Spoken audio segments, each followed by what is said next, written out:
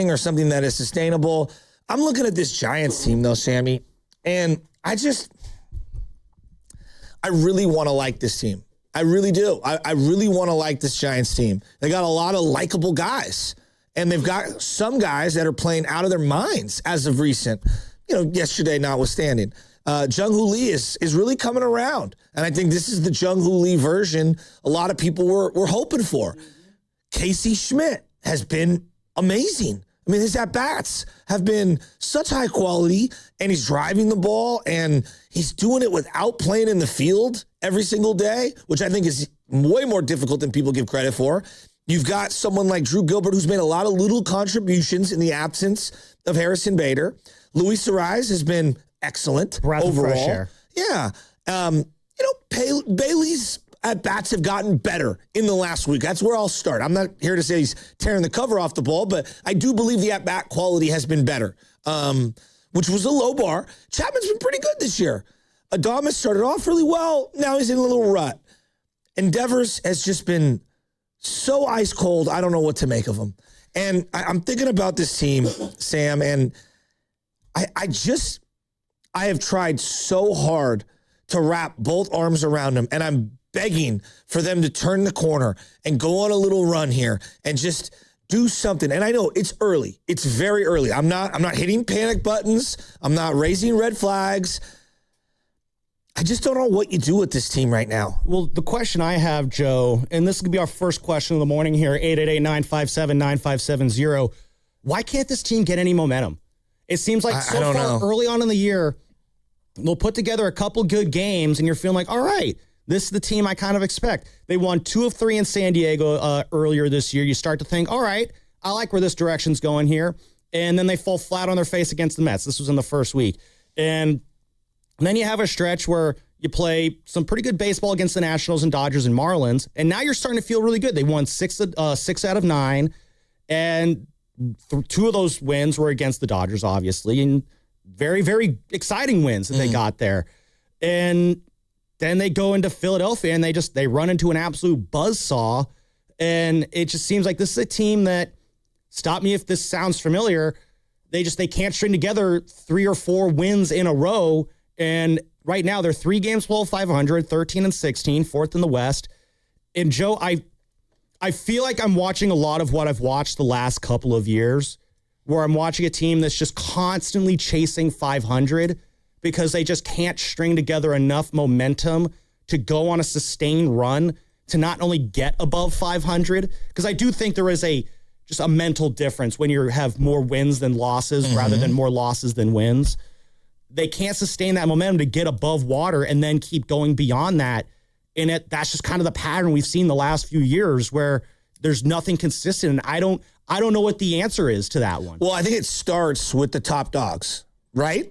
Yes. Okay. So, people are going to take umbrage with what I'm going to say. And I don't mean this as disrespect. This is analysis to me. Oh, no. Not disrespect. Okay. So, listen to what I'm going to say here. Willie Adames is a great guy. He's your second highest paid player on this team in terms of his overall contract value.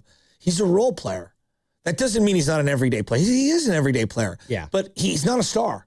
I think we've been looking up at the Dodgers. And for a second, push the Dodgers to the side. Let's just look at the Padres, which is a team that I think Giants fans are a little jealous of because of the star power. Manny is a Hall of Fame talent. Yep. Manny Machado. I think he'll be in there someday, absolutely. Fernando Tatis Jr. is a perennial all-star talent. I don't want to give him the Hall of Fame label because it's way too premature. You got to put together, closer to a decade. Well, yeah, 10 years is the requirement. I'll say this, a fun phrase on this show, Hall of Fame trajectory. No, just perennial all-star is what I would say. He's really, really good. Yes. And so all the other guys in that lineup, whether it's Cronenworth or whomever you want to look at, Jackson Merrill, they're all role players based off those stars, right? Yes. Now, the star that you acquired last year is Rafi Devers. Yep. He is the 761st ranked fantasy baseball player. I'm going to say that again. This year, Rafi Devers in fantasy baseball. So forget all the raw numbers. He's got the same home runs as Jung-Hoo Lee, too. I like this metric, though, by the way. 761st in ranking in fantasy baseball this year. That's unfathomable. Just to give you an example, He's batting in the low 200s this year. He's got 2 home runs. A good DH who's tearing the cover off the ball right now for the Houston Astros is Yordan Alvarez. He's batting .355 with an OPS of almost 1.2. He has 11 home runs and 11 strikeouts. Do you even dare to want to know how many strikeouts Rafi Devers has? My guess is it's more than 11. Rafi has 37. Yeah, that's at the top of the team. Tied with who? Willie Adames. Now, let's get to our other. And that's in 29 games. Yes. Again, over a strikeout a game. He's batting a robust 211. Willie's batting a robust 202. Now, those are your 2 top dogs in terms of highest paid. And then your next highest paid guy is Matt Chapman. I think Chapman's having a pretty good year. He's swinging the bat really well lately. He's having a really good year. Yeah. Would you agree? He's a role player. He's not a star. And by role player, I don't mean you can't be a good everyday player. That doesn't mean you can't be an elite defensive player. Role players are important. Absolutely. Like Brandon Bell was a role player. Brandon Crawford as well. And those are beloved and had a few Giants. all-star seasons and some Gold Glove years. Exactly. I totally agree. But if your team is built around them in the lineup, you're going to not be a great team. Specifically when Devers is producing, again, as the 761st most potent fantasy baseball player right now. What really concerns me about Willie Adames, Joe, and you make a great point, is that, there's a couple weeks ago where it seemed like he was turning his swing around early on. I agree. And we're starting to think like, oh, well, maybe he doesn't have the pressure of the contract anymore. Maybe he is feeling looser this year. That's what I thought. Maybe he is turning it around. And again, it's still April. We've played about a month-ish worth of games. There is still time to turn it around. But at the same time, Joe, I'm sick and tired of coming back to that. I'm sick and tired of having to be like, well, look at the back of his baseball card. It says that he'll get better. And for all we know, he could. Like, Adames could literally start tearing the ball off the cover on this road trip here. He's in a good ballpark in Philly to do that. He's going to his old home at the Trop this weekend. It's very possible he can turn things around here. And we can move forward from there. But I agree with you, though, Joe. I don't think Willie Adames is a guy as good of a baseball player as he is. If he's your second best baseball player, your team's not good enough. I think he's a guy, like last year, I think is a perfect example of this. Willie was probably, for better or worse, probably considered the best bat in the lineup last year at the start of the season. Okay. And we all agreed, I don't think that really works out. Why did we like the Rafi Devers trade so much in the moment? For a multitude of reasons. Ooh, big bat, hit ball, go far. I think another reason was it pushed Willie Adames out of the role of you need to be the dude in this lineup that I don't think that he was comfortable being in. I think if Willie Adames is your third or fourth best hitter in the lineup, then I think you're singing, you're singing a pretty song at that point. Unfortunately, the Giants lineup isn't deep enough to push him into that role. And what you have now is a lineup that is good enough to keep you basically right around 500. Sam, Willie, Devers, Chapman's been okay. And then I get to Logan Webb. Today's starting pitcher. Logan Webb has not been good enough. Now, we could argue about how close he is to being able to turn the corner, but there has been something a little off with Logan Webb. I'm not here to say that it's the end of his career or anything like that, but he has been trending in kind of a downward trajectory since the All-Star break of last year. You want to know what his ERA is since the All-Star break of last year is? Give it to me. 4.03. 4.03. I mean, and I think Logan would be the first to tell you that, he'll use a word that I can't use on air, but he would say that he's been pitching poopy since that time. Do you know what opponents were batting after the All-Star break against him just last year? I got it. Okay, tell me. 285. Oh, that's poopy right there. Okay, do you know what opponents are batting against him right now? 262, right? So you're looking at, since that All-Star break, you've got every player in baseball against Logan Webb batting higher than the league average by 20 points. Yeah. 25 points. And that's just not good enough to get it done. Well, if he's going to be your top dog, he's got to pitch like it. And look, you can have a couple of bad starts, but at some point, if Adames, Devers, and Logan Webb don't pick it up, this team and this core is going to get punted on. You know what Landon Roop is holding hitters to since the All-Star break? 192 batting average. Well, he's been amazing. He has been. He's been amazing. There are bright spots. The ERA in that time, 3.94. But again, probably could be better. But Landon Root looks like a guy who's trending upwards. Logan Webb, I don't know. Well, this is a big start for him. Yeah, it is a big start for him. We'll pick this conversation up on the other side. Plus, what do you hear? What do you say? We're going to talk about that double play on the other side. We are coming to you live from the Laughing Monk Studios. Laughing Monk, righteously brewed here in San Francisco. And don't forget, the Morning Roast is presented by the San Francisco Fire Credit Union, banking for heroes and anyone who wants to be treated like one. What do you hear? What do you say on the other side? Plus, big start for Logan Webb. We'll be talking about that. 888-957-9570 is the number to call. Giants fans, how are we feeling about this team right now? Why can't this team get any momentum? I have a thought. We'll get to it as well. What's coming up? The game is brought to you by Crystal Geyser Alpine Spring Water. What makes Crystal Geyser Alpine Spring Water different? We always bottle our Alpine Spring Water less than 1.5 miles from the spring source. And all our bottles are made with 50% recycled plastic from our own recycling plants. Crystal Geyser, bottled at the spring source. Let's talk about a big win on and off the field. This April, donate blood with Stanford Blood Center and you're automatically entered to win 2 luxury suite tickets for the Giants versus the Diamondbacks on May 25th at Oracle Park. We're talking suite level, great views, all the food and drinks included. Your one donation saves lives, and it puts you in the best seats in the house. Make the call to donate today. Visit StanfordBloodCenter.org for an appointment. Man, I love this place. I've been surfing here since I was a kid. Now, seeing my grandson out on the water, it means everything to me. Watching him and taking in the blue waves, the sea breeze, the blurry horizon. If you have geographic atrophy, or GA, subtle changes in vision could mean it's progressing toward irreversible vision loss. Izervay is proven to slow GA progression and could help preserve your vision for longer, so you may keep seeing the world around you. Izervay, or avacincaptad pegol, is an eye injection. Don't take it if you have an infection or active swelling in or around your eye. Izervay can cause eye infection, retinal detachment, or increased risk of wet AMD. Izervay may cause blood in the white of the eye, blurred vision, or a temporary increase in eye pressure. Do not drive or use machinery until vision has recovered after an eye injection or exam.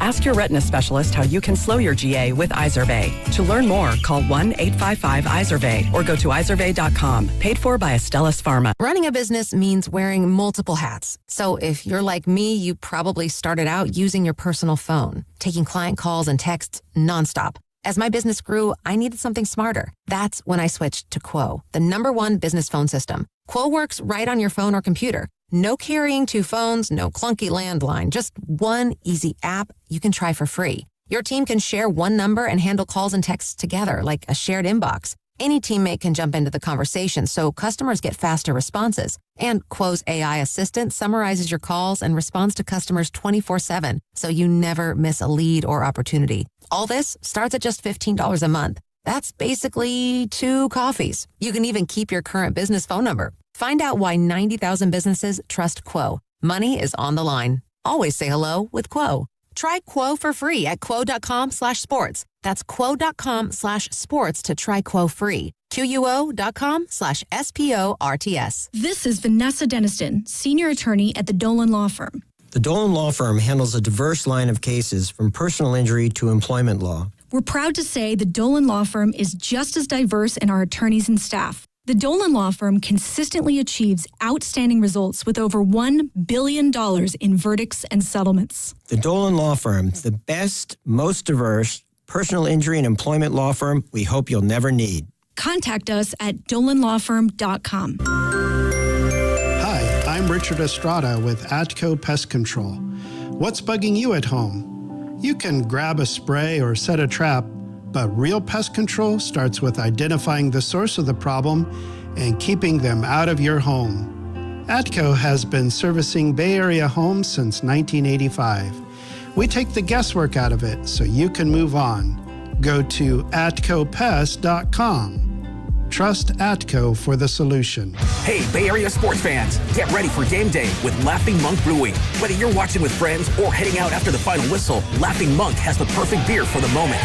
With locations in Sunnyvale, Scotts Valley, and Bayview in San Francisco, there's always a monk nearby. And now, check out their newest San Francisco location in Nopa. From crisp lagers to bold IPAs, every beer is righteously brewed in San Francisco. Grab a pint, grab your crew, and make game day better at Laughing Monk Brewing. Righteously brewed in San Francisco. Are you an adult with uncontrolled moderate to severe Crohn's disease symptoms and still packing a backup bag of clothes? Just in case, Skyrizi Risankizumab Riza can help you take control of your Crohn's. Feel significant symptom relief, including less abdominal pain and fewer bowel movements at 4 weeks. Plus, Skyrizi is proven to help people achieve remission and visibly improve damage of the intestinal lining. Individual results may vary. Skyrizi is a prescription injection medicine. Don't use if allergic to Skyrizi. Serious allergic reactions, increased infections, or lower ability to fight them may occur. Before treatment, get checked for infections and tuberculosis. Tell your doctor about any flu-like symptoms or vaccines. Liver problems leading to hospitalization may occur when treated for Crohn's. Ready to take control of your Crohn's? Ask your doctor about Skyrizi, the #1 prescribed biologic in Crohn's disease. Control is everything to me. Learn more at skyrizi.com or call 1-866-SKY-RIZZY. They're back. Logic and G-Eazy are hitting the road with their Endless Summer Tour, Part 2. They'll be making a stop at Shoreline Amphitheater on October 28th. Buy tickets at livenation.com. And for your chance to win tickets, courtesy of Live Nation, visit 957thegame.com.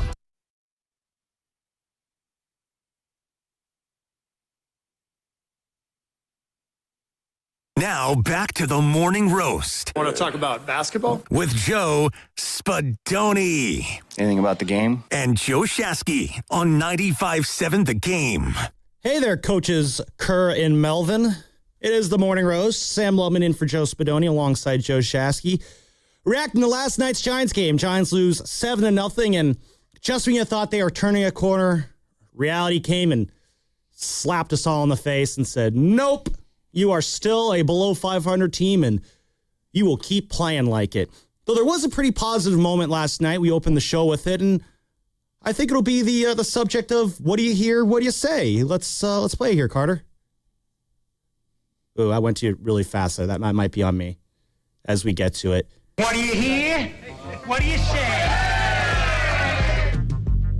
All right, it's time for what do you hear, what do you say? Hearing from what Tony Vitello had to say last night, and we came in with it, the 5-3-1 double play. Really great defensive play there. A play that made you think, hey, this game might go well for the Giants. That was not the case, but here's what Coach had to say about that defensive play. It was unique. Again, you got a guy that's known not only for speed, but for hustle activity on the bases. They got a couple guys like that. So for Devers to have a heads-up play there is tremendous, but it's kind of sandwiched by a really good play by a third base. I know he's played a long time in the league, but even for him, for Chappie, you end up in a weird spot that you're not used to because of the shift. Maybe the most impressive part of the whole deal, though, like I said, it was kind of sandwiched as Mally's ability around the base just to catch, tag, and also be strong. You got a guy that's a lot stronger than maybe he even appears barreling down on you.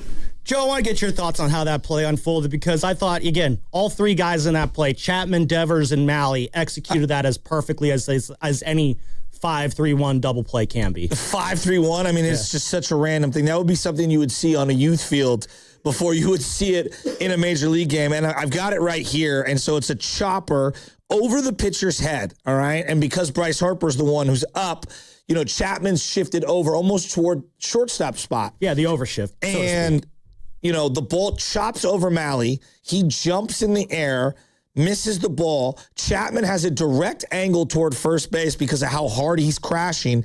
He throws one, on that play.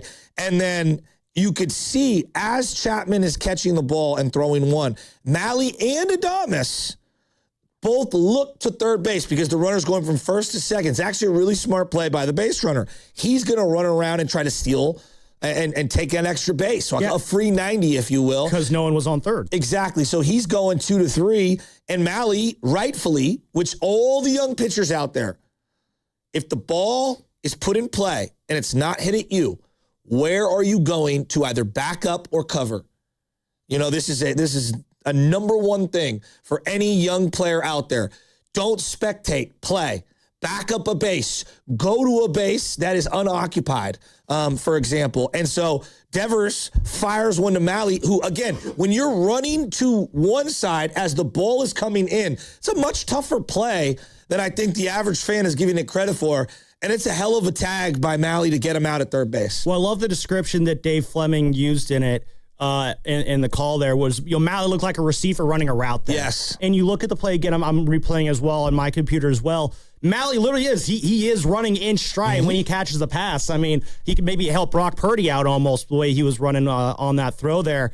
And literally, as he's striding, swipes down and gets the tag on the runner there, Trey Turner's really fast also, so you had to be booking it in that situation. Hell of an athletic play by Mahle, getting that tag down while basically, his body's going one direction, catching the ball from the other, and then be able to get down and make that tag on Turner before he gets in.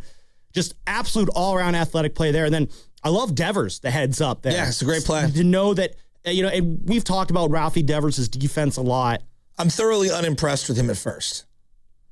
I'll say this. Think about what we thought Rafi was going to look like at first base last year. I remember when I first saw him taking grounders in 4 games, I was like, oh no, this is not going to work. Like, he cannot play first base. The guy played third base in Major League Baseball for multiple years. Oh, and he was awful at third base, though. Well, the last couple of years were really, really, really, really awful. But, I thought he would be able to transition better. No, Sam, for me, I'm going to be real. I think he's been very mediocre at best. I think when it's all said and done, we're going to look at Rafi's defense and be like, all right, I guess that's a pass.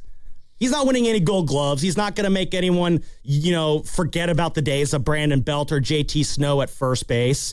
I think you're being too generous. I think he's been atrocious. I think, quite frankly, this first month. The range is bad, but... The range? How about just catching the ball? That was one of his best plays at first base by far. I thought this last weekend, against the Marlins, he had a lot of solid defensive plays there. Sure, it was a better weekend. Yes, yeah. I would agree. I think it's never going to be. I don't think you're ever going to be fully satisfied with what you're going to see from Rafi Devers at first base. But I also think he's going to exist somewhere in that line between you're not going to be satisfied, but it's not going to be like.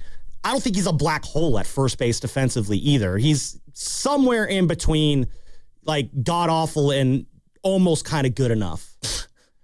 So you're talking yourself into it. I'm going to keep making up different words and phrases until we find out how you would describe Rafi at first base. Because I don't think he's been bad, though. Well, that was a really nice play by him, okay? Yeah. An individual play. I do think he's been bad. And we don't have to agree on this. I just think he's been bad overall. Well, yeah. Defensively, he's been very subpar for me. And then offensively, he's been putrid. Not like mediocre, putrid. No, he has been... Sam, he's been awful. He's been below replacement level at the plate. And he's the 700... Again, for fantasy baseball players, 760 other players are playing better right now offensively than him. That's insane. Normally, I would say, well, Joe, that's just fantasy baseball. But that actually sounds like sounds like a spot-on metric right there. And the thing with Devers, and I think we need to have a real Devers conversation here. Like we do it in all the other sports. He has been thoroughly underwhelming. We were sold something. I bought in on something that I thought was much better. I don't really know right now what he hangs his hat on other than undisciplined at-bats where he's swinging out of his shoes 90% of the time. And I'm having a real big issue trying to talk myself into this was a great deal and he's going to be a good Giant long-term. If you're not worried about Rafi Devers, are you watching? No, I am very worried about Rafi Devers because he is basically kind of what this Giants near-term future is built on. Joe, I might have lied to you in the last segment. I said I can't really figure out why this team can't get any momentum. I actually do kind of have a thought to it, and that is when you look at the way this lineup's performing right now, guys like Elliot Ramos, Casey Schmidt, Jung Hoo Lee, they're going to give you good nights here and there. You know how I compare it to is with the Warriors, with Pods and Guy Santos and GP2. I would say that's kind of comparable 3 for 3 right there. Pods is going to give you a couple 20-point nights a week. Guy Santos, they gave you a couple 15. All role players, yes. Yeah, those are role players. Yeah. Guy will give you a 15 every here and there. Moses Moody, I'll throw him in that group as well. He'll give you 17 points here and there while in the starting lineup. But you're not going to get that every single night from those guys, which is okay. They're role players. You're not expecting to get that from them every night. What you are expecting to get every night is 20 points from Steph Curry, 20 points from Jimmy Butler, 8 rebounds, 8 assists from Draymond Green. Those are your big dogs there. They are the engine that drives the team when your role players are performing. So when Pods doesn't give you that 20 points, it's all right because, you got Steph and Jimmy doing their thing, and then maybe Guy stepped up that game as well. With the Giants, I see something similar with Casey Schmidt, Elliott Ramos, Jung-Hoo Lee. I even might throw Matt Chapman in there, where they're going to have good nights throughout the week. But it's not enough to sustain a consistent run when the engines of your lineup, Rafi Devers and Willie Adames, are hitting around 200 or below. That is not how a good lineup sustains success. You need your boppers to be contributing. I mean, again, with the Warriors, we saw how it looked the last 2 months of the year without Jimmy and Steph in the lineup. And the performances you got from your role players, they were inspiring, but they just weren't enough because you don't have the engines putting your lineup or putting your rotations over the top on your opponents. And so until those two get it going, we're going to see this team just kind of tripping over itself, hanging around 2 to 3 games below 500, and they're not going to be able to sustain any sort of excellence until those guys get it going. The 2 largest contracts on the team. 15th in all of Major League Baseball for Rafi Devers. He has the 15th largest contract in baseball. Ooh, that's a $315 million deal, okay? Now, the Giants are down into like the 240s, I believe, currently that they owe him. If that doesn't terrify you, I don't know what else to say. He's got to get going. Where do you think Willie Adames is on this list in terms of, in Major League Baseball, highest contracts overall? I assume probably top 30. He is right at 30. Oh, nice. If that doesn't terrify you, I don't know what else to say. Love Willie Adames. I'm rooting for the guy. He's amazing. He's an infectious personality. In terms of his personality. Has he been an amazing player? Not really. I'm not paying him to be a personality. No, I just think we need to have legitimate conversations regarding Rafi Devers, and you're equating him to Steph Curry. He's not. He's not even close to Steph Curry. No, that's not what I'm saying. But no, I know. But you're expecting that kind of, I don't want to say Steph production, but you're expecting best player in the lineup production. Yeah, and right now, like, you're looking at that deal, and this is who his deal aligns with right now. If you're just not a Giants fan, sipping Kool-Aid, Xander Bogaerts, Anthony Rendon, those types of deals. You never want to go into the Rendon zone. Well, I mean... No, you're not wrong. It's not a place you want to be. Like, you tell me if these are great deals right now. Like, I don't think they are. There's a lot of really bad deals in baseball, and the Giants might have 2 of them. The Christian Yelich deal has weighed down Milwaukee forever. It's the same amount of money as Willie Adames just got. I mean, it's trending in the direction, Joe. I hate using this word because it's never a word you want to have associated with your team. It's becoming an albatross contract. Him and Devers and Adames are we there now? You're not ready to go there. I don't know if I'm ready to go there. I can tell. It is April. I'm not there either. A hot week or 2, and we're completely forgetting about this conversation. Has the Rafi Devers experience since the trade been promising or kind of deflating? If you had to choose between the 2. On the whole, if I had to choose between one of the 2 because of what's happened recently, it's been deflating. 100%. This month has been absolutely deflating. Yeah, but so was the end of last year. No, he had moments. He's batting .220 as a Giant. Yeah. No, and the strikeouts are just getting worse and worse and worse every single week, it seems like. I got 2 questions. Vision on his, legitimate vision. Can he see the ball? And the second one is this stance that's so ugly. Like, maybe you got to adjust this thing. Like, it is bad. What do you do with Rafi Devers? 888-957-9570. He's got to pick it up. Is the number to call. That's Joe Shatsky. I'm Sam Lubman. What do you do with Rafi Devers? Are you regretting the trade right now? We'll keep this conversation going on the other side, and it's brought to you by Fairmont Bank, here for you, here for good. Boxer & Gerson, Northern California's premier workers' compensation law firm, helping injured workers get their lives back for over 40 years. Football fans, history is calling as San Francisco heads down under for the first ever game in Australia. You can join the action in Melbourne with True Fan Travel as San Francisco will take on Los Angeles at the iconic Melbourne Cricket Ground. It is the ultimate fan experience. So you can think of like premium hotel stays, epic all-inclusive events, city tours, wildlife adventures, meet and greet with the Red and Gold legend, yes, and so many more unforgettable moments. This is your chance to be a part of that football history. Spots are limited, so don't miss your shot to experience San Francisco down under. Head to truefantravel.com. That's truefantravel.com. A lot of Bay Area banking customers are faced with a choice. Which financial institution best fits what they're looking for? It might make sense to consider a bank's history. Take Fremont Bank.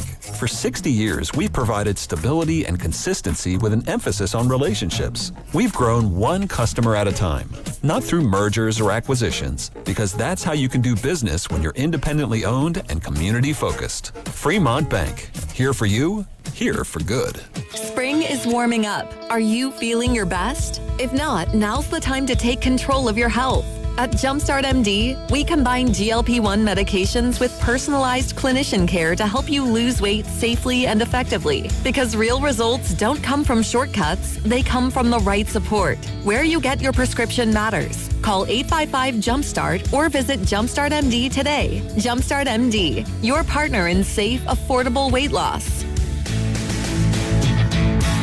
Join 95.7 The Game weekdays Monday through Thursday from 1:45 p.m. to 2:15 p.m. for The Crossover, when Willard and Dibbs join Steiny and Guru. Presented by Bay Alarm. Rest easy. We're here for you. BayAlarm.com. Warning to all sports fans. If you're still using a sportsbook, you're getting robbed blind. Here are the facts. Sportsbooks skim your payout for profit. On a $100 position, they take around $9 just to let you play. It's theft in broad daylight. On that same $100 position, sportsbooks pay out $500. Polymarket pays $650. That's because Polymarket is a prediction market, not a sportsbook. You trade against other people, not the house. That means more money for you and less for those greedy sportsbooks. Even better, it's available in all 50 states. Polymarket is so confident you'll never go back to those thieving sportsbooks that they're giving you $20 free for your first trade. Just download Polymarket in the App Store and use promo code FLAG20 to unlock your $20 free trade. That's promo code FLAG20 for a free $20 trade. It's time to stop letting sportsbooks steal from you. Delete that app and join the millions using Polymarket. Download Polymarket and use code FLAG20 for $20 free. Trading not available in all jurisdictions. Check local regulations before trading. Restrictions and eligibility requirements apply. Ready to get rid of that old car? Donate it today to carsforkids.org. Call 1-877-CARS-FOR-KIDS. Donation is super easy, and your car can be picked up as soon as tomorrow. Call 1-877-CARS-FOR-KIDS to donate your car today. That's CARS with a K. Is reviewing life insurance on your to-do list? Now's the perfect time to add it. A friend recently told me that securing life insurance sooner rather than later can help you lock in lower rates for years to come. So I bumped this up on my list and got it done. I called SelectQuote and couldn't believe how easy and affordable life insurance is. I'm 40 and got a $500,000 policy for $16 a month. My husband's also 40 and his $500,000 policy was only $18 a month. Plus, with SelectQuote's same-day coverage, there was no medical exam required and we were covered by the time we hung up. Knowing I have this checked off my list feels amazing, but the peace of mind knowing my family is protected feels even better. Call SelectQuote at 1-800-329-1010. That's 1-800-329-1010. Or go to SelectQuote.com to get your free quote today. That's 1-800-329-1010. Details on example rate at SelectQuote.com. This is the story of the one. As a maintenance tech at a university, he knows ordering from multiple suppliers takes time away from keeping their arena up and running. That's why he counts on Grainger to get everything he needs, from lighting and HVAC parts to plumbing supplies, all in one place. And with fast, dependable delivery, he's stocked and ready for the next tip-off. Call 1-800-GRAINGER, click Grainger.com, or just stop by. Grainger, for the ones who get it done. If you own a business, you've heard it all. From fast funding to easy approvals, everyone says the same thing. LendSeek is different. We show you what you actually qualify for. LendSeek's AI-enabled platform matches you with funding options with no guesswork. Up to $5 million in as fast as 24 hours. If you've been in business over a year, doing at least $50,000 per month, apply for free with zero out-of-pocket costs and access to over 100 lenders. Start ready, stay ready. LendSeek.com. LendSeek.com.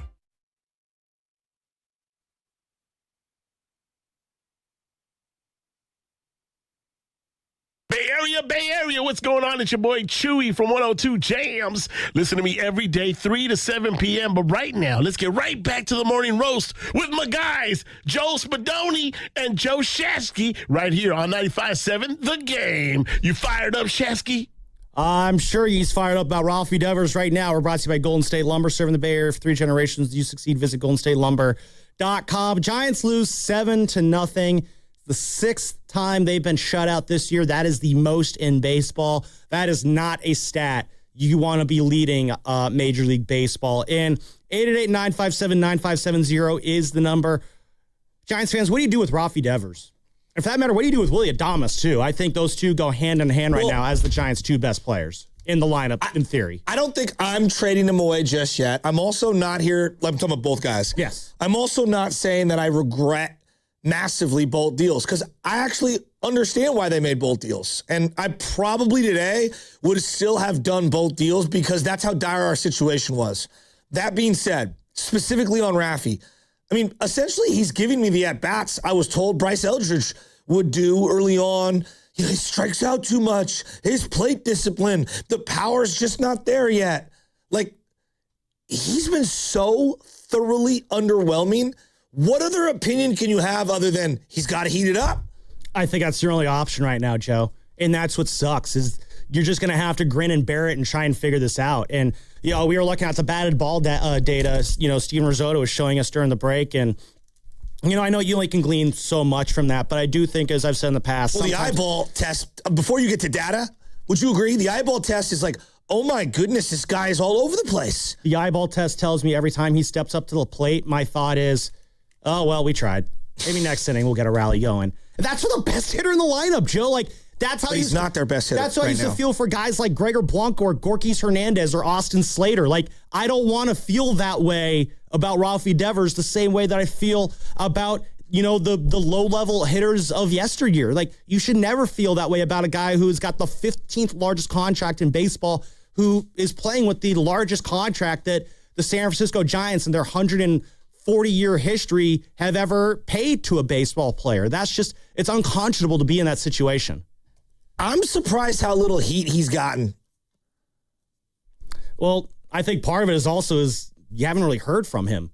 Joe, I don't know if you saw, Andrew Bagley wrote a story in The Athletic last week basically saying, title is Rafi Devers isn't hitting fastballs, but Buster Posey isn't panicking yet. And there is one paragraph in there where Bags says that Rafi hasn't spoken to the media since April 8th. And Bags even details one time where he tried to get, Rafi in the dugout. And I guess Rafi went right by him, went to the cage for a couple minutes, and then retreated back into the clubhouse. And so not all that different from last year. Rafi was not available a ton last year. Okay. Again, English is a second language guy. I think he is a little bit media shy, but I don't know. Is that a thing where you want him to be talking to the media more often? I don't know. I haven't really thought a whole lot about it until I read what Bags wrote there the other day. So, there is an element of I am now convinced, even if he does turn it around and is awesome, I am convinced he can't be your best player. I agree. Honestly, the best teams he has been on, I don't even think he was the best player. He has to be the 1B to someone else's 1A. I agree. And the Jimmy Butler, and we need a Steph Curry out there. And which doesn't mean you can't be awesome, and it doesn't mean you can't be an all-star. But he's not playing like that right now. And then I think the bigger issue is that he's also stymieing Bryce Eldridge. We haven't brought Bryce up for weeks now. Guys, I think it's getting about time that we revisit this Bryce thing. This team needs a little boost, a little something. And don't tell me that Devers deserves to play every day. Right now, I think there's a better argument that he sits for a couple days and takes a deep breath, and maybe Casey or whomever is playing first base, and he just rests. They just had a day off, and yet his at-bat quality yesterday was very just yuck. I really do appreciate the guys who want to play the full 162.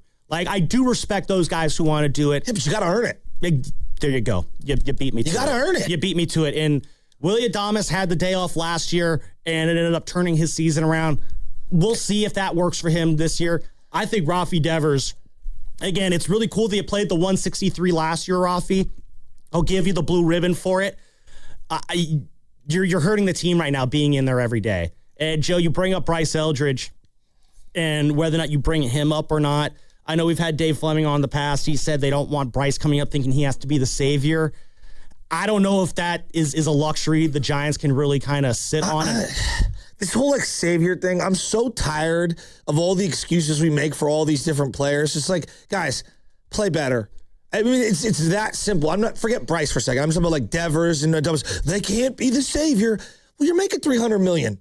You're making $300 million. Will you're making almost $200 million. Guys, you got to pull your end of the weight. Well, also, I would say this about, you don't want a young player coming up and being a savior or anything like that.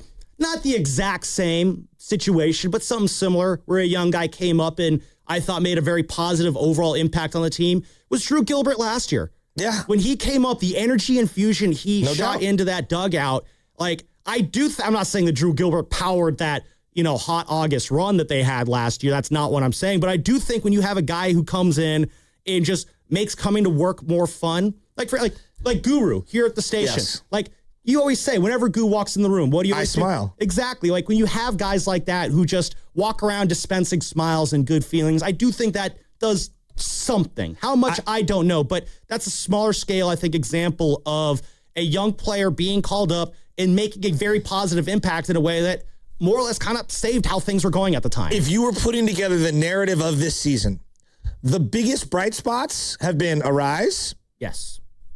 Schmidt. Yes. Recently, Jung-Hoo Lee. Yep.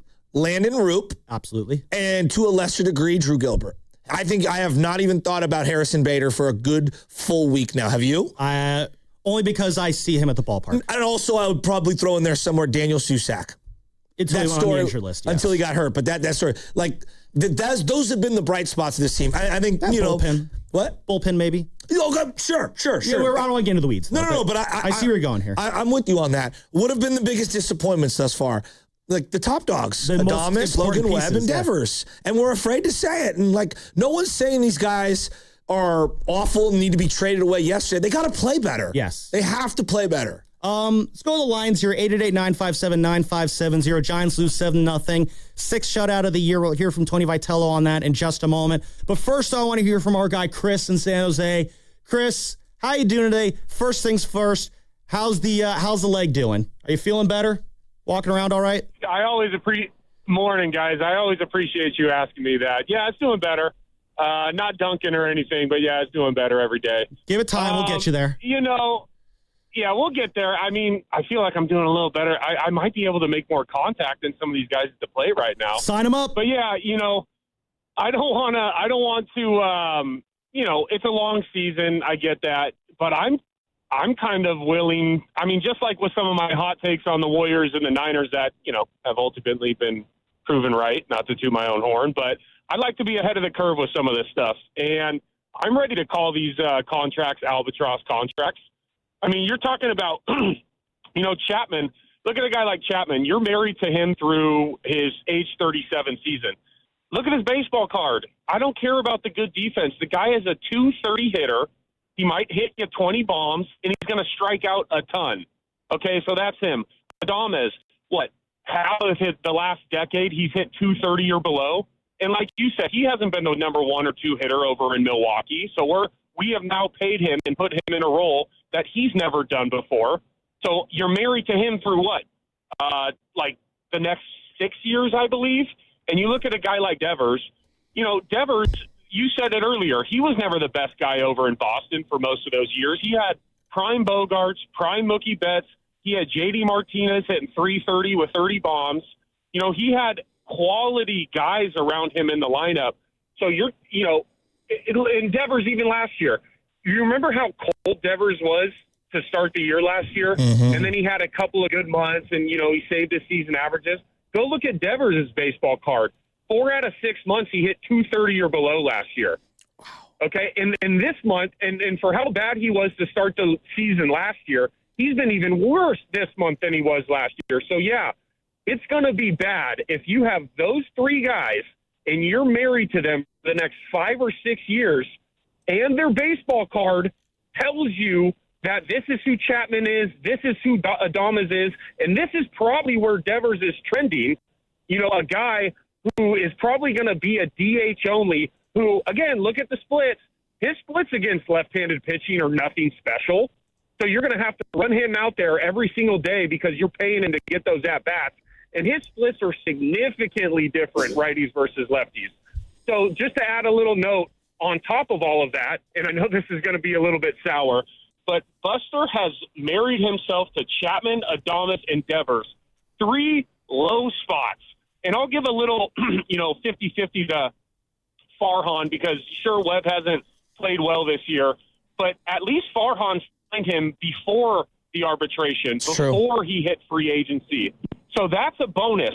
So you got three guys that Buster has married himself to. I'm sorry is in there, but our four best players have been Landon Roop, Jung-Hoo Lee, Casey Schmidt, and Robbie Ray, and they are all Farhan guys. So I'll leave you with that, gentlemen. You have a wonderful Wednesday. Oh, it's and Wednesday. I'll talk to you soon. It's a good point. I'm not going to argue with you.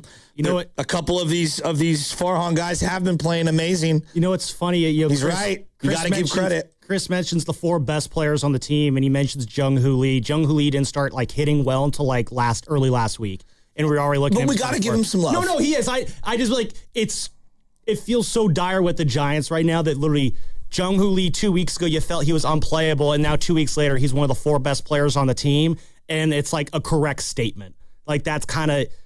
I think it's the fact that you make that kind of a leap that quickly on this team right now kind of shows just how rough it has been. And then, of course, this extra, layer on the cake is from the 415. Are we having some feelings that Harrison's ERA is 2.28 so far with Milwaukee? 2.1 ERA. Yeah, Milwaukee's developed him. They've done a really good job. 30 strikeouts in 23 2/3 innings. And at that same time, you're also listening to 95.7 The Game, KGNZ, FM, and HD1 San Francisco, and Odyssey Sports Station, and the home of the Golden State Warriors and Valkyries, always live on the free Odyssey app. Come to you live from the Laughing Monk Studios. I mean, when it comes to this Rafi Devers trade, also, how much of it are you also paying attention to the guys that the Giants gave up to bring him in? I mean, Jordan Hicks has kind of fallen off the radar, but Kyle Harrison with the Brewers and then James Tibbs with the Dodgers. Read his statistics again. Kyle Harrison's 2-1 this year, a 2.28 ERA in 5 starts, 23 2/3 innings pitched, good. 30 strikeouts, and a 1.06 whip. I think there's a couple of things that can be all true simultaneously. The Brewers are really good at this in terms of developing and identifying and working with people to fix whatever their mechanical issues are. I mean, they have a very deep track record of this. They also are really good at assessing when and where to pick someone up and when to let them go. Yes. They've done this with Devin Williams. They've done this with Josh Hader. They've done this with Corbin Burns. They did this with, Willie Adames, right? They acquired Willie. They got really great years out of Willie, and then they let him walk in arbitration. Really, their worst financial decision was the Christian Yelich deal. And it has not slowed them up at all. Joe, what impresses me the most about the Brewers is they've done all this developing without holding a top 10 pick. No. I think Sal Frelick at 15 or 16 is the highest in the first round that they've drafted a guy on the roster. They've done a really good job. They're a really well-run organization. They are actually, to me, way more of the litmus test than the Tampa Bay Rays organization is, because I think that they do a good job of blending spending just enough and then constantly making moves and finding the next guy. I'm really impressed with how the Brewers have been run. There's kind of an old-fashioned almost nature to how they run their team in terms of how it is very player development focused, focus on the guys in your system. Or the Rays, I feel like they just kind of cook up a new weird way every year. But if we're being fair, would Milwaukee be as fruitful if they're in the NL West? I don't know. I don't know the answer to that. Yeah. They don't have to deal with the Dodgers and Padres every year, so. Right? And the Cardinals have been going through a downturn right now. Now, the Cubs are coming on their way up, and they've got financial flexibility and muscle, just like the Cardinals had for many, many years. But we would all agree that's not what the Dodgers have. Now, that's not an excuse for the Giants. I hear you. Yeah. This is not an excuse for the Giants. Regarding Harrison, I think that he needed to change the scenery. Yeah. I think being the local guy with all of the scrutiny and everything that comes with it and being such a highly touted prospect, I'm still probably doing that deal for Rafi Devers. Now, seeing Tibbs explode for the Dodgers after being traded away by Boston, seeing Harrison do really well for the Brewers, I'm rooting for both guys individually, I guess, in a weird way. Right now, I'm not rooting for Tibbs. Okay, fine. But that doesn't mean that I'm not still doing the deal. I'm probably still doing the deal. What really concerns me right now is that I don't know what happened to Rafi Devers in the last year and a half, 2 years. They're on the hook for $30 million a year till 8 years from now. 2033. Oh my God, are we even going to have society by then? 2033. Yikes. 8 years from now. My kid is going to be 11 years old. I mean, and the worst part is, Joe, Rafi's 29 right now. The last probably 4 years of this deal, we say this with every time that another team signs a big contract. Oh, they're going to regret that one someday. Well, now we're going to be the team saying it to ourselves. We're going to regret that one someday, because Rafi, for however good he is, might be right now, when he gets to age 32, 33, which is the part of a ball player's career where things start to decline and to retirement, that's going to be very, very. Well, we might be seeing it right now. Like that's the part I'm worried about. You're talking about the last 4 years. We've got 8 more years left on this deal, and right now, I'm not punting on him. I'm very concerned, and I think he should be. Yeah, I think it's extremely fair after the sample that we've seen last year and this year to just be worried about him. Right? Am I being egregious? I think you're allowed to be hitting the Rafi Devers worry button right now. Okay, now I get to Willie. Willie's under contract, $26 million till 2031.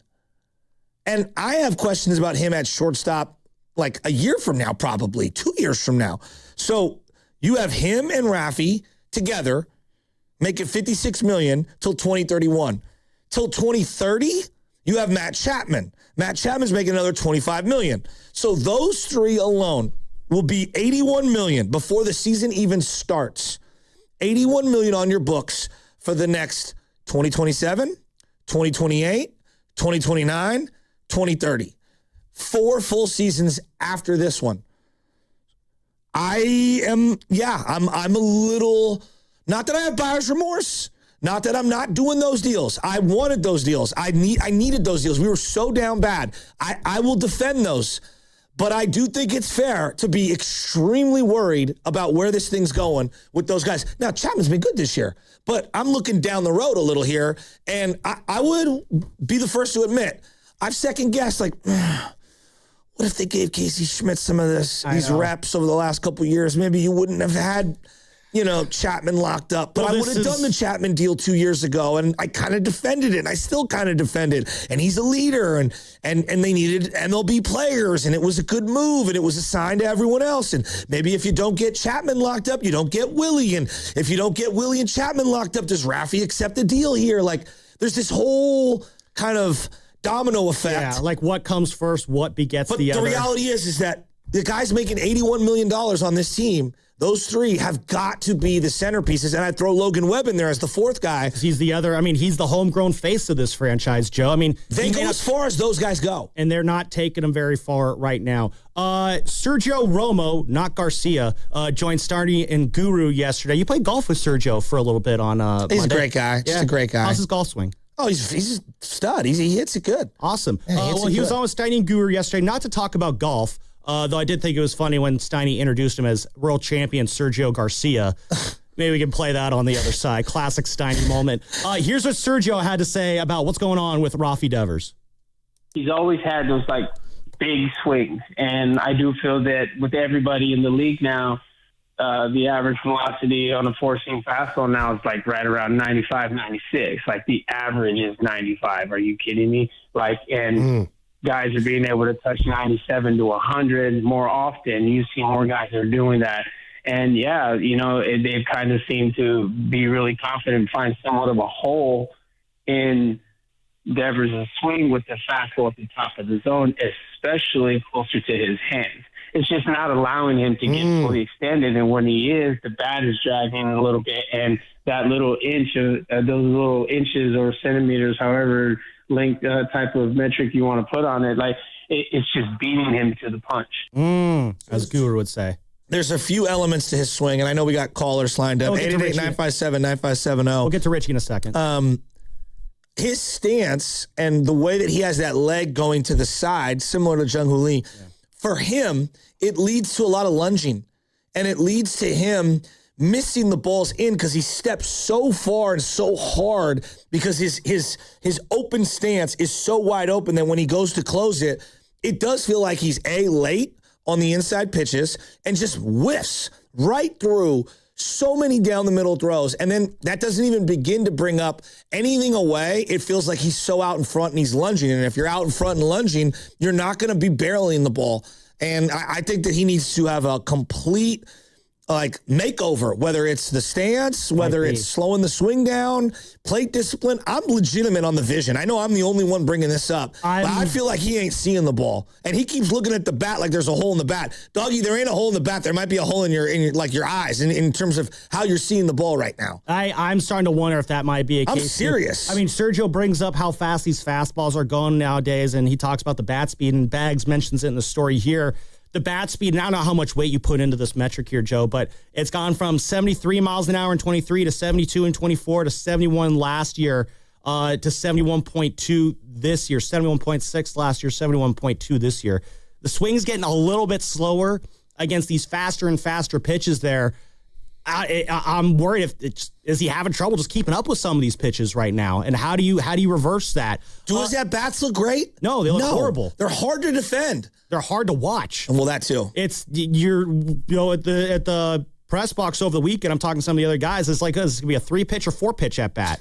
I hate playing that game, but like this is how we suffer through the pain. Richie in Queens, what's going on with the Giants right now? You're on the roast. Okay, it's funny because you mentioned. Once I saw Luzardo throwing 97, 98, and he was getting the ball over the plate, because up until then, we had a 6 ERA. As if he throws that ball against our team, I predicted Devers, Chapman, Adames 6 strikeouts. I was wrong. I think it was 9. They were so overmatched, and I am worried about Devers. There's no doubt. Real point with the Kyle Harrison.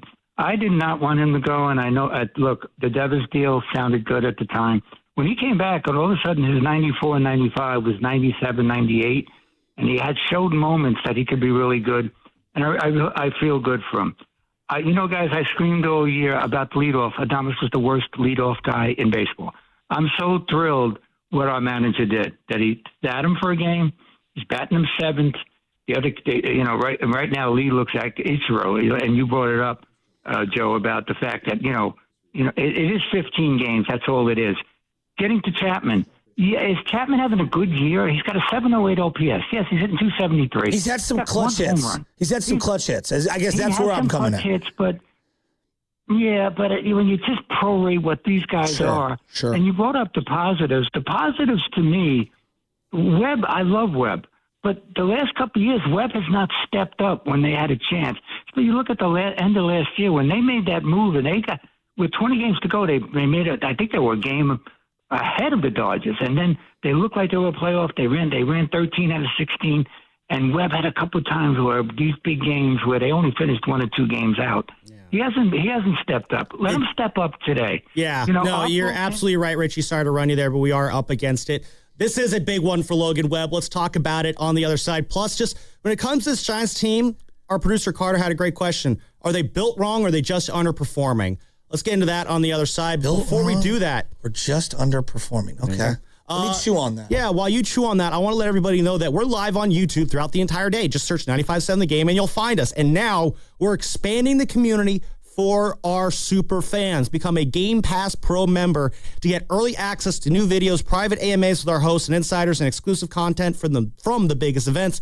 Plus, you'll get live, instant reaction post-game shows from your favorite hosts after the biggest games. Go to YouTube, search 95.7 The Game, and sign up now to become the latest member of Game Pass Pro. Also, What's Come Up in the Game is brought to you by Crystal Geyser Alpine Spring Water. What makes Crystal Geyser Alpine Spring Water different? We always bottle our Alpine Spring Water less than 1.5 miles from the spring source, and all our bottles are made with 50% recycled plastic from our own recycling plants. Crystal Geyser, bottled at the spring source. Hi, welcome to Sprouts Farmers Market, where we guarantee none of our products have AI in them. AI? How would food have artificial intelligence in it? Oh no, I meant AI like artificial ingredients. Isn't that what AI stands for? Guess I've been spending too much time with local organic produce, 100% grass-fed beef, gluten-free snacks, dairy-free milks, surrounded by ingredients with nothing artificial in them. Oh, that sounds nice. With zero AI and healthy choices at prices you'll love, every aisle's a healthy aisle at Sprouts Farmers Market. All right, let's just start here. Gas prices right now, they're out of control. Every time you pull into a station, it just feels like a bad decision. And that's why I got to tell you about what Ceremony Ford is doing this month. It's called Fuel Your Ford. And when you buy a 2025 Ford Maverick, you get $2,500 in Visa gas card. Yes, $2,500 for gas. And here's the thing. I've actually driven the Maverick. It's one of those vehicles that just makes sense for the Bay Area. It's compact. It's easy to park. It's great on gas, but still gives me and will give you the truck utility when you need it. So think about this. You've already got a vehicle that's going to save you money at the pump, and Ceremony Ford is literally handing you $2,500 to fuel it. It's not a promotion. That's relief.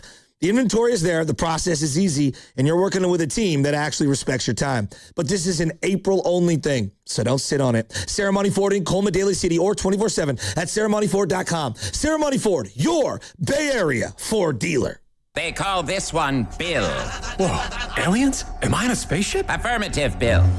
What's with the laser saw? Relax. We are cutting our bill in half. What? An Xfinity mobile transmission says you can cut your bill in half. Oh, your mobile bill, not me, Bill. Xfinity Mobile also says we can try it free for a year. Free. Yes, with no commitment. Can we put the saw away? I am reluctant. But we will find another being to bisect. That's not sci-fi, it's Xfinity Mobile. Xfinity Internet members cut your mobile bill in half. Plus, try Xfinity Mobile free for a year. No commitment. Learn more at xfinitymobile.com. Xfinity. Imagine that. Restrictions apply. Xfinity Internet required. Savings compares one line of Xfinity Mobile Select to comparable plans from T-Mobile, Verizon, and AT&T as of 3/24/26. Taxes, fees, extra. $30 monthly discount limited to new mobile customers only. After 12 months, regular rates apply. The basketball playoffs are underway, and now you can trade on every game on Kalshi. You can also trade on who wins each series, the conference finals, and the championship. San Antonio is trading at 17% to win it all, meaning a $100 trade pays out $555 if they take the title. On Kalshi, you're trading against other people in a live market. No house, no odds makers, and as the odds move, you can buy in and out anytime throughout the postseason. For a limited time, download the Kalshi app and use code FAN to get $10 when you trade 10. Kalshi. Kalshi. Trade on anything. Hello, San Francisco Bay Area. Bank of America, in partnership with Visa, invites you to a FIFA World Cup 26 watch party.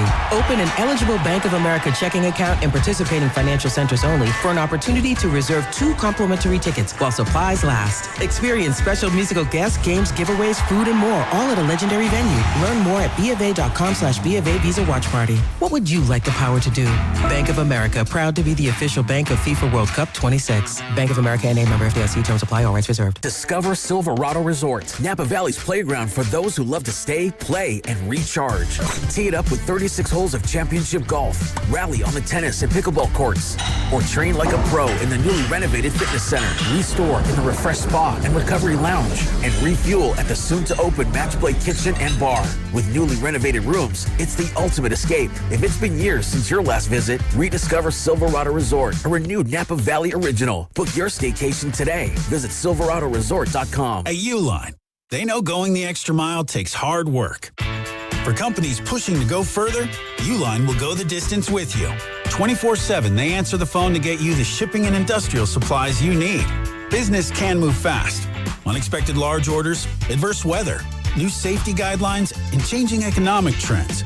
Uline works hard keeping 41,000 items ready to ship, minimizing detours on your way to the extra mile. Visit uline.com. Hey, Mom, now that I have an after-school job, I think I want to buy a drum kit. Okay, Rockstar. Let's look at your account. When kids start making money, Chase has easy-to-use tools and expert bankers to help them learn how to manage it. And next month, I'll buy the bass drum and the cymbals. Oh, and maybe some noise-canceling headphones for you. Aw, you've thought of everything. Help kids save, budget, and build financial independence, all with Chase. That's good for kids and good for parents. Visit your local Chase branch and get started. Account subject to approval. JP Morgan Chase Bank, N.A. member FDIC. Staples has hundreds of ways to grow your business this spring, like spectacular signs, brilliant brochures, eye-popping posters, mouth-watering menus, and more. Shop now through June 13th and save up to $150 on all your custom prints. Staples. That was easy. Wish your life came with a warning app? That dog does not want to be petted. Well, life doesn't always give you time to change the outcome, but prediabetes does. Take the 1-minute test today at doihaveprediabetes.org. Brought to you by the Ad Council and its Prediabetes Awareness Partners. They're back. Logic and G-Eazy are hitting the road with their Endless Summer Tour, Part 2. They'll be making a stop at Shoreline Amphitheater on October 28th. Buy tickets at livenation.com. And for your chance to win tickets, courtesy of Live Nation, visit 957thegame.com.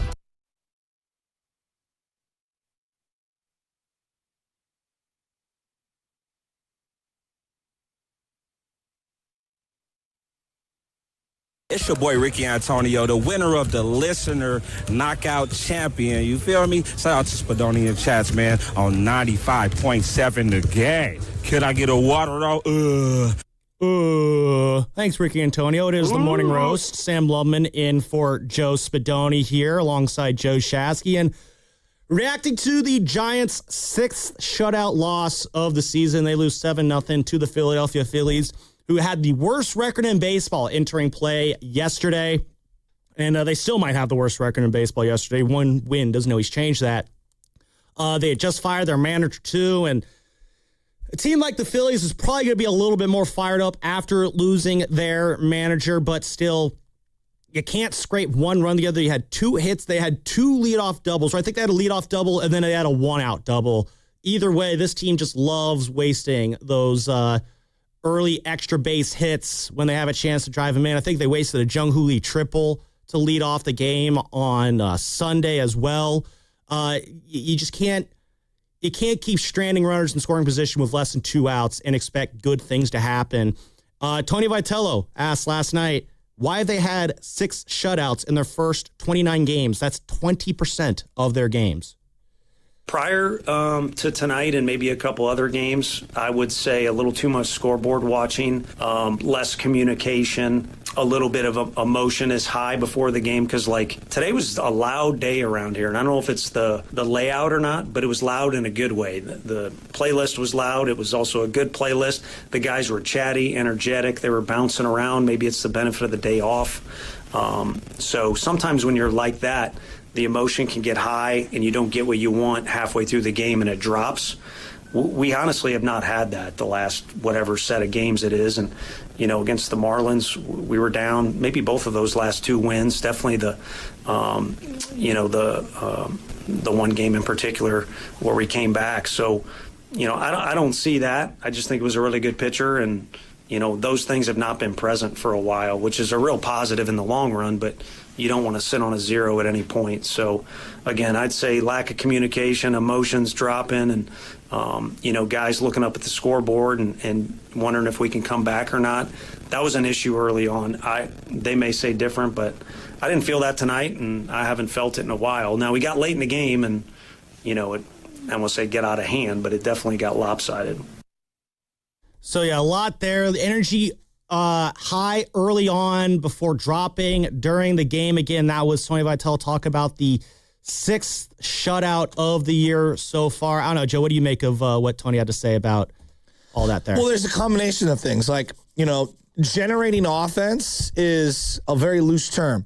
Some teams do it by driving in runs with runners in scoring position. Some manufacture them with speed on the base pass and just, fundamental putting the ball in play. Some teams hit a lot of home runs. Some teams do it in a variety of ways. Right now, how does this team score runs? Right now, they're just kind of basically base hitting it together almost because they're not doing it with power. So you just got to string consistent hits together, which when you have a lineup that has a lot of just kind of not a lot of good things in there, not only good hitters in there who are hitting well, it's kind of hard to sustain consistent rallies. Is this a slugging team? Right now, no, I don't think they're 26th in all of baseball. There's only 30 teams. They're 26th in slugging. Even at their best, I wouldn't say that they are a slugging team. Where are they in home runs? At the bottom. I think 28th, 29th. Dead last. That sounds about right. Okay. Now, if we go to hits, like, do you just get hits? Simply, you're middle of the pack. You get hits. Yeah. But when you're not getting the big flies, when you're dead last, dead last in that category, it's going to catch up to you, right? And then when I look at on-base percentage, right, where are the Giants? So not just, if they're middle of the pack in hits, okay, are they drawing walks? I don't think they're drawing enough walks. Their on-base percentage as a team is 29th out of 30. Yeah, it's not enough walks. Okay? If I just look at the raw number of walks as a team, dead last. You don't draw walks. You don't hit home runs. That is a recipe for a team that's going to struggle to be able to score runs if you're middle of the pack in terms of base hits. Because with 2 outs or with runners in scoring position, pitchers tighten up. It gets a little more difficult. Those balls need to find holes. And a team that doesn't have a lot of speed is not going to be able to score runs based off of great instincts, great speed, great elements that get you those free 90s. So a lot has to go right for them to drive in runs. Basically, and how often, Joe, are we lamenting after games? They're just looking for that one big hit. That one big hit. The other day, that's what Casey Schmidt provided. Exactly. And that's what was so wow, shocking. You're getting maybe one or two of those a week.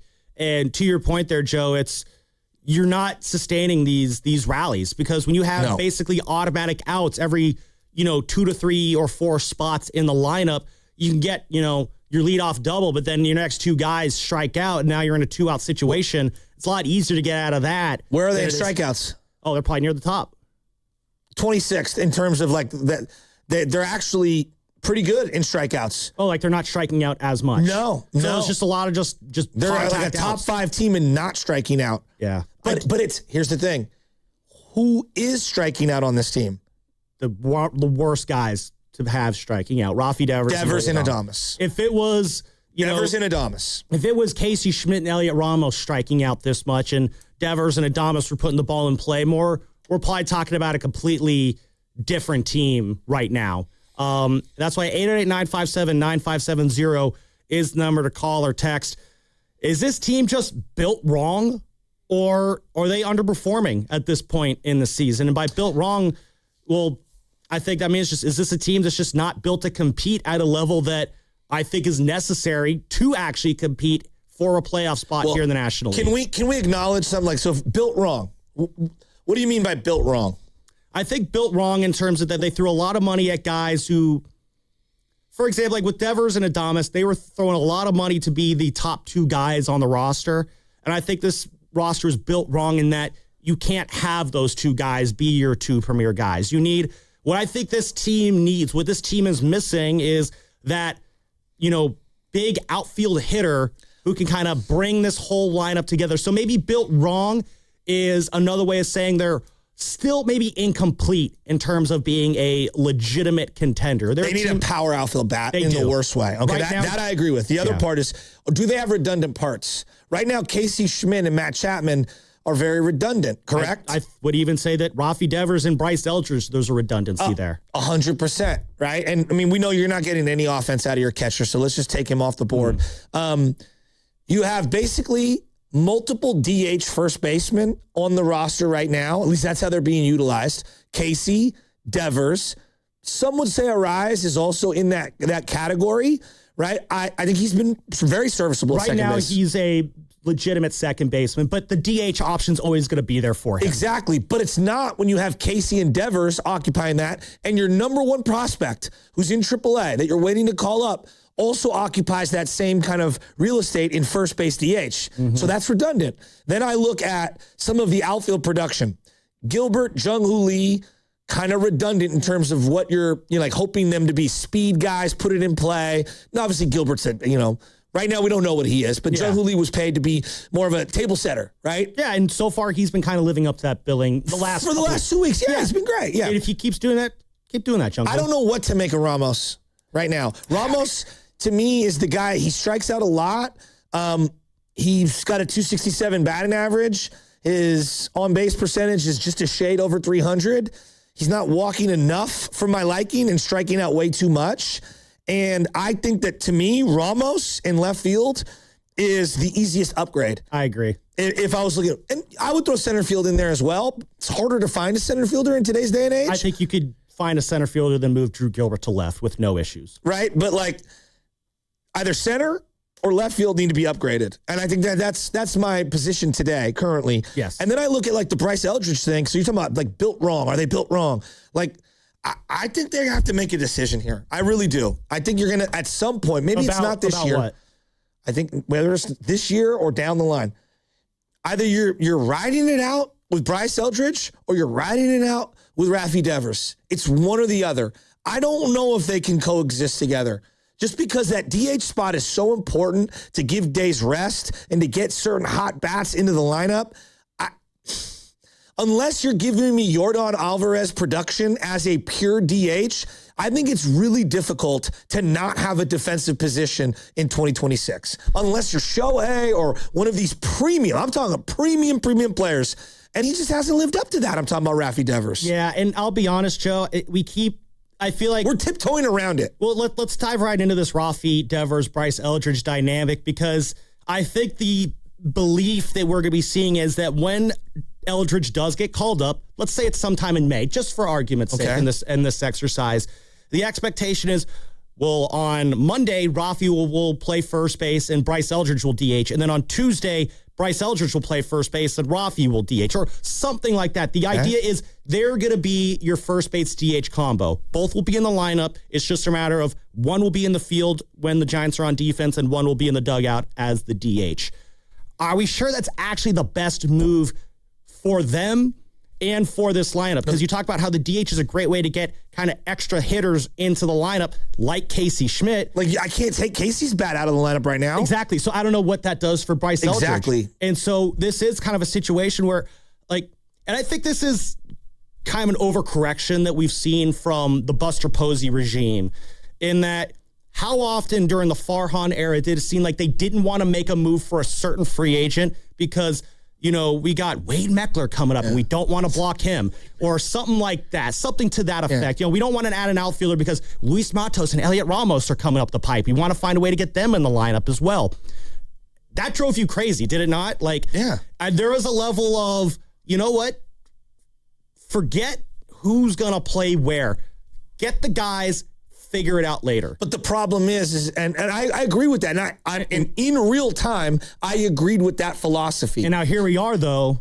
I underrated how little positional value Rafi Devers had. And that's a me problem, not anyone else's. Like, he has no defensive position, Sam. Yeah. Well, I also think, to your point, that's an easier conversation to have with the outfield. Like, there's no reason why you can't go out and let's just like go acquire a Juan Soto when you were worried about blocking Elliot Ramos, because there's 3 outfielder spots you can work with there. Yes. With the first base DH thing, it's so much more limiting to what you could do with your lineup. You know what it kind of reminds me of a little bit? I don't know if this is a perfect example, but in fantasy football, have you ever taken 2 really good tight ends in fantasy football? Yeah. Like, one year I took George Kittle and Travis Kelce because, like, I'm going to own the tight end market. Yeah, that actually wasn't a very good idea because you got to have both of them in your lineup every week. Exactly. But then you burn your flex on a tight end spot, and now you realize, like, oh, this actually isn't smart roster construction. Unless you're allowed that flex with a tight end flex. Something like that. Yeah, I know exactly what you're talking about. In a standard one flex I know exactly what you're talking about. It seems smart at the time because, like, oh, I'm going to get the best tight end production. But now it's like, well, no, actually now I'm pigeonholed starting 2 tight ends every week, and I can't really do much with the rest of my team. Well, and the other part of this is that both of them are the same thing. Left-handed, quote-unquote power hitters. Yeah. You know, ideally you'd have more right-handed power in the lineup, and they just don't have that right now. I think one of the things that they need to be open-minded to, and I would do this on this road trip, is put Casey Schmidt in left field. I've been talking about this on board with this for a while, yeah. I just try it. Just try it out. Like, bring Bryce up if you bring Bryce up, and I would try Casey Schmidt in left field. Like, what? Did you see the play defensively from Elliot Ramos last night? Yeah, I mean, he looked like one of my 6th graders that's afraid of a ball hitting him in the junk, and the ball squirts right by him. He's just not a good defensive outfielder. He'll never be one. I'm going to be honest, Joe. I thought last night was probably on the upper half of his defensive game. He's not good. I know. It's rough out there defense. Honestly, he's a guy who probably profiles more of a DH than a left fielder, or maybe you even have to put him in right field at some point. Different conversation, different day. I don't think he hits well enough to be a DH. Like, that's the other part of this. So he hits well enough to where he's not bad at hitting, but I don't think he hits, like, he's good enough that he's not bad, but he's not bad enough to where he's not good, if that makes sense. He's kind of does not, but that's okay. I'll roll with it. There you go. Pretend it makes sense.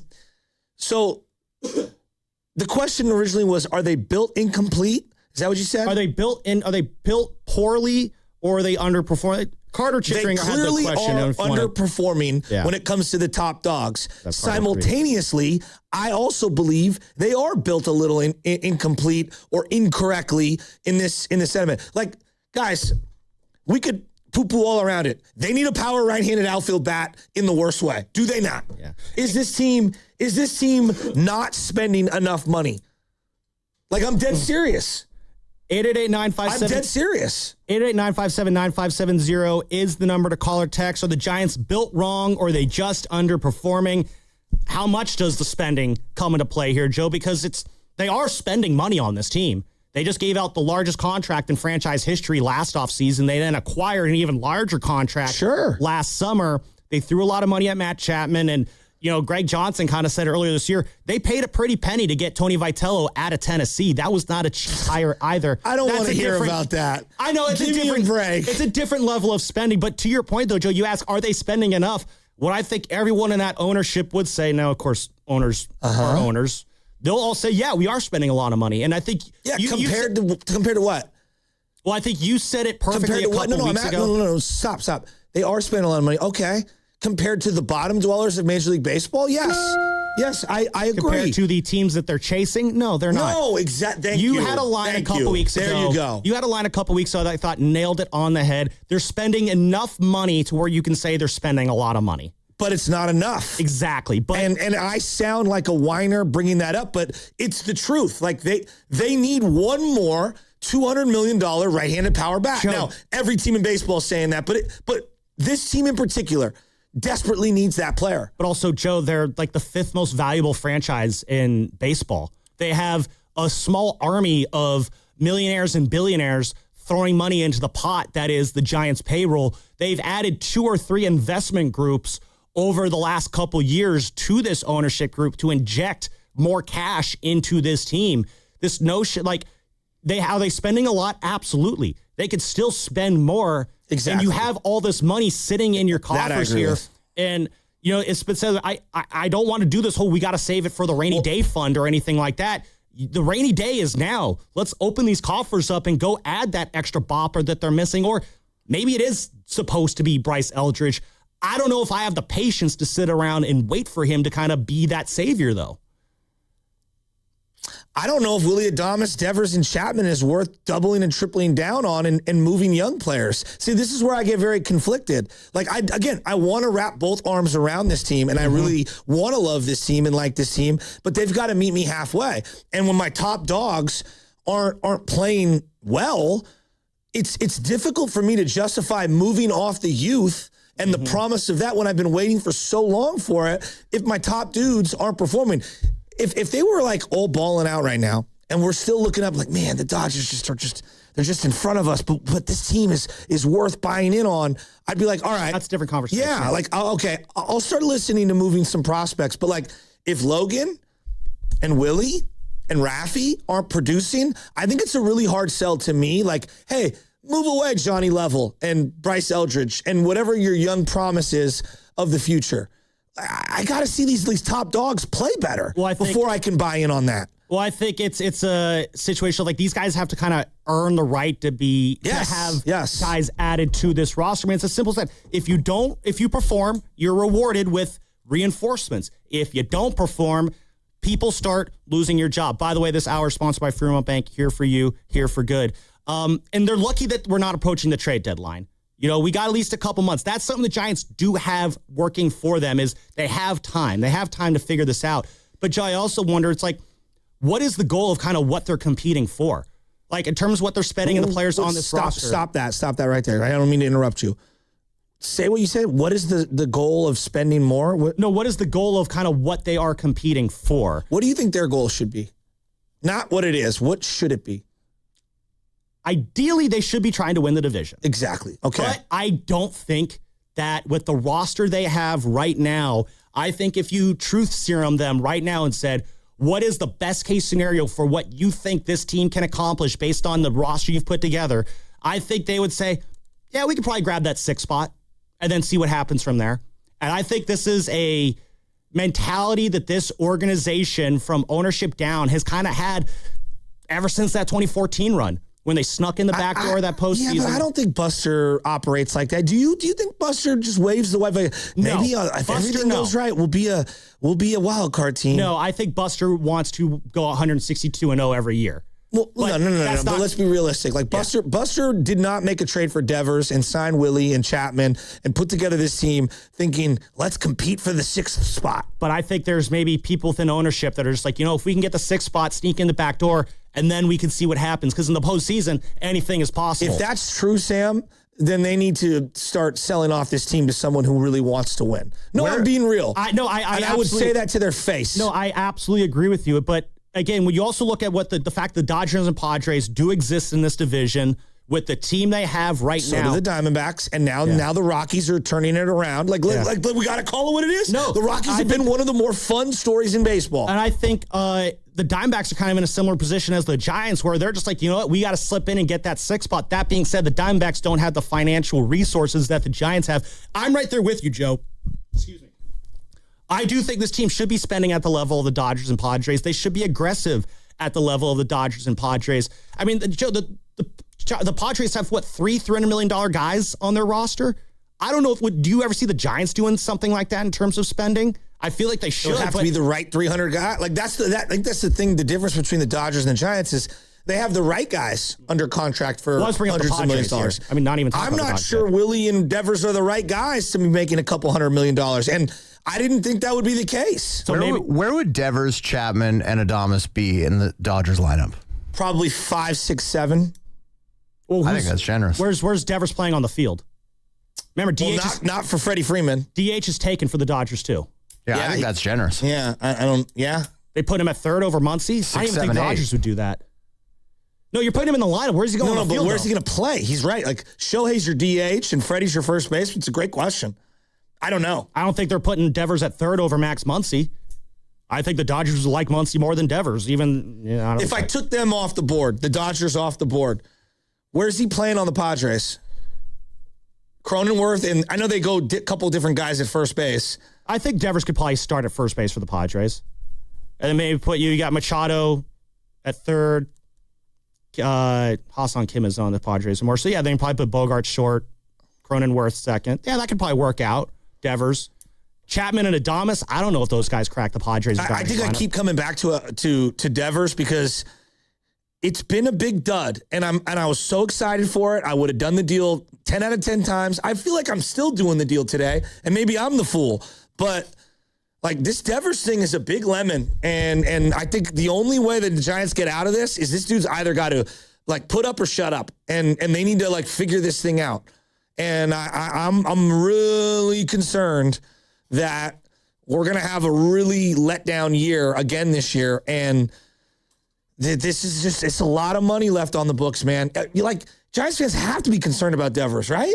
Well, it's also the fact that you're not really seeing any signs of like he's going to break out of it. I know Dave Fleming, he's come on this show a couple times and said, when Devers starts going out the left field, that's a sign that he's starting to turn it around. And we've seen it a couple times. I remember he came on the morning before that final Phillies game and said, guys, I think Devers is going to turn around. Devers ends up going deep that day. And I remember texting Dave about that. It's like, oh, you called that. And that's what's kind of concerning. I think I said the same thing for Adames is they've both shown signs in this month that they're going to break out of this early season funk. They've both given you reasons to think, maybe they will turn it around. And then next week they immediately nosedive again. That's what's concerning, Joe, is the fact that they're starting to right the ship, but then it just capsizes again. At what point do we start to really panic about Devers? Is it after this year? Is it All-Star break? Is it, mid-September? Like, I'm just, if you're not already a little worried, like, at what point do you start to panic? I mean, if he's I don't think I'm panicked just yet, but I am worried. Joe, if he's still hitting like this, like, come Memorial Day weekend, like, this whole season then is going off the rails, and then I'm starting to wonder, like, God, can you hold on to this guy much more beyond this? Like, the leash, I don't think is that incredibly long with him right now. Like, I need to see some life.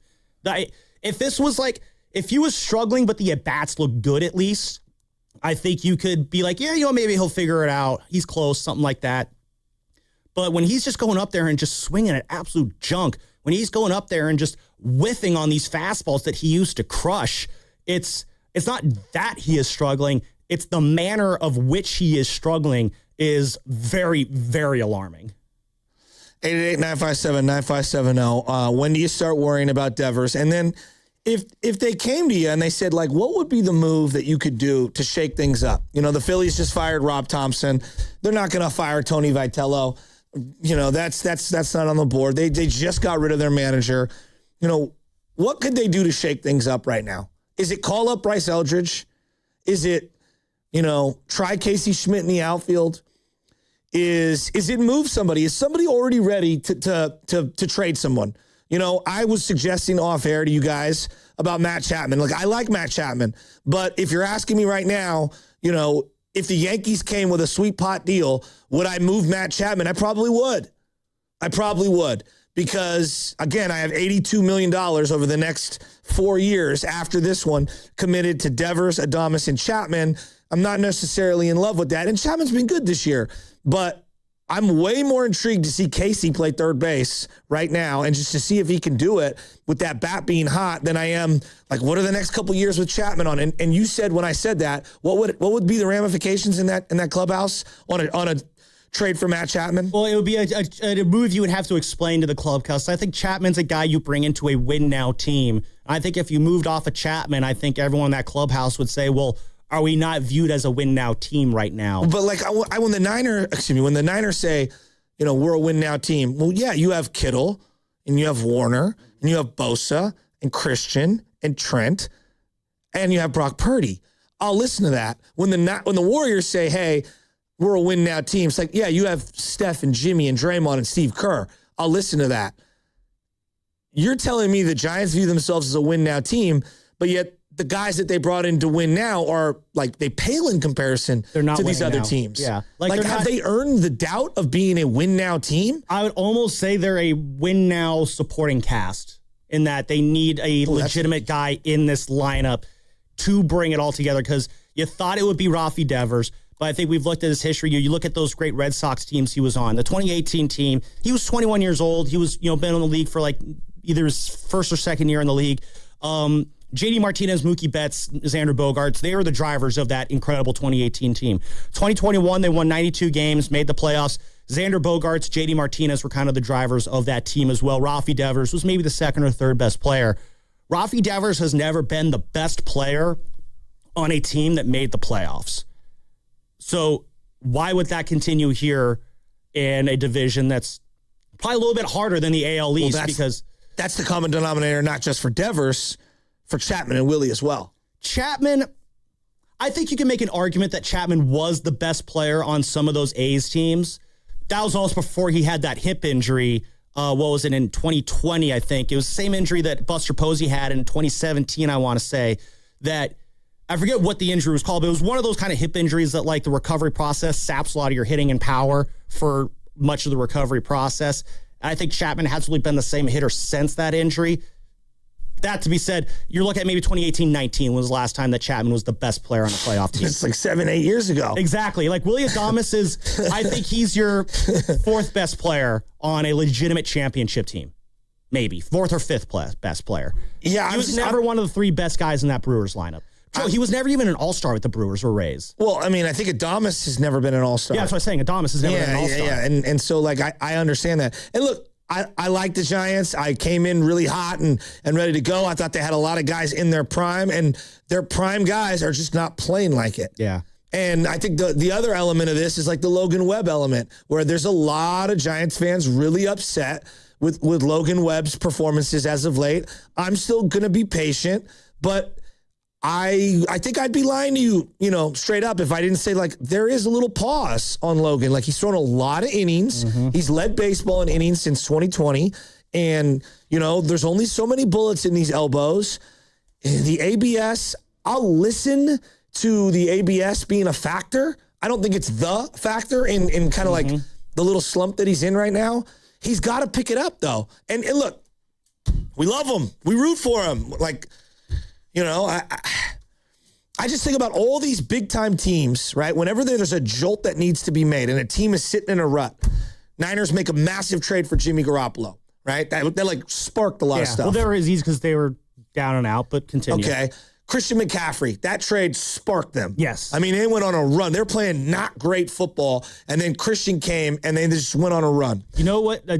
I like you're saying here. What that kind of analogy reminds me of the McCaffrey was kind of what I was saying about how this is a championship supporting cast and needed that final piece. That 22 Niners team before Christian McCaffrey was still pretty good. I mean, you're getting Jimmy-ish play from the quarterback spot. Brandon Ayuk was still good. Deebo Samuel was still good. George Kittle was still good. You were getting so-so production from Eli Mitchell. I think Jeff Wilson Jr. was still on that team as well. But Christian McCaffrey was kind of like the elevator that elevated, like it was the rising tide that lifted all boats. That's kind of what I want to see the Giants hopefully find, if it's possible, is that rising tides lifts all boats player, kind of in the similar way that McCaffrey was for the Niners. And I look at what the Warriors did. They were in a rut, and they swung big multiple times, but they swung big. Originally, Monte for Bogut, which was, amidst one of the greatest trades in franchise history. And then, again, they did it for Andrew Wiggins, and it took some time, and it ended up working out. And then they did it again, Andrew Wiggins for Jimmy Butler, and got immediate success. Now, Jimmy ended up getting hurt. But, can we agree that almost all those trades, it was a jolt? And there were half the audience was in on it, half the fan base was out on it. I'm wondering if something like that needs to happen now for the Giants just to shake this up. Can we all acknowledge, even if they stand pat right where they're at right now, it's probably not good enough to make the playoffs? No, I don't. They're 3 games below 500. I think if they kept this roster exactly like so for the entirety of the year, injuries, changing things here, there, whatever, you're looking at a team that's probably in the 74 to 79 win range. And I'm reluctant to move young pieces in the minors, just in general. But for the right deal, I'll listen to it. But I'm reluctant. I feel like maybe their best avenue might be to shake up with one of these guys, Logan, Devers. I mean, dare I say Logan, but Devers, Logan, Chapman, Willie, Ramos, someone like that might have to get dealt to bring something in just to shake things up. It would be curious to see what the return for any of those things would be. Like, you mentioned Logan Webb. And I know each of them has different loyalties to the organization, and the fan bases feel certain ways. And I'm not trying to flippantly just deal people. That's not what I'm trying to do. I'm just wondering, what is the move for this team to shake things up and get a jolt going? Because you keep asking me, why can't they get momentum? I don't know. Yeah. I don't know what to tell you. I'm not sure. Yeah. Maybe the makeup of the team is a little off. Maybe they just don't have the right combination of guys. Yeah. Well, again, you bring that up again. 888-957-9570 is the number to call or text. We got a poll up on YouTube right now. Are the Giants built wrong or just underperforming? And it's flipping back and forth right now between both answers. Right now, underperforming leads 52% to 48%. Literally 30 seconds ago, built wrong was in the lead at 52%, 48%. So pretty even right there. You mentioned the Logan Webb thing, and I get it. I think that would be a move that would shake things up royally. I mean, that is the homegrown face of the Giants right there. And I say homegrown because that is the homegrown face of the Giants is something that's been a constant throughout the entire, again, 140-year history of the organization. Those players always kind of get elevated a little bit more. If you did make a move to move off of Logan Webb, which I would hate that. I think the fan base would riot. He's been one of my favorite Giants ever, and I feel so blessed to be able to have the conversations with him that I've had. I've grown to enjoy his presence a lot. I think, he doesn't sound like a leader. I will say from what I've seen and how he acts, he leads by example. He sets the tone in that clubhouse. Sometimes he mumbles during post-game pressers. That's not uncommon. He's not the first mumbler that I've seen in a press scrum. But he is a legitimate leader in that clubhouse, and I will always speak to that. Moving off of him, though, that would just absolutely suck. And I think that would be a move that would signal that this iteration is built wrong, and we need to maybe tear this down and rebuild this a little bit in a different way. I'm not actively shopping him. I'm not either. But yes, the question is if you were pushed to it and you had to shake things up, I'm sorry, shaking it up with the minor leaguers. It's I don't think what they need is they probably need to move off of one of these veterans. And look, maybe it's Robbie Ray, maybe it's something else. I don't want to give up Robbie Ray. I don't want to give up Logan Webb. This team doesn't have any pitching. Yeah. But you do have to give to get. And at some point you have to acknowledge where you're at right now. You're just kind of stuck in the mud right now. And look, maybe guys just need to perform better, and this is all a moot point, and in a month from now, I sound like a moron. I'm just asking, is there something this team could do to shake stuff up? Well, let's take off the whole wait for them to learn how to play baseball again. Let's take that off the table because that's always going to be there. The best solution is that Rafi goes on a tear and hits, 450 for the next 4 weeks. That would solve literally every single problem that the Giants have. Throw in some home runs / strikeouts. Been bad for, 6 months of his Giants career? Again, if Rafi Devers just started hitting like one of the best hitters in baseball, that would solve a lot of the Giants. Sure. Let's set that to the side right now. If you're talking about a bold trade move that they can make, because it sounds like Bryce Eldridge isn't enough to really, shake the cobwebs off this team and inject that jolt of energy in a way that, like the Devers trade was supposed to last year.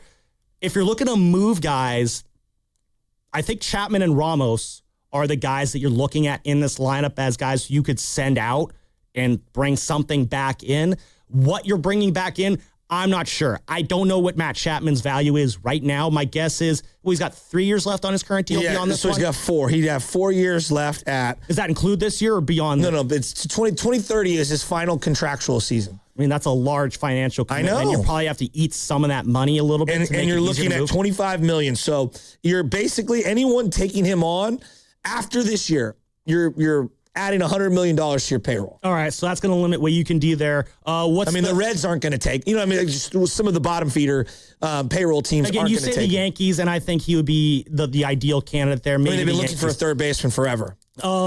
Ramos, though, when you look at his situation here, as I try to quickly bring He's under team control for another couple of years. Yes. He'll have arbitration. And I think this is coming up next year will be his first year of arbitration. So that's a young, controllable player that usually does really, really, $810,000 this year, according to Spotrac, and then 3 arbitration years. So that's the guy who I'm probably looking to move off of if I'm trying to open up a spot that can bring in a jolt. But at the same time, I think his value is a little depressed right now as well. So I don't know if the return is that jolt. That's why you have to staple a big boy. Is it a Chapman-Ramos pairing? Look, maybe it's standing pat. I don't know. I'm watching this team, and there's something's just not right. Like, they're a little off. Yeah. Let's go to the lines here. We got a couple guys on hold, and if you're wanting to get in on the conversation, 888-957-9570 is the number to call or text. Are the Giants built wrong, or are they just underperforming? Let's go to SF Bay Drummer in H-Town. Drummer, what do you got for us? You're on the roast. Hey, what's up, Sam? What's up, Joe? Man, it's a little bit disappointing. It's a little bit up and down with the beginning of the season. But, I think Tony, is he's doing a good job. But as far as, the players, for me, I just feel that I think they should just punt off the old core. As we've seen with Tony's track history, I think he's good with younger players, and I think they would feed into him more. And I would let Tony build his own core. It's not like we have a generational player with the core we have now. So even if we trade them, it's not like we're going to be really missing them. So I think Tony should have his young core, let him build. And I think we would get faster results than what we're getting now and more productive and better results. Thank you, SFA Drummer. I actually don't disagree with that. But where are you going to get younger? Well, you have to move off of, again, Sam, if you're going to get younger, you have to acknowledge that you would have to move off of one of these older guys that you locked up. Well, here's the way I look at that and what Drummer's saying. And I don't know how feasible this is, but this is something I've thought about. I do kind of wonder if Tony came into a situation where, they just kind of stripped everything down to the studs and just said, here's a bunch of 24, 25-year-olds, go play and let's see what we can build up here. One of those full-on rebuilds that I've always kind of been against in the past. I do kind of wonder if that would have been a better situation for Tony, because Tony excelled at the college level with kids at that age. I wonder if he had an opportunity to kind of build up a core from the base like that. Again, I don't think it's possible right now. Tony's not an issue for me. No, Tony isn't an issue. That's why I think it almost would have been a better situation for him, though, to build up a core of young players around him and develop a core of young players around him in his image, so to speak, rather than inherit a roster full of, very high-priced veterans. I wonder if that would have been a better situation for him, is what I'm saying. Maybe, Sam, but look, I've actually been impressed with Tony through the first month of this year, and I think that he's shown a lot of growth, even in this first month. You get what you get. Yeah. And just based off what you inherit is what I'm going to judge you on, I think we've learned a lot about him having to deal with some of these personalities and have to tell. I think he's had a lot of guts putting what did Rafi bat 5th yesterday? Mm-hmm. He's moved Rafi around a lot. What are you supposed to do with Rafi? Yeah. How many other managers who have been around forever I'm just going to keep Rafi too, and we're just going to keep him there. We're not going to move him around. Yeah. I've actually been impressed with Tony V. I wasn't trying to make that as a knock against Tony. I love the job that Tony has done so far. You're talking to the guy who said that the coaching of this team is one of their big strengths here.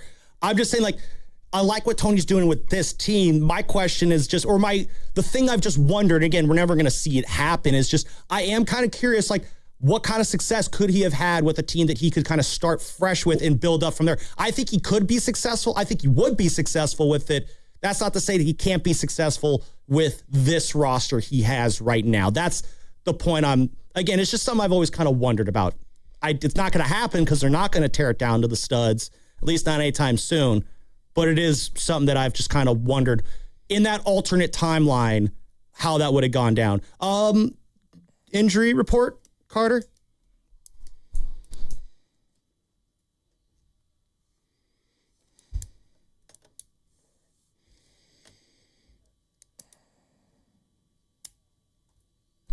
Ooh, some unfortunate news for the Valkyries as they announced that guard Kate Martin has a grade 2 quad strain.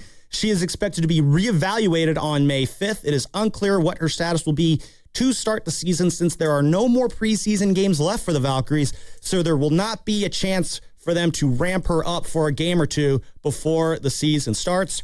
The injury report was brought to you by Boxer & Gerson, Northern California's premier workers' compensation law firm, helping injured workers get their lives back for over 40 years. You are listening to 95.7 The Game, KGMZ FM and HD1 San Francisco, and Odyssey Sports Station in the home of the Golden State Warriors Valkyries. Always live on the free Odyssey app. We are coming to you live from the Laughing Monk Studios. The Morning Roast is also presented by San Francisco Fire Credit Union, banking for heroes and anyone who wants to be treated like one. 888-957-9570 is the number to call or text. Are the Giants built wrong? Are they just underperforming here? 510. Logan Webb is good, but he isn't the number one starting pitcher, and that's the biggest problem that this team has. 415. I trade Ray, if anyone, and obviously I trade Ramos. 408. Chapman, not Vitello's guy. Very likely he will be traded. That's what the text line is thinking. Would that be the most, like, I don't know about upsetting, but like, what would be the boldest thing that they could do right now? The boldest move that they could make right now to really like give a jolt to this thing. I think it would be trading one of those top 4 guys, Webb, Chapman, Adames, or Devers. Over Eldridge? I think just calling up a minor leaguer, I think that would probably I'm talking about over trading Eldridge. Oh, over trading Eldridge. Oh, well, that would absolutely be a massively bold move. Because, I mean, Eldridge is the guy we've been waiting for a while. That being said, if someone called up, and let's say they represent, I don't know, let's say it's the Pirates, for example. If they call and say, hey, Paul Skeens for Bryce Eldridge and others, yeah, let's put something together. I don't think that call's coming, though. Like, if you're trading Bryce Eldridge, it is for that, big bopper outfielder that brings this lineup together, or for a guy on the level of like a Paul Skeens or a Tarek Skubal, however likely they are to be available. Like, that would be on par with kind of similar to what Buster, I think, did last year with going out and getting Rafi Devers in exchange for Tibbs and Kyle Harrison. Yeah. I think Eldridge would be really bold. Would you entertain an Eldridge trade right now? No. And I think the thing that gives me pause, I'm not trading either of these guys, but I'm way more intrigued by flipping Devers than flipping Eldridge, as crazy as that sounds. I'm not in love with either of those things. No, I think right now if you're flipping Devers, Well, I'm worried about Devers. I think there's no easy way out of the Devers situation right now other than he hits better. Well, now, look, Boston fired everyone, so... they're not in a great place either right now. But there is an element of like what they knew and why they got rid of them. Like, I can kind of see some of it, and it's concerning. Well, and this is something, again, I cite the piece that Bags wrote last week talking about, it's the piece titled, Rafi can't hit fastballs, but Buster isn't worried yet. Buster's quoted here saying it's hard not to feel that way based on what he's done in the past in terms of, feeling like he can bounce back. I mean, this guy's been doing it, 8 or 9 years now? He's been one of the best hitters in the game, so he'll get there. All those years, it's not like we're dealing with a small sample size. So yeah, I do feel good about it. I mean, there's a part of me that thinks, well, what's Buster gonna say? Buster's not gonna come out and say, like, yeah, I'm feeling really bad about this. But when you look at the 8-9 year track record, yes, he's been doing a lot of great things for the last 8 or 9 years. But just because he was great for 8 or 9 years, that's not a lock that the next 8 or 9 years are gonna be just as good. Like, what are you betting on is gonna get more production? Rafi's age, 20 to 28 seasons, or Rafi's age 29 to 37 seasons? Which is what the Giants are going to have him for. Exactly. I mean, obviously the back end is extremely worrisome. It doesn't mean he can't turn it around. Do you have any heat right now that you're hearing at the stadium? Because you're there a lot, and Risotto's there a lot, and you guys are online. You're doing the Garlic Fries and Baseball Guys podcast. What's the fervor around Buster Posey currently with with Giants fans? Well, a lot of Giants fans are Niner fans. I think Buster still right now, he's kind of revered enough by Giants fans that they're willing to give him the leeway to figure this out. I also think Giants fans are smart enough to know that Buster did not inherit the best situation from Farhan Zaidi. And again, Buster Posey is Buster Posey. He's going to have... You think they're happy, though? You think Giants fans are happy with what they've done? I would say they're maybe content. I was happy going into the year, and now I'm looking at it, I'm like, yeah, I don't think it's enough. Yeah. I also think, again, a hot week or two from these guys flips all of our moods. I mean, that's what's, I think, most, I don't know if it's frustrating or encouraging, is as rough as it is right now, it would not take that much, so to speak, to turn this season in the right direction. Oh, they just won a 4-2 homestand. Yeah. They took 2 out of 3 from the Dodgers. Played them very well. We should be feeling really, really, really good. And it just feels like every time this team feels like they're about to turn the corner, they lose a couple in a row, and we have questions galore. The one thing I hate doing, and unfortunately we are doing it again, especially with Adames, is like right now it's April 29th. I got to pay rent on Friday. That's when the calendar shifts to May. Is it really just going to be as simple and as stupid, unfortunately, again, as once that calendar flips to May, suddenly Adames and Devers kind of start to figure it out as they've usually done in the past? Like, the Willie Adames part of it especially, and I'll never forget at the end of April, we were in a scrum with him, and he was straight up asked, why you struggle in April? And he was just like, I don't know. Like, my friend asked me all the time, how come you suck in April? And I'd always tell him, I don't know.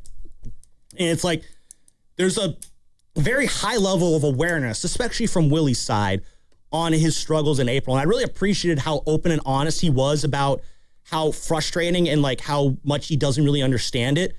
But at the same time, I think that allows him to really believe in himself that, you know, he's not going to stress out. Eventually, he knows he's going to get his numbers. And he did get his numbers last year, albeit maybe not in the best way that you would have wanted. I don't want to play that game again to where it's just like, well, May comes around. That'll do it. But Joe, also, you know, baseball players, they can be very fickle. They can be very much, you know, routine-based or superstition-based. And I do think there is something to be said about some guys that when the calendar flips to a new month, there's a bit of a fresh start element to them. I mean, these are kind of the small things you end up grasping for when you're I understand. Like it's this. just. I mean, we got to turn things around here. We got to get going. And I've been waiting for this team to turn the corner for a couple of years. You know, primarily the last two. What? I feel like they're close, but also not. But then every time that I try to buy in, what happens? You know, their back end of their pitching starts to get hollowed out. The strikeouts start accumulating. We're having the same conversations we've had for like 7 years. You don't hit enough homers. You don't steal bases. You're striking out too much. You're not walking enough. You're not pitching well enough. I mean, that's the hallmark of a bad baseball team. Mm-hmm. Let's go to the lines here. 888-957-9570 is the number to call. Or at least one that's frustrating. Are the Giants built wrong, or are they just underperforming? Bobby in Los Altos. What do you got, Bobby? You're on the roast. Hey, good morning. Thanks for taking my call. First of all, Sam, you're looking at a calendar change to get this team going. Dude, we're already cooked. But listen, the afternoon show I called after the first game of the season when we were embarrassed on national television against the Yankees at Netflix game. And it was overreaction, but I said we'd be sellers. I was just disgusted that we couldn't get a run. So I really don't like this conversation for this reason. Are you asking what trade do we need to save this season? Because in my humble opinion, that's a fool's errand.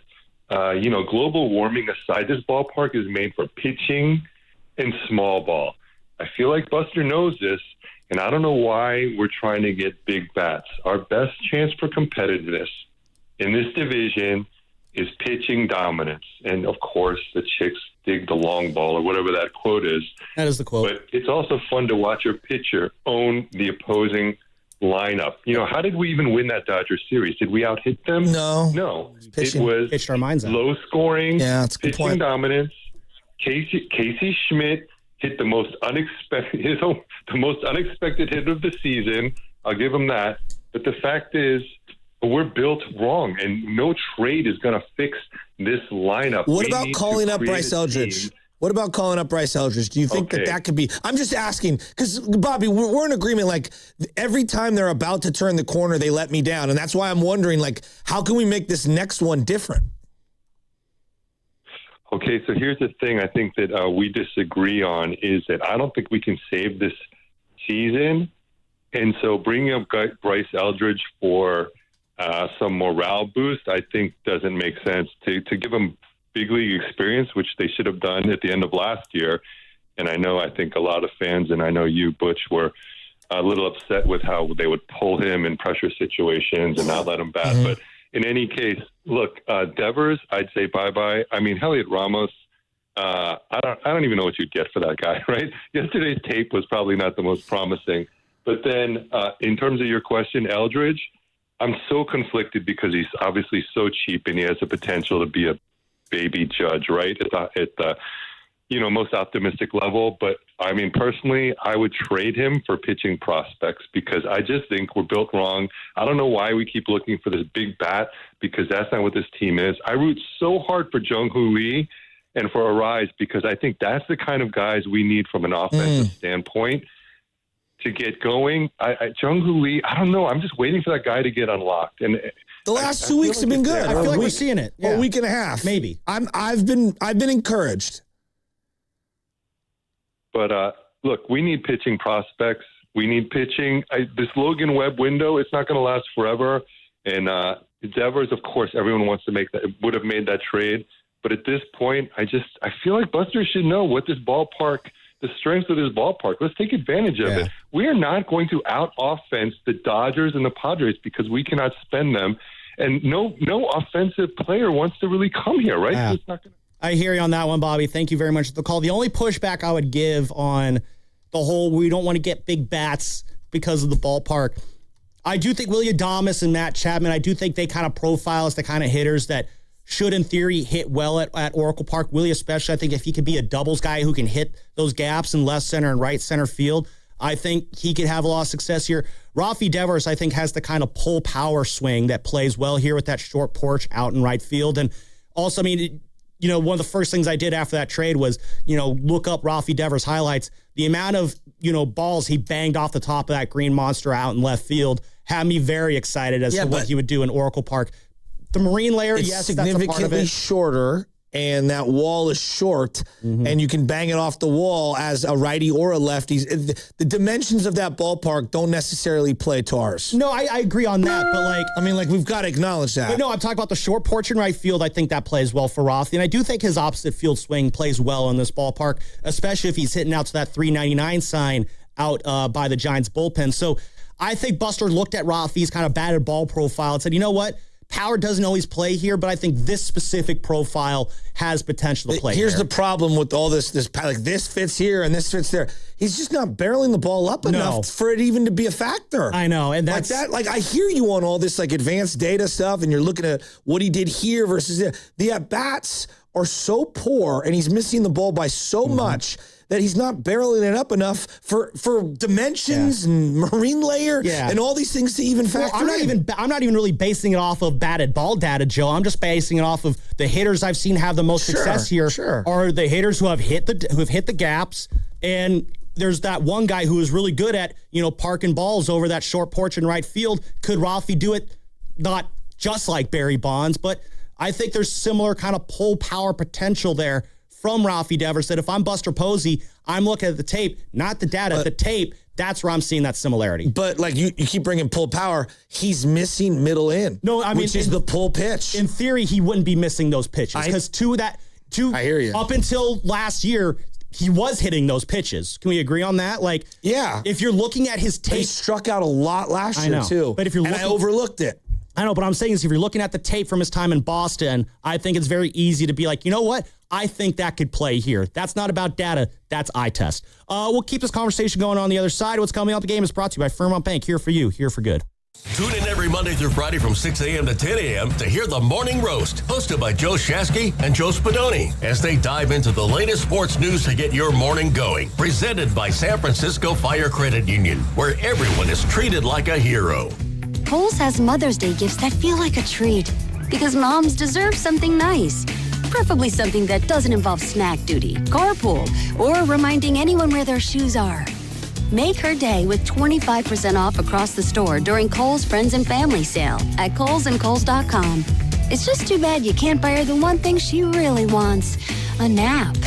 Select styles, 25% off or ends May 3rd. Some exclusions apply. See store or Kohls.com for details. We've all been there, sleepless nights, wondering if your business's security service is really protecting what matters. At Bay Alarm, we can put your security insecurities to bed. Our advanced technology and personalized support ensure you can rest easy knowing we're here for you. BayAlarm.com. Hey, life doesn't give you a warning when everything changes. It starts with shock, confusion, and 1,000 questions running through your mind. Maybe it's a car accident, a serious injury, or a tragedy that changes your family forever. Suddenly, you're dealing with insurance companies' paperwork and pressure, all while trying to heal. That's where Beam Law comes in. They take on the legal fight, the negotiations, and the stress, so you can focus on recovery and taking care of the people who matter most. Beam Law is local, and they've recovered millions for clients across the region. That's why SF Weekly has named them Best of the Bay 4 times. So if you've been hurt or lost someone because of someone else's negligence, call Beam Law at 415-523-5555, 415-523-5555.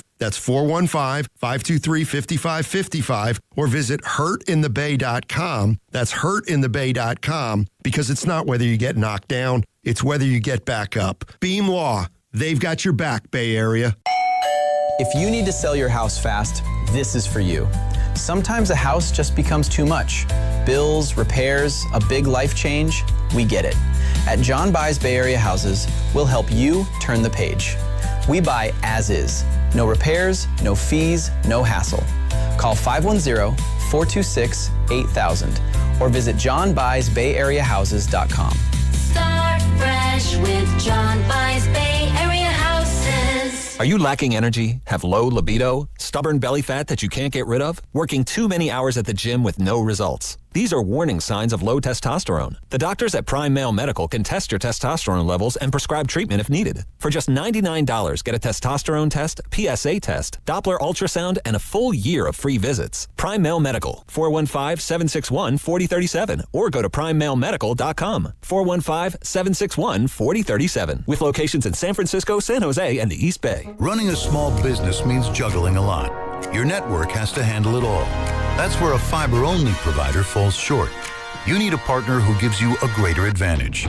Introducing the Total Solutions Advantage only from Comcast Business. A first-ever combination of the largest, fastest fiber-powered network, the most reliable Wi-Fi, gig speeds with equipment and security included, and a 5-year price lock. Plus, it's all backed by a 30-day money-back guarantee. The Total Solutions Advantage only from Comcast Business. A new standard for small business with reliability, security, and savings in one. Switch today. Get started with a great offer as low as $60 a month. When you add it all up, no one does business like Comcast Business. Offer ends 6/1/26. New customers only. Requires 300 megabits per second internet and security edge. 1-year agreement, eco-bill, and autopay required. Equipment, taxes, and fees extra. Most reliable Wi-Fi based on Open Signal Awards USA Fixed Broadband Experience Report, May 2025. This is the story of the one. As a procurement manager for a hospital system, she keeps every facility in her network stocked and ready. That's why she counts on Grainger to be her single source for thousands of products, from disinfectants to lighting, air filters, and more.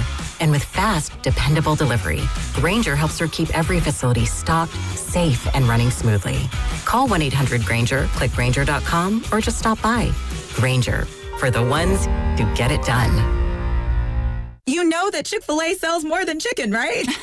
Hello, my name is Jaleesa, and a little thing I love about the Chick-fil-A sausage, egg, and cheese biscuit is how it's all of my favorite breakfast items in one good bite. That fluffy egg, that melty cheese with that perfectly grilled sausage. It just gives you that warmth, that comfort food that you love. It is the best possible option for a classic breakfast. Comfort is calling. Order a Chick-fil-A sausage, egg, and cheese biscuit with Simply Orange Juice on the Chick-fil-A app today. Real guests paid for their testimonial. Just hearing the word IRS can make people break out in a cold sweat. No one wants to deal with the IRS, and now you don't have to. The good news is Legal Tax Defense has been successfully successfully negotiating with the IRS for more than 15 years. It doesn't matter how much you owe, whether it's $5,000 or $5 million. You deserve the best in the business on your side, and that is legal tax defense. Even if you're working with someone else and just want a second opinion, there is no cost or obligation to call. They can prevent levies, liens, wage garnishments, even file back tax returns. And the best news about legal tax defense is they won't take your case unless they know they will reduce or eliminate your tax debt. Call Legal Tax Defense right now for a free no-risk consultation. 800-323-8922. 800-323-8922. You have nothing to lose but everything to gain. 800-323-8922.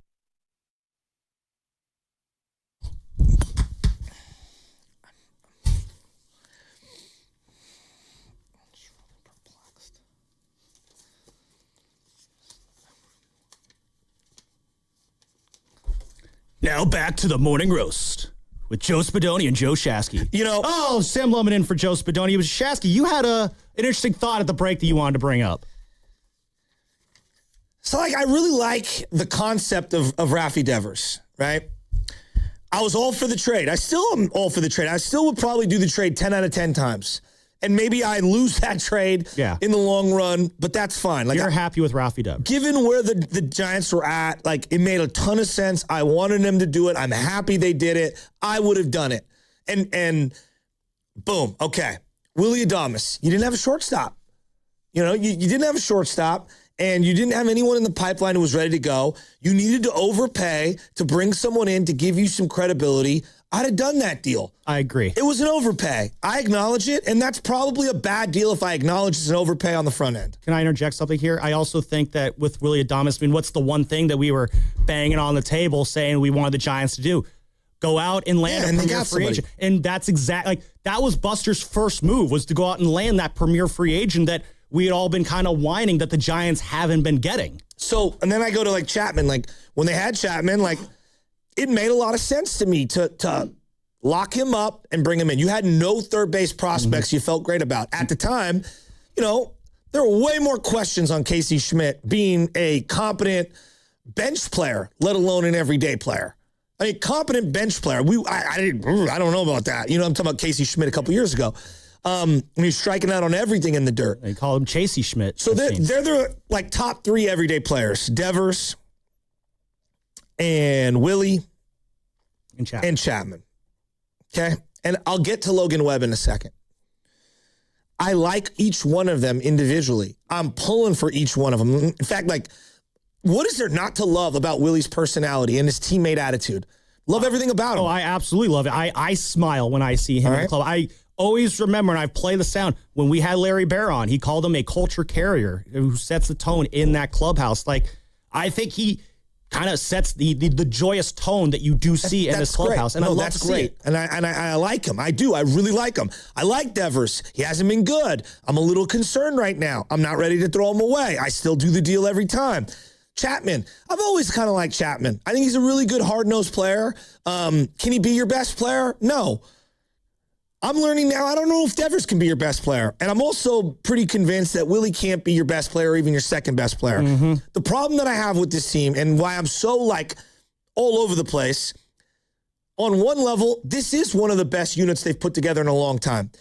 Then I dig a little deeper and I go, well, is that good enough to win anything of significance? And I just don't believe in Devers, Willie, and Chapman, even though I like each one of them individually. I don't believe those three can be the top three players, and this team right now in this landscape in baseball can win at a significant clip. Now, if I had a better pitching staff, maybe. If I had another couple of bats who could help supplement whatever I'm expecting from them, maybe. They're a little short on that. It feels bizarre to say, but you've got all this money locked into these three guys, and yet I still feel like you're not the best player isn't even on the roster. Yeah, you're all this effort, and you're still kind of not quite there yet. Honestly, no, Sam, I'm not done. Let me finish. Let me back up. Devers, Willie, Chapman, you've invested all this money. You got all these years locked into them. They're good ball players. Their baseball cards tell you they're good ball players. I don't think any one of them could be the best team on a team trying to put a shot across the bow against that specific Dodger team, against these other teams in the National League that are going to make the playoffs right now. And I think that's a fair opinion to have. Like, I like these guys individually. I think they're all good dudes. I'm pulling for them. When they play well, I'm excited, and I want to wrap my arms around them. But then I look at the landscape of the NL, and when all the way clicking Atlanta team, or an all the way clicking, even though they stink right now, like a Philly or Mets team, like their rosters, like, why do I believe in those rosters, even though the record's terrible, and I shouldn't? Like, I believe in other teams around the league, in the National League, way more than this Giants team. I'm still I'm doubtful that Devers could ever be the best player on a legitimate NL West winning team. And that sounds insane to say out loud because I just haven't seen it. And then I get to Logan Webb and the pitching staff. Sums up with Logan Webb right now, and I'm not throwing him out. I love Logan Webb. He's awesome. Guys were hitting 286 against him after the All-Star break last year. They're hitting 262 against him right now early in this year. It's a month. It's early. But, he's got to start coming around, and he's got to start pitching better. So there's a pitching issue on this team where there's just not enough. And then my top three dogs, as much as I really like every one of them individually, I just don't know if Devers, Willie, and Chapman as your three best players every day, if that's good enough to compete in today's landscape. To answer your question, Joe, is I don't believe it is. Again, I think I said earlier in the show, Rafi Devers was not the best player on any Red Sox team that made the playoffs. On that 21 team, which is the last Red Sox team to, I believe, make the playoffs, Xander Bogaerts was, statistically speaking, the best player on that team. That incredible 2018 team that, beat the Dodgers in the World Series. I think they won 108 games that year. That was a J.D. Martinez. That was a Mookie Betts team. And then it was the Xander Bogaerts team. Rafi was maybe the fourth or fifth best player on that team. I think you're very on point with that one there. But do I sound see, this is the part that I have a real difficult time. I am in way more love with this team than I have in any other over the last few years. Yeah. But then I feel like I'm negative or I'm being a hater because I say, God, I'm just not sure I believe in them. I think you know what I mean? I'm not talking about believe in them at the highest level. No, not believe in them on being a decent team because they're decent, but I want more than decent, and I'm not sure I've bought in on that. No, I think I want to believe. I think you're completely correct on that. I think you're speaking to the reality, and as the line goes, reality can often be disappointing. I think this is a Giants team that, are they good? Maybe, but they can be better. I think there is another level that is that the Giants need to reach. I think, obviously, the team's underperforming. They are. Rafi Devers is not playing up to what you know he can do. He's not swinging the bat like you know he could do. Well, he's not even close. Yeah, Willie Adames is not playing like you know he can be. Matt Chapman, this might be the best Matt Chapman plays for the rest of his career right now. Well, he got 4 more years after this. I know, that's not very encouraging. What? To your point, though, is the best player on the Giants on this team right now? No, I don't think he is. I kind of agree with you. That's why I say, I think this is still a supporting cast in need of a guy that brings this whole lineup together. But I don't want to be a consequentialist and go flying to the other side. If I don't believe in this core, then I just tear this core down all the way. That's too extreme, right? That's just way too extreme. I'm not there yet. What's the middle ground then? I think. Well, that's why I'm asking about a shakeup. And what I mean by shakeup is what is the roster move? What is the acquisition? What is the elevation? What can they do to help me buy in a little more? And I'm having a hard time. No, what you need to see. Well, no, what you need to see is you need to see these guys start playing like their baseball cards or their baseball reference page says they play like. However you feel about this team, you're not getting anywhere when your two best players or theoretically your two best players in Willie Adames and Rafi Devers are hitting around 200 and striking out more often than they're getting hits. But what are you really expecting from Willie? Because you keep bringing up his baseball card. He had a career year, his walk year, meaning the year that was his final year with the Brewers. Isn't this a little more like what his first year and a half or so with the Giants is kind of who he is? I think. You look at what his numbers have been. Famine. You look at his numbers over his career. They're pretty consistent. He's usually been a consistently 80, 85 RBI guy, 20, 25 home runs with a little bit more power on top of that from here and there. probably a 230, 240 batting average, maybe a 250 batting average, which in today's day and age is considered good. I don't like that, but that's just the reality. But again, that's a guy who profiles as, I think, the fourth best guy in the Brewers lineup, which is what he was. Yes. He needs to be the fourth best guy in this lineup. I think the best thing that happened to him last year was the Rafi Devers trade, knocking him off the mantle of you need to be the bat to now this guy can be the bat and you can just be Willie. I think maybe a little bit too much is being asked of Willie Adames, and I'm not saying that in that he's not capable of being what we want him to be, so to speak. I think it's just he is capable of being kind of a third or fourth best player. And when the Giants are trotting him out there expecting to be one of the two best players in the lineup, I think you're asking for too much out of him there. I think you're putting him in an unfair spot. And that's where I think the pressure starts to build up for him, which we've heard is a thing for him and a lot of other baseball players. So I think when you do go out and get that guy who lengthens the lineup a little bit and pushes everyone down a notch, and Willie does become your third, fourth, or even ideally fifth best hitter someday, now you're talking about a lineup that you could probably make some magic with. Until that time, though, you're asking Willie to be a guy who I don't think he is, which is a lineup carrying guy. He is a table setter. I don't think he is a table carrier. But so I don't know if table carrier is a phrase. No, but like, so good but not good enough?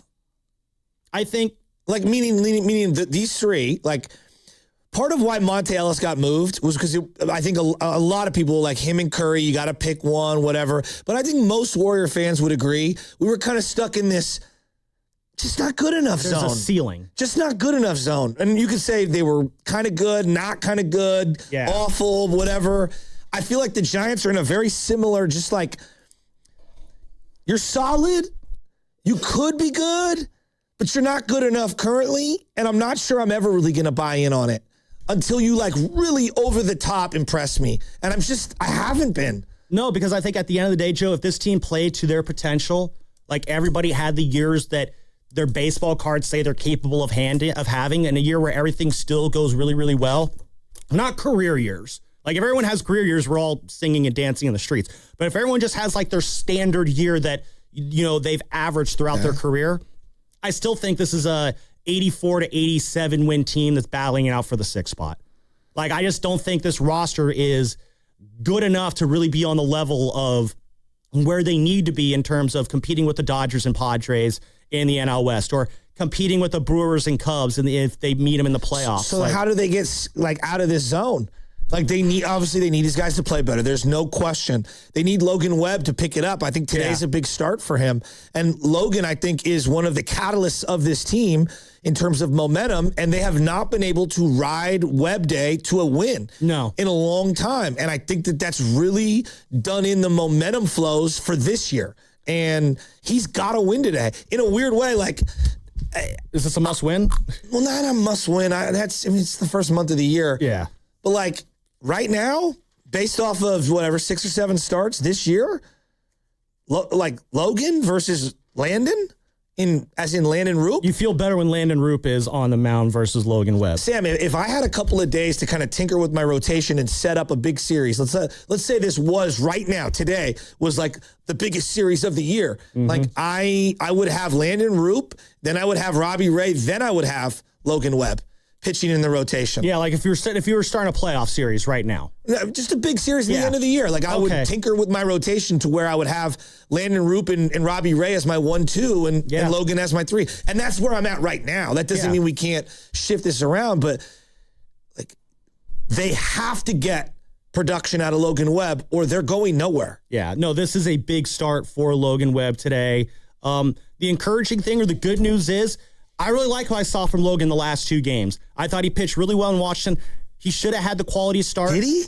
He should have. I thought there was a little bit of defense. I thought they got a big lead, and then I just thought he was pitching to contact. I didn't think he pitched that great. I thought he pitched all right in that Washington. I thought he pitched great against the Dodgers last week. I thought the defense, Dodgers was a good one. The defense, I thought, again, let him down a little bit. I would agree in that game. And he also got, no run support in that game, too. I do wonder if Logan pitched for, like, the Braves or the Yankees, where he took them out with a 5-run lead. Well, he had that in the Washington game, and then he gave up a bunch of runs. But I thought that Washington game was the game where he started to break out of this early season funk that he was in. And the game where you break out of the funk, I don't think is ever always going to look pretty. But the start he had against the Dodgers, 7 innings, 3 runs, and just the way he pitched that day, I was very encouraged by it. So this is all to say, I think he's trending in the right direction. If he can make it 3 starts in a row where he's trending in the right direction, then I think you're like, all right, let's go. Let's keep this thing going. Let's start building on this. If he goes out and he gets lit up in the first inning, or if he kind of falls apart in the 4th or 5th inning or something like that, or if he has that just one kind of brain fart inning where things kind of go off the rails a little bit, that's going to be really deflating. And then it's going to be like, now you got to wait another week to see if he can start putting together 3 consistent starts again. Can Logan Webb give me 3 consistent starts where you're like, yeah, that was a positive effort or better in those 3 starts? Then you're going to start feeling good about him because, again, Joe, 4.08 ERA since the All-Star break last year. I think guys are getting 270 off of him or something in that same period. Those are not Logan Webb numbers. Those are not the numbers that Logan Webb has established as what you should expect from him. And he would probably be the first one to tell you that. No one, I think, is harder on Logan Webb's performance more than one Logan Webb. And it's part of the reason why I still believe in him every time he takes the mound, because I know that no one in that clubhouse wants to go balls to the wall to win for this organization than one Logan Webb. Look, I'm not questioning his dedication. I'm asking, why is this guy not producing the way that he has for many, many years prior? And look, in the modern day, I look at pitching so different than I did back in the day, but let's just go to Matt Cain and Bumgarner. Once they got to about the 12 to 1,300 innings pitched. I actually got the numbers if you want me to recite them for you. But around that, there was a precipitous drop-off. So Matt Cain from 05 to 12, which I think we can all agree, those are really good years for Matt Cain. His younger years, yeah. He threw 1,532 innings. This is from his age 20 to age 28 season. Okay. Had a 3.27 ERA in that time. 2013 onward, fell off a cliff. Yes. His last 549 innings pitched, he had a 4.82 ERA. And he had the bone spurs in his elbow in 2013, and I think he never was able to recover from that injury. He also threw over 1,500 innings. Maybe the arm's a little bit burnt out. Madison Bumgarner from 2009 to 2017. This is up to the bike accident, basically. Yes. 1,300, almost 1,400 innings. Yeah, this is from his age 19 to age 27 season. 1,508 innings, a 3.01 ERA. That does not include also what he did in the postseason, too, which that's probably another... Adding on way more bullets. Maybe another 100 innings 100%. In the postseason as well.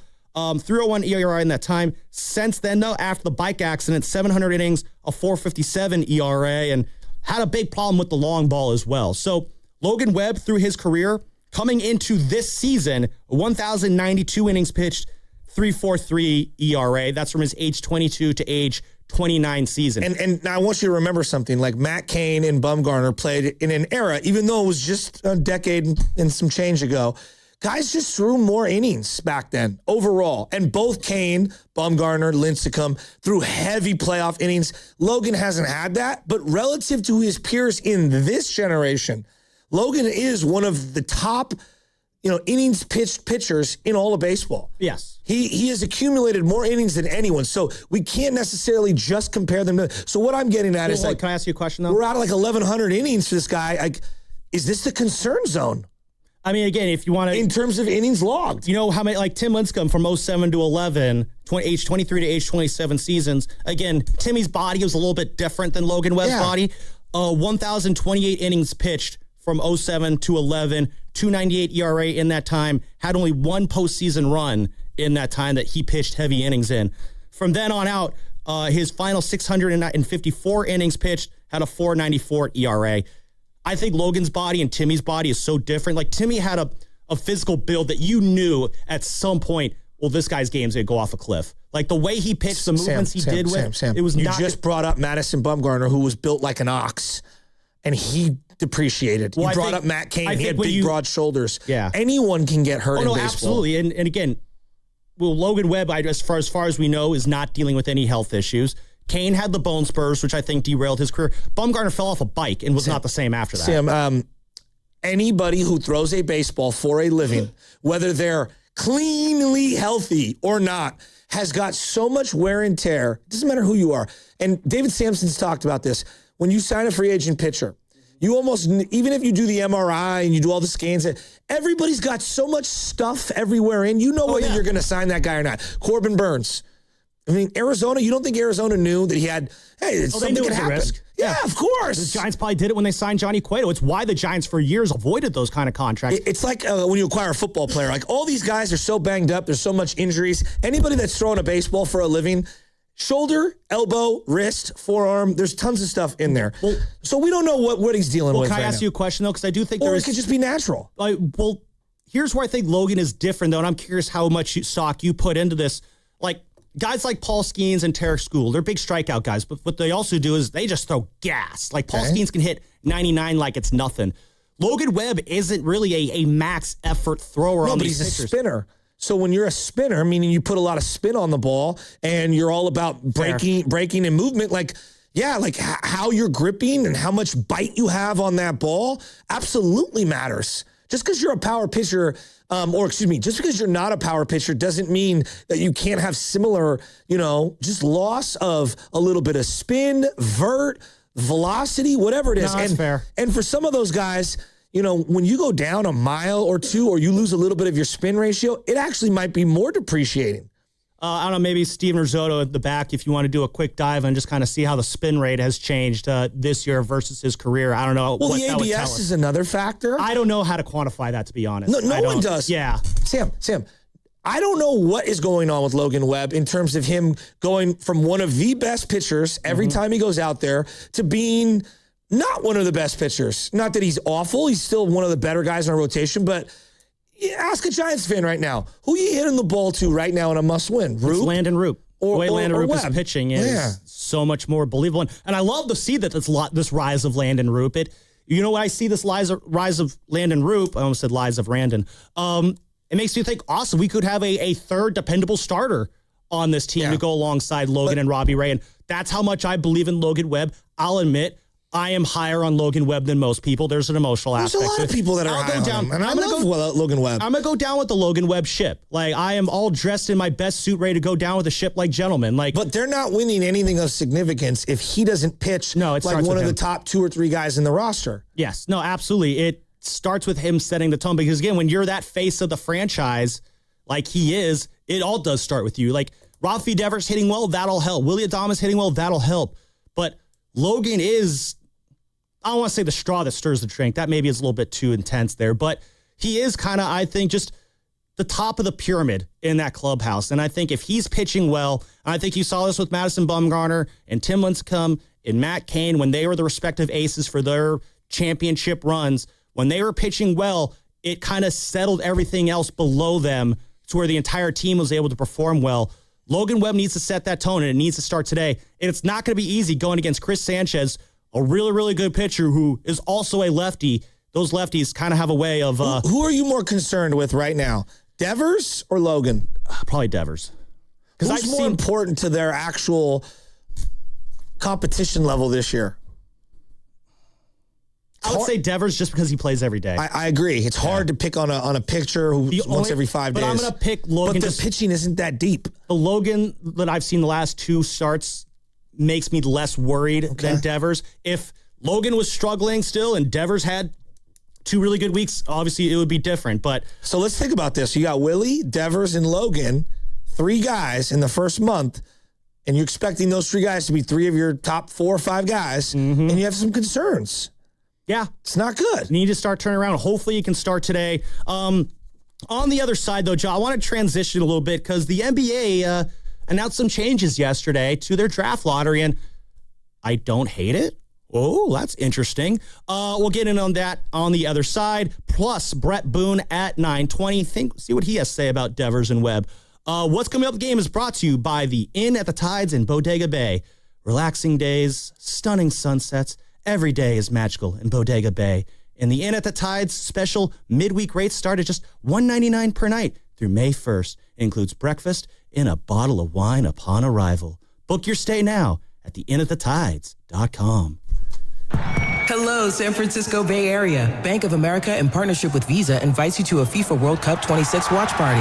Open an eligible Bank of America checking account in participating financial centers only for an opportunity to reserve 2 complimentary tickets while supplies last. Experience special musical guests, games, giveaways, food, and more, all at a legendary venue. Learn more at BofA.com/BofA Visa Watch Party. What would you like the power to do?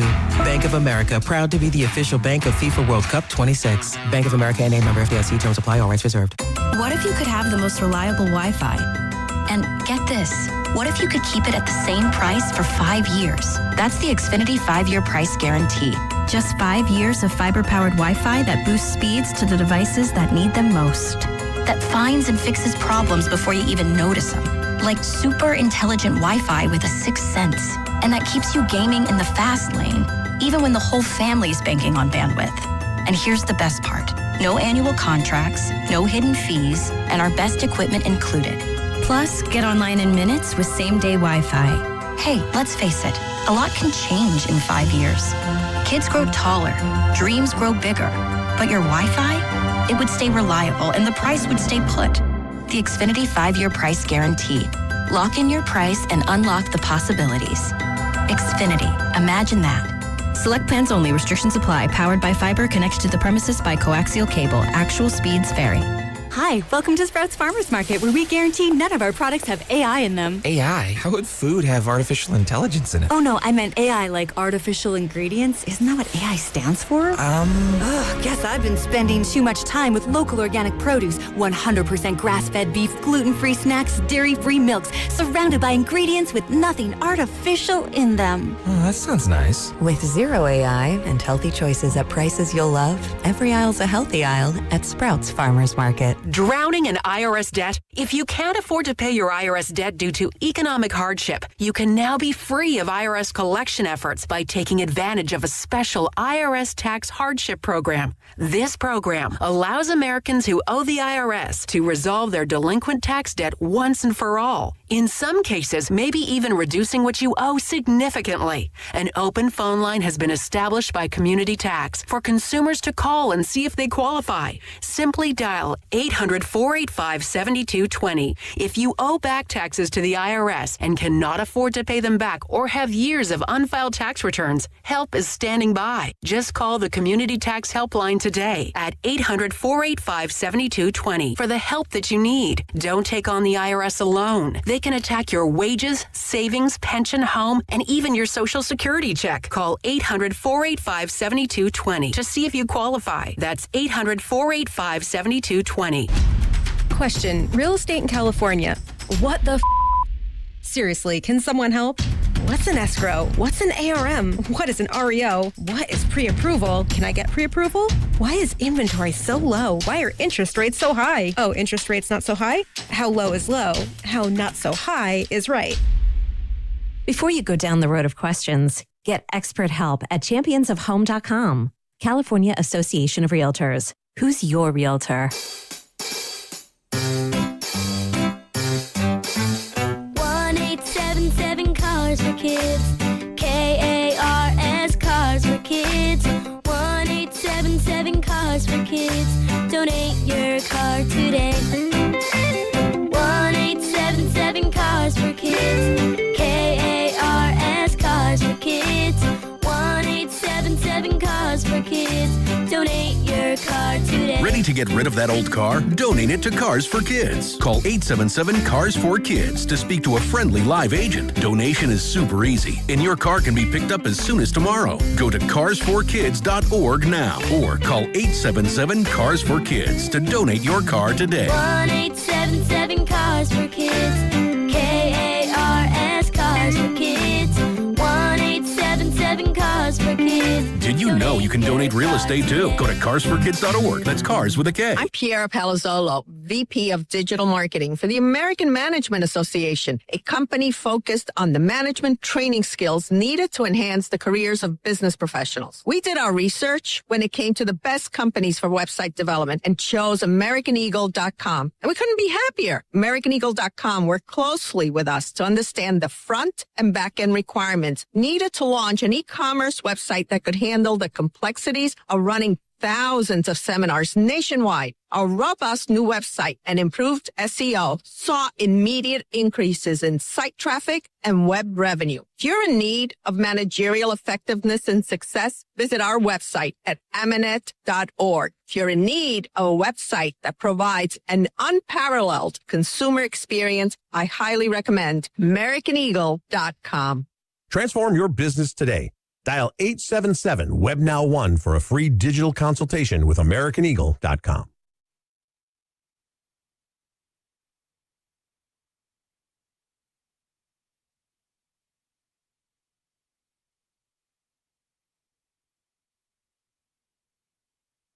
Yo, what's up? This is Javon from San Francisco. I want to shout out my favorite morning roast, my favorite radio station in the whole Bay Area and the whole country, 95.7 The Game. What's up, Javon? Thanks for the shout out there. Sam Lumen in for Joe Spadoni alongside Joe Shasky. Talk a lot of baseball this morning. We'll pick the baseball conversation up in about a half hour when Brett Boone joins the show, but we're going to pivot here to some NBA talk because the NBA announced a little bit of a change last night in the draft lottery. And obviously, this is all being done to combat tanking in the NBA. And the new proposal, which is going to be voted on by the general managers, I believe, next month, sounds like it's getting some positive reviews overall. And it's called the 3-2-1 system because of how the lottery balls are going to be distributed. Some teams will get 3 lottery balls. Some teams will get 2 lottery balls. Some teams will get 1 lottery ball, and it's going to include 16 teams in the lottery. I'll break down exactly how the lottery works in a second, but Joe, you saw the announcement yesterday. What was your initial thought when it came out? Are they ever going to telecast the actual lottery picking? Like, where they actually grab the ball out of the lottery? I don't think the NBA wants us to see that. Yeah, exactly. So, it's ridiculous. Gotta trust him. Would we not all watch that? Oh, absolutely. Right? It's ridiculous that he tells you, well, we did it in the back, and, this is legit, but they won't broadcast it. And Friedel and I were arguing about this. Fridel's like, people I know were in the room. I'm like, okay, put a camera in there. What are we doing? Well, again, I don't want to go down this rabbit hole too much, but the reason why there's lottery conspiracy theories is because when you put kind of a cover over it like that, that's going to create some conspiracy theories, well-founded or not. It's 2026. We've got GoPros, we've got Game Changer, we've got all the different video technology to be able to watch whatever. So that's my first question. Number 2. Didn't they televise the first lottery ever when they pulled the frozen envelope? That's the rumor. The Knicks allegedly. Envelope. Well, I heard that also, another theory I heard is the way they put the envelope into the big rotunda. This is a conspiracy theory. Yeah, one of the conspiracy theories, David Stern bent the envelope or something. So when he reached in to feel around, it's where is it? Oh, there's that creased envelope. Oh, the New York Knicks. Who could have seen this coming? That's another conspiracy theory I've heard. I even remember watching a video. It's listen, at this point, you could hear the little thud in the cauldron or whatever it is they were spinning it around in. Draft conspiracy theories are fun. So when I saw this, I was like, all right, whatever. I don't know what else to say. Guys, don't you have to kind of see it implemented? I've seen all these people have sweeping, crazy proclamations on it's great, it's awful, it's going to promote more tanking, it's going to promote less tanking, it's going to reduce the amount of teams at the bottom. Here's what I would say. The problem with the NBA right now, in terms of when you're one of the bad teams, is that people aren't sure if you're deliberately trying to be bad or if you're legitimately sincerely that bad, right? And so, are you tanking or are you just bad, basically? The whole point of why the NFL thing works is that we see it every year. A team wins a game down the stretch that they shouldn't, and the worst teams, the Jets and the Cardinals, keep drafting in the top 10, but there's the hope and the promise that in a couple years, you'll be a playoff team. Right? We see it every year from worst to first. I think you see you always bring up the 2016 Niners. Then they win that game against the Rams at the end of the year that took them out. Who was the Myles Garrett sweepstakes? Yep. And gave them ammunition to go trade up and go get Jared Goff the year before that. There's a lot. So, there's no right or wrong way to do this. But on some level, the purity of all sports, I do agree with let's give the worst teams the best players coming out of the draft. As long as they pick who they want to pick, they get first crack on it. On that alone, I do kind of agree with. I don't agree with every player coming out should be a free agent and we should just eradicate all drafts and all that. No, I do love the system of, like, think about the Niners draft. We argued about whether it's a good draft or not, and we haven't even seen anyone play, right? And we went absolutely bananas over that. So we've been talking Warrior draft for how many years? Oh, forever. They had the 7th pick. Yeah. And then like, we're still arguing about whether that was the right move or not. So on some level, I agree the worst teams should be gifted the best opportunities to draft as high as possible.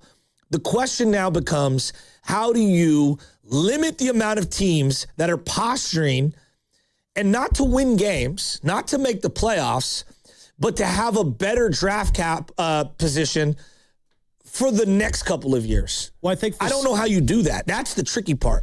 Why don't we read the rules so that people can get their own opinion too? Please. Yeah, I was coughing up my lung there, but now that I'm not doing that, let me read it up here. So the way it's going to work, again, this is the 3-2-1 lottery system here. My lungs are fine now. So the bottom 16 teams in the league are going to be in this lottery, which means a couple teams that make the playoffs are now going to be in the draft lottery. That's one of the first big differences. Spots 4 through 10. Are you okay? Yeah. Spots 4 through 10 are going to get 3 lottery balls. So if you're in the 4th worst record to the 10th worst record, you get 3 lottery balls in the lottery, and those teams can fall as far as 16th in the lottery. The bottom 3 teams get what's called the relegation lottery odds, and they get only 2 lottery balls. So you could be bad, but if you're too bad, your odds go down. But those teams cannot fall beyond 12 in the lottery. The 9 and 10 play-in seeds get 2 lottery balls. So if you're in that 9-10 game, you get the same lottery odds as the bottom 3 teams, and that you both have 2 lottery balls. And the losers of the 7-8 game get 1 lottery ball. I'm going to make it through the segment. Don't you worry, Joe. And then so basically the way it works, so that's it. So the losers of 7-8 games get 1 lottery ball there.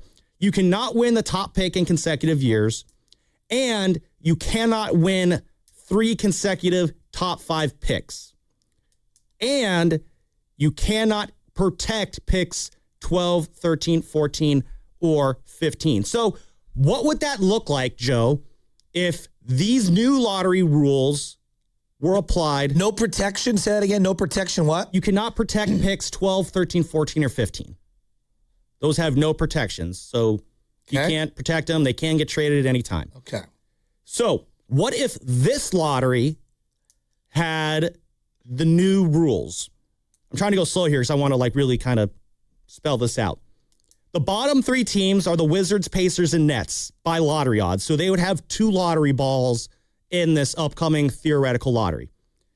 Teams 4 through 10, Jazz, Kings, Grizzlies, the Hawks, who I think they got it from the Pelicans, the Mavs, Bulls, and the Bucks. Those are teams 4 through 10 in the lottery. They would have 3 lottery balls.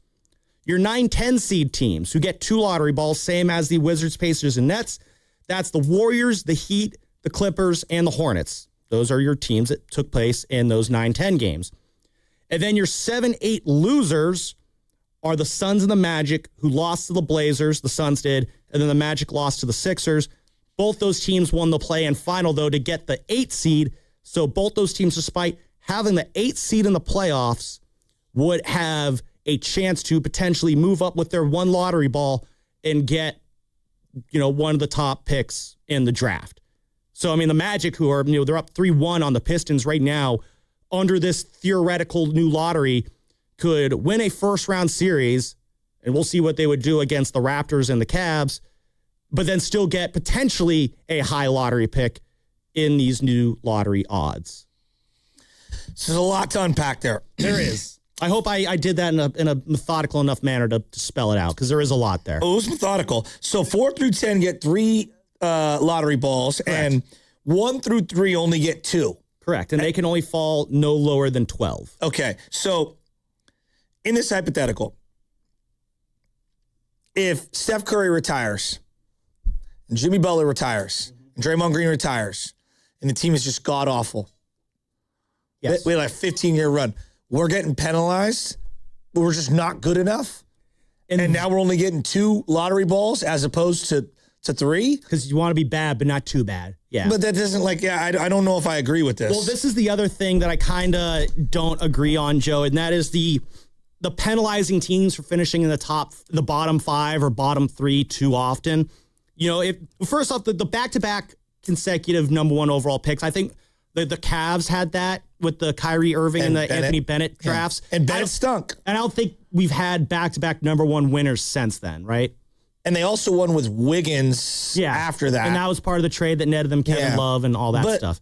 But that kind of stuff is rare. So I'm going to set that you can't have the top pick in back-to-back years thing aside. You can't have 3 consecutive years where you're picking in the top 5. There are 3 teams in the last 6 drafts that would fall into that category of 3 consecutive top 5 picks. You have the San Antonio Spurs in 23, 24, and 25. You had the Detroit Pistons in 21, 22, 23, and 24. And the Houston Rockets at 21, 22, 23, and 24. So under these new rules, the Spurs would have had their 23 and 24 picks, which were Wemby and Castle, but they wouldn't have gotten Dylan Harper. And the Pistons would have had their 21 and 22 pick. Maybe they don't have their 23 pick. Maybe they still have their 24 pick. Same thing for Houston. They would have their 21 and 22 pick, would not have their 23 pick in the top 5. Maybe their 24 pick is in the top 5. I don't know how much different the NBA looks under those new rules. I mean, the Spurs are still probably pretty good because they still got Wemby and Castle. The Pistons, still got Cade Cunningham. I forget who they took in those other drafts. And the Rockets still have a lot of their young core as well, albeit not the guy who they got in 2023. On one level, I respect the NBA for trying to pivot and create something that is efforting to be a solution to a big issue. On another level, I feel like we've overthought this entire thing. It feels very overthought. Famously, the Orlando Magic won back-to-back number 1 overall picks, and the Warriors ended up trading with them. It was Weber. They went Shaq one year, and then the very next year they won the lottery, and they had the number 1 pick, and they took Chris Weber, okay? They traded him for Penny. The Warriors drafted Penny. There's a bunch of draft picks that the Warriors surrendered for Chris Weber. Anyway, that being said, that's one of the seminal moments in draft history is the Penny and Chris Weber trade and back-to-back number 1s for the Orlando Magic. So it is very rare that teams get number 1s back-to-back. It's even rarer that they keep them. Pacers this year. If this happened this year, is anyone thinking that the Pacers have been deliberately tanking? Halliburton tried to play in a Game 7 and tore his Achilles. Yeah. And they moved some of their guys and they took their lumps this year. Haven't they kind of earned a top 3 pick? I agree with you. By the way, just to clear up the loose ends here, Detroit's picks during that time, Cade Cunningham, number 1 overall in 21, Jaden Ivey in 22 at number 5, Asar Thompson at 23 at number 5, Ron Holland at 24 at number 5.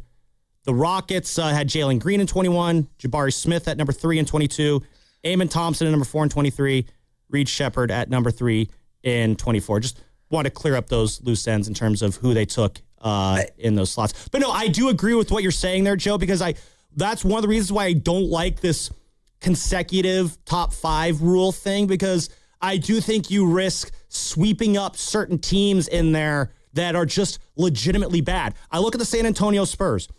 Is anyone going to say the Spurs aren't serious about contending? This is a team that for 20 years, they were winning 50 or more games. Yeah. They had one of the longest competitive streaks that you'll see in NBA history. When that ended, though, you knew it was going to be an ugly end afterwards. When you're good for that long, the cleanup is usually pretty gross. Were the Spurs tanking the last couple of years, or were they just going through a very, very much needed rebuild that is just now finally bearing fruit? Exactly. Similar to the Warriors after Steph Curry, if they are bad, it's not because they're trying to be bad. Mm-hmm. It's because their run is over and they've been trying to be good forever, and sports is cyclical. We keep looking at how to penalize them via draft picks, and I just wonder, maybe there's no answer to this. I just wonder if there's not a CBA wrinkle when they redo the CBA. could you tie how you do revenue sharing or your salary cap and you lose a max slot if we think you're tanking when you shouldn't be for too long? You have a board of directors that is like the tanking board, if you will, and they're evaluating your games and how, like, for example, the Nets benching a bunch of guys in the fourth quarter. Yes. It's insane. We all watched it. What exactly have the Jazz been trying to do the last 6 years? They've been desperately trying to tank. Right? Like, that's a great example. Like, if we think that that's the case, we're taking away your ability to have multiple like max slots, and we're gonna say, hey, you lose a portion of the salary cap moving forward for the next 5 years. You need to make it so penal that even if they land said superstar because of their pick, moving forward, they're gonna have an inability to build the team around that guy. You need to hit them where it hurts. Either you hit them on the floor, building the team around the player that they get, or you hit them in the pockets in terms of revenue sharing and the amount of money that they get. Otherwise, this to me is a huge exercise in overthinking.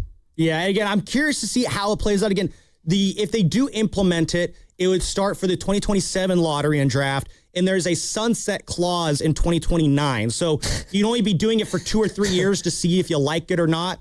One other rule they have in this lottery, new lottery, kind of speaks to what you were just saying there, Joe, is if the NBA determines that you are tanking in just a grossly obvious way, they can penalize and lower your draft odds, which to me, that feels like where I would start at, because then you can kind of almost cherry pick who you punish and not, because I think like a team like the Pacers or a team like the Wizards that, the Wizards, they've been stumbling through the desert for a very, very long time. And they've been in the top 5 of the lottery, I think, twice in the last 5 years. No, sorry, once in the last 5 years. Now it's in 2024. Like, that's a team that's just perpetually trying to find their way. Like, I don't know if they're tanking. I think they're just kind of lost in trying to build a team, and they haven't had a top 5 pick in which they could build around successfully. Are you punishing them for that? Like, that just seems like an unfair punishment. What really hurts teams? Like, what really hurts teams? A couple of draft picks or moving down a couple slots doesn't hurt them. Mm-hmm. What really hurts them is restricting how you can build the team. Yes. Restricting the amount of money you receive as revenue sharing. Think about yourself. I don't know about how you guys are, but like a parking ticket drives me nuts. I don't want to pay $100 parking ticket. I know it's not, to some people, it's not a lot of money. To me, it just drives me insane. It's an unnecessary amount of money to be giving. Now, if you're making a ton of money, $100 parking ticket maybe to you isn't anything. To me, it's just, I think I got a $500 red light ticket the other day because I wasn't paying attention. Oh, no. And I deserve it. I'm being like really honest here. No. I deserve it. I am livid that I have to pay this $500 thing, but I deserve to pay it. And now, after having paid it, when it comes in the mail, I know for a fact, like, I am going to be way more cognizant of not falling asleep on the road and being a reckless driver, because someone could legitimately get hurt. And now, not because I got pulled over and warned, because I actually got it hit in my pockets. It's like, God, I don't ever want to, that's a lot of money. It's a lot of money. And so I think the only way that you get any owners to do anything or players is you have to make it so financially restrictive that it does legitimately hurt their pockets. $5,000 ain't doing it. No. 500 million over the life of however many, years. You're never taking and playing around with that money and how you can build that team around them and restricting them via the salary cap. That to me is how you basically create change. You don't create change with this. No, and I think another part of it is you got to that's part of de-incentivizing the whole notion of tanking, because, Joe, the reason why these teams do it is because they believe it works. And again, I point out the teams that have been in the top 5 the most: the Spurs, the Pistons, the Rockets. I mean, the Rockets, they're kind of a mess right now. Maybe you blame Kevin Durant for that, maybe you don't. But the Pistons and Spurs, I mean, those are two teams that you want to be right now. I mean, the Spurs have probably the most exciting player in the league right now in Victor Wembanyama. And the Pistons, I mean, they look like, again, they're in a kind of a rough one right now against the Magic down 3-1, but you're very bullish on their future right now because they've gotten a lot of really good young talent in these last few drafts. And so the reason these teams tank, Joe, is they believe that that's for them the only way that they can kind of dig themselves out of their holes and get back into competition. Who was this rule written about? Now, let's just think about it. Like, who in the league was this rule written for? Feels like the Jazz were kind of... the Jazz. It's Danny Ainge, right? The Wizards. Well, right? The Wizards have been in the top 5 only once in the last 6 years. Ping pong balls have not really helped them out. Sure, but we're talking about the Wizards, right? We're talking about the Jazz. Who else are we talking about? The Pelicans? Pelicans are in there. You had Nets probably in there a little bit. The Nets. Like, we're talking about a handful of teams. I'll say the Pistons are in there as well. But the Pistons I kind of look at a little bit differently, Joe. You know, from 2009 to 2020, they finished like 10th or lower in the East every year. There, you know, I think they had 6 years where they were 13th. They weren't really good, but they still weren't able to pull themselves out of it. So I think and then you had a period where they just kind of went all in on the tank because for 10 years they were getting nowhere. Yeah, but I didn't think Detroit was deliberately tanking. Or were they just that bad? They were just that bad. And to me, that's where you got to have some nuance. And that's where I don't know how you handle that. I think that's kind of the case by case. You create a board. I'm telling you, create a board of either former league executives or players. You pay them some money and you say, hey, last 2 months of the season, hyper focus on these 7 or 8 teams at the bottom and keep an eye on what they do.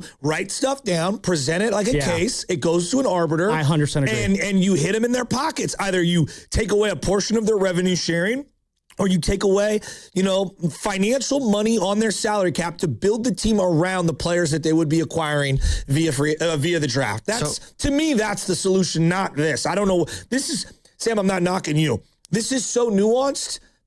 I'm out. Like, after a line or two, I'm out. What about you, Carter? You were about to get in there. I'm out on this. I liked there was a different solution that I liked to the tanking thing, which was the point system, meaning that that one too. When you were mathematically eliminated from the playoffs, you started collecting points for each win. And I thought that each win should translate to 1 ping pong ball every time. I didn't actually see that one. I like that. Yeah, because I think that would actually eliminate tanking. Love that. Let's get to the lines in just a second. But first, I want to let you know that you're listening to 95.7 The Game, KGMZ FM and HD1 San Francisco, an Odyssey sports station and the home of the Golden State Warriors and Valkyries. Always live on the free Odyssey app, coming to you live from the Laughing Monk Studios. Let's go to Antonio in Oakland. He's got a thought on the new NBA draft lottery. Antonio, what do you got? You're on the roast. I don't like it, man. NBA always trying to add stuff, whether it's a play-in tournament, whether it's, this and that. But it's like, it seems like every time they add something, it's just kind of like dumb and stupid. Like this right here, it's like if somebody gets back-to-back number 1 pick, that doesn't mean the number 1 pick is going to turn out to be great. Me personally, man, like we're not really used to seeing the Warriors like that high. I mean, we had the Kuminga and the Wiseman, but we try to actually win. And the Pacers, they're actually a good team. They didn't have Halliburton, so they're not really trying to tank.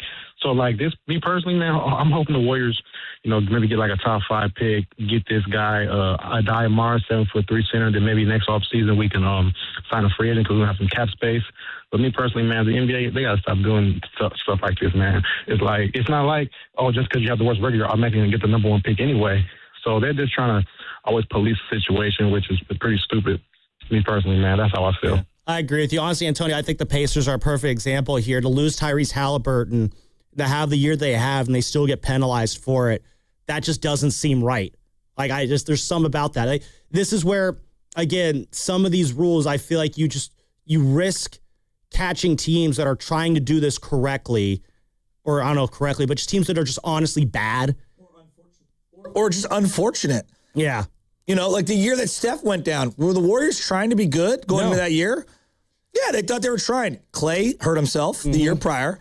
Steph broke his hand in that year, and KD left. They were done. Yeah, they had no chance. So. It wasn't because they weren't trying. I watched Kai Bowman. He was trying. Yeah. I watched Pascal Siakam. He was trying. I was doing those post games. Yeah. So, again, I'm interested to see where it goes.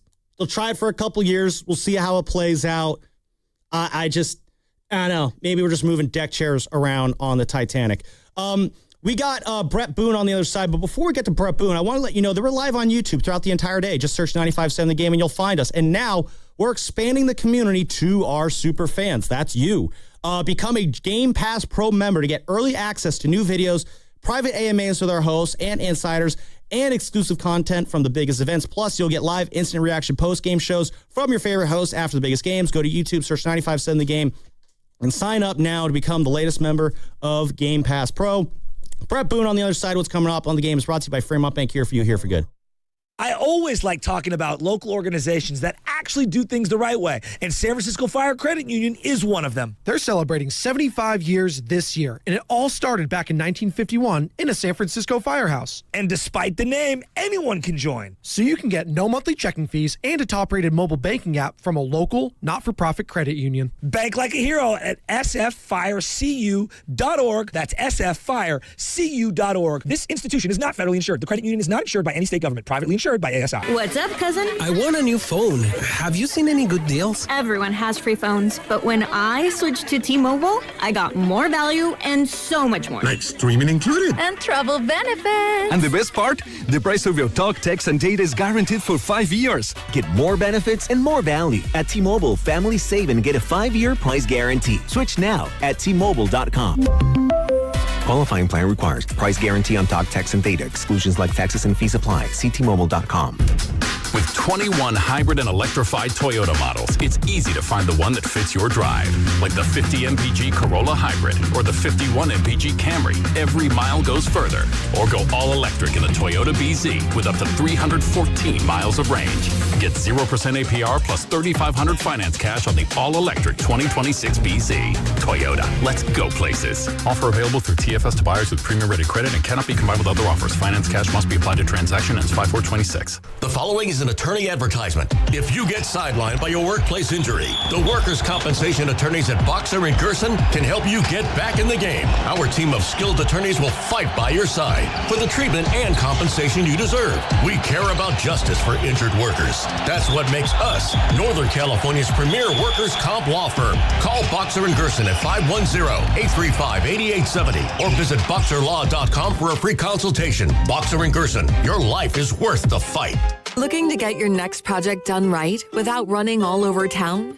At Ashby Lumber, everything you need is in one place. From premium lumber and building materials to doors, windows, decking, and hardware, we've got it all, ready when you are. Whether you're a contractor on a deadline or a homeowner starting something new, our team knows the products and helps you get it done right the first time. 2 locations, Berkeley and Concord. Ashby Lumber, one stop, done right. Hey, I'm Hadley, a senior at Archie Williams and a water polo athlete. Right now, it's college decisions, grades, jobs, family stuff, and it adds up fast. Something that really changed my life is finding group workouts. Hot yoga, hot Pilates, the music, the laughter, the community. It calms me down and helps me see life more clearly. In honor of Mental Health Awareness Month, get up, get out, join in. You don't have to do it alone. Brought to you by Hot Yoga Republic. Visit hotyogarepublic.com. Here's your spring upgrade. Sun's out. Drink in one hand and a free Samsung Galaxy phone in the other. All on unlimited 5G. Switch to Total Wireless and stay connected through every road trip, beach day, and everything in between.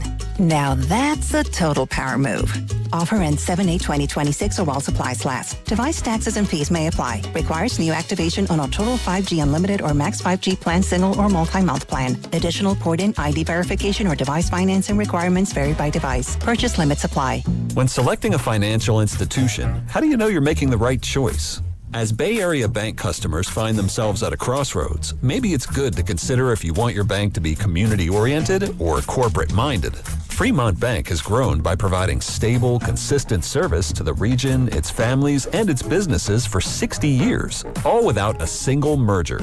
And we intend for more of the same for the next 60.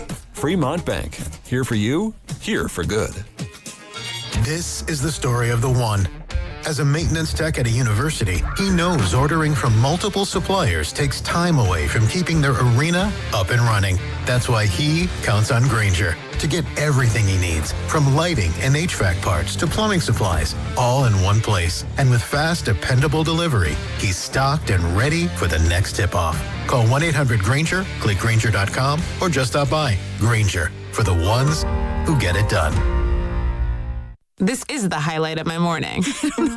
Hey, what's up? It's Island. And I'm Josh. And the little thing we love about the Chick-fil-A Bacon, Egg, and Cheese Biscuit is that it's our go-to morning comfort. You've got that nice golden fluffy egg. With a soft, flaky biscuit. Crispy bacon. Melty cheese. You want something quick, you want something convenient, but most of all, you want something good. There's no better way to start your morning. There we go.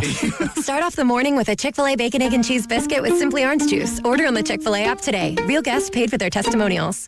In a world in need need of a hero, one man rises to the challenge in style. He is... just driving the kids to soccer practice.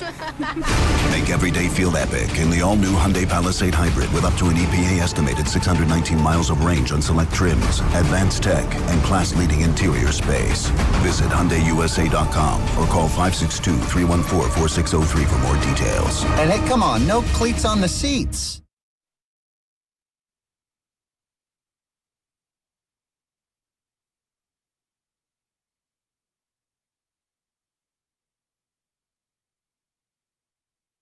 This is San Jose Jazz fan, and I wake up with the Morning Joes, Spadoni and Shasky on 95.7 The Game. They're doing a great job. We're trying to do a great job, Jazz fan. Some days I think we do better than others. I think we're doing all right today, though. It'd be certainly nice when we get Joe Shasky back in the studio so we can talk to Brett Boone. We've been talking a lot of Giants today. Talked a little bit of NBA draft lottery fun in the previous segment as the new lottery odds are going to probably unfairly punish some of the lesser teams in the league. Not really a big fan of that, but we're going to transition back into some baseball right now. We got Brett Boone. He'll be joining us in just a moment ahead of what is a pretty big start for Giants ace Logan Webb here. He's had 2 solid starts in a row, needs to build on this one with a third one here, and it doesn't feel like it's a must-win, do or die or anything like that. It is only April, but this does kind of feel like a start where if he's going to get some momentum going for his season and start looking like the Logan Webb that we know him to be, this will be a great day to do it. Unfortunately, he's probably going to have a very slim margin of error going against the lefty Chris Sanchez, who sports a 2.94 ERA. But is Brett Boone ready to go? Guys in the back, awesome. Let's get to Brett Boone right now. He joins us on the River Islands guest line. Played for the Mariners among many other teams. Brett Boone joining us. Brett, how are you doing today? I'm doing good. How are you guys doing? We're doing pretty good right now. Yeah, it would be nice if our baseball team had a better record. And let's just get into it. Can I ask you, Brett? I just want to get right into it. Right. A guy like Rafael Devers, he's been in the game a long time, and he's had a lot of productive seasons. He's just... The at-bat quality is just all over the place right now, and I have never seen a guy miss so many right-down-the-pipe fastballs who is a good hitter, and he just hasn't shown it with the Giants. How patient should the fan base be with this man? And at some point, he's got to turn it around, right? No, absolutely, and he's an elite talent when it comes to getting in the box. You know, I wouldn't put him in the Soto category, but he's elite. I mean, you know, you see guys, and it's been a crazy start to the season. I mean, I remember having our preseason, you know, interviews that I was doing, and I look at the landscape, and I'm like, wow, was I wrong there, and there? I'm watching a team in Texas that, you know, I was a hitting coach a year ago for, and I'm watching a Corey Seager, who's also an elite hitter. Like you said with Devers, he's missing heaters, and I'm going, how is he missing those pitches? That's baseball. That's hitting. I've been in that box. It is tough, and at times you think, who am I swinging? But Devers comes over, you know, he had let's be honest, he had some baggage coming over here with the attitude he had in Boston, and it started, I won't play first base. Then he ends up getting traded to the San Francisco Giants. Tough yard to hit in as a left-handed hitter. Tough yard to hit in. But you're getting paid the money you're getting paid. As players, there's no excuses to be made. When push comes to shove, you've got to be the cog in the wheel in that offense. That's why they brought you in, to be the man that they stick in the middle of that lineup, and they expect you to carry the mail. And when you're not going to carry the mail, you're going to hear about it. You know, I know all about that, and as a player, I had that perspective. Was they pay me a lot of money to hit in the middle of a lineup and produce. And when I'm not producing, I'm going to hear it. And you know what? I deserve to hear it, because on the flip side of that coin, when I am getting it done, when I'm hitting 3-run homers, when we're winning every night, I'm going to get the praise. And that's kind of what you sign up for. And it's a big boy game. And when you're not getting it done, you got to wear it. Right now, Rafael Devers is not doing what the Giants need him to do. I look at the whole lineup. I look at an Arise. He's doing what you expect him to do. He's been great. He's hitting over 300. He brings a great kind of vibe. He's an upbeat, let's go. Adames, he's got to do a lot better than this. I think he's 0 for 20, his last 24. Chapman is expected to be a cog in the wheel. And you're getting it from a Lee, from a Schmidt, guys that you don't expect to be the headliners when it comes to that Giants offense, coupled with the fact that you're playing in a tough division. I don't care what you say. The Yankees are playing great right now. I had the Seattle Mariners to be one of the best teams in baseball. They're off to a rough start. A lot of teams that I expected to be a lot better off to real rough starts. But that Dodger team, I'll take the field when it comes to who's going to win the World Series. But if I have to pick a team, they're still the best. I think San Diego's playing a lot better than I expected them to be. I expected them to be a postseason team, but they've exceeded my expectations. Still have an elite bullpen down there in San Diego, and Arizona's good. So you're coupled with the fact that you're off to a rough start, you're in a real tough division. Brad, again, staying on Rafi Devers here. Again, it's off to a slow start, and it's early, but it's not going to be early for much longer.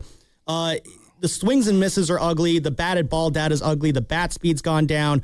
What is kind of the adjustment that maybe he can make right now? I mean, he's got the very exaggerated open stance. Is that something he needs to look into changing, or is there really no adjustment he can make? It's just a matter of he's just kind of got to figure out a way to get himself into a groove. Like, what is the solution for him to kind of pull himself out of this funk? Like every great hitter, he's got to find a way. There's no magic.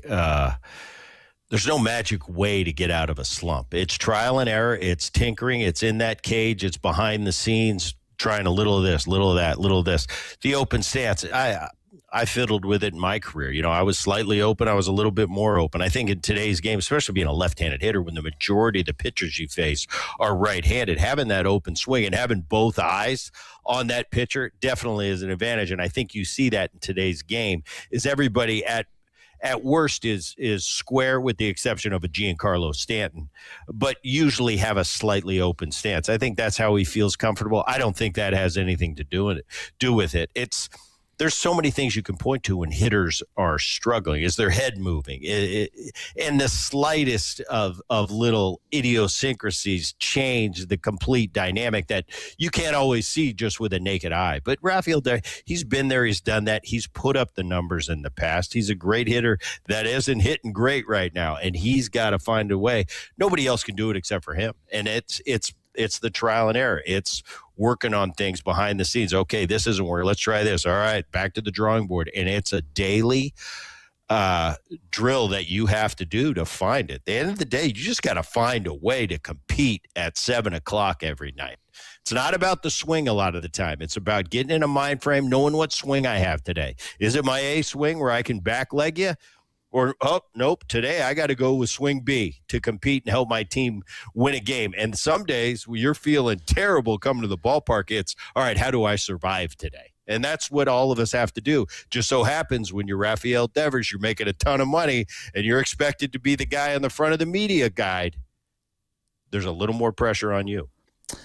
We got a big start today for Logan Webb, and his track record has been comprehensive. He's been a stud for quite some time. At the end of last year, after the All-Star break, teams were hitting 285 against him. This year, they're hitting 262. He's been getting touched up a little. It just hasn't been as crisp. It hasn't been as sharp. What do you look for in guys that have thrown as many innings as he has to know that they still got that same stuff? Because we've got fans losing their minds over his raw, spin rates and the velocity and the ABS system playing games on him. And I just think he's hit a rough patch here, but I am a little worried. So, you've been in the dugout. Like, how are you guys viewing that when you're part of that coaching staff with someone like Logan Webb? Well, that's what's so tough about today. Logan Webb, you're right. And I think stud is the word. I've watched him for years, and just his natural, when the ball comes out of his hand, how much it moves. That's always a positive for anybody. And that's not something you manufacture. That's just a God-given thing. In today's game, when you are so broken down to spin rate and this and that, and you got the average guy that's never been on a field in his life that can go to the data and say, your spin rate's this and that, it would drive me crazy. once again, that's what you got to deal with if you sign up for this job, is you're going to be critiqued by guys that have never been within 100 yards of the batter's box, that are experts because they've got all the data and they're going to give it to you. It's part of it's one of the, you got a lot of perks being in that position, but this is the flip side of the coin, is you're going to be critiqued by a lot. Let's be honest, a lot of guys that really don't have the credentials to critique you. That being said, they're fans, and that's the reason we play, and that's the reason we make a ton of money. So that comes with it. I think the Christmas, and it always comes down to this from a hitter. You keep the ball in the middle of the plate. As a hitter, I'm going to get you. You keep the ball on the edges, and especially with his elite stuff, you're going to be successful. You know, and I hate to use examples from other teams because I watch the Texas Rangers quite a bit. I have an eye on them. I watch Nathan Eovaldi from a year ago, who was, before he got hurt at the end of the season for us, was my Cy Young candidate. He was the guy, but all of a sudden, this year to start the season, I see it in his face. I see it in the start. Eovaldi's pitching today too, as with Webb. And you call this a big start? It's a big start for him. He's all over the map. He's got that stuff, but I can just see he's not, his mechanics aren't quite right. He's not able to put the ball exactly where he's used to putting it. And it all comes down to location. In a day and an age where we put so much emphasis on velocity and the radar gun and exit velocity, the great pitchers still live on the edges. They keep it out of the middle of the plate. You watch SportsCenter. I'm kind of dating myself here, but if you watch who hit home runs today, every home run's in the middle of the plate. It's a mistake. Once in a while, a hitter, you take a great pitch down and in on the edge, and you hit it out. And as a hitter, I go, "Wow, what a swing!" But usually, all the damage is done in the middle of the plate. And I think with Webb right now, that's what he's doing. He's a little bit more in the middle of the plate with his stuff. Still got elite stuff. But when you stay and you're not on the edges and you're in the middle of the plate, you're going to get hurt by big league hitters. You know, you've watched now almost a full month of the ABS. And again, that was part of the conversation for Logan Webb. Hey, a guy that lives on the edges, has the strike zone been affected regarding the ABS and tightening and whatnot? I find the ABS to be kind of interesting. I didn't know what to expect, quite frankly, when you use it.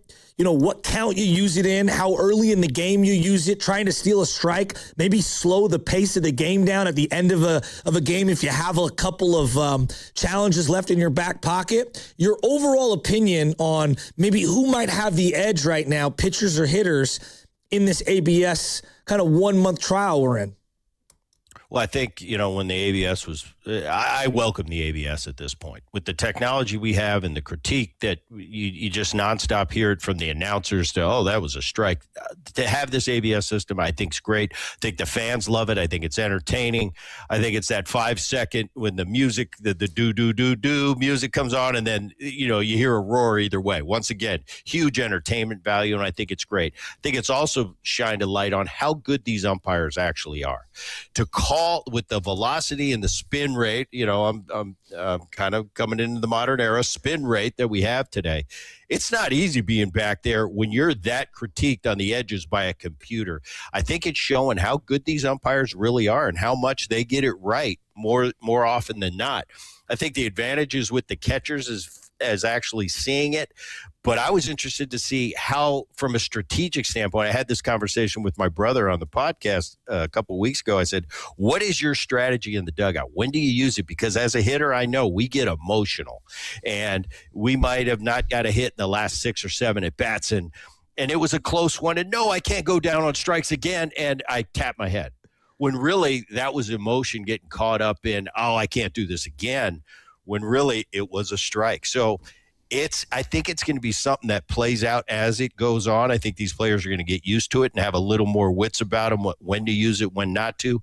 But it's tough to tell a guy that's struggling with all those emotions going through his head that, hey, it's the second inning, there's 2 outs and nobody's on base. Probably not a time to use it unless you're 100% sure, versus 7th inning, something that changes a 2-1 count or a 1-2 count into a 2-1 count with a runner on third and less than 2 outs.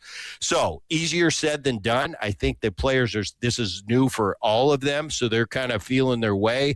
And I also think about the emotional part of the ABS. It's like, what if you get the called third strike as a pitcher? You're struggling on the mound. You're getting out of a big situation. And you strike three. Wait a minute. It's being challenged. Oh, nope, it was ball. It's a ball four. How does that change your psyche? As a hitter, how does that change your psyche when you think you just walked in the tying run and all of a sudden, no, it was strike two, and now you got to get back in battle. You went from what a great at bat to lay off that pitch to, oh, no, it was a strike and I got to battle again. So I don't think we're calculating that in as much, the emotional side of this ABS, and it adds a really kind of cool nuance to it. Like I said, once again, more entertainment value. But I think it's something that'll weed its way out. And guys, as the season goes on, they're going to get a little more aware and, okay, I'm learning from my mistakes when I challenge. Now I'm not going to challenge so much. Interesting dynamic. And I think, once again,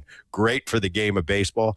I think in a couple years, we're going to be beyond this ABS, and it's just going to be strictly a robot umpire, which I think at this stage, as old school as I am, I think you have to have it with the modern day technology.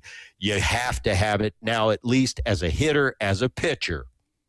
I don't worry about who the umpire is today. I don't worry about it anymore because I know exactly from a scientific measure what a strike is and what a ball is. So there's no more arguing. It is what it is. And it's not the umpire having a bad day behind the plate or an umpire having a good day behind the plate. They've thrown caution to it's not a matter of opinion anymore. And I think it's time, the way our society is progressing, I think it's time for this, and actually I welcome it. So not to get too in the weeds on this one, but one of my only, it's not a gripe, it's more of a question. And you play the game. Some guys are more upright. They might be 6'6", but they crouch real low. And so we're doing these static measurements on all of these guys, and that creates the batter strike zone. But I think of a guy like Mark McGwire, who was a taller individual, but he got down real tight and low in his stance. And so is that what a strike zone is, based off his stance, or is it based off his static measurement of how tall he is? Do you get what I'm saying there, Booney? Yeah, I completely get it, because for me, I was very, because I'm not the tallest guy out there, so I had to create height. So I stood very narrow to get as high as I could get to gain the leverage that I naturally have, I don't have being 5'10".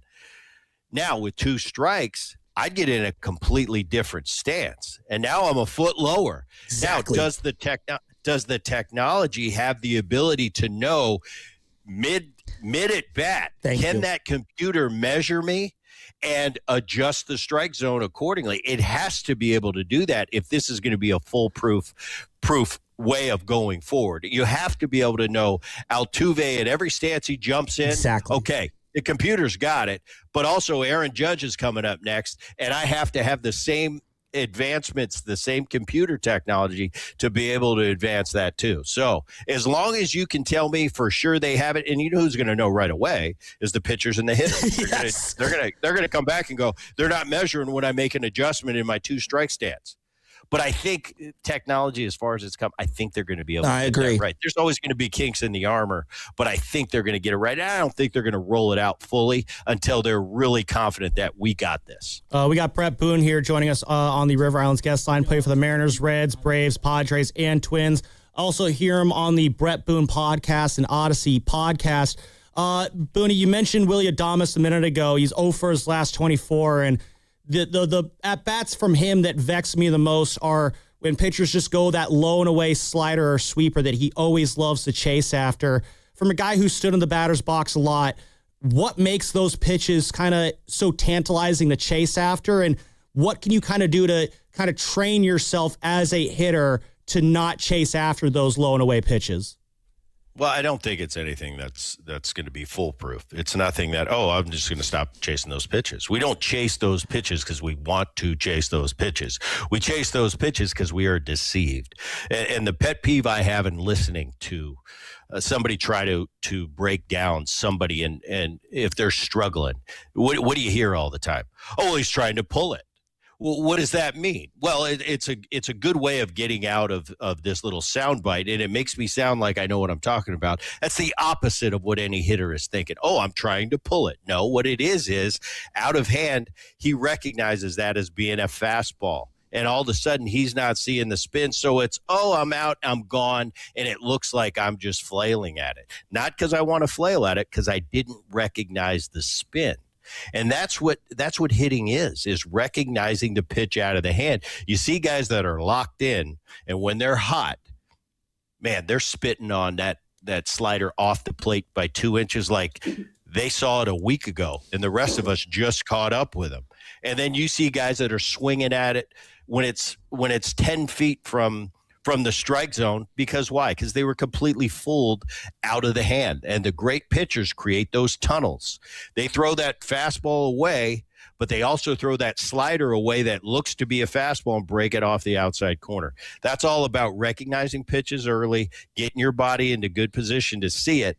And when you'll notice when he starts going well, and he will, he's gonna completely ignore that pitch. But that's the art of hitting, and that's why it's so tough, so frustrating, and that's why guys like me love being miserable for a long time. Booney, what was the longest 0 for streak you had? If you don't mind me asking.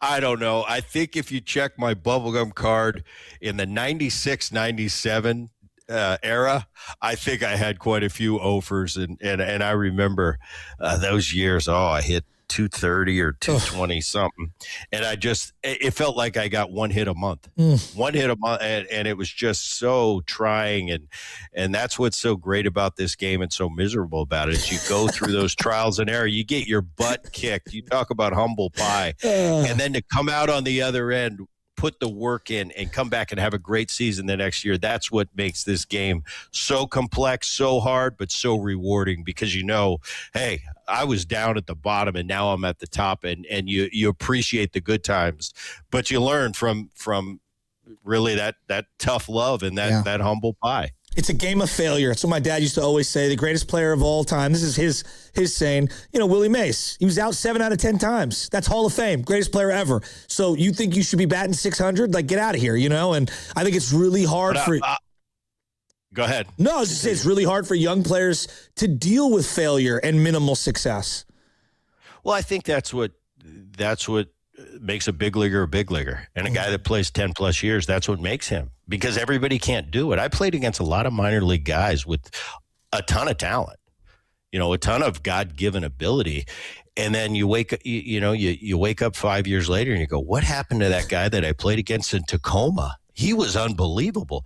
Well, when they stack the decks, that's what they call it. In the big leagues, in the minor leagues, you play in, usually one-story stadiums. All of a sudden, you go to Dodger Stadium, there's 5 decks up there. And it's a different world. It's like playing the local pub and then going to Carnegie Hall. There's a little bit difference, And some guys are meant to be there and some guys aren't. And that's what a tenured veteran proven hitter, he's able to separate that. He's able to slow his breathing down when it gets into that big moment and become his arena. And some guys just can't do it. And you don't look at if it weren't that hard, everybody'd be a big leaguer. Yeah. But it has a way of weeding its way out, and it's no different than any other occupation. The cream always rises to the top, and the best of the best, not just from a physical standpoint, but from a mental standpoint. That's what separates. And it still is. We talk about speed, strength, bat speed, all you want to talk about. What separates the great one is what's between their ears. It's still our most powerful weapon, the mind, and how we can slow our body, slow our heart rate. You hear that all the time when you're in the box. When it's a big situation, you learn as you go on in this game. I used to come to the plate with the bases loaded as a young player, and man, I'm gritting my teeth, and I'm going to hit a homer. As time went on, now that veteran pitcher is going to play on my aggressiveness. As time went on, and I became a veteran, I thought, no, the pressure's on the pitcher. The bases are loaded. He's got to come to me, and I learned how to do that. But that comes with just strictly experience. So I have a kind of offbeat Major League Baseball question about the American baseball player. There's a lot made about perfect game and all the tournaments and the amount of innings, and we could go hours, just discussing how baseball is played at the youth level. But you've seen it. These hype fire bats. I mean, every dugout in every little league and every pony league all throughout the country's got $2,000, $3,000, $4,000 worth of bats, and we'll get 2 or 3 hits. You know what I mean? It's absurd. And then we played over the weekend in kind of like a wooden bat tournament, and I said, man, there's an art to pitching to a wooden bat. There's an art to squaring a wooden bat up that I think is kind of a lost art, and I just wonder. As Americans, I look at the American game and the young players, I just wonder how the game would be different in terms of development for both pitchers and hitters if we did away with the aluminum bats, knowing it probably will never go away. Do you think America is a little behind because of not adopting the wooden bats, just in general? I came up in a generation where it was all aluminum. If you go to my dad's generation, he was in Little League and all they used was wood bats. Now, with the amount of people playing the game of baseball around, I don't know if there's enough wood to accommodate every 6-year-old through 16-year-old with a dozen wood bats every year. I think it's already economically challenging anyway with, like you said, how expensive these bats are. To all of a sudden have to give every little Johnny and Joey 12 Marucci's, we're whacking them at $200 a bat. I don't think that's really economically feasible. I don't know how much when you're a kid, you're growing up, you need a lighter bat. You need something to feel good. Let's be honest. As much as everybody likes it, and it's such a business now, as everybody likes to think, oh, my 7-year-old, he's the next Aaron Judge. Let's be honest. He's not. And he's never going to be. I coached, when I first retired, I coached all these my son's teams, and I loved it. And what a great time I had. And there were really good players, but there were really crazy parents. And I just have to sit them aside sometimes and go, here's the deal. Your son's not a big leaguer, but he's a really good player. Let him be a kid. Let him win this tournament. Let him get the big hit. Let him go have a slushie and a pretzel with his friends and go do what teenagers do or young kids do. Now, eventually, when you get into your high school years and you start to develop, there's going to be some guys that really stand out, and they're going to have a chance. Now it's time to get serious. But when you're a kid and all this pressure and all these youth travel balls and these showcases, I don't think we're going in a good direction. I think we're doing it for economic gain. And I just think, man, it was just so much simpler. I think kids shouldn't play year-round baseball. You don't have to just go with one sport because you're going to play it for a living. The odds say you have no chance of making a living at this. I'm not saying don't chase your dreams. Absolutely chase your dreams. Somebody's got to make it. But be a kid, be a young man, have a great childhood. Don't wake up when you're 25 and go, you know what? I hated my childhood because there was so much pressure and dad wanted me to be this player and that player and play on 4 different teams. I wanted to play football, but no, I was better at baseball. Play football. Football makes you a better baseball player. It teaches you less. Play basketball. Basketball makes you a better football player. Find out what your passion is. First of all, you got to be passionate if you want to be successful at the highest level, because if you're not passionate, you're going to get run over by the competition. I just wish we could go back to a little simpler way. And it even transfers to pro ball players today. I think what they're missing out with the way they're brought up, and it's not their fault, it's the culture, it's the way it is everything's a showcase. Everything is showing you my skills. It's not about winning and competing and beating his, I can't say this, beat his butt. There we go. I'm out there to kick your ass every time I take the field, but not in a crazy way. It's like, no, I taught my kids, no, losing's not okay. We're here to step on their neck and beat them into oblivion. But when the game's over, we could smile and give hugs and say, hey, that was a good game today. Hey, we lost, but we learned from losing as well. I think too much emphasis is putting on, oh, we got to showcase and we got to show our, at this academy or this. It's all nonsense. You got to find out how to compete at 7 o'clock every night. I did it a year ago. I talked to my hitters in Texas and I go, you're chasing the perfect swing. There is no perfect swing. You got to find out how to compete tonight. What do I have in the tank tonight? Who am I facing? What is my game plan to find a way to get a couple hits and to help my team win? Because that's what's important. Chasing the perfect swing is it doesn't exist.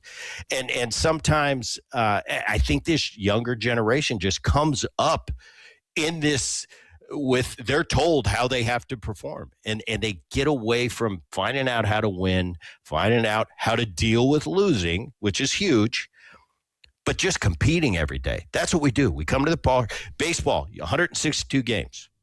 There's nowhere to hide. It's not like the other sports, football, you play once a week.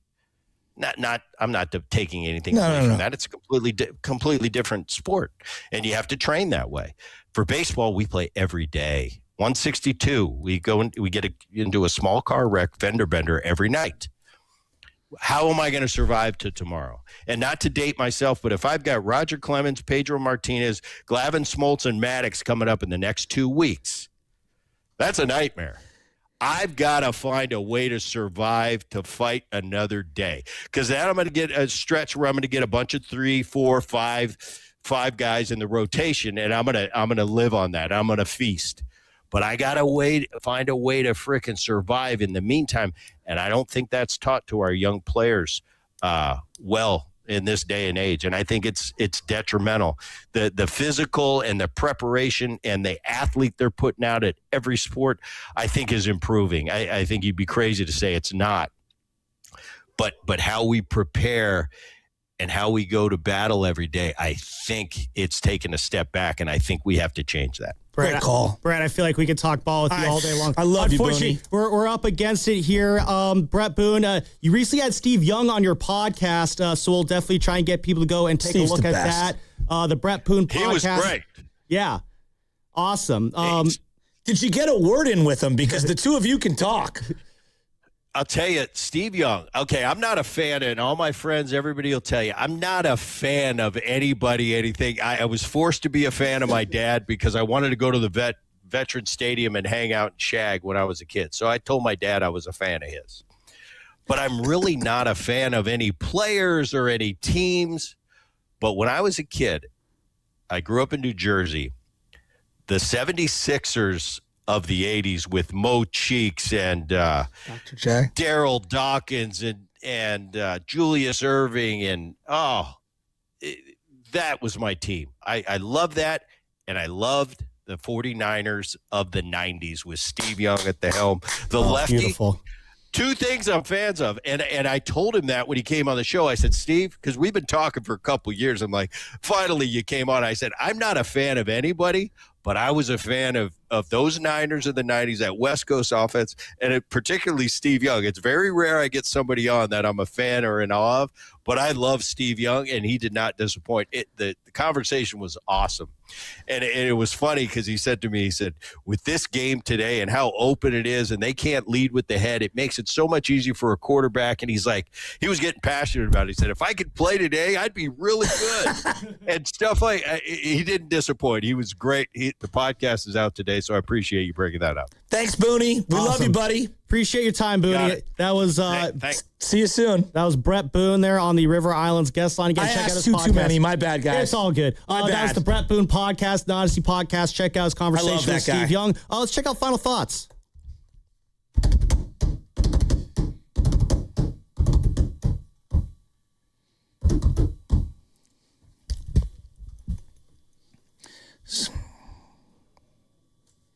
So while that's going on, my buddy's texting me, hey, man, my son had a really rough game yesterday, and it reminded me of what you just said with Booney, and I was in the car with him after the game, and I said, hey, look, it's just a game. It's a game of mistakes. You made a couple mistakes in the game. Who cares? You're 12 years old, 11 years old. You're going to bounce back. And I would implore all the parents out there, everyone out there who has a young athlete at any level or anyone who's performing in dance or whatever they might be doing, their kids, take a deep breath. It's about building memories. And yeah, when they lose or when they have a bad moment, you put your arm around them. You tell them you still love them. You'll always still love them. You're proud of them for going out there and trying and maybe failing. And you'll learn from this and you'll move on. And no one will ever remember this in 6 months, in 6 hours, in 6 weeks, in 6 years. And Life moves on. I love talking to Boone because he has the perspective because he coached his boys growing up and then he did the pros. He's played for so long, too. He's so down to earth. And a legit baseball lifer. There are so many people doing great things in youth sports, but I do think at the end of the day, we all need to take a deep breath and just be like, they're kids. Yeah. And relax. My final thought is Logan Webb, I need a big start from you today, but also Willie Adames, I need to start seeing things turn around. 0 for 24, and it is very much look like an 0 for 24. Those are two guys, Willie and Logan. I'm going down with the ship on those two guys. I love them both on this team. I've become a big fan of both of them. I'm riding with them. Please make it a fun ride for me and play good baseball today. Carter, what's your final thought? My final thought is I want you guys to just take it easy, take a breath, because it's April 29th. They're going to be fine, I think. I think this season they might even make the wild card. I really do. And last year I didn't think that. I just think that end of season, toward the second half of the year, we're going to see them go on a run. And I think they're going to be fine. I really do. There's some juice in the building. There's just a better feel around this team. So let's just breathe. You know that LJ has only had like a sip of juice once? We're just not a juice family. God, I wish I could go back to the first time I tried juice. Oh, it's like that first hit of weed. It's like, what? I've been missing 100%. This my entire life? I wouldn't know about that. Risotto, what do you got? Yeah, I kind of want to double down on what Carter said, and I don't think or the juice. I don't think there needs to be one particular move that needs to be made for this Giants team to get them going. They just need to get going. I think you guys covered a lot of it with the core guys, and I would like to see some of those core guys, the Devers, the Adames, the Chapmans, like get going a little bit, because that to me is the biggest issue, not anything related to their personnel. You know who's about to get going? Lubman and Shasky. We're going to get going out the door. Steiny and I guess Evan is a late addition to the lineup. They'll be coming up next. Brought to you by Fremont Bank. Here for you, here for good. Willie, Logan, get it done. Football fans, history is calling as San Francisco heads down under for the first ever game in Australia. Join the action in Melbourne with true fan travel as San Francisco takes on Los Angeles at the iconic Melbourne Cricket Ground. Premium hotel stay, epic all-inclusive events, city tours, wildlife adventures, meet and greet with a red and gold legend, and unforgettable moments. Spots are limited. Don't miss out on your shot to experience San Francisco down under. Head to truefantravel.com. That's truefantravel.com. They call this one Bill. Whoa, aliens? Am I in a spaceship? Affirmative, Bill. What's with the laser saw? Relax. We are cutting our bill in half. What? An Xfinity mobile transmission says you can cut your bill in half. Oh, your mobile bill, not me, Bill. Xfinity Mobile also says we can try it free for a year. Free. Yes, with no commitment. Can we put the saw away? I am reluctant. But we will find another being to bisect. That's not sci-fi, it's Xfinity Mobile. Xfinity Internet members cut your mobile bill in half. Plus, try Xfinity Mobile free for a year. No commitment. Learn more at xfinitymobile.com. Xfinity. Imagine that. Restrictions apply. Xfinity Internet required. Savings compares one line of Xfinity Mobile Select to comparable plans from T-Mobile, Verizon, and AT&T as of 3/24/26. Taxes, fees, extra. $30 monthly discount limited to new mobile customers only. After 12 months, regular rates apply. Man, I love this place. I've been surfing here since I was a kid. Now, seeing my grandson out on the water, it means everything to me. Watching him and taking in the blue waves, the sea breeze, the blurry horizon. If you have geographic atrophy, or GA, subtle changes in vision could mean it's progressing toward irreversible vision loss. Izervay is proven to slow GA progression and could help preserve your vision for longer, so you may keep seeing the world around you.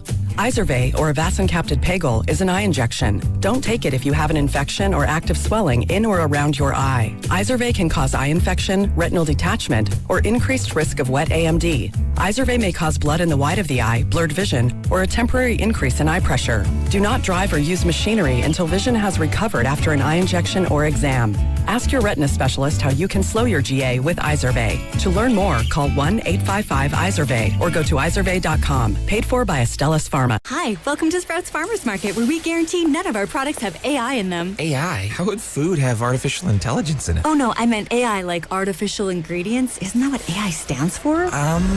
Guess I've been spending too much time with local organic produce, 100% grass-fed beef, gluten-free snacks, dairy-free milks, surrounded by ingredients with nothing artificial in them. Oh, that sounds nice. With zero AI and healthy choices at prices you'll love, every aisle's a healthy aisle at Sprouts Farmers Market. Americans pay about $5 billion to control termites and repair their damage every year. Many people underestimate exactly how much damage they do. Call Pacific Coast Termite today at 800-PACIFIC for a free home inspection. Certain restrictions apply. No tenting, though. No double bagging your food. No pet sitting.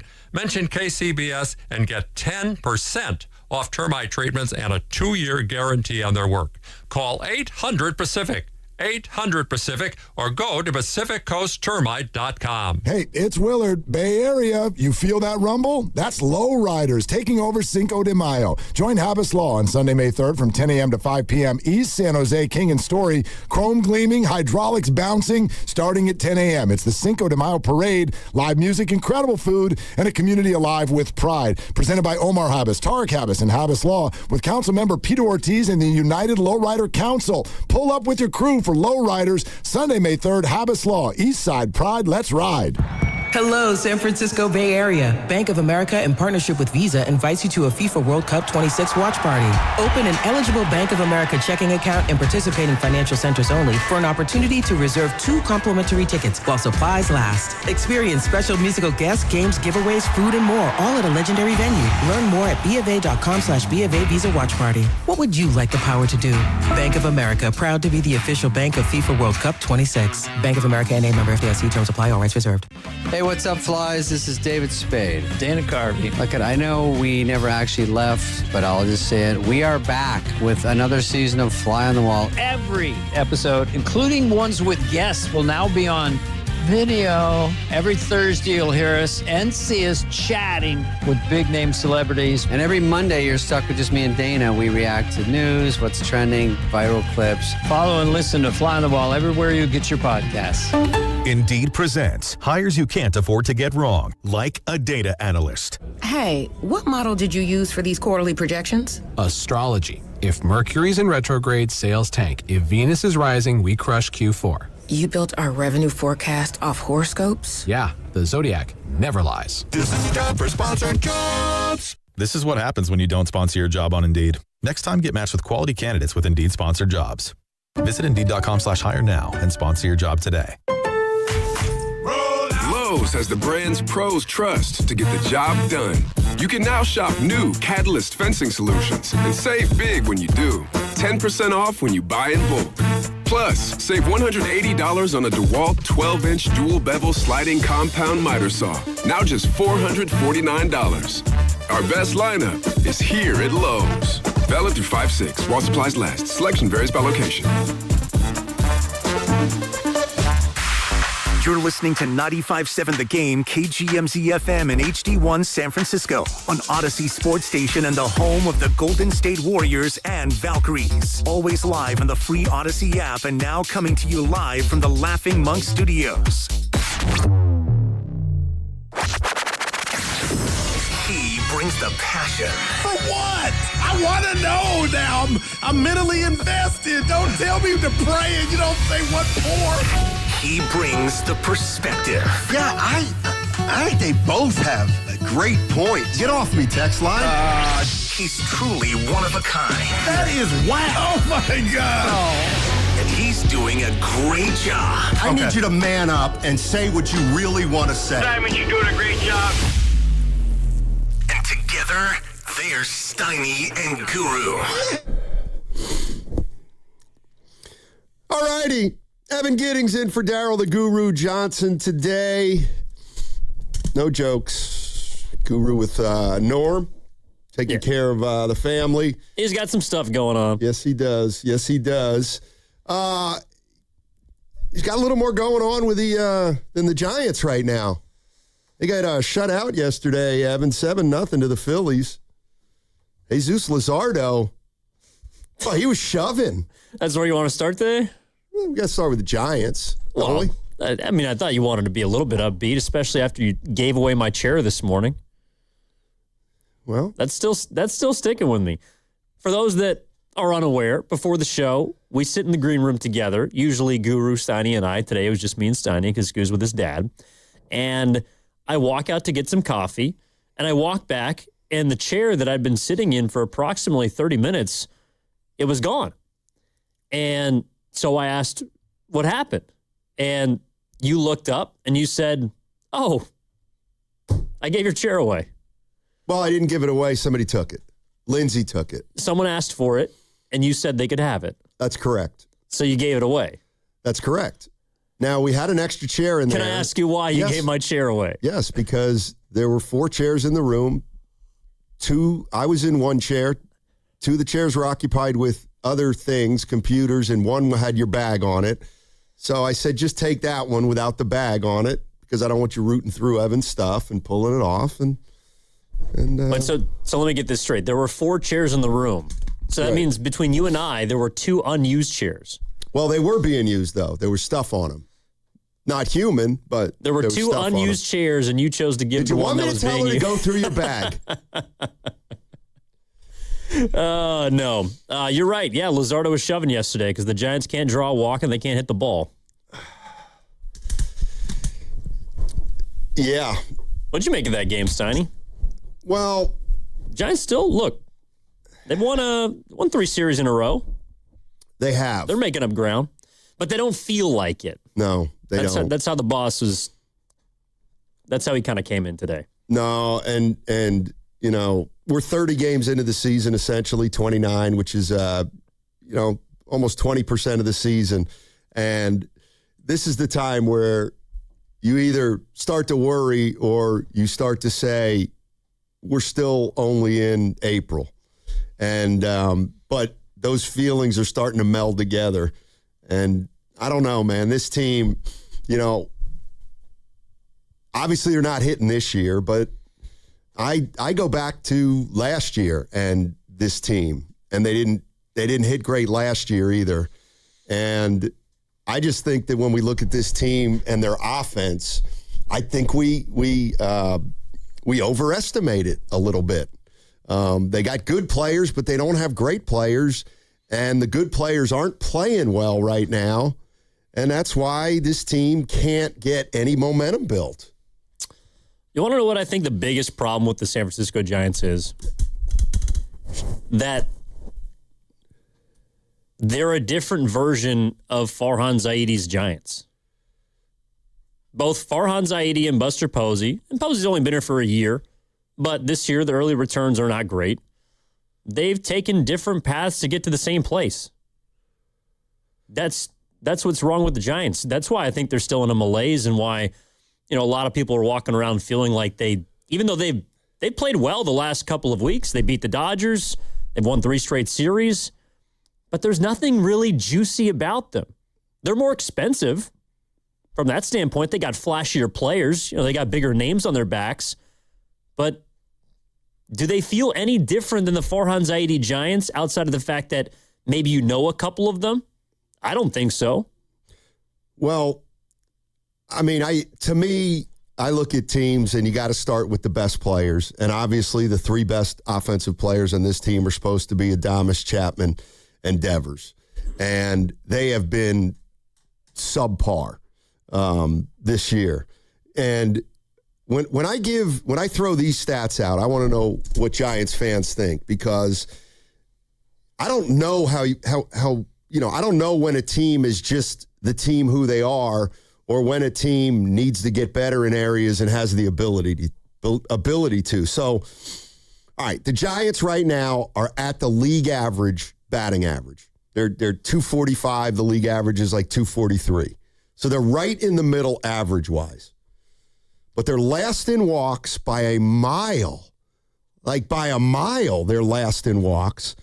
They're 26th in slugging. They're last in homers.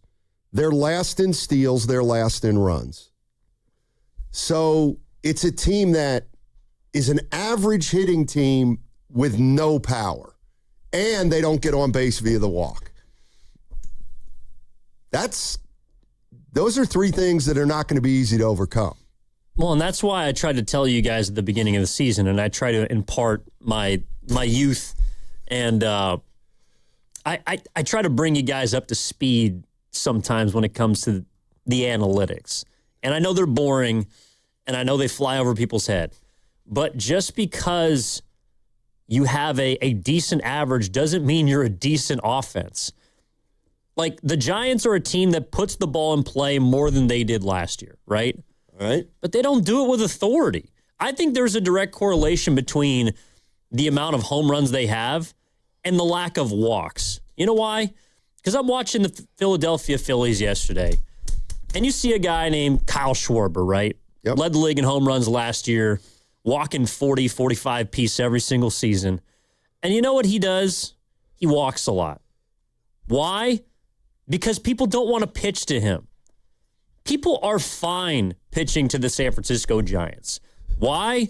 Because there's nobody, for the most part, largely, on most nights, the majority of those guys are not going to hurt you. And if they do, it's a Luis Ariz single, or it's a one-out double. But it's not anything that's going to terrorize your pitching staff to the extent where, and like Jesus Luzardo is an exception. He's a really good pitcher. But I don't think it's a coincidence at all that the Giants don't walk a lot and don't hit a lot of home runs, because I have no reason to pitch around you if you cannot put the ball out of the park. If you can't drive the ball with authority consistently as an offense, well then, yeah, I can just throw you challenge fastballs, something that Rafi Devers has failed to hit seemingly for the first 30 games of the season. There's no reason for any opposing pitching staff to do anything differently than they're doing right now. And they might be the easiest, like, Steiny, seriously. Every team before every series gets a scouting report. 9 guys, maybe 10, depending on, your backup catcher, utility guy, fourth outfielder. The Giants are one of the easiest scouts, if not the easiest scout in baseball right now. Because what do you have to do? Throw strikes. That's it. If you throw strikes, you're probably going to beat them. Well, and here's the pile-on. You're right. No team is seeing a higher percentage of pitches in the strike zone. When pitchers face the Giants lineup, the fear factor just isn't there. That's from Andy Baggerly's piece today in The Athletic. The Giants see more strikes than any other team. And they should. Right. I mean, that's a direct correlation to how many guys you are careful with, right? Right now, you don't have to be careful with Devers. You don't have to be careful with Adames. So they're pitching to those guys, and those guys aren't hitting right now. What do you make of this stat? This was my deep dive today, Giants fans. Well, you said you had a couple stats that you were going to throw out. Yeah. So, okay, what do you guys make of this? Last year, 33 Major League Baseball players hit 30 or more homers. Mm-hmm. 33. One of those was Willie Adames. Yes, he did. Who hit 30. First time since 2004. Right. So, of the 33 players who hit 30 or more homers last year, Adames had the lowest batting average of all of them.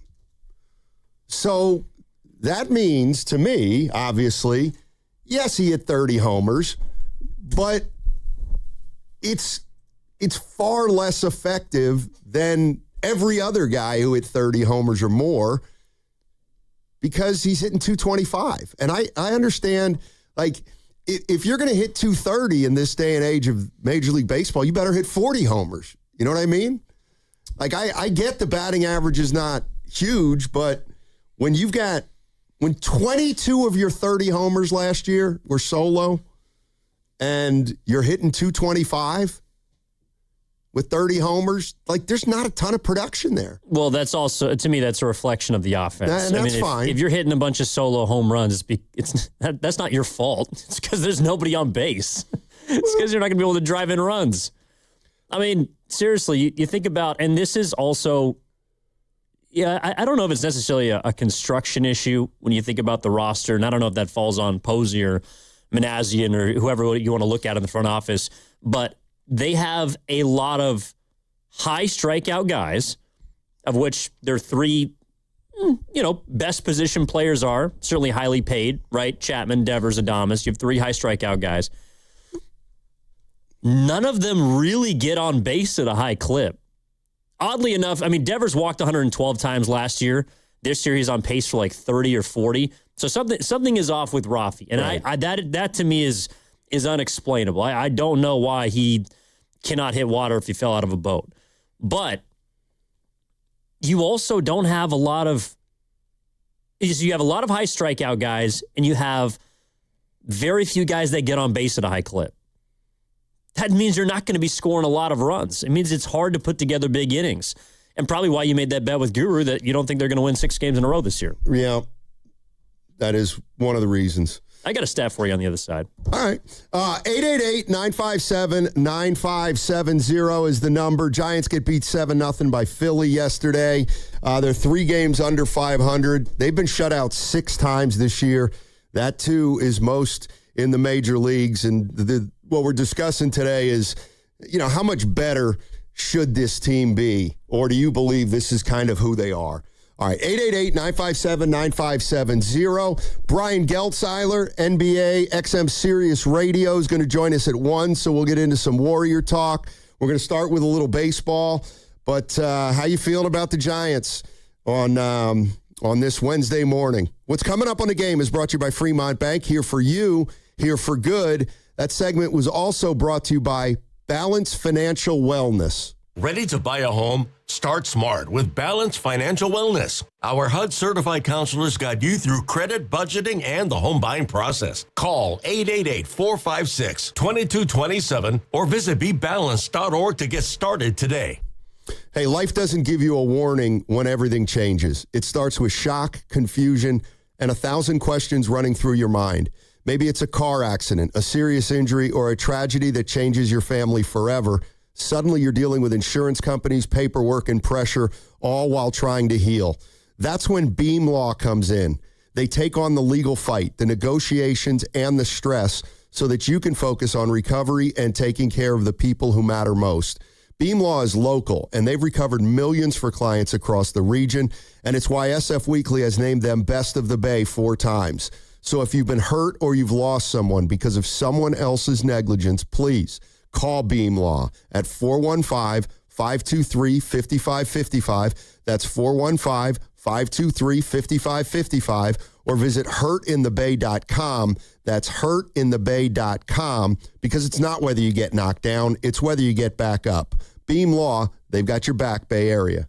Running a business means wearing multiple hats. So if you're like me, you probably started out using your personal phone, taking client calls and texts nonstop. As my business grew, I needed something smarter. That's when I switched to Quo, the #1 business phone system. Quo works right on your phone or computer. No carrying 2 phones, no clunky landline, just one easy app you can try for free. Your team can share one number and handle calls and texts together like a shared inbox. Any teammate can jump into the conversation, so customers get faster responses. And Quo's AI assistant summarizes your calls and responds to customers 24/7, so you never miss a lead or opportunity. All this starts at just $15 a month. That's basically 2 coffees. You can even keep your current business phone number. Find out why 90,000 businesses trust Quo. Money is on the line. Always say hello with Quo. Try Quo for free at quo.com/sports. That's quo.com/sports to try Quo free. QUO.com/SPORTS. This is the story of the one.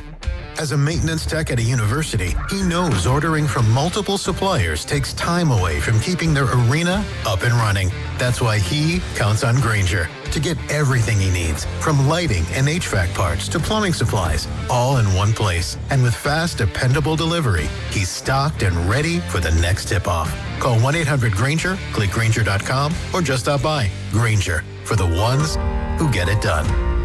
You listen to 95.7 The Game for the best sports insights. Now, use that same power to grow your business. When you advertise with us, you're reaching a massive audience of local consumers and business decision makers every day. Let our team help you build a game plan that delivers results. Scale your business and win the market. To get started, visit Advertise with 957 The Game at Odyssey.com. That's Advertise with 957 The Game at AUDACY.com. Are you lacking energy, have low libido, stubborn belly fat that you can't get rid of, working too many hours at the gym with no results? These are warning signs of low testosterone. The doctors at Prime Male Medical can test your testosterone levels and prescribe treatment if needed. For just $99, get a testosterone test, PSA test, Doppler ultrasound, and a full year of free visits. Prime Male Medical, 415-761-4037, or go to primemalemedical.com, 415-761-4037, with locations in San Francisco, San Jose, and the East Bay. Mother's Day, celebrate her with something truly special. At P.F. Chang's, enjoy a 5-course celebration experience starting at just $89.99. Featuring premium entrees like New York prime strip steak tataki, oolong Chilean sea bass, and lobster and prawn fried rice, plus the bold signature flavors she loves. It's more than a meal. It's a celebration made just for her. Reserve your table now and make Mother's Day unforgettable. Only at P.F. Chang's. Available when you dine in for a limited time only at participating locations. Offer may vary. My name is Whitney Allen, and I'm a widow. My husband, Ryan, died. We never thought we'd ever have to use life insurance, but the unexpected happened. With Ethos, signing up was fast and 100% online. You can get a quote in seconds, apply in minutes, and get same-day coverage. No medical exams, and you can get up to $3 million worth of coverage. I'm grateful we were prepared. Get your free quote at ethos.com/radio. That's ethos.com/radio. Paid spokesperson. Time spent on application may vary. Online health questions required. Attention. Have you racked up $10,000 or more in credit card debt? Are you barely getting by making minimum payments? With credit card debt reaching all-time highs, National Debt Relief is notifying consumers about significant debt relief options currently being made available to help those with overwhelming credit card debt. These options may reduce a large portion of credit card debt for those who qualify. You don't need to declare bankruptcy or take out a consolidation loan, and you may only have to pay back a fraction of what you owe, even if you have bad credit. National Debt Relief has already reduced the credit card debt for more than 550,000 consumers, so don't wait. If you owe $10,000, $20,000, or even $100,000 in credit card debt, you can now take advantage of this financial debt relief as the cost of living continues to skyrocket. To check what debt reduction you may qualify for, call 800-358-6868. That's 800-358-6868. Again, 800-358-6868.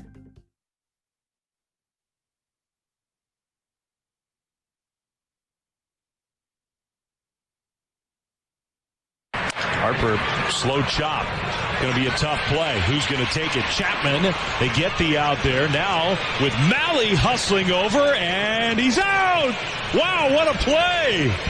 Devers made the throw. Malley was like a wide receiver running a pattern, caught it on the move, and somehow got a tag down on Turner.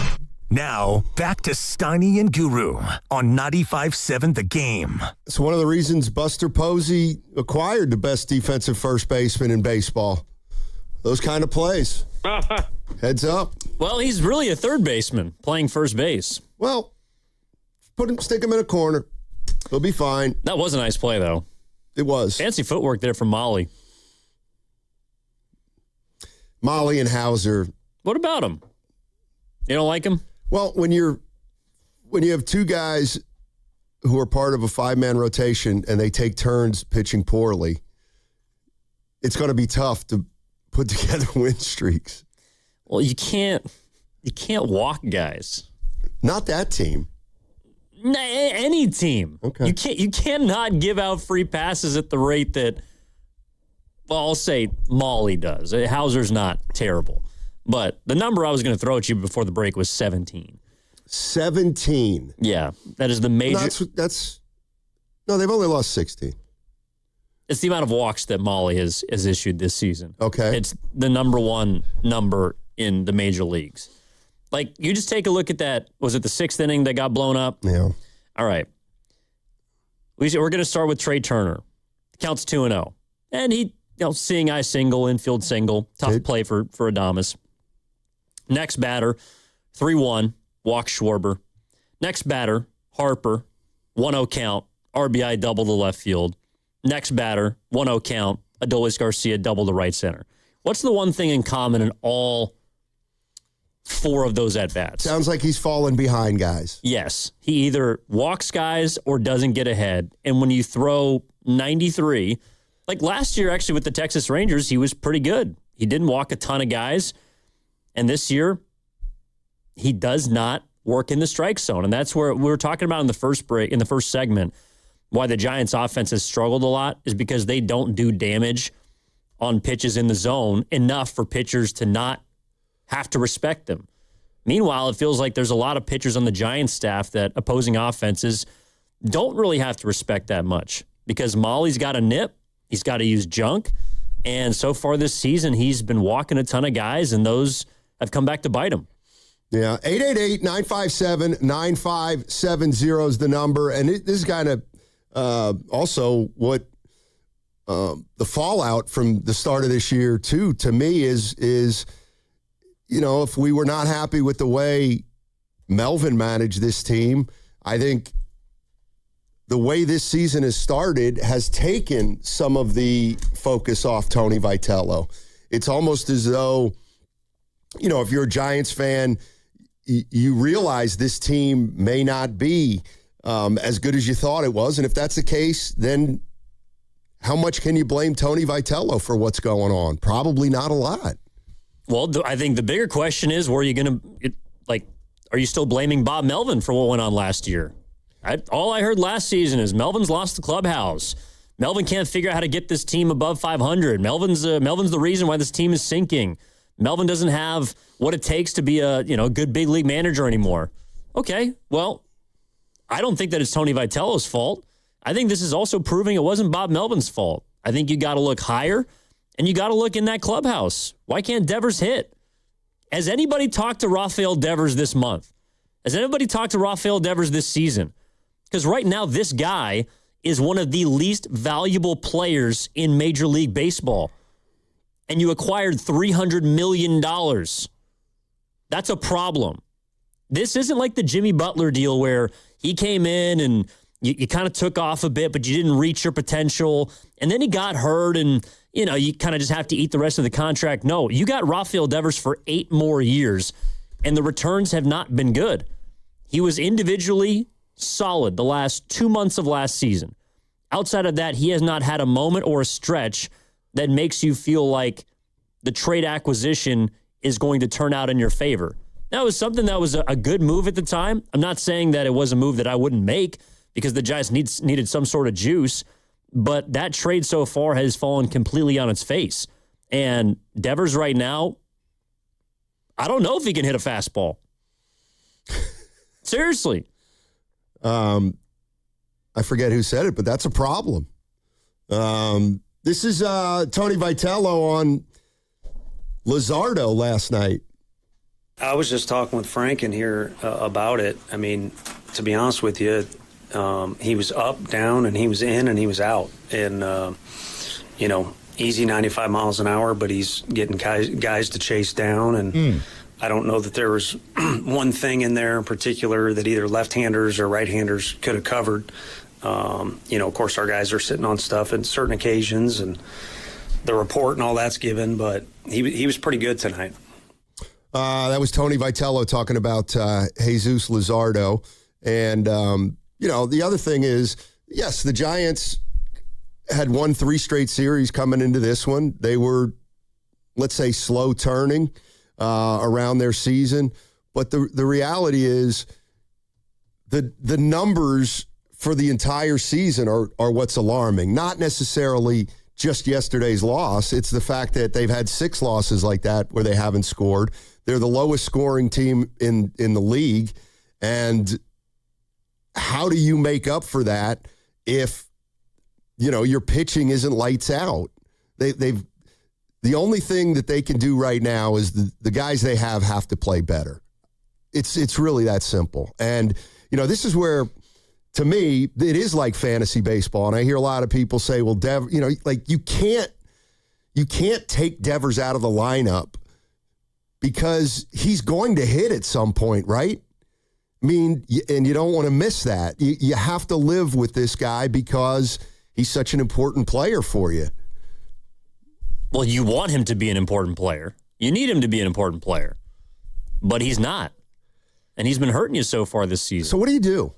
What do you do? I mean, like... You got to stick with him. Give him a day off. Like, okay, give him a day off. Big deal. Right. There's like... There are no decisions to be made with Adames, Chapman, and Devers. Yeah, but who made those decisions in the first place? Yeah, that was Buster Posey. I haven't heard him talked about at all so far this year. Like, the guys that he's brought in have not been very, very productive. Like, I ran this by Shasky, and I'll run it by you. All right. There's $110 million of the 180 right now tied up in these players. Chapman, Devers, Adames, Arise, Bader, Molly, and Hauser. They're worth 0 wins combined this season. If we're just looking at a baseline stat, they're worth 0 wins. That's a problem. When 70% of your roster for this year has been mediocre. And I get some guys have been better than others. Arise has been good. Chapman has been fine. He's a great defensive player, and he's had some big hits and big moments. But large in part, the dudes that Buster Posey has signed to big contracts, and by the way, for a few years, a couple of these players, they're not performing very well. And it makes me wonder, why, so Buster Posey gets blank checks, and he's spent a lot of money on a few particular players, mainly Chapman, Devers, and Adames. And those have been, because they're expected to be your guys, they've been a few of the biggest disappointments. I would say Devers more than the other two, but they've been big disappointments so far this year. Yeah, and let's also be honest about Posey. He didn't get hired because he was one of the greatest Giants of all time. I think they saw more than just that. But the reality of the situation is when you hire Buster Posey, you give him a long leash because he's Buster Posey. I mean, he's going to, it's almost, maybe not to this extent, but hey, Steph Curry has become the general manager of the Golden State Warriors. Well, guess what? He's going to get a long leash. And because he is who he is, we're going to focus on aspects other than the roster construction, probably. That's just the way it goes because Posey's one of the all-time great Giant players. Well, it's just the way it is. He's an all-time great player. Yep. He's a Hall of Fame player. Yep. He may very well be a first-ballot Hall of Fame talent. That has nothing to do with his decision-making as president of baseball operations, pardon me.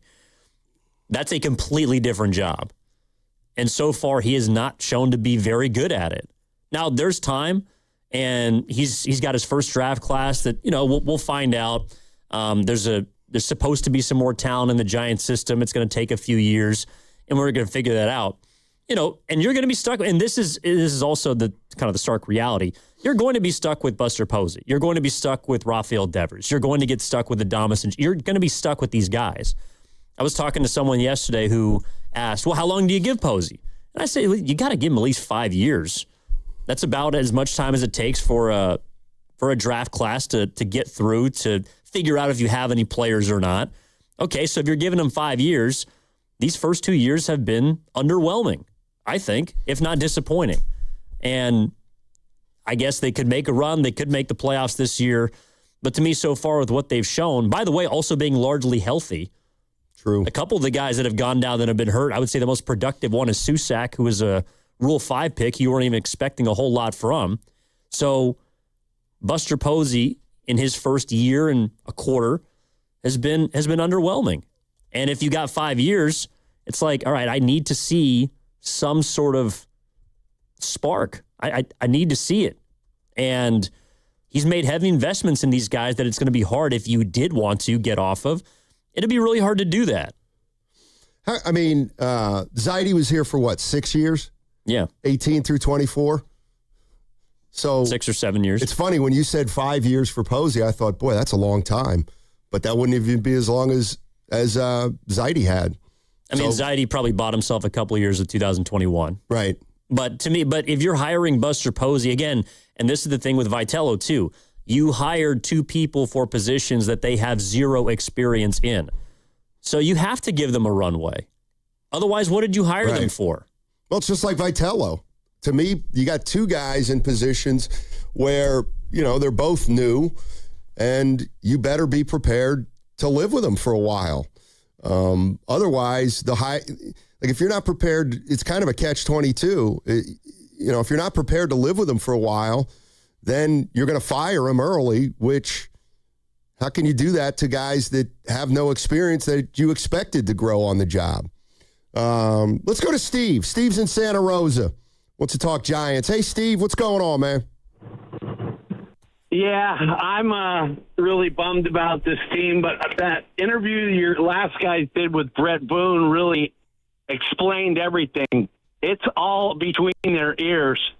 And the big 3 that we're talking about, Chapman and Thomas, they need to get better or they need to be gone, especially Devers. I think Boston pulled a fast one on us and dumped it. He's finished. He can't hit anything over 90 miles an hour. I watch almost every game. You can see the speed of the pitches coming in. You can see the location of the pitches. They throw him a fastball right down the pipe. If it's over 90 miles an hour, he can't touch it. He's finished. Major league pitchers kill him. And, I hate to say that, but it's pretty obvious. And they got him for 8 years. It's going to be a disaster. Something's got to happen with him. He's just not a major league hitter. And he sure ain't a major league hitter in that park, which I think is another big factor with the Giants. It's not a home run hitter's park. Nope. And none of them are home run hitters. And they're all swinging for the fence. Even Jung-Hoo Lee.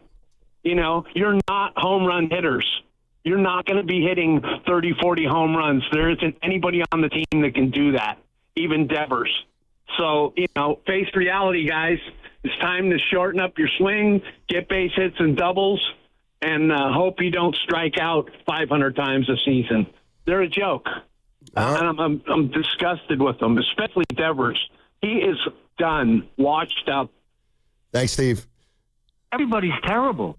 What's funny is he's not hitting well right now. What's funny is we don't do this in baseball as much, but there's nothing to talk about with Devers except his at bats. You know what I mean? Well, he's supposed to be your best player, Steiny. I guess what I'm saying is let's just Moses Moody. Okay, Moses Moody. He's a good 3-and-D guy. Great teammate, very professional. Clearly, everybody on the team likes him. Fan favorite. What's Devers? We don't know anything about him, do we? What are you talking about? He's a World Series champion who was one of the best hitters in the AL before he got to the Giants. You think Giants fans know anything about Devers since he's gotten here? That's not the point. No, the point is he's not the player he's been for the first 10 years or 9 years of his career. Okay, so what I'm saying is Devers hasn't been around long enough to become a player that the fans can't stand. Yes, he has. I don't think the fans they can't stand him. You see how much money he's owed? I know, but you think Devers he's going to be here for 8 more years? You think the fans are like the last caller? I don't. That are out on him forever? Yeah. They're out on him right now. Well, they have good reason to be. Right. It's easy to be down on him right now, but my question is, we've built up no relationship with Devers, positive or negative, since he's been here. And I would ask whose fault that is. It's Devers' fault. But what I'm getting at is he has no. Okay, we learned about Adames last year. He had a terrible start, but through that whole last year, we're saying, you know what though, the guy's real. Even when he struggled, he's the same guy. We know he's a leader. We know he's able to celebrate even when he's not playing well. He seems to be a real team player, upbeat. All that is positive weight when a guy isn't playing well. But Can somebody tell me any characteristic of Rafael Devers? Like, I don't know anything about him. Well, and I would say you haven't been paying attention because in Boston, he was a dude. Right. What I get all that. I'm talking about his personality, and when he gets here, and okay, you followed him from afar. You're a baseball connoisseur. You knew all about him. But what have we gotten to know about Devers in the last year? Not much, because he hasn't done anything worth mentioning. Also, but he doesn't talk a lot either. I don't care about his personality. I care if he can hit a fastball. I get that. But what I'm asking you is, does the fact that we had, like, who is this guy playing in our hometown not hitting? You know what I mean? Like, we don't. It's like he's not even in the community. You know what I mean? Yeah, because he's kind of an introvert. He's a quieter guy. He's somebody he's never been a clubhouse cancer. I think that he was sort of misconstrued on the way out in Boston. But he's someone who keeps to himself. He plays baseball and he goes home, and that's all well and good. And I'm not criticizing him for being quiet. I don't care about the person that Rafael Devers is. And to be fair, I think that by all accounts, it seems like he's a nice guy. His teammates like him. He's supportive and was last year when he was doing well.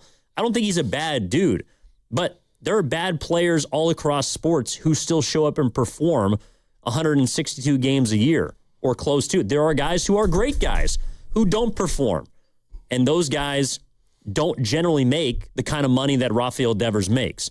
Buster Posey acquired him last year to take this team to the next level. And all I know is, number one, that hasn't happened. And in fact, they've actually regressed. They have had a sub 500 record with Rafael Devers on this baseball team. And while last year I would point to a lot of other factors and say, well, Devers, he still walked a lot. He still ended up with 20 home runs in 90 games for you. But I actually think that Devers is a direct reflection of those problems you talked about with their offense, which is he isn't walking, so he's not even consistently getting on base for you. He's got 6 walks and 120 plate appearances. That ain't good. He strikes out a bunch, more than one time a game, and he has 2 home runs. So he doesn't hit homers, he doesn't get on base, and he doesn't even put the ball in play. Like, that's your problem right now. And I hate to bring it to Rafael Devers' doorstep, but when you are the poster child for, Buster Posey's aggression, that's where blame's going to fall. I get all that. I was just listening to Shasky and Lubman today, and Shasky was just bringing up how it just doesn't seem like Devers is feeling any pressure. It doesn't feel like, the fan base. I don't think the fan base is like killing him or Posey. I think they're kind of waiting patiently. And what I'm getting at is I think they've treated Devers pretty fairly considering how bad he's been. And one of the reasons why is because it's hard to know what to make of him. He's obviously not a bad guy, but we don't know anything about him. So it's like, I'm kind of hands off on Devers because I don't even know who the guy is. Well, do you think you know who Jimmy Butler is? He feels like who Jimmy Butler is? Do I feel like I know who Jimmy Butler is? Yeah, probably more than Devers. And why is that? Well, to my way of thinking, because probably I know Butler like you know Devers in baseball. Yeah, but I think Butler's made himself more available. But for the most part, I think Jimmy Butler is more reclusive than a lot of other players on the Warriors. And it's because he just got here. But that didn't matter last season because he provided immediate impact. He was an immediately beneficial player that helped elevate this team. In fact, he got him to the second round, helped get him to the second round of the playoffs. Rafael Devers has not had anywhere close to the impact that Jimmy Butler did. And that's why I think there's frustration, is because you talked about Moses Moody or someone in that category that we know. Moses Moody is not the guy that you're looking to help elevate others. Rafael Devers is supposed to do that, and he simply hasn't, especially this season. Okay, well then it feels like he's gotten a pass since he's been here. I would agree. Oh, okay. That's kind of what I'm saying. it's built into the nature of the sport. It's a large sample size sport. And I think that last season he had a better year than people give him credit for individually, though the team wasn't very good.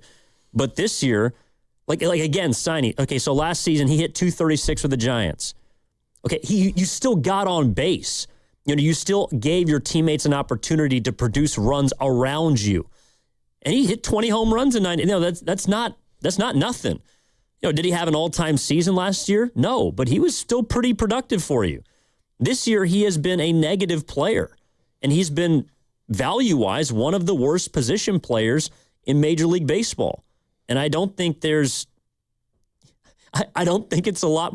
more complicated than that. He's got to be better. He probably will be, but it's been 30 games. That's not a small amount. If you're telling me 1 series, 2 series, 3 series, sure. But we're coming up in the end of April, and he's got an OPS below 600. That ain't good. Well, if you look at his last 2 years, or if you look at his Giants numbers with just from last year and this year, I mean, they're down across the board. So the question is at 29 years old, is he on the decline, or is this just an adjustment period in a new league, et cetera, a new stadium? 888-957-9570 is the number. Hey, as you know, we're live on YouTube throughout the entire day. All you got to do is search 957 The Game and you'll find us. And now we're expanding the community for our super fans. Become a Game Pass Pro member to get early access to new videos, private AMAs with our hosts and insiders, and exclusive content from the biggest events. Plus, you'll get live instant reaction post-game shows from your favorite hosts after the biggest games. Go to YouTube, search 957 The Game, and sign up now to become the latest member of the Game Pass Pro. Football fans, history is calling as San Francisco heads down under for the first ever game in Australia. Join the action in Melbourne with True Fan Travel as San Francisco takes on Los Angeles at the iconic Melbourne Cricket Ground. Premium hotel stay, epic all-inclusive events, city tours, wildlife adventures, meet and greet with a red and gold legend, and unforgettable moments. Spots are limited. Don't miss out on your shot to experience San Francisco down under. Head to truefantravel.com. That's truefantravel.com. $5,000. That's the average amount of money people in the U.S. are now spending on gas in a year. $5,000. That's crazy. If you drive, you have to download Upside, the free app that gives you cash back every time you get gas. That's right. You can earn real cash back with Upside just by buying the gas you're already buying. You can literally start earning cash back today. I use Upside every time I fill up, and I've already made around $300. You're putting gas in your car anyway. Why not get real cash back? If you like free money, download Upside. I'm saving the cash I earn from using Upside to help pay for a vacation later this year. Download the free Upside app now to earn cash back every time you buy gas. Use promo code PROMO25 to get an extra 25 cents per gallon on your first tank. You can cash out anytime right to your bank, PayPal, or a gift card for Amazon and other brands. Just download the free Upside app and use promo code PROMO25 for a 25 cents per gallon bonus on your first tank. That's code PROMO25 for a 25 cents per gallon bonus. Running a small business means juggling a lot. Your network has to handle it all. That's where a fiber-only provider falls short. You need a partner who gives you a greater advantage. Introducing the Total Solutions Advantage only from Comcast Business. A first-ever combination of the largest, fastest fiber-powered network, the most reliable Wi-Fi, gig speeds with equipment and security included, and a 5-year price lock. Plus, it's all backed by a 30-day money-back guarantee. The Total Solutions Advantage only from Comcast Business. A new standard for small business with reliability, security, and savings in one. Switch today. Get started with a great offer as low as $60 a month.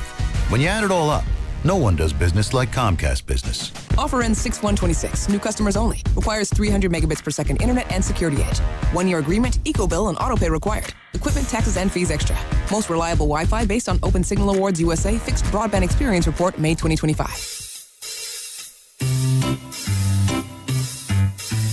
1877 Cards for Kids. KARS Cards for Kids. 1877 Cards for Kids. Donate your card today. 1877 Cars for Kids. KARS Cars for Kids. 1-877 Cars for Kids. Donate your car today. Ready to get rid of that old car? Donate it to Cars for Kids. Call 877 Cars for Kids to speak to a friendly live agent. Donation is super easy, and your car can be picked up as soon as tomorrow. Go to carsforkids.org now or call 877 Cars for Kids to donate your car today. 1-877 Cars for Kids. KARS Cars for Kids. 1-877 Cars for Kids. Did you know you can donate real estate too? Go to carsforkids.org. That's cars with a K. I'm Mark Solinger, producer and one of the hosts of the Moth podcast. For nearly 2 decades, the Moth has brought live storytelling to stages around the world and to millions of listeners. These are real people telling true stories from their lives. Stories about a lost family recipe, about working to free a wrongfully convicted man, about realizing you need to leave your May-December romance. Stories that will move you, surprise you, make you laugh. Stories you can't forget. Join us. Follow and listen to The Moth wherever you get your podcasts.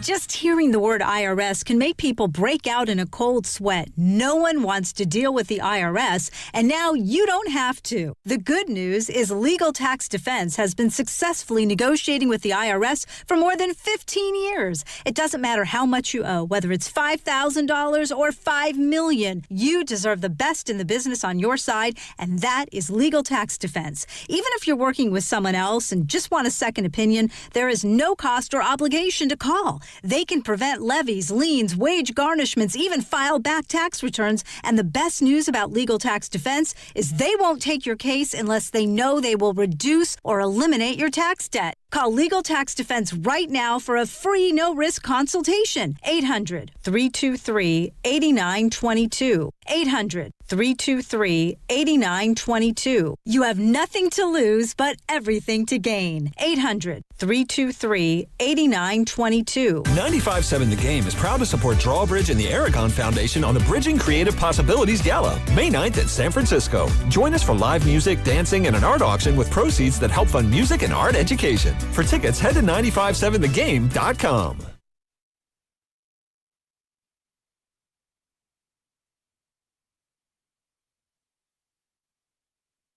Now, back to Steiny and Guru on 95.7 The Game. It'll be all right. Cheer up, man.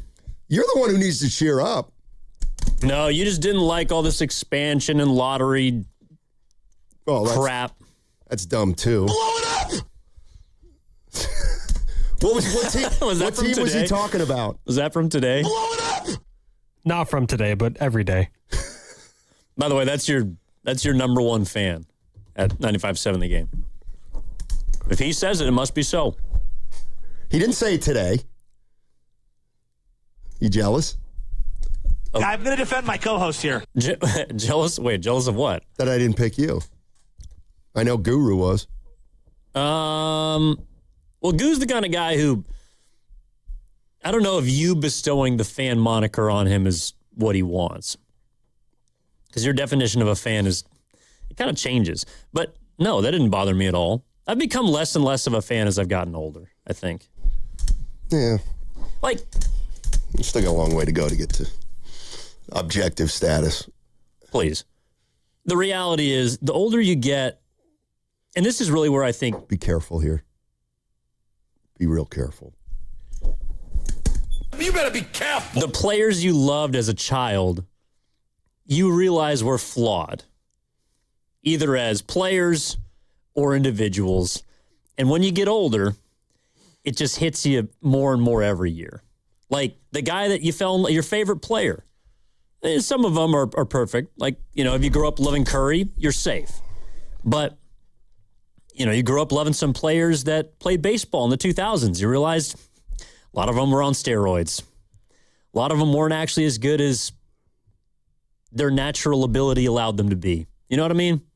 That kind of stuff. What'd you think of that highlight I showed you before the show of that pass that Larry Bird made against the Lakers? That was a great pass. Yeah. That was a no-look pass behind his head. What if I told you he did that about 3 to 5 times a game? I would say that's probably embellished a bit. It is. It is. All right. Let's get back to the Giants and their struggles right now. Webb's on the mound. today, and what a good time to lock up the Phillies, right? They need a win here. And well, they beat Sanchez the last time they played him. That's right. It was here at Oracle. That's right. My theory took a hit yesterday. Took a little bit of a hit. Dead cat bounce? Wait, what? The dead cat bounce. Is that a dance? No, it's when you fire the manager, you get the dead cat bounce. Oh. Dibley brought that up to me yesterday. Thanks. Well, I mean, yes, but I also don't think that Don Mattingly's like that great of a manager. So who knows?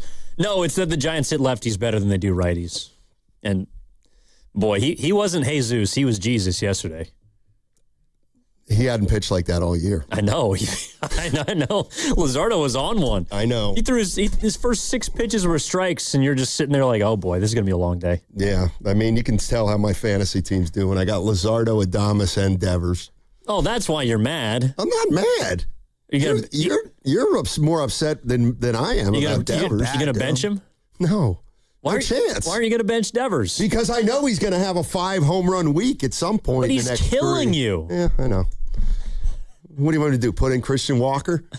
Actually, I think he's hitting all right this season. Blow it up! Rory and San Leandro.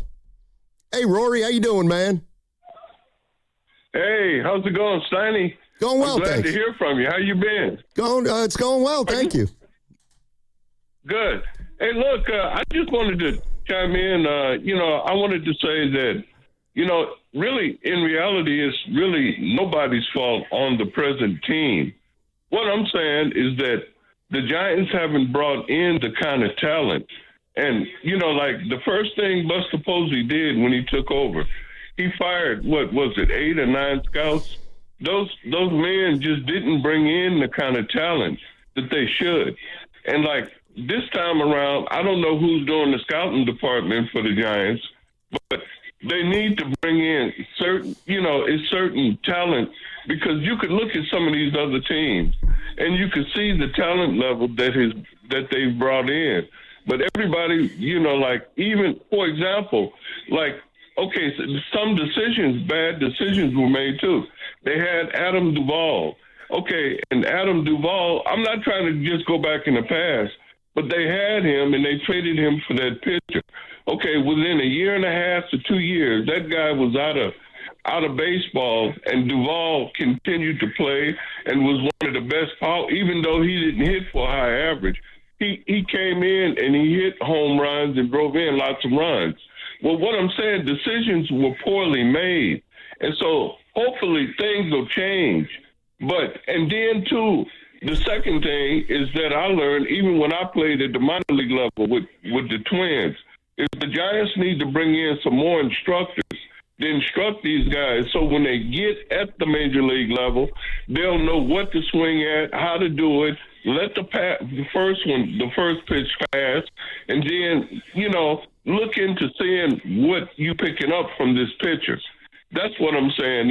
And the last point I wanted to make, Buster Posey made one mistake. He should have signed that guy named Valdez instead of this guy named Mayo, because it's just not working out with him.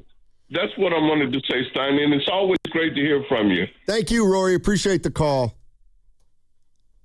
And Maley and Hauser, they're not great.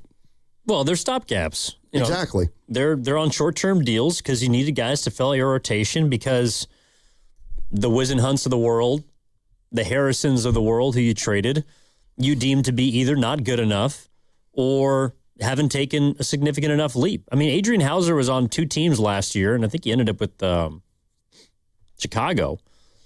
Molly had a good year last year in the small sample size, relatively speaking, and Buster Posey took the word of Bruce Bochy, and he tried to buy low on a guy that he hoped could come in and overachieve, and so far he hasn't. Like maybe he'll have a better year. Yesterday, I think things just kind of unraveled. He pitched well for most of the game, but Hauser's a dude who, it's going to be hard to win with those guys if you're scoring the amount of runs the Giants are. They have yet to score 100 runs this season. They're the only team in the division They only played 29 games. The Colorado Rockies have 120 runs. They play in Colorado. Not all the time.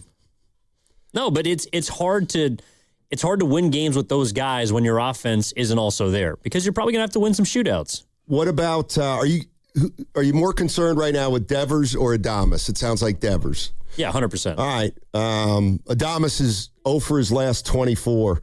Vitello was asked about his struggles. He's a guy that wants to win, and obviously all these guys have confidence and pride combined, so they want to present the best version of themselves. But I know Willie, just off conversations I've had long ago, he had it going pretty good at times last year when the team wasn't winning, and he would rather put, the wins in front. So I say all that because, he wants to win. So on top of having pride and confidence, like I said, in your ability to go out there and play, now you're kind of double trying hard.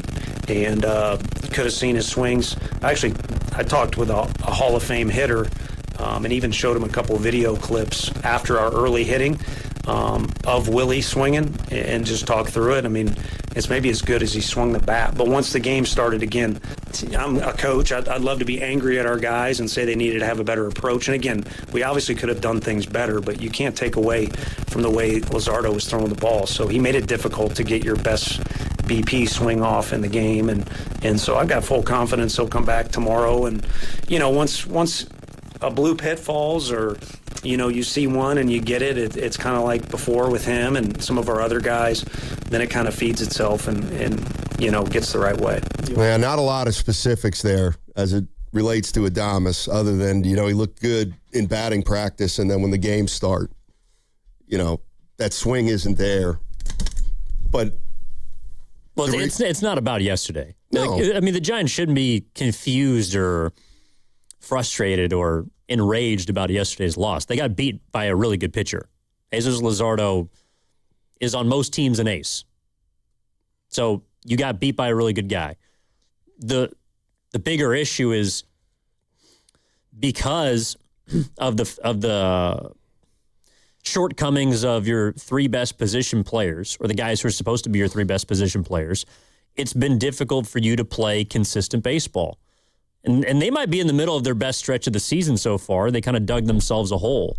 But you're going to need Devers to hit. You're going to need Adames to hit. You're going to need Chapman to hit.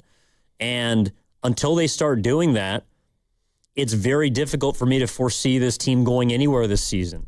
And that's why they're jockeying for position, not with the Padres, not with the Diamondbacks, certainly not with the Dodgers, but they're jockeying for position to stay out of the cellar with the Colorado Rockies. Right now they are. Right now they are, for sure. Like the Rockies have a new baseball president of baseball operations, Paul DePodesta. Used to work in baseball. Then he ran the Cleveland Browns. Just came back to Colorado. He's having a better year so far than Buster Posey. Where are we with Bryce Eldridge? He's chilling in Sacramento. He's hitting 300. When he comes up, and I'm sure it's going to be a when rather than an if, what do they do? Do they move Devers to designated hitter and let Eldridge play first? No, I think you probably have Eldridge at DH? be your DH. Yeah, and Devers plays the field. I don't have a problem with that, but this is the reality because Devers isn't playing well.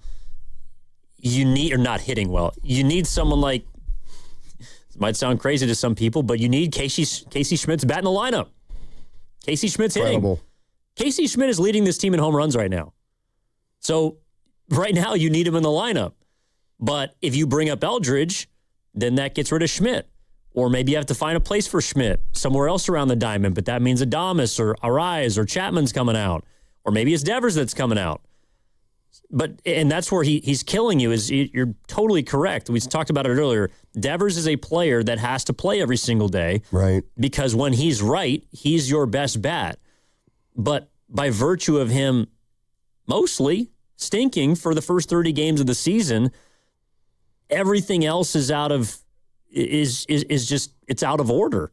And until he figures it out, it's going to be very difficult for this offense to reach its potential. You're listening to 95.7 The Game, KGMZ FM and HD1 San Francisco, an Odyssey sports station, always live on the free Odyssey app and now broadcasting from the Laughing Monk studios. Laughing Monk, righteously brewed in the city. I I'm just spitballing here with Devers. I mean, how much of it could be, although it's going to fly in the face of kind of the point I'm trying to make, but if he was just one of a few guys in Boston, he probably didn't have the pressure. He probably saw better pitches. But the reality of the situation is this year he is seeing pretty good pitches, according to, all the analytics and stuff like that. So he might be the best. He should be the most feared hitter in the lineup, but they're not pitching to him like that, and they're getting him out without even fearing him in a way right now. Well, that's why I believe it's 100% between his ears. It's got to be something mental with Devers. I think it was the series finale against the Dodgers, the day game. Glasnow ended up going 8, I want to say. But it was his first at-bat. And Devers was, I think, up either 2-1 or 3-1 in the count, hitter's count.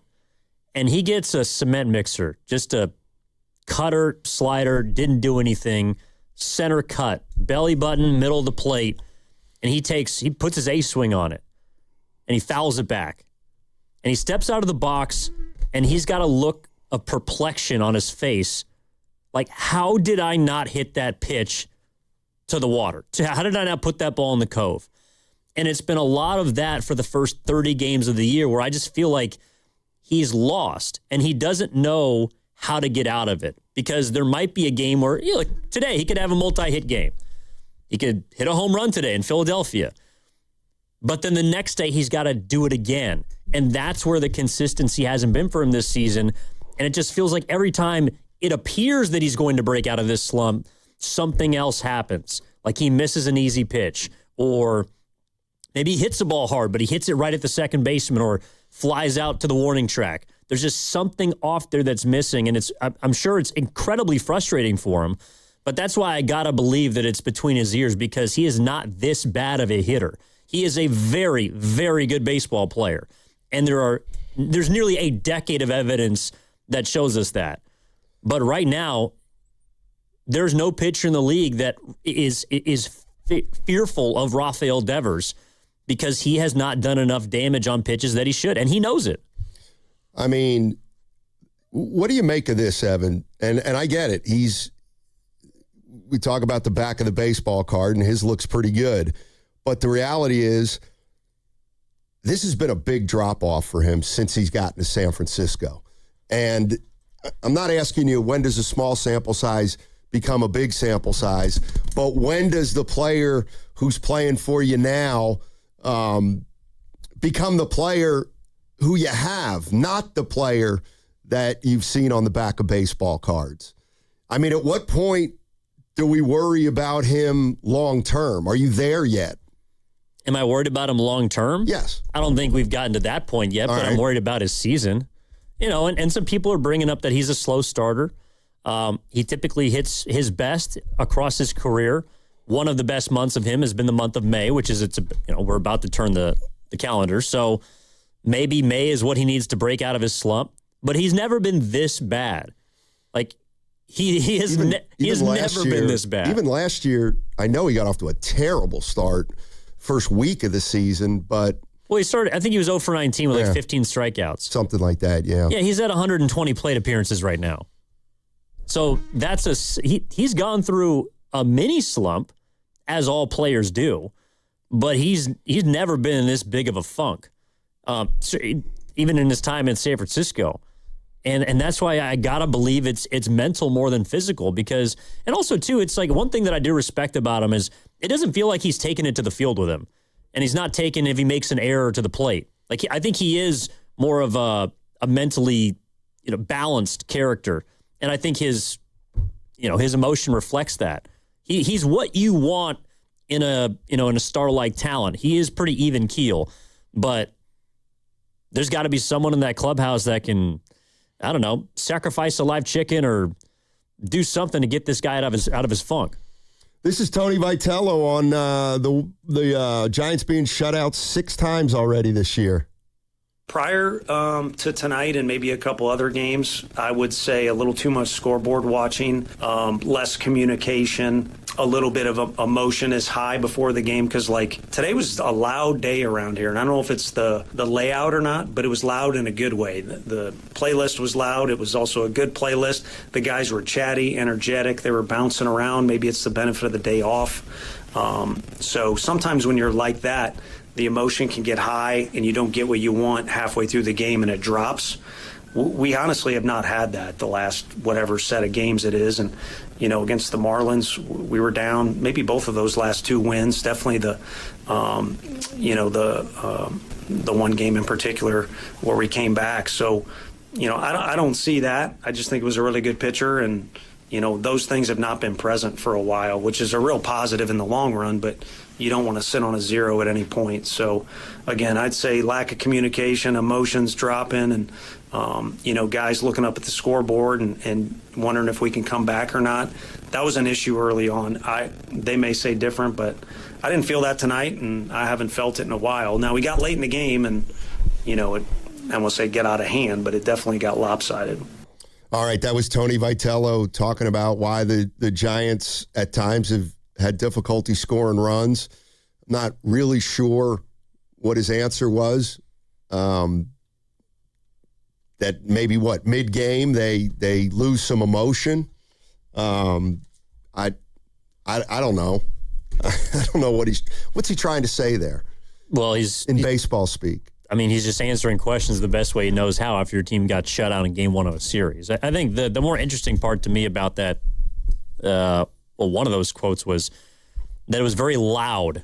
And I think what he's talking about are on the Phillies side, them firing their manager with Rob Thompson. There's a lot of noise in Philly, and people are wondering, you know, what's going on with the Phillies? You know, we're talking about what's wrong with the Giants. The Phillies have been probably, I would say them and the Mets, right, the biggest disappointments in baseball this season. So they went into a place where there is urgency. There was urgency yesterday for the Phillies. Luzardo wanted to obviously pitch well, but that team wanted to break out of its funk.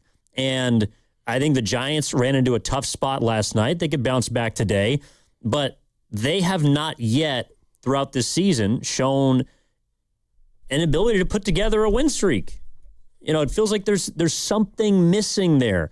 And if they're going to climb above 500, I'm not even talking about getting into the division race. To me, that's not really what this season is about. This season is about being more consistent than last year and being better at the end of 162 than last season. And so far, I don't think it's Vitello's fault solely. I don't think it's Devers' fault solely. Although I put more onus on the players than I do the skipper. Yeah, but me too. They haven't earned anyone's trust. I think. I mean, Tony Vitello was an interesting hire. There's a lot of buzz. You said it yesterday. I think you're right. How much buzz is there about Vitello now? And it's not even about whether it's his fault or not. Like, he's just in the wayside. Right. Because this team is in the same place that it's been for the majority of the past decade. That's why I feel like watching some of these games, it's like, is Buster Posey better than Farhan Zaidi? Yeah, I'd like him to be. But they've taken different paths to get to the same place. And at the end of the day, the wins and losses are what matters. You know, Buster Posey has done nothing so far that makes me feel confident that if you have 5 years of him, that it's just all of a sudden going to improve. And maybe it's in the farm system. Maybe it's these young guys that we haven't seen yet. But the actual product at the big league level has been underwhelming. I mean, you know, the more you look at this team, the more I think it kind of is what it is. I don't think it's been an accident that the Giants have been hovering around 500 for the last 3 or 4 years. And when I look at this team this year, I don't think it's discernibly different than last year's team. The question is how much I get it. They've only played 29 games, but to me, this is not a 90-win team. And it's easy to say now, but, you know, could they be an 85-win game? Yeah, I think they could be an 85-win team, but I think a lot has to go right. But I think what we're finding is the offense is not nearly as good as we thought it was going to be. And now the question is, how much better can it get with the players who are going to be here? The Chapmans, the Adameses, and the Devers, because the reality of the situation is that over the last year, they haven't really carried you like you need him to during stretches. Look, last year when they were playing good baseball, I think it's because they played good defense, they pitched well, and they won some close games, but they also had a good bullpen last season. They had two All-Stars on their pitching staff, Ray and Rodriguez, one of which who has a UCL right now. But this is why one of the reasons why walking into this year, it was tough for me to say one way or another, like, all right, this is either Vitello or it's not. It's like you gave him an offense that hasn't changed a whole lot since last season. They got a rise. He's been good for them. Bader has been subpar. You didn't give him a great bullpen, which is a manager's best friend. And this roster isn't that much different. Like, why should I look at Tony Vitello and just think he's going to extract 5 more wins out of this team? You know, you said an 85-win season is possible, and I'm with you. But right now, they're playing at a 75-win pace. So they've actually regressed so far. And this was the time of year, by the way, last season where they were playing really good baseball. They started out hot and then faded. So if you don't begin to turn this thing around, you know, I don't know how Vitello is going to keep that clubhouse from tearing itself apart, because it just feels like they picked up right where they left off last year, and that wasn't in a good place. Yeah. All right, 888-957-9570 is the number. What's coming up on the game is brought to you by Fremont Bank. Here for you, here for good. Discover Silverado Resort, Napa Valley's playground for those who love to stay, play, and recharge.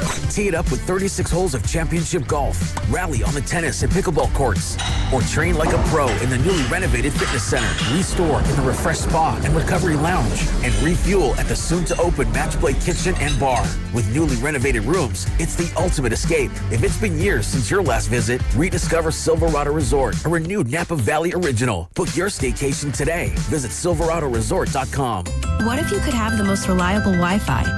And get this, what if you could keep it at the same price for 5 years? That's the Xfinity 5-year price guarantee.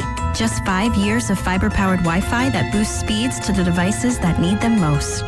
That finds and fixes problems before you even notice them. Like super intelligent Wi-Fi with a 6th sense. And that keeps you gaming in the fast lane, even when the whole family's banking on bandwidth. And here's the best part. No annual contracts, no hidden fees, and our best equipment included. Plus, get online in minutes with same-day Wi-Fi. Hey, let's face it, a lot can change in 5 years. Kids grow taller, dreams grow bigger, but your Wi-Fi, it would stay reliable and the price would stay put. The Xfinity 5-year price guarantee. Lock in your price and unlock the possibilities. Xfinity, imagine that. Select plans only. Restrictions apply. Powered by fiber. Connected to the premises by coaxial cable. Actual speeds vary.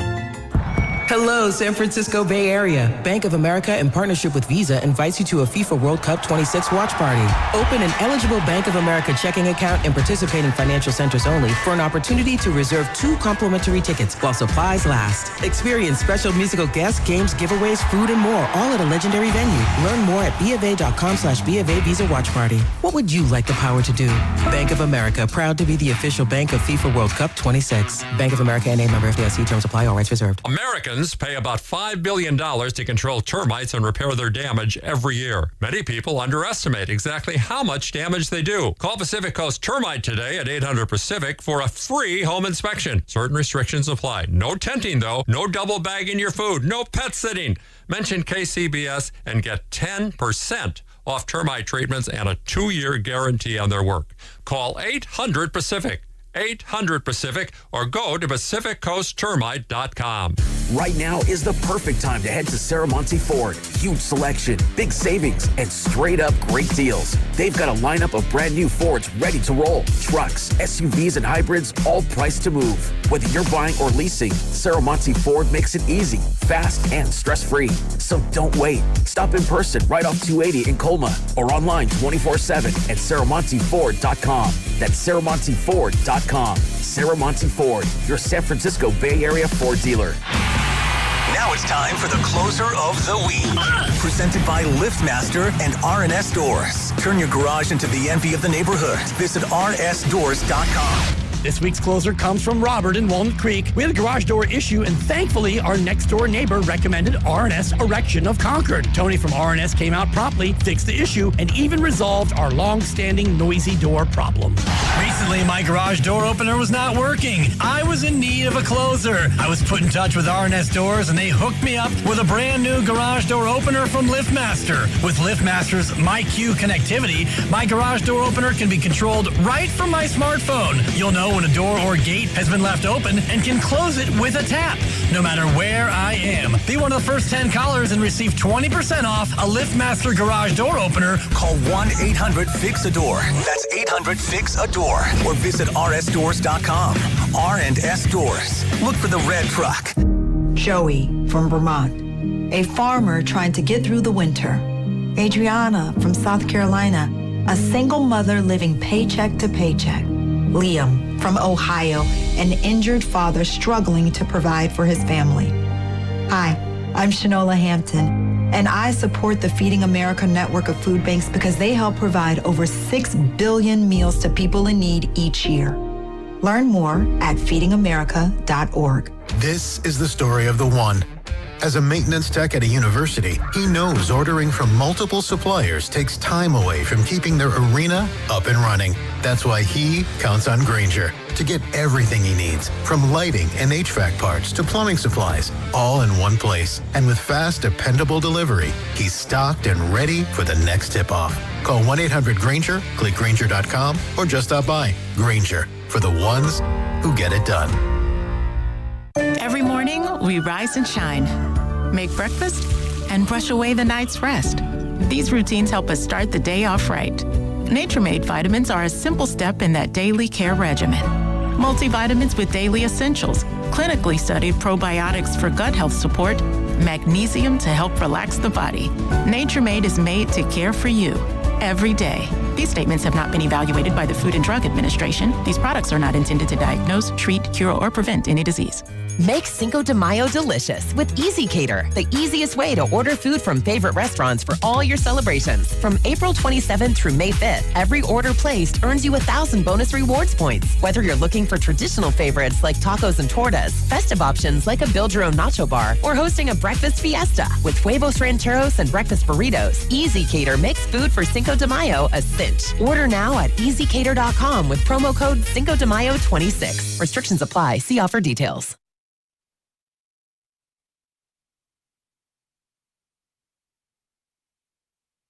Now, back to Steiny and Guru on 95.7 The Game. All right, I got a question for Bay Area sports fans out there. 888-957-9570. Who will coach the Golden State Warriors next year? I have no idea. That's the million-dollar question. Seriously, it's a difficult situation. Do you lean one way or another? I'm continuing to lean he will not be back. But as far as a person who could replace him. Oh. A person who could replace him is where the problems come in. That's where the issues come in. Because then you have to pick a coach who's going to probably coach Steph Curry for the last couple years of his career. And what does that entail? And who's equipped to do something like that? Is it a guy who's been around for a while? Is it a guy who's been around for a while on the Warriors staff? Is it a guy who maybe hasn't been around for a while?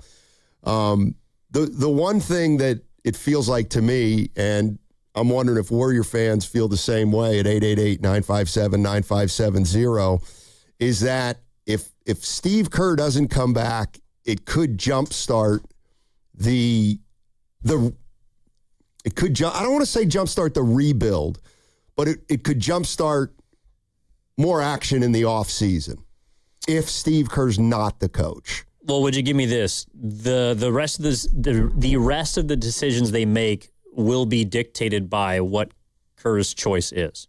Because if you bring him back, then I think you're telling everyone that you are just running it back, that you are going to bring in more veteran players, that you're going to try and thread this needle again, and you're going to give it another swing. But if you turn to someone else, I don't really think they're looking at running this thing back again. I think that they are close to maybe the end with Draymond. I think Curry's in a different category, but you're certainly close to the end with Jimmy Butler. You're certainly close to the end, maybe with Horford or Porzingis if they're back next season. I don't know if Horford is. I didn't get a great vibe from him at his end-of-season press conference. But all those guys that were stopgaps, you're telling them that, hey, your shelf life it might be at the end of this season. Well, yes, and I'm not disagreeing with you necessarily, but if Steve Kerr decides Friday he's not coaching the Warriors and they need a new coach, I still think they're going to go after Kawhi Leonard,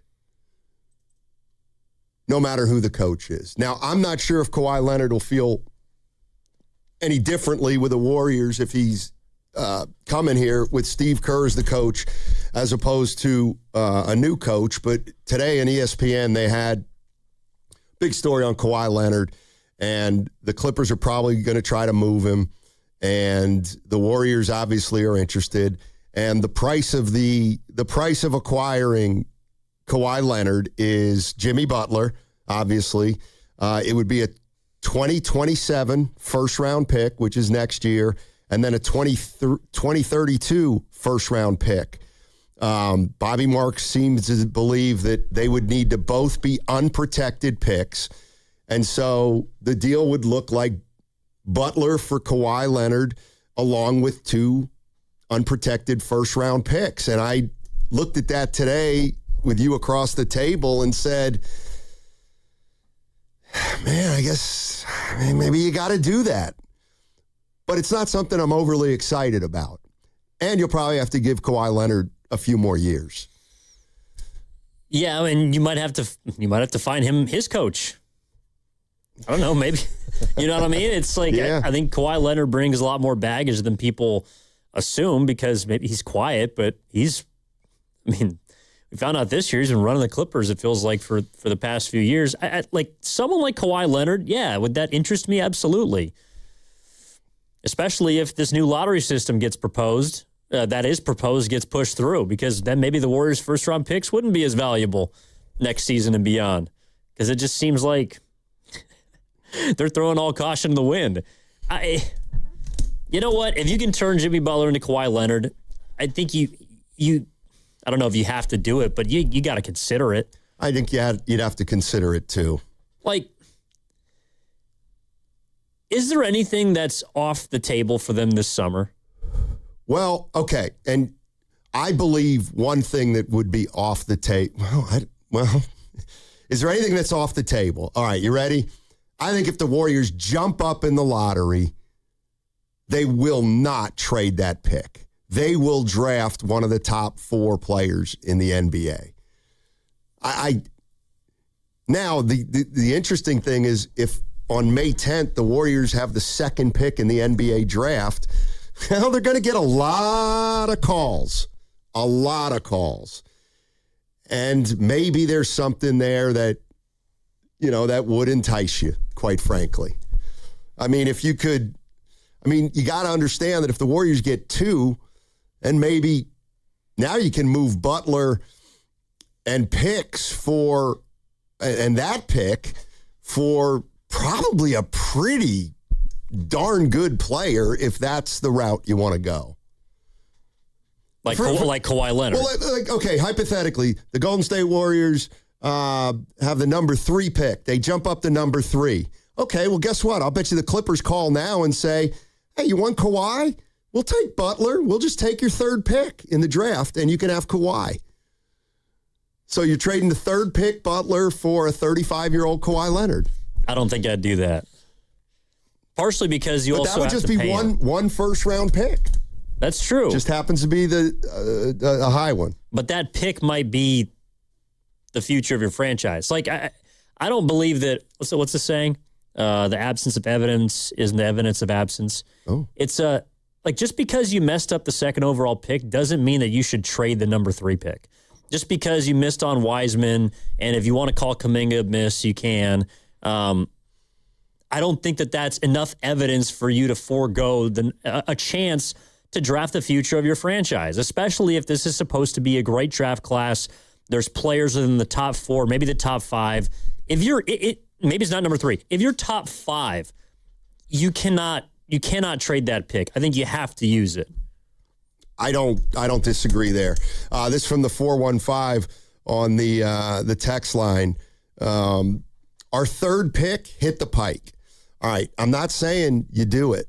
What I'm saying is if the Warriors jump up in the lottery, which is May 10th, it jumpstarts conversation for the players that we've heard about over the last couple of years, whether it's Kawhi, whether it's Giannis.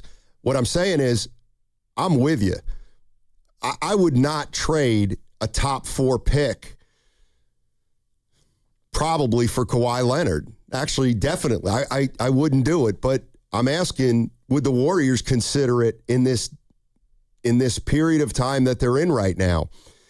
That, okay, if it's going to cost you 2 unprotected firsts for Kawhi and you jump up to 3, well, maybe they'll just say, give us that one pick and Butler, and that gets you Kawhi Leonard. I still would not want to do it, but given the Warriors' circumstances, I think they'd have to consider it with Steph where he's at. Well, in a way, if you had a top 3 or 5 pick, I would actually be more inclined to trade the future first for Kawhi.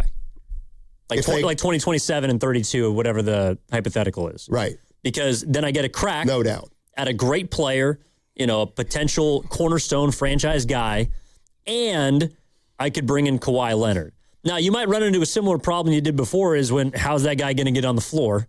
Because you got Curry, you got Kawhi, you probably have Draymond, some other older players. But I'm of the belief that going into next season, all bets are off in terms of playing time and load management. So any young player is going to play more than they would have 5 years ago or 6 years ago when you drafted James Wiseman to a team that ended up being close to a championship team. So when I look at this draft, I think there's an opportunity for the Warriors to get a really good player. Should they jump up, they got to do it. And then from there, that's why it kind of all comes back to Kerr. Do you want Kerr coaching that top 5 pick? Do you want Kerr coaching a team that's Kawhi and Steph's? I think the Warriors got to ask themselves that question. And Steve Kerr's got to ask himself that too, if he's still got it in him, because I don't think that you can give him, Steiny, a 1-year deal. I don't think the Warriors, nor Kerr, wants to go through this circus again of answering questions and trying to figure out their futures and the hugs at the end of play-in games and the existential thoughts that are going to be floating through their head at all times. I don't think they want to do that another time. So I think either you bring back Kerr and you give him a 2-year deal, or you say it's been a great 12 years and you both go your separate ways.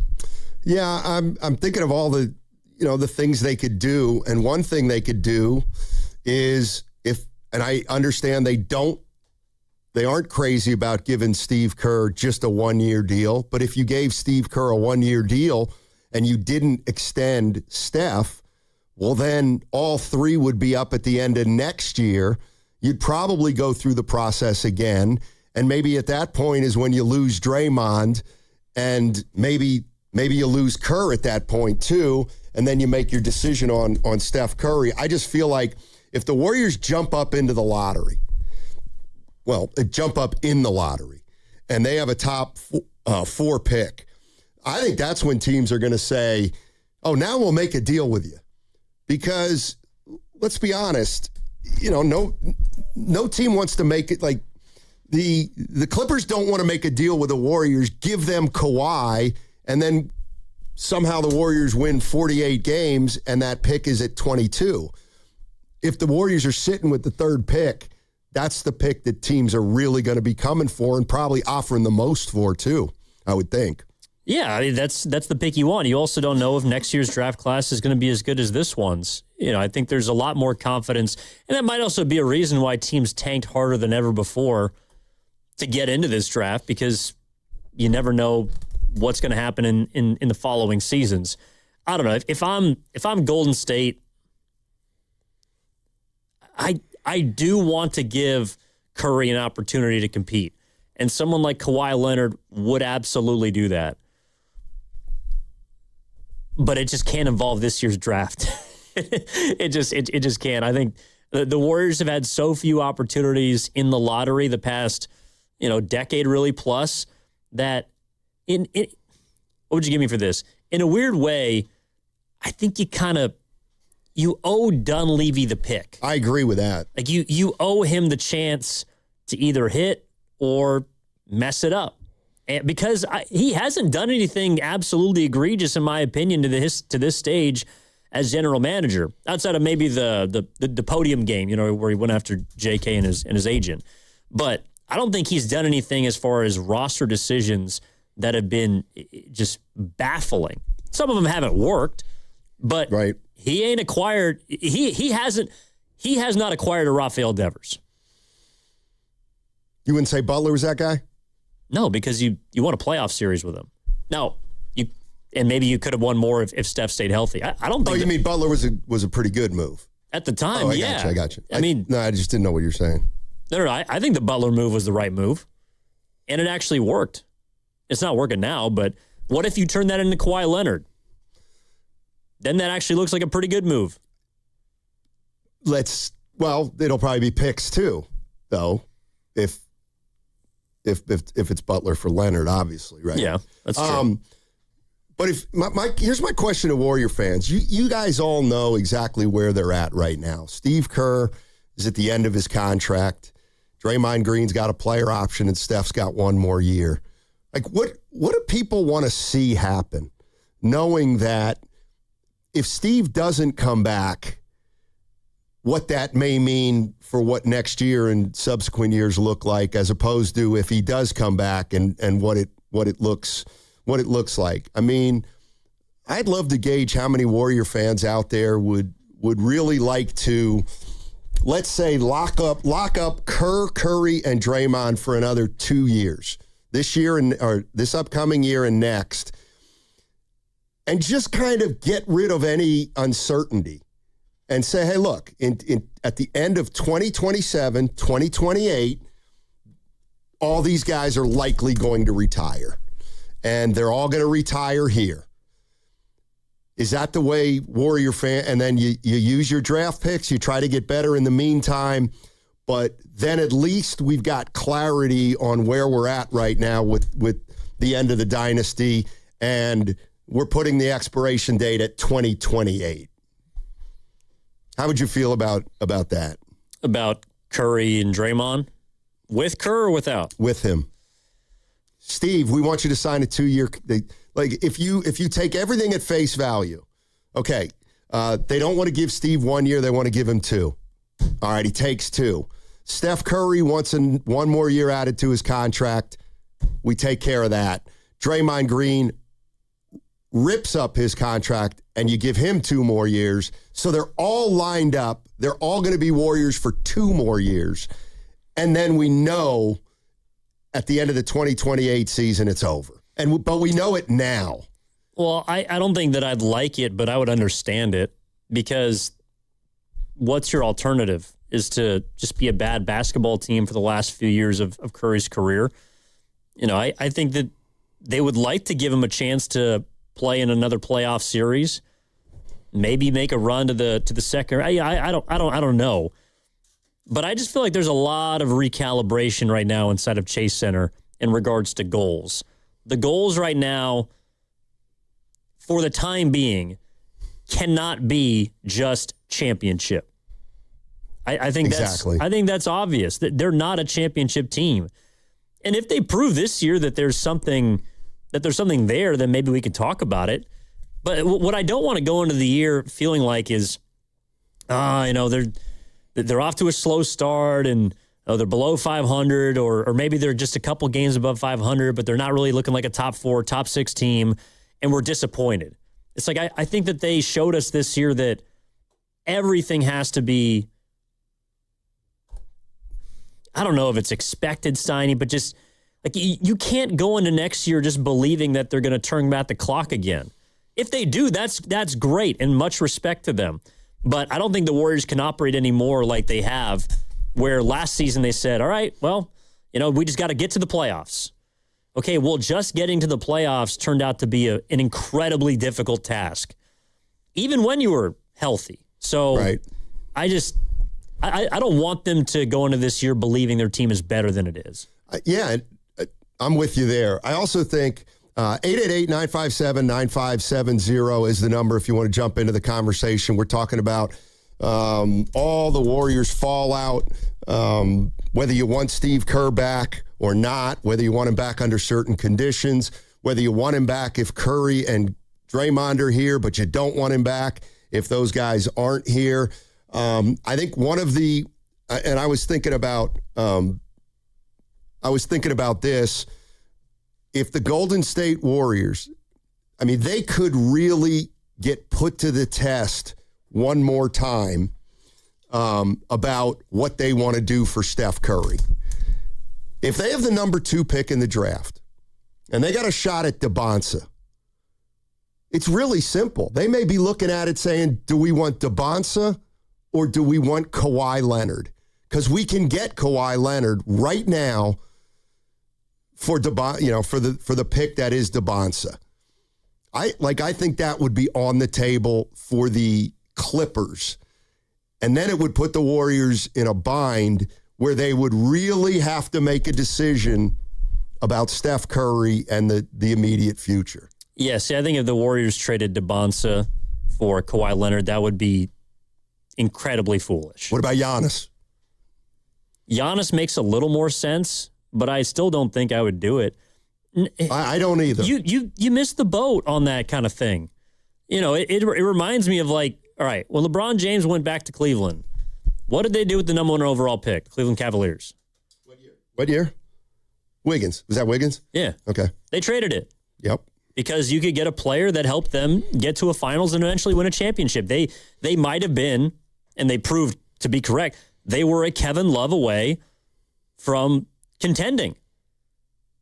Do you go into next year believing the Warriors are a Kawhi Leonard away from winning a championship? Not a championship, but in a perfect world, they could move up the Western Conference ladder some. Well, it's... I'm being very safe here. They finished 10th. Yeah, they could move up the Western Conference ladder a little bit with Kawhi. Yeah, if you were a player away from a championship signing, then I think trading the 2nd overall pick, I can respect that choice. I can respect that decision. But if people inside the Warriors are looking at this team that just finished with 37 wins and got bounced in the play-in as a Kawhi Leonard away from a championship, I think we have bigger problems. Yeah. Let's go to Dale. Dale's in Palo Alto. What's going on, Dale? How you doing, man? Another beautiful day in paradise we live here. I tell you, it's a great place. And we have great problems with all the championship teams. So, hey, 2 days ago, weren't you saying you didn't want anybody calling in about Kuminga again? Yeah. Okay, I got a good solution for you, a little advice.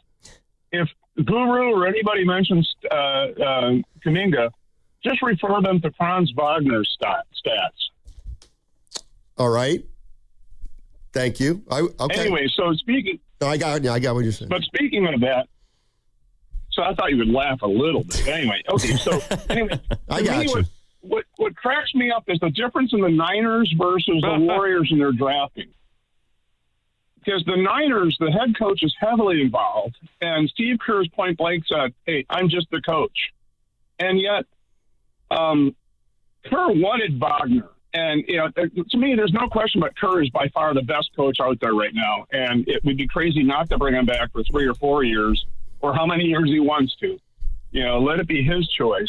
Kind of give him the blank check more than giving Curry, because Curry, you got to pay him on a per-game basis. And too bad NBA contracts can't be on a per-game basis. But I really think that the difference here is you've got a Jerry Jones-style team being run here in basketball, but yet the Niners, they have they at least involve the coach. Now, maybe Niners coach is not as good at picking talent as Kerr, but Kerr seems to know a lot. I just wanted to put this on the table to get a discussion going. I'm glad to hear you talking about Warriors now here more than other topics, because basketball is the sport I love. Thanks, Dale. Appreciate the call. Well, I mean, the Warriors have had better drafts than the Niners the last couple of years. I mean, it's a fine line. It's a fine line because some coaches have too much input, some don't have any. I got to believe that Kerr wants a little more. Maybe that's part of it too. Kerr wants a little more juice, especially maybe in this draft. But my question to Warrior fans is pretty simple. Like, I've got a lot of different kind of questions. Well, is there anybody out there? Well, go ahead. No. Well, actually, I'll ask on the other side because it might be a bigger question. We only got a minute left. All right. 888-957-9570 is the number. We're coming up on 2 weeks since the end of the season for Steve Kerr. He said he was going to take a week or two. We're probably going to get a decision, I don't know, in the next several days. You still want Steve Kerr back as a coach, or are you ready to go in another different direction if you have to? 888-957-9570. As you guys know, we're live on YouTube throughout the entire day. All you got to do is search 957 The Game, and you can find us. And now we're expanding the community for our super fans. Become a Game Pass Pro member to get early access to new videos, private AMAs with our hosts and insiders, and exclusive content from the biggest events. Plus, you're going to get live instant reaction post-game shows from your favorite hosts after the biggest games. All you have to do is go to YouTube, search 957 The Game, and sign up now to become the latest member of the Game Pass Pro.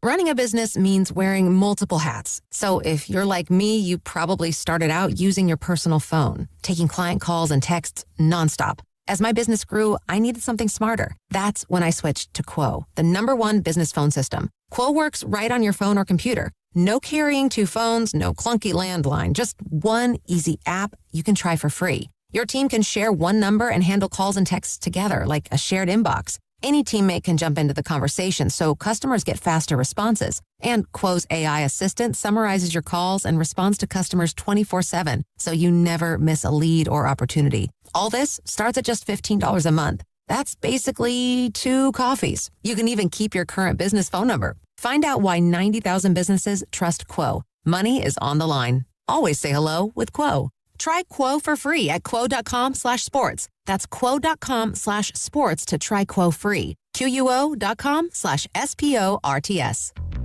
This is the story of the one. As a procurement manager for a hospital system, she keeps every facility in her network stocked and ready. That's why she counts on Grainger to be her single source for thousands of products, from disinfectants to lighting, air filters, and more.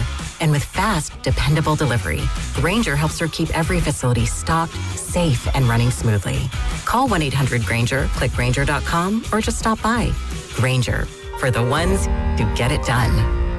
Reach your saving goals with Miristar Momentum Savings. Progress should come with perks. Every $25 you save earns an entry to win cash prizes. We're drawing winners for $1,000 monthly, $5,000 quarterly, and an annual grand prize of $10,000. Saving has never been this rewarding. Apply today at miristarfcu.org. Insured by NCUA, no purchase necessary. Terms and conditions apply. See website for full details. Struggling with social isolation? Introducing Dinner with Mom. Just one meal may help increase happiness and restore your sense of belonging. Side effects may include taking home leftovers and unsolicited relationship advice. Do not attempt if you're allergic to unconditional love. Brought to you by El Camino Health. Together heals. All right, I need avocados, bananas, salad, steak. Wow, does your grocery list have multiple pages? No, but I skipped lunch, so now it's like my stomach is doing the grocery shopping. And besides, I'm earning cash back with Upside. Upside? What's that? Hold up, you haven't heard of it? Upside is a free app that gets you cash back when you shop at gas stations, grocery stores, and restaurants. And they added Lucky and Food Max stores, so we're pretty much covered wherever we go. All those stores? Yep, so not only are we getting a great deal on groceries, now we can earn cash back as well. Okay, downloading Upside. Now let me copy your grocery list. Great news! Lucky and Food Max are now on Upside. Download the Upside app and use the promo code SAVE9 to earn a 10% cashback bonus on your first grocery purchase. That's promo code SAVE9 for a 10% cashback bonus. Use promo code SAVE9. Offers vary by user and location at participating merchants. Go to upside.com for terms and conditions. I'm Bob Burke, founder and chairman of Burke America Parts Group, a family of brands that includes RepairClinic.com, an appliance and HVAC parts solution company that's grown into an international brand. Before AmericanEagle.com, we partially launched a new technology platform developed by another firm. American Eagle helped take our technology to a whole new level with digital marketing, software development, and business insights into our key markets, appliances, HVAC, and outdoor power equipment, and did so both on time and on budget. AmericanEagle.com has the resources, experience, and talent needed to produce solutions. Our new technology platform, developed by AmericanEagle.com, has produced tremendous results with higher traffic, conversion, engagement, and online revenue. If you have any home repairs you need to take care of, check us out at RepairClinic.com. If you need a world-class website or technology project, then I would highly recommend AmericanEagle.com. Call AmericanEagle.com at 773-NETWORK. That's AmericanEagle.com, 773-NETWORK. San Francisco, abundant sunshine, a high of 64. Weather brought to you by Staples. Epic parties start at Staples. Now you can grab Party City balloons, decorations, and tableware, plus matching custom invites, banners, and more right at Staples. That was easy.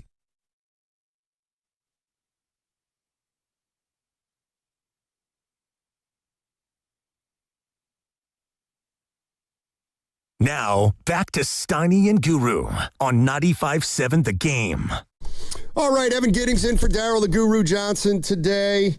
Hopefully, Goo will be back tomorrow. He's taking care of some family business. And he'll be back. He'll be back. Thinking about you, buddy. Yeah, did you, what'd you have on your mind before the last break? Oh, so we were talking about decision-making and how much influence, say, Steve Kerr would have in a draft. And that might be one of the things that they're mulling over when deciding whether or not they want to bring him back. I think there's a lot of things at play here. I think length of contract, maybe annual value. I think Kerr's willingness to maybe adapt, something that Curry was talking about at the end of the season after the Suns game. I think his loyalty to Curry and Draymond superseding perhaps his loyalty to the rest of the roster could be an issue for the Warriors. I think there's a lot of things going on. But if Kerr indeed wants a seat at the table in that draft room, should the Warriors get a top 4 pick, which player do you think he would rather have? A.J. DeBonsa or Cam Boozer? That's the question that I posed to you during the break, because I feel like I know which one he'd want. It feels like he'd want Boozer. And if you don't know a lot about these players, Boozer's considered more of a finished product than DeBonsa. Especially, I think a better example would be Darren Peterson or Cam Boozer. Because Peterson's more of a wild card. I know who I would take. I'd take Boozer's Peterson. my 4th pick. I would take Peterson in a heartbeat. No, I would too. But could you make a comparison that DeBonsa to Boozer is similar to Kuminga to Wagner? In other words, Kuminga, kind of a project, DeBonsa, less of a project, at least he's considered, but still has some rawness to him. And Wagner was supposed to be a finished product, and Boozer, most people think, is close to a finished product. So, yes, I would lean that Kerr would probably want Boozer. I think so, too. But you can't. And I think that'd be the wrong pick. You know what I mean? I mean, the other question is, what does Dunleavy think about Boozer? And I know it's easy to say, oh, he went to Duke, he's going to take Boozer. It's never that simple. No, if anything, he might know him better than, a lot of other general managers. Right. I don't know. But the reason why I posed the question is because I do think there will be, if the Warriors make hay in the lottery, and we're going to find out on May 10th. But if they make hay, I think that there will be another decision. Just like there will be a decision for a lot of teams. Do you want the finished product, or more of a finished product, or do you want a player with a higher upside? Because in the past, the Warriors clearly chose the players that were projects and had higher upsides, being Wiseman, Kuminga, and to some extent Moody, because he was a one and done in college.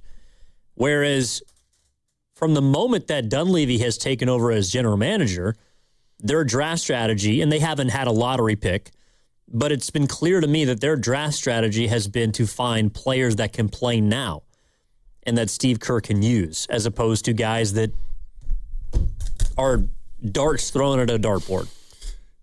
Yeah, I'm also trying to make sense of the Warriors want him for 2 years and maybe Kerr once a year. And here's what I'm starting to think about that. I don't believe that the Golden State Warriors, let me ask you this. Do you believe that the Golden State Warriors will be the last NBA team that Steve Kerr coaches? Or only team he coaches? I actually do. Okay. I do. I don't. And I'm wondering if you're Steve Kerr and they're trying to give you, they want you to take a 2-year deal. I could see how he would look at it and say, I don't know that I want to lock myself in here for 2 because then I'm going to miss that next year's openings when they come open. And you look at this year. San Antonio's probably not going to open this year.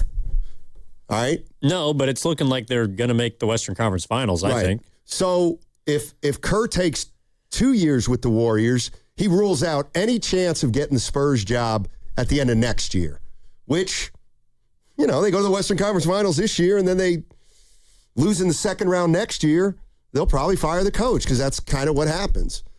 And maybe he knows that 1 year gives him way more options than 2 years.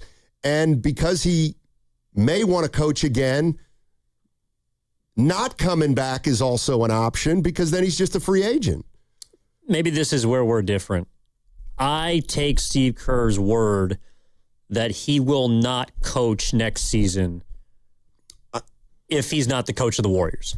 What I would also say and take a step further is that I think that Steve Kerr is so loyal, and you could call me an idiot.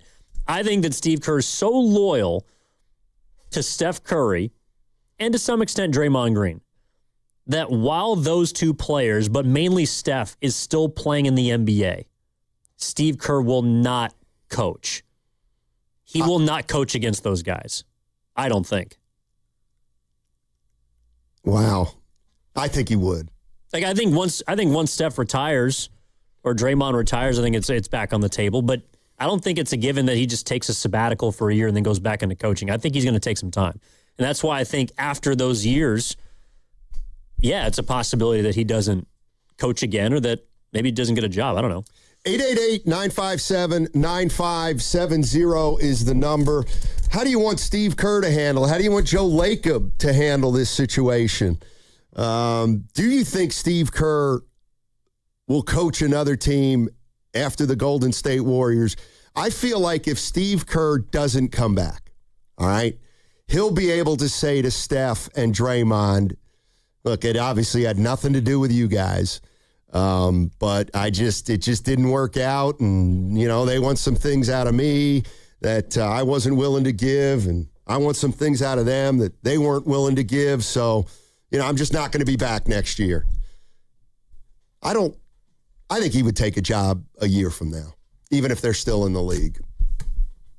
Like next season? At the end of next season. He's not coaching the Warriors next year, takes next year off, and then takes over another team. I think he'd be willing to do that. What's the difference between doing it next season and the year after then? Well, I think it's unrealistic to think that Steve Kerr has to put his career on hold if Steph Curry decides or is able to play 4 more years here. You know what I mean? Yes. No, I'm not saying he's, well, I think that there's a genuine loyalty that he has to Steph. And I think it could extend that far, that he owes him as much as he does, to the point where he would not want to compete out of respect. Maybe. But I mean, like, San Antonio is obviously a location. I mean, shoot, there's gonna be some openings this year. But I also think that in the same way that Kerr was very particular about the first job that he ever got as a head coach, which is the one he still has, at least until further notice, I also think he would be, like, wouldn't he be more picky about the next job that he takes as a head coach? Yeah. But I don't think he would take a job that involved like a rebuild or... No. But let's just hypothetically say the Adelman gets fired in Detroit. And Kerr's You mean not... Denver? I'm sorry, Denver. Adelman gets fired in Denver this year. Well, it doesn't... Like, I don't know. If things don't work out here, why wouldn't he just take that job? Because he... Like, to me, if it doesn't work out here, it's because it didn't work out between Kerr, Dunleavy, Lacob. And I wouldn't put my... If a job came open that I wanted and I'm Steve Kerr, I'm sorry, I'm not taking it because I told Steph I'd be loyal to him, which I am, but I just wasn't loyal to the organization. Yeah, but I also think it takes 2 to tango. And if there are teams that are looking at Steve Kerr's coaching the last couple of seasons, why would they just why should he just get his pick of the litter? You know what I mean? Well, he is historically a great head coach, right? But currently, is he one of the top 10 coaches in basketball? Well, let's put it this way. I believe that if Steve Kerr announces on Friday, I'm not coming back to coach the Golden State Warriors, then Denver fires Adelman. They're going to reach out to, I think they'd probably reach out to Kerr. I mean, I don't know. Maybe, I would. Yeah, I would too. I mean, if Cleveland gets knocked out, maybe Cleveland, one of the better teams that gets eliminated in this playoff, if Kerr's not the coach, they may contact Steve Kerr. Now, I don't know if he would take it or not. I mean, I think I would love to see what he could do with Denver. Sure. So you're looking at Steve Kerr, should he not coach the Warriors next year, like he's John Harbaugh. Where John Harbaugh was with an organization for a long time, won a Super Bowl, regular season, great head coach. He goes and immediately has a job waiting for him. I think he could do that if he wants, but he'll make it clear if he's not the coach of the Warriors, he's going to say, I'm not coaching next year. I think that's that I'm willing to believe him on. Like, he's not going to take the Denver job 3 weeks from today. That I kind of don't see. You're listening to 95.7 The Game, KGMZ FM and HD1 San Francisco, an Odyssey sports station, always live on the free Odyssey app and now broadcasting from the Laughing Monk Studios. Well, if he is going to be the most highly sought-after head coach, free agent on the market, why wouldn't you bring him back? Because that means he's the best coach out there. Well, because we know that it has more to do with just his reputation and his resume. It's got to do with timing. It's got to do with where they are, where he wants to go, where they want to go. What do you think's going to happen? What do Warrior fans think is going to happen? And then what do you want to happen if it's not the same thing? How about this?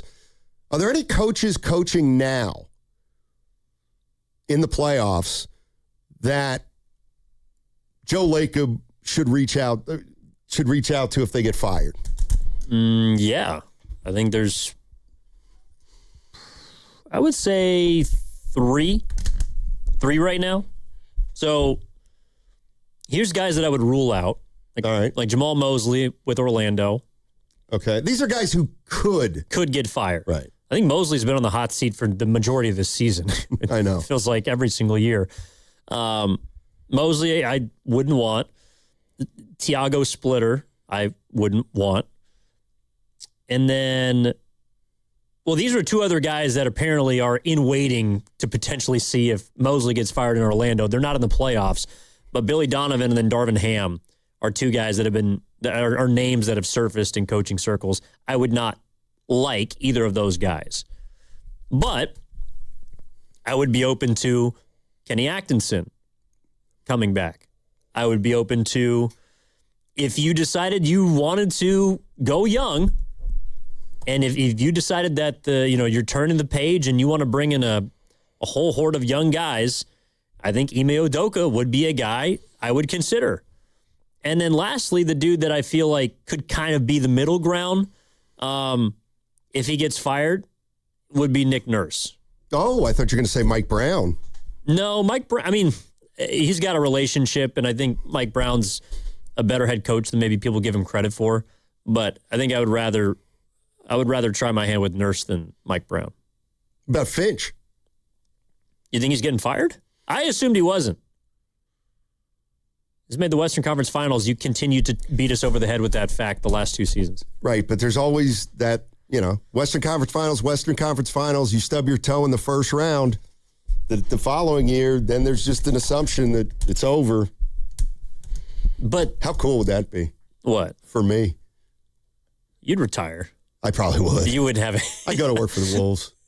Oh, I thought you said you'd go to work for the Warriors if Finch brought you onto the staff as a developmenal coach. No, I'm trying to think what he'd bring me on. He'd bring me on as he'd teach Paz how to use his right hand. Minnesota! Seriously though, so you think he's getting fired? No. Well, I don't think he will, but two of his most impactful players got hurt in the series that they were going to upset.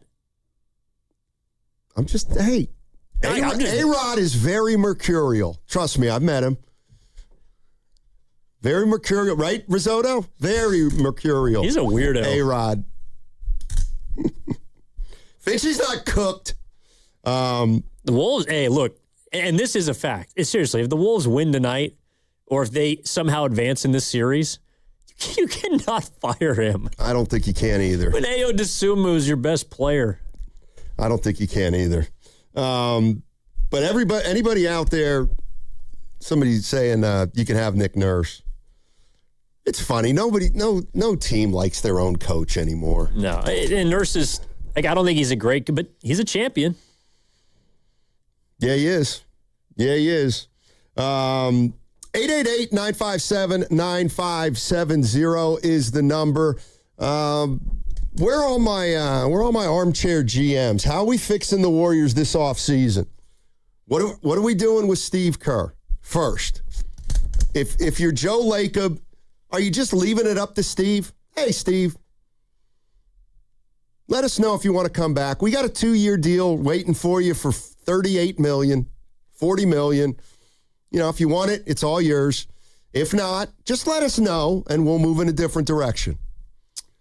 Any chance Kerr takes a pay cut? No. Don't do that. Sorry, I just had to ask. No, that's one where no. It's funny. If you really want to be here, then we can. Yeah, you had a 37-win season, Steve. It's okay. If those three guys want to be here, this is a business. They're all taking pay cuts. Kerr, Curry, and Draymond all taking pay cuts. If you say, hey, Steve, we're going to keep you at the same number, you're going to ask Curry and Draymond to take pay cuts? It's going to be a package deal. It's got to be. I try to get them all to take discounts. Yeah, good luck with that. I think it's funny, too, because, Kerr's obviously a big proponent of shortening the season, right? He won 72 games. But we'd never do that because money's involved, and I get it. It's like we're all kind of the same way. What's the Liam Neeson drop? No. That's gone too far. It's gone too far. Yeah. Kerr's not taking no pay cut. Here's the other thing, and we're throwing around some names, but and I do think there's something to this. If Kerr's not going to come back, and the Warriors still have Curry essentially and Draymond on the team, all right, we'll talk about a guy like Chris Finch. I don't think he can bring Chris Finch in to coach Curry and Draymond's last year or two And you're also going to move forward with him.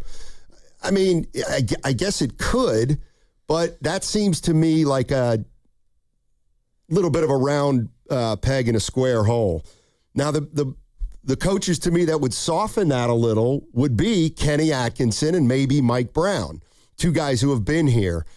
But I'm not crazy about either of those two coaches for the Warriors right now either, because I don't want to hire them just because they can buffer the veterans with the coach with a new, just because the veterans can buffer the new coach with the new team.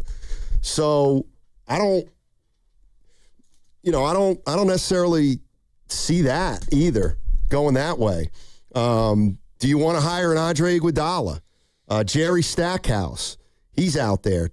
Terry Stotts. Do you hire two guys? Do you elevate maybe two guys who are already in the organization, who know what's going on and know how to execute what Mike Dunleavy might want on the floor? If my choice is between Jerry Stackhouse, Andre Iguodala, and Steve Kerr, I'm staying with Steve Kerr. Who was the second one? Iguodala? Stackhouse. Or Stotts, or, whoever. Maybe Mike Brown's a little different because he's actually got head coaching experience. I know Stotts does. Stackhouse, I don't believe, does at the NBA level. But if you're choosing between two completely new options and Kerr, I think I would just rather keep the status quo. I mean, the one name I'm hearing a lot of is Sam Cassell, never been a head coach. But neither was Mark Jackson and neither was Steve Kerr. So Sam Cassell's a guy who, former player, obviously, understands the dynamics with, veteran players on young teams. Maybe Cassell could bridge that gap. I really don't want a Mike Brown. I don't want a Luke Walton, and I don't want a Kenny Atkinson. Why Atkinson? I actually don't think he's a great coach. He's a really good guy. He's a little strange.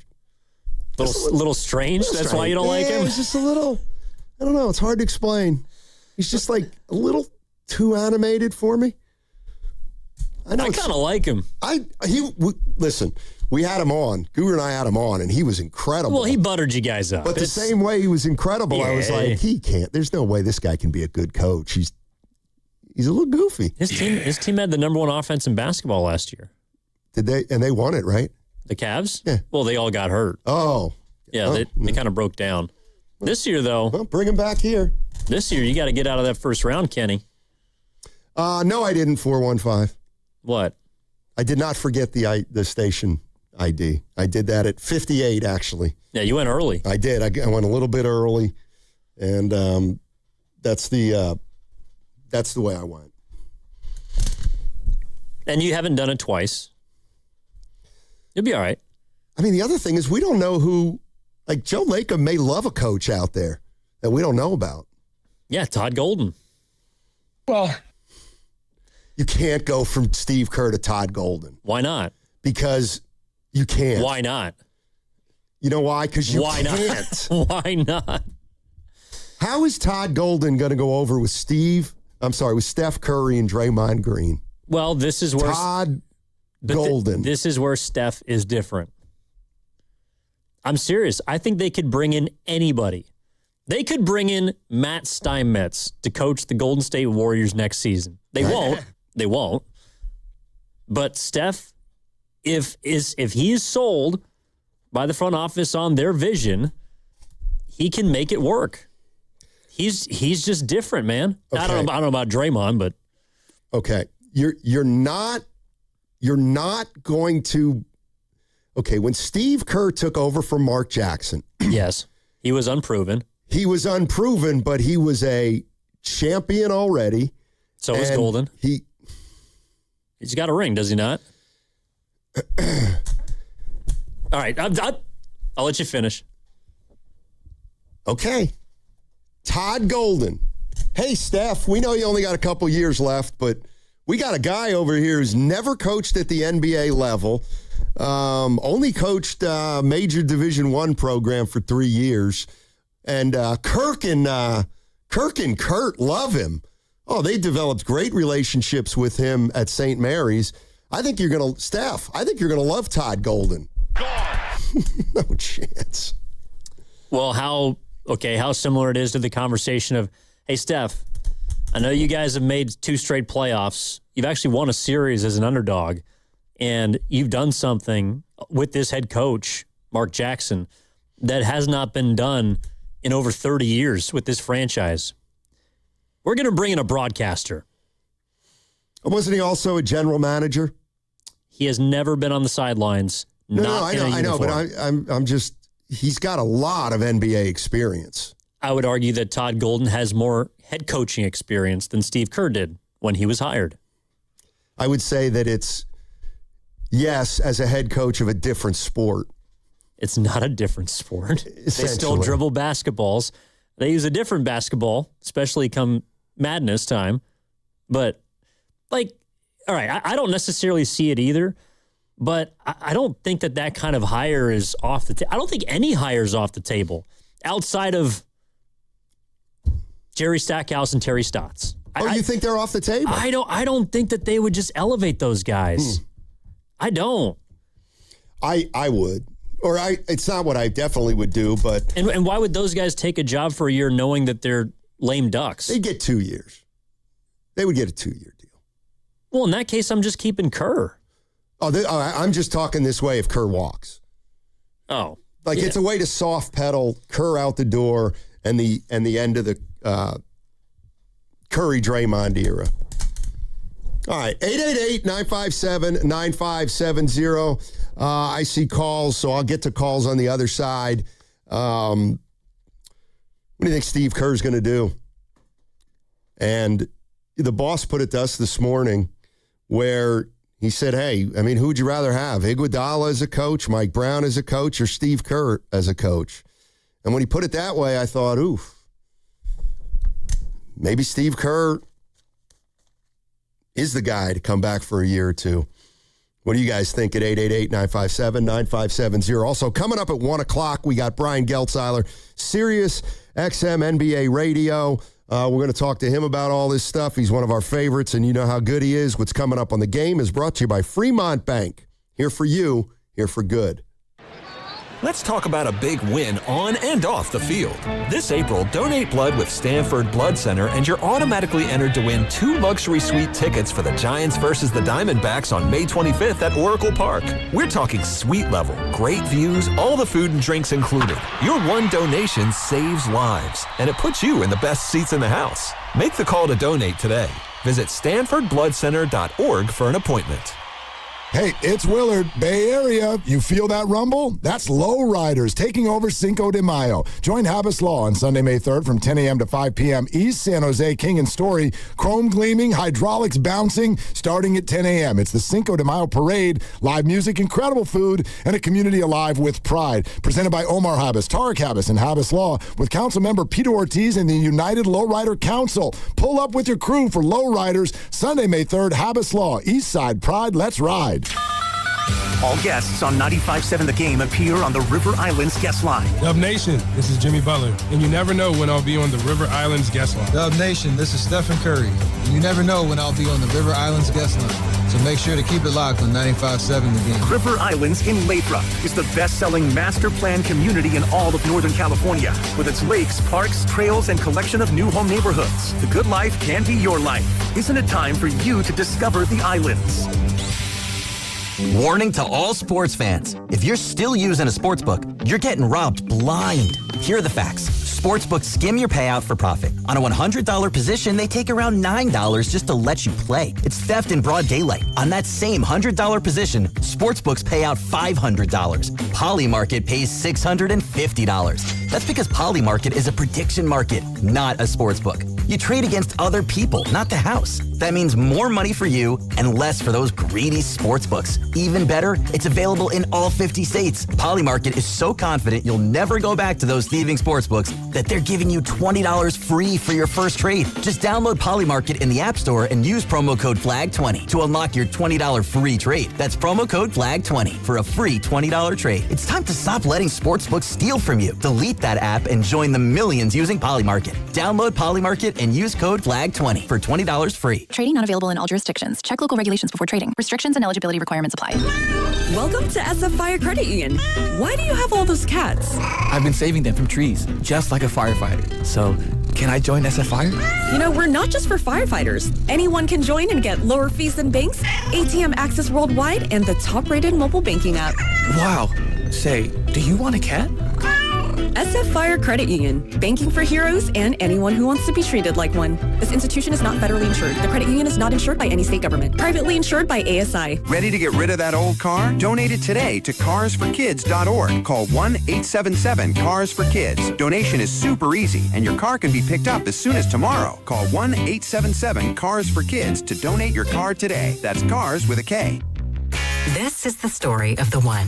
As a procurement manager for a hospital system, she keeps every facility in her network stocked and ready. That's why she counts on Grainger to be her single source for thousands of products, from disinfectants to lighting, air filters, and more. And with fast, dependable delivery, Grainger helps her keep every facility stocked, safe, and running smoothly. Call 1-800-GRAINGER, click Grainger.com, or just stop by. Grainger, for the ones who get it done. If you own a small business, the pressure never lets up. Something's always coming at you. That's why business owners turn to LendSeek for funding. I don't need promises. I need options. LendSeek's AI platform showed me real funding choices. Now I can cover payroll, handle taxes, and go after growth opportunities without the daily stress. Up to $5 million with funding in as fast as 24 hours. No upfront costs. No prepayment penalties. Start ready, stay ready. LendSeek.com. LendSeek.com. And Doug. There's nowhere I wouldn't go to help someone customize and save on car insurance with Liberty Mutual, even if it means playing in a football game. Boom! 42! You're going down, Doug! Oh, yeah? Your price on car insurance when you customize and save is going down. Hey!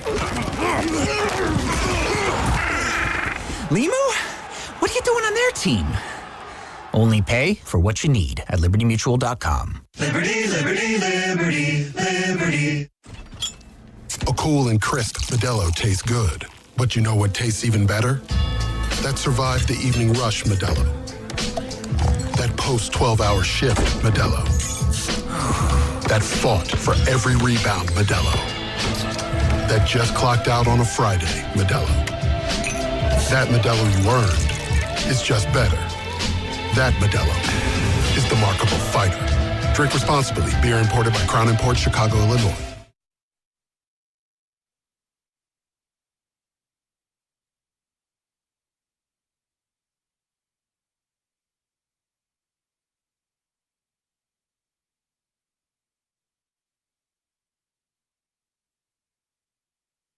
Now, back to Steiny and Guru on 95.7 The Game. Evan Giddings in for Daryl the Guru Johnson, and nobody's gonna believe me. We got now. a baby. We got a baby in the office. It's little Langford. Oh, Stephen Langford brought his kid in. Yeah, forget his name. No, it's Stephen Langford. That's his name. No. I mean the baby. Oh, yeah. Victor, I think. Oh, really? Big Vic? Wait, let me double check that. That doesn't sound right. Let me see if it works. At guard, 6'3", out of Walnut Creek, Victor Langford. He's going to be a Raider. I think he's going to be like Pods. He may get booed. Well, why'd you have to go there? Brian Geltzeiler at 1 o'clock. We've been Go so ahead, positive today. We've got some, people are not going to believe me. His name is Miles Victor. Okay. MV. MVS? No, MVL. All right. This is from... You done, Pasta? All right. This is from Sham Charania, along with Ramona Shelburne and Anthony Slater of ESPN, reporting that Warriors brass met with Kerr on Monday for, quote, 2 hours. They're going to reconvene next week. The sides continue to figure out whether it is the best path forward for Kerr to continue as the coach. Both sides describe the meeting as productive, but there remains no resolution nearly 2 weeks after the Warriors season ended in Phoenix. Kerr, Lacob, and Dunleavy plan to reconvene next week, according to league sources. In the meantime, Kerr will take a previously planned golf trip to close out this week. Where's he go? As those around him continue to describe Kerr as, quote, torn about his own side of the choice. He's torn, Steiny. Played a lot of golf, apparently. I wonder if that's a abandoned trip. Love to know where he's going with his 6.6 handicap. I mean, he's probably going somewhere a little more. All right. I'm not upscale than Bandon Dunes. Bandon Dunes is pretty upscale, Chief. Yeah, but you go there. With a friend who's more upscale than I am. So he's gone. I'm in the bathroom. What? You know, that's so funny you said that. I'm in the bathroom, and I don't know why. I'm opening the door to leave the bathroom, and it just ran through my mind. Kerr's coming back. And this makes me think he definitely is coming back. Really? Yeah. And I don't know why I thought it. I was like, he's got to cut. Like, they got no, it's like the Pope of Greenwich Village. They got nowhere else to go. They got to stick with Kerr. They can't do anything else. Well, they can do a lot of things. Yeah, I know, but I think he's back. If he's not back, they wouldn't have another meeting, right? Hey, take another week and we'll see if we can get aligned.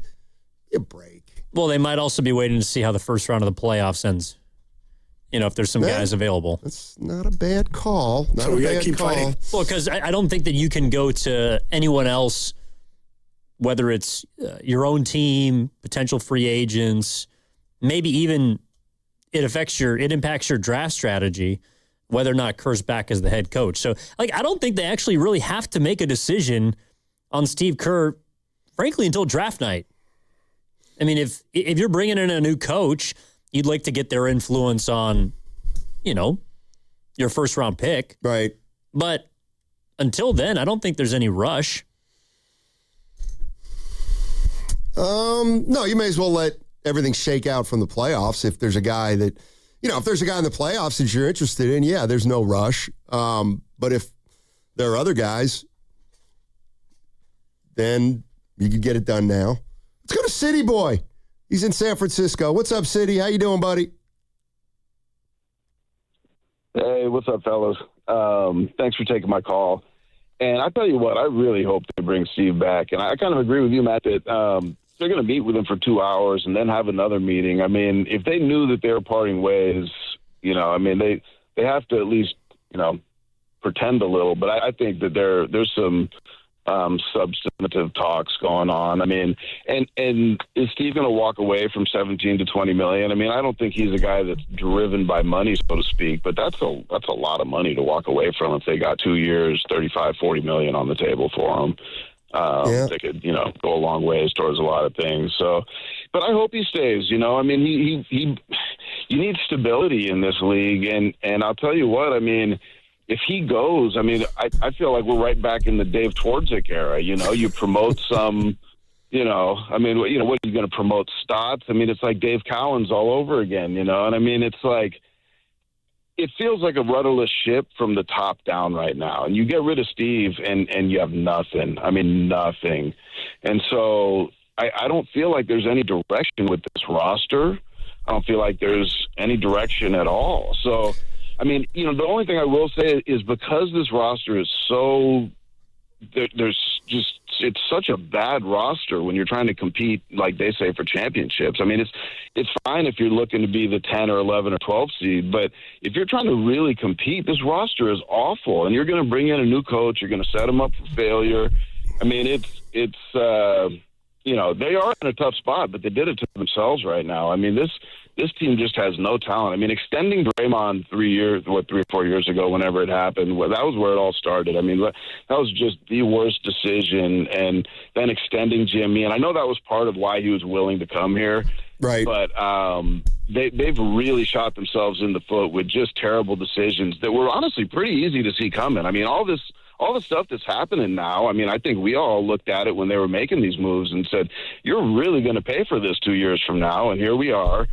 And it's a pretty bleak, I try and be, kind of sanguine when it comes to my Warriors takes. And right now I'm having a hard time seeing any positive, anything positive, Yeah, I hear you. What do you think? Well, I think, the direction part I'm going to give you, absolutely. But I think that'll be solved when Kerr makes his decision as in terms of what the plan is for the team moving forward. But I also agree, if the way teams are, like, how's the new coach going to handle, Curry's workload and Draymond's workload? It's like that's something that Steve Kerr has dealt with forever, and it feels like he's got a sixth sense about. But, you get a new coach in here, I think they might be a little surprised at, how little they can rely on certain guys consistently with this roster, and it's going to be a big adjustment as opposed to Steve, who I think has that, just knows that stuff by instinct at this point. Well, he knows it and understands it, but can you actually succeed while doing it? Yeah. I mean, they didn't this year, and I don't think they could. Yeah, I don't know if there's another coach that could step up here and win 45 games with that roster that he had, especially with Steph out. I don't know. I mean, I don't think it's the worst thing if Kerr's back again, but Steiny, you're just kicking the can down the road again. And they're in this position because they've continued to kick the can down the road. They did it with Draymond, like you heard City Boy say. To some extent, you did with Jimmy Butler.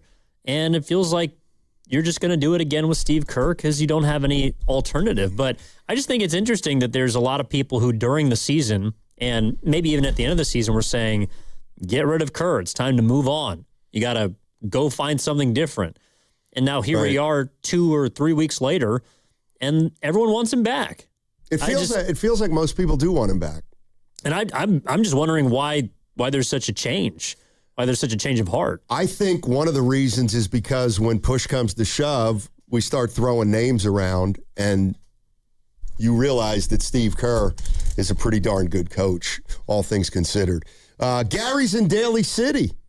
What's up, Gary? How you doing, man?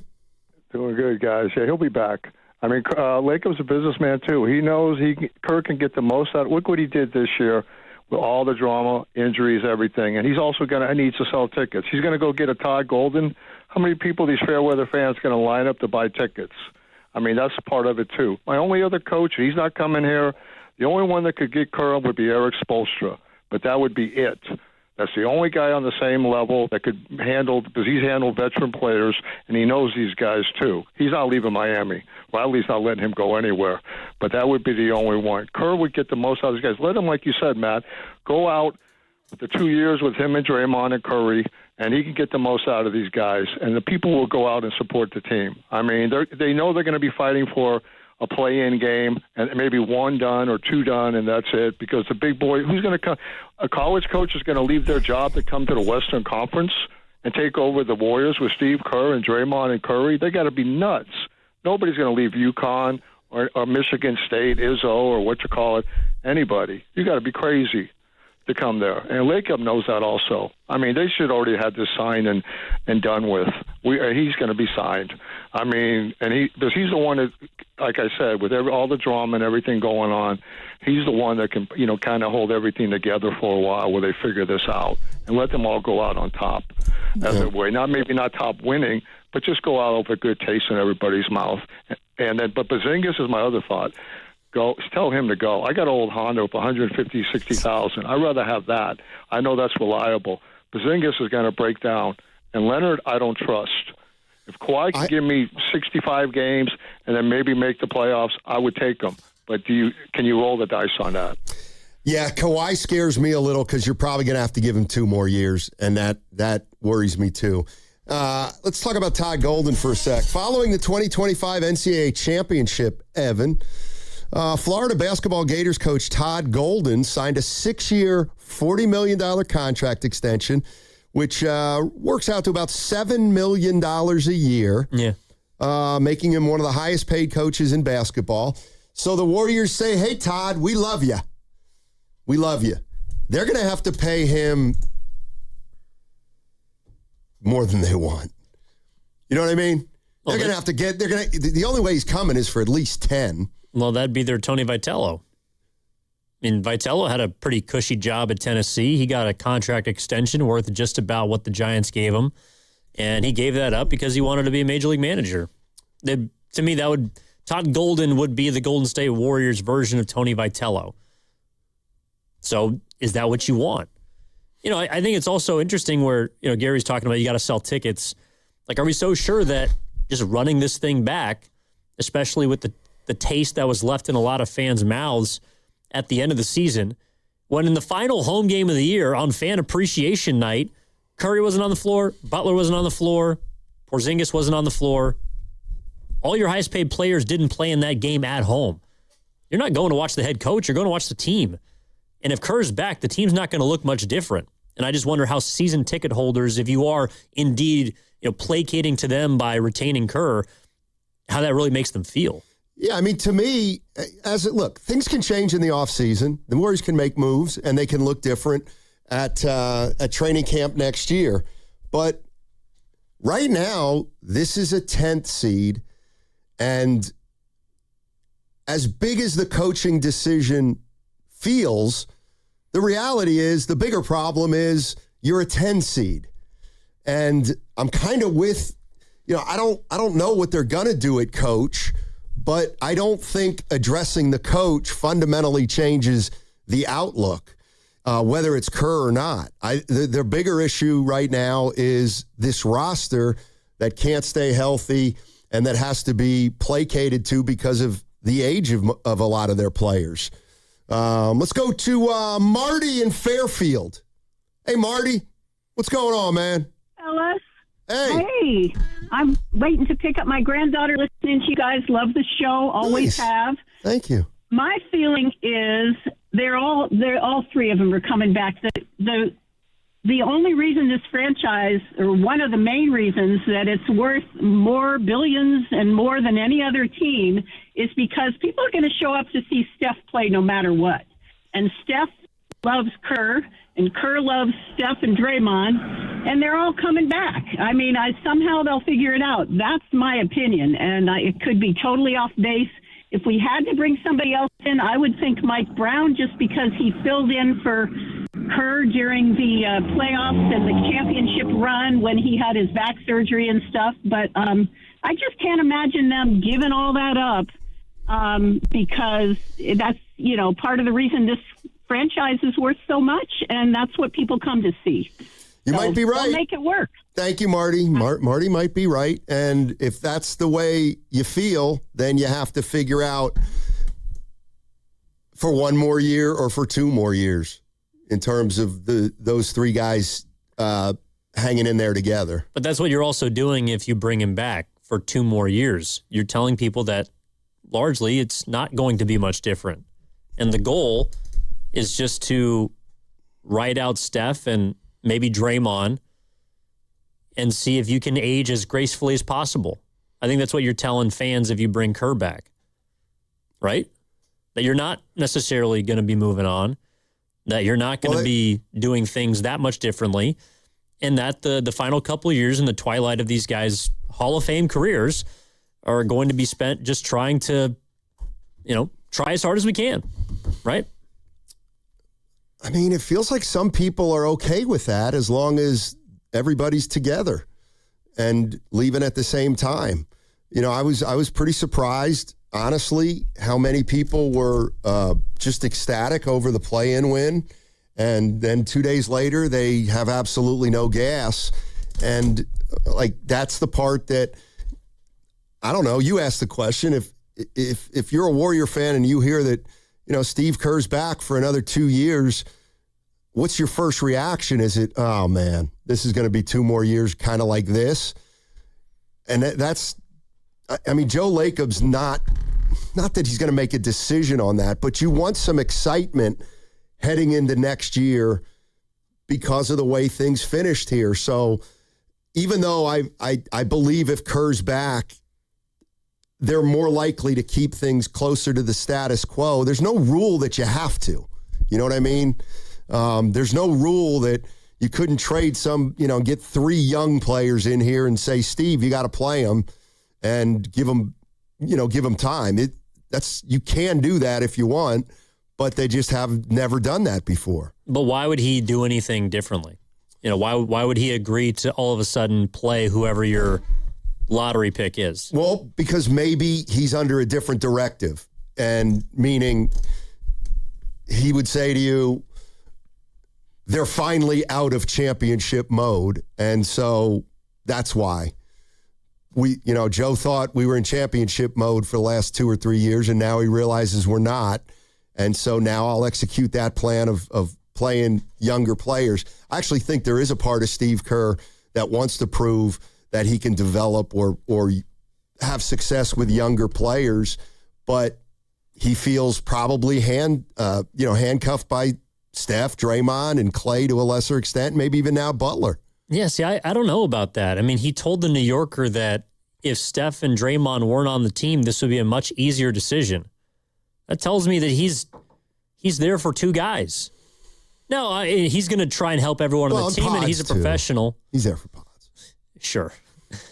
He cannot be that guy. I think Kerr's coming back to help those 2 players end their careers the way he believes they should end. And there's nothing wrong with that. Unless you don't want to watch the same movie again for the next 2 years. Yeah, and look, Butler's going to come off the books, or maybe you turn him into Kawhi Leonard, and I don't know. It feels to me, Steiny, and I was someone who really enjoyed the Clippers win, the play-in game. Yep. Because I understood what this season had come to.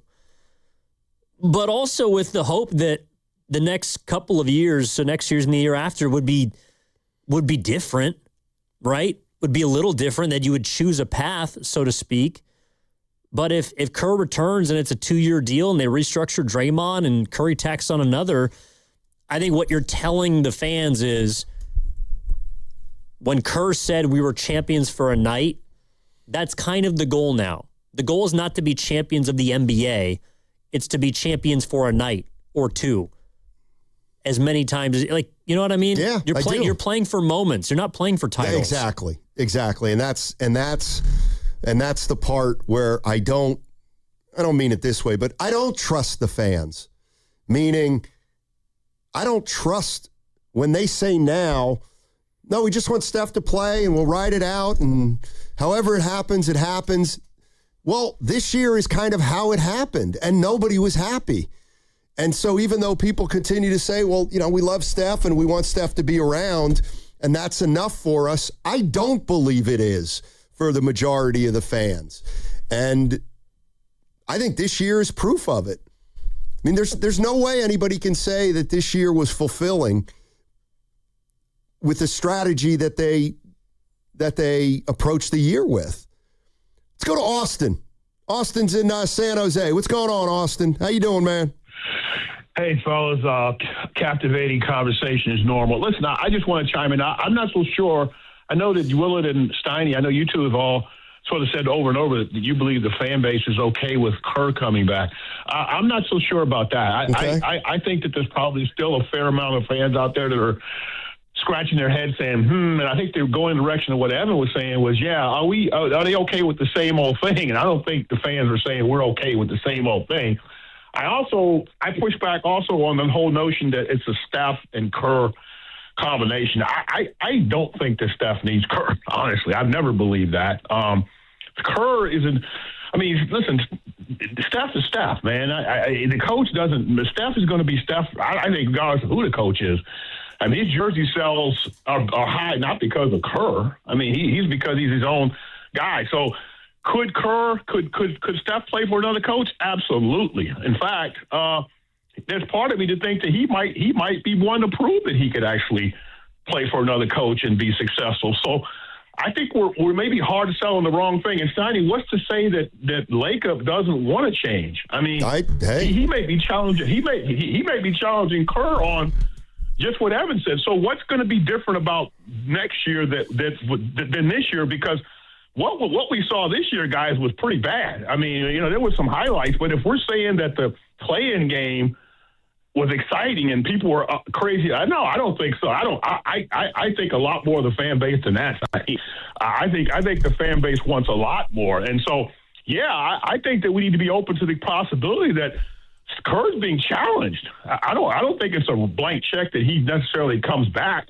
I think they're trying to figure out, does it make sense to keep Kerr or should we go in a different direction? Because the NBA is speaking, guys. It's not just about the Warriors and what we want to go out in glory, and that stuff all sounds great.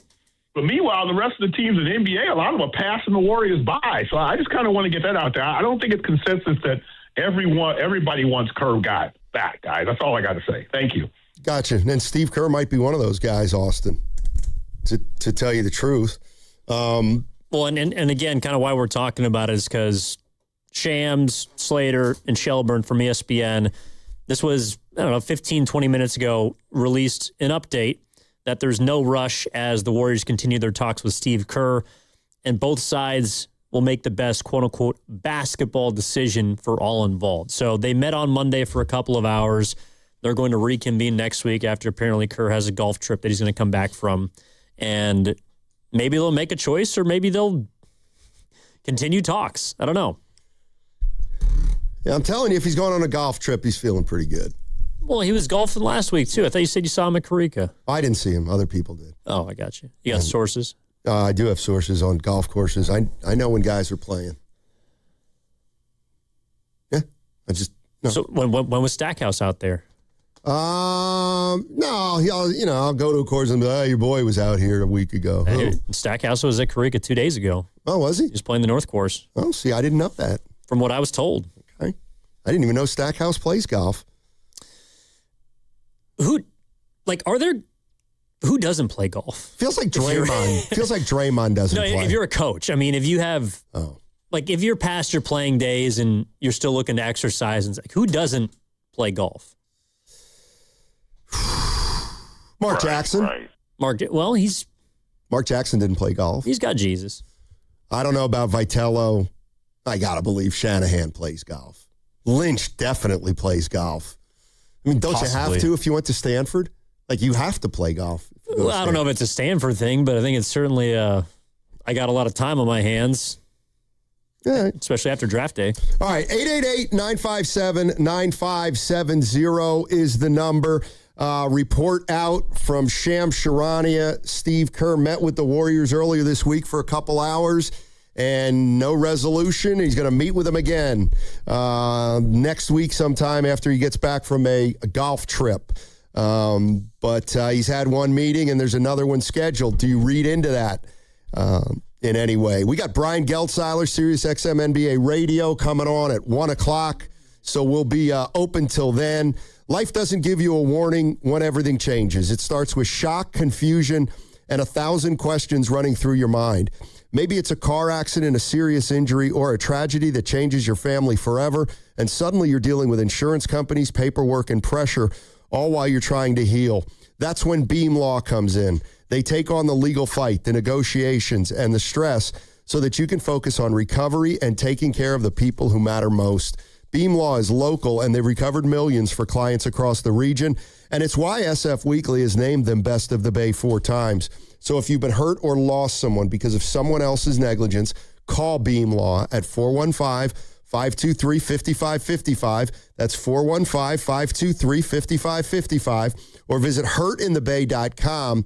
That's hurtinthebay.com, because it's not whether you get knocked down, it's whether you get back up. Beam Law, they've got your back, Bay Area. Discover Silverado Resort, Napa Valley's playground for those who love to stay, play, and recharge. Tee it up with 36 holes of championship golf, rally on the tennis and pickleball courts, or train like a pro in the newly renovated fitness center, restore in the refreshed spa and recovery lounge, and refuel at the soon-to-open Match Play kitchen and bar. With newly renovated rooms, it's the ultimate escape. If it's been years since your last visit, rediscover Silverado Resort, a renewed Napa Valley original. Book your staycation today. Visit Silverado ColoradoResort.com. What's up, cousin? I want a new phone. Have you seen any good deals? Everyone has free phones, but when I switched to T-Mobile, I got more value and so much more. Like streaming included. And travel benefits. And the best part? The price of your talk, text, and data is guaranteed for 5 years. Get more benefits and more value. At T-Mobile, families save and get a 5-year price guarantee. Switch now at T-Mobile.com. Qualifying plan requires price guarantee on talk, text, and data. Exclusions like taxes and fees apply. See T-Mobile.com. The basketball playoffs are underway, and now you can trade on every game on Kalshi. You can also trade on who wins each series, the conference finals, and the championship. San Antonio is trading at 17% to win it all, meaning a $100 trade pays out $555 if they take the title. On Kalshi, you're trading against other people in a live market. No house, no odds makers, and as the odds move, you can buy in and out anytime throughout the postseason. For a limited time, download the Kalshi app and use code FAN to get $10 when you trade 10. Kalshi. Kalshi. Trade on anything. Step back into a darker chapter of San Jose history. Join History San Jose at noon on May 2nd for a special book talk featuring St. James Park, a gripping novel set during the Great Depression and inspired by the infamous 1933 Brook Hart kidnapping. Author John Dahl brings this powerful story to life, exploring labor unrest, corruption, and the forces that shaped our community, themes that still resonate today. Books will be available for purchase. Visit historysanjose.org for details and tickets. Spring is here, and it's the perfect time to reset your health. If you're ready to lose weight and feel confident again before summer hits, Jumpstart MD has you covered. With the right combination of GLP-1 medications and clinician-led care, you'll get safe, effective results that last. Because not all weight loss programs are created equal. Where you get your prescription matters. Trust the experts at Jumpstart MD. Call 855-JUMPSTART or visit jumpstartmd.com today. Looking to get your next project done right without running all over town? At Ashby Lumber, everything you need is in one place. From premium lumber and building materials to doors, windows, decking, and hardware, we've got it all, ready when you are. Whether you're a contractor on a deadline or a homeowner starting something new, our team knows the products and helps you get it done right the first time. 2 locations, Berkeley and Concord. Ashby Lumber, one stop, done right. Hello, San Francisco Bay Area. Bank of America, in partnership with Visa, invites you to a FIFA World Cup 26 watch party. Open an eligible Bank of America checking account in participating financial centers only for an opportunity to reserve 2 complimentary tickets while supplies last. Experience special musical guests, games, giveaways, food, and more, all at a legendary venue. Learn more at BofA.com/BofA Visa Watch Party. What would you like the power to do? Bank of America, proud to be the official bank of FIFA World Cup 26. Bank of America N.A. member FDIC. Terms apply. All rights reserved. Do you owe the IRS $10,000 or more in back taxes? Penalties and interest are piling up every single day. Wage garnishments and bank levies could hit any moment. If you've been avoiding it out of fear, you're not alone. But waiting only shrinks your options and ramps up the stress. The truth is, the IRS settles with taxpayers every day through legitimate programs, and many qualify to reduce what they owe, in some cases by up to 99%. That's why thousands turn to helpwithirsdebt.com. They've guided over 120,000 Americans, resolved more than $2.3 billion in tax debt, and back every case with their ironclad resolution guarantee. If there's no real path forward, you get a full refund, no fine print. They even randomly select one qualifying client each year and pay off their entire IRS balance. Terms apply. Don't let another day pass. Go to helpwithirsdebt.com right now. It's fast, easy, and confidential. Find out what's possible today. Helpwithirsdebt.com. Once again, that's helpwithirsdebt.com. 95.7 The Game is proud to support Drawbridge and the Aragon Foundation on the Bridging Creative Possibilities Gala, May 9th in San Francisco. Join us for live music, dancing, and an art auction with proceeds that help fund music and art education. For tickets, head to 957thegame.com.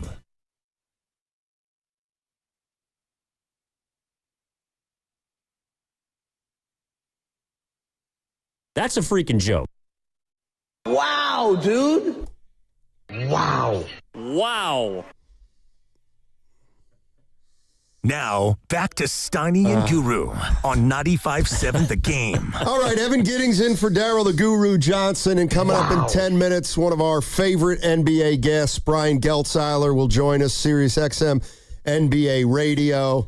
And if you're just joining us, we've got the latest piece of news surrounding Steve Kerr, and it's from Shams Charania of ESPN, and he's reporting At the latest is that the Warriors met with Steve Kerr on Monday. They met for 2 hours, and Steve Kerr is now about to embark on a golf weekend. And next week, the Warriors and Steve Kerr will meet again. And according to Shams Charania, Steve Kerr is torn. We're all torn, though. Well, speak for yourself. You are. What am I torn between? Well, we're all torn between, our relationships and our professional jobs. And, I'm torn. How much longer do I want to work? I'm torn. Everybody's torn. Between the... I've seen you torn a lot. Present and the future? I've seen you torn. Nobody likes when somebody's torn. No, that's true. We all help each other through it. I've seen you torn. I've seen Guru torn. Him more than you, but yeah, we all help each other. If you've made I guess you can be torn even if you're rich. Yeah, torn between what boat to buy. No, Steve Kerr's torn between what club he's going to use on the second tee shot. I don't know. I think but what is he torn between? I think he's torn between, I don't know if it's coaching, but I think that Steph and Draymond is really the biggest factor for him. I think that he really wants to continue to coach those two guys.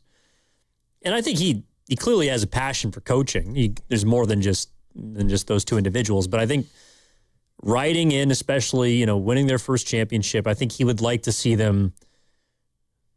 I think he would like to see them at the end of their careers. If in a perfect world, I think Steve Kerr would retire or be done coaching with Steph Curry and Draymond Green. That's the way that he talks about him. It's the way I think it's one of the reasons why he hugged them so tightly and, wanted that moment at the end of the Phoenix game with the both of them. And why he was so emotional after the Clippers game when both Steph and Draymond proved that they could play like champions, because there hadn't been a ton of that this year. So if he really wants to see this through, why hasn't he been able to convince the Warriors that he really wants to see it through? Because apparently he hasn't, right? Well, I think it's a results-based business, and the results weren't very good this year, right? No, right. But what I'm saying is if Steve Kerr is motivated by Steph and Draymond, and that, and that ends up winning it, I mean, is he weighing that right now? You know what I mean? Well, what if Mike Dunleavy is weighing trading Draymond Green? And Kerr's saying, if you move him, I don't want to be back? Well, or I don't want to be back coaching 7 new players? Potentially, yeah. I mean, maybe they want him back and they would prefer him to coach this team with the focus around the 10th pick. Right. And that's, again, I thought it was telling when Curry said, we got to stop talking about championships.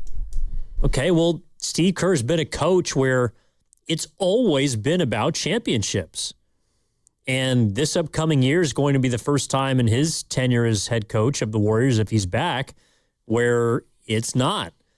And then, is he the right guy for that kind of situation? I think the Warriors are weighing a lot of different things. And I thought the quote about basketball decisions, from the piece with Slater, Shelburne, and Charania was interesting, because if you're talking basketball, maybe they're not convinced that Steve Kerr can adapt, that he can change his system, especially if he's so loyal to those two guys who have been the driving force of it for over a decade. I kind of think that is what's going on.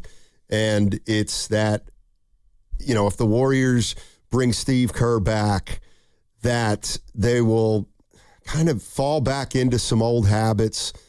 That's not really the right way to put it, but you can't ask Steve Kerr to be somebody he's not. Everybody can ask people to change a little bit and to alter things here or there, but you can't ask a guy to be somebody that he's not. And if that is a big enough issue that it's gotten this far, then I do think, why don't you guys just agree to part ways and go that way. It does feel like this, though. And so I always like to look at it the other way. All right, so maybe Steve Kerr saying, I do want to come back, but, I want to make sure that Steph's here, obviously, and Draymond's here, obviously. And they say, well, there's no guarantee that's going to happen. Maybe that's what he's wrestling with, that he knows whether he comes back or not, Lacob and Dunleavy are going to try to make changes. And because they're changes he can't foresee at this point, he doesn't want to sign up for it. Maybe. Yeah, I mean, if they want to go young, or I don't know, maybe Steve Kerr is like, hey, we should make a run at LeBron, or we should make a run at Kawhi.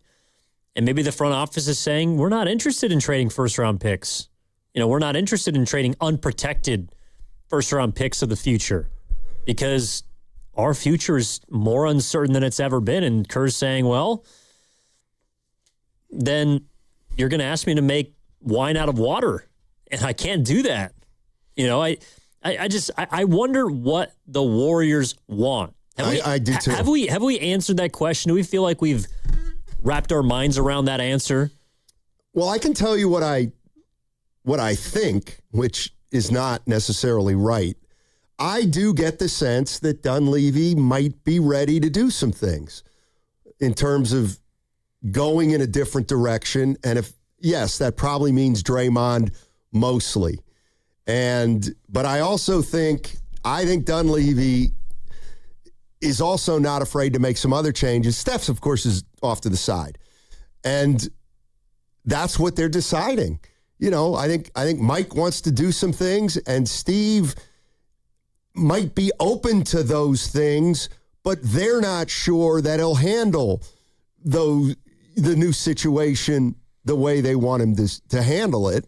Maybe because he's never been in that situation before of not having to cater to veteran superstar players. I just think it's a lot to ask a Tiger to change its stripes. If you're asking Steve Kerr to do things a different way, I don't know if that's who he is. And look, to be fair, it's produced 4 championships. It's produced a ton of wins.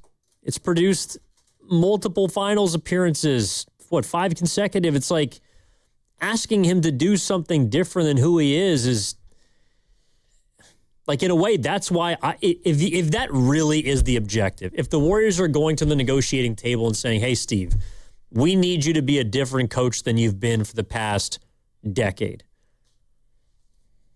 I think it's time to move on. Because then, otherwise, why do you have Steve Kerr there? He's going to be honest. He's going to probably make his system about Curry and to some extent Draymond, but a lot of the older veteran players. And he's going to maybe say some things in the media or to Willard and Dibbs or whoever out there that the Warriors may not like. It's like Steve Kerr's a made man. Why is he going to remake himself? Right. I also think there's so many moving parts here. Okay, here's something that I don't know if I believe it, but I think it's within the realm of possibility. That a guy like Mike Dunleavy, here's what he's thinking. All right, Draymond's got a year left. He can opt out. He wants to rip it up and get 2 years. I think and Dunleavy's like, no, that's not happening. I feel like Dunleavy is ready to do stuff like, hey, next year, Guy Santos is our starting 4 to start the year. He earned that this year. He's our starting 4. Guy Santos is going to start next year, Draymond, and you're going to come off the bench. Now, feel free to use that opt-out if you want. Like, that's the kind of hardball that I might play with Draymond at this point. Like, does Draymond deserve to start over Guy Santos as a player right now? Why not? I mean, I don't like Draymond. Sure, yeah, he's a starter over Guy Santos. Is he a markedly better one? I don't know. But I can't tell you that Guy Santos is a markedly better player than Draymond Green at this stage. No, I don't know if he is or not. And I'm sure Draymond at his best is still plays at a higher level than Santos. But again, okay, so if you're bringing Steve Kerr back for multiple years, you're going to turn him into Aaron Boone? Like, you're just going to give him a lineup every day and he's going to go out there and execute it? No, that's not how this works. Yeah, and that's why the GM picks the players and the coach plays them. And so if Kerr's back and wants to start Draymond Green, then Draymond Green is going to start. And if Mike Dunleavy really is of that mindset like you're talking about, I think it's pretty obvious he's got to make a change. Like, if he wants change, if he wants to do things differently, maybe he wants to draft for potential, maybe he wants a different forward, maybe he wants to bring in a veteran player from somewhere else that's going to eat minutes, or he wants to get younger. Like, if he wants to do things differently, then Steve Kerr's probably not the guy for that, I think. And I know it feels like we're going in circles, but what does he want done differently, Lacob? Well, maybe he wants to be not be an old team that's getting run off the floor. You know, he wants to lower the age of this roster. Maybe he wants to acquire draft picks instead of sending them out. Maybe he doesn't want any part of LeBron or Kawhi. Maybe he wants to trade Draymond Green. Maybe he wants to not re-sign Kristaps Porzingis. You know, maybe he wants to do all of these things that don't align with, I think, a vision that Steve Kerr has, and that's probably why they're going to reconvene next week and continue to talk about basketball decisions. You're listening to 95.7 The Game, KGMZ FM and HD1 San Francisco and Odyssey Sports Station, always live on the free Odyssey app and now broadcasting from the Laughing Monk Studios. Let's welcome in Brian Geltzeiler, Sirius XM NBA Radio. All guests on 95.7 The Game appear on the River Islands guest line. Isn't it time for you to discover the islands? River Islands in Lathrop. Geltzy, the latest piece of news here out of the Bay Area is that Steve Kerr met with Joe Lacob and the Warriors, and Mike Dunleavy for 2 hours on Monday. Kerr's got a golf trip this weekend. They're going to meet again next week. And he's said to be torn over this decision. Do you read anything into that report that just came out more positively or negatively about Kerr being back? I think if anything, Matt, it leans towards positively, just because if he was truly, really done, I think the likely scenario would be him saying, hey, I'm done. Now, the possibility exists that he is not sure, or the possibility exists that he told them he's done and they said, please give it another week to think about it because we'd like to have you back. But a lot of the rumblings that you're hearing is that both sides aren't necessarily positive they want to be back with each other. And I do think that if Kerr ends up leaving and they'll frame it in a way that he chose to go on his own, even though we have heard a lot of rumblings of the fact that, it's some of his stances and his outspokenness of what he believes politically, I think has rubbed some of this front office the wrong way at times, or I should say the ownership group in the wrong way at times. With all that said, I don't know that that's not comparable if they want to be back together. And I think a lot of this and Kerr coming back has to do with what the plan is for next year. And I've said it to you guys before. I believe that the smartest thing for both sides is to kind of just go year to year right now. And if, Curry's back next year, Draymond's under contract, Jimmy Butler's under contract for next year. If you can bring Porzingis back on a one-year deal, you can have a lottery pick. You can kind of, do some window dressing in terms of what you can do with the bench. And Santos showed us something this year. And Podziemski, they had a bounce back year. You can kind of try to give it a run with that group one more time. I mean, personally, I think it's a little bit of a pipe dream. And I say it in this way because I just think youth has been served in this league. And I think this is an older team. So I think it'd be hard to do that. With all that said, that's kind of what I think's on the table. But I think as much, Kerr returning is as much about a direction for the Warriors as it is about him being back to coach. Because I can't imagine a scenario where Steve Kerr comes back to the Warriors, and yes, even though Steph Curry's there and Draymond's there and Butler's there for another year, but his interest is in long-term, is in being the steward over a rebuild. I'm 100% with you, Brian. And, one telling quote I found in the New Yorker conversation Kerr had, the one-on-one Q&A, was about how if Steph and Draymond weren't there in Golden State, this would be a much easier decision. Do you think I'm reading into it too much, feeling like, okay, you're telling us that you're in it for, whether it's a year or potentially 2 years, your objective is to make sure that the guys that are your champions, your Hall of Famers, that they're taken care of and that they age gracefully in ways that Kerr believes that they deserve, as opposed to trying to maximize the next couple of years. It feels like 1 foot in, 1 foot out. Do you think I'm reading into his conversation with the New Yorker too much in regards to, just kind of being lukewarm about the situation? I don't know that here's what I'll say. I don't know that he's lukewarm about the situation. I think he wants this team to be able to compete, and I think it's fair to ask for an off-season plan before I commit to coming back that involves the team competing. And I think that's where the ownership group and the front office and the Lakeups and Mike Dunleavy need to understand, what do they want out of next year. Listen, this year, you lost in a play-in tournament. It was a lost year this year. There's no two ways about that. What happens next year? What's going to be any better? Everybody's a year older. Now, again, lottery pick coming down the pike in a deep draft, but because they were a playing team, the odds of them being in the top 4 are pretty slim. Then again, Dallas Mavericks landed there last year with the number 1 overall pick and were able to get Cooper Flagg.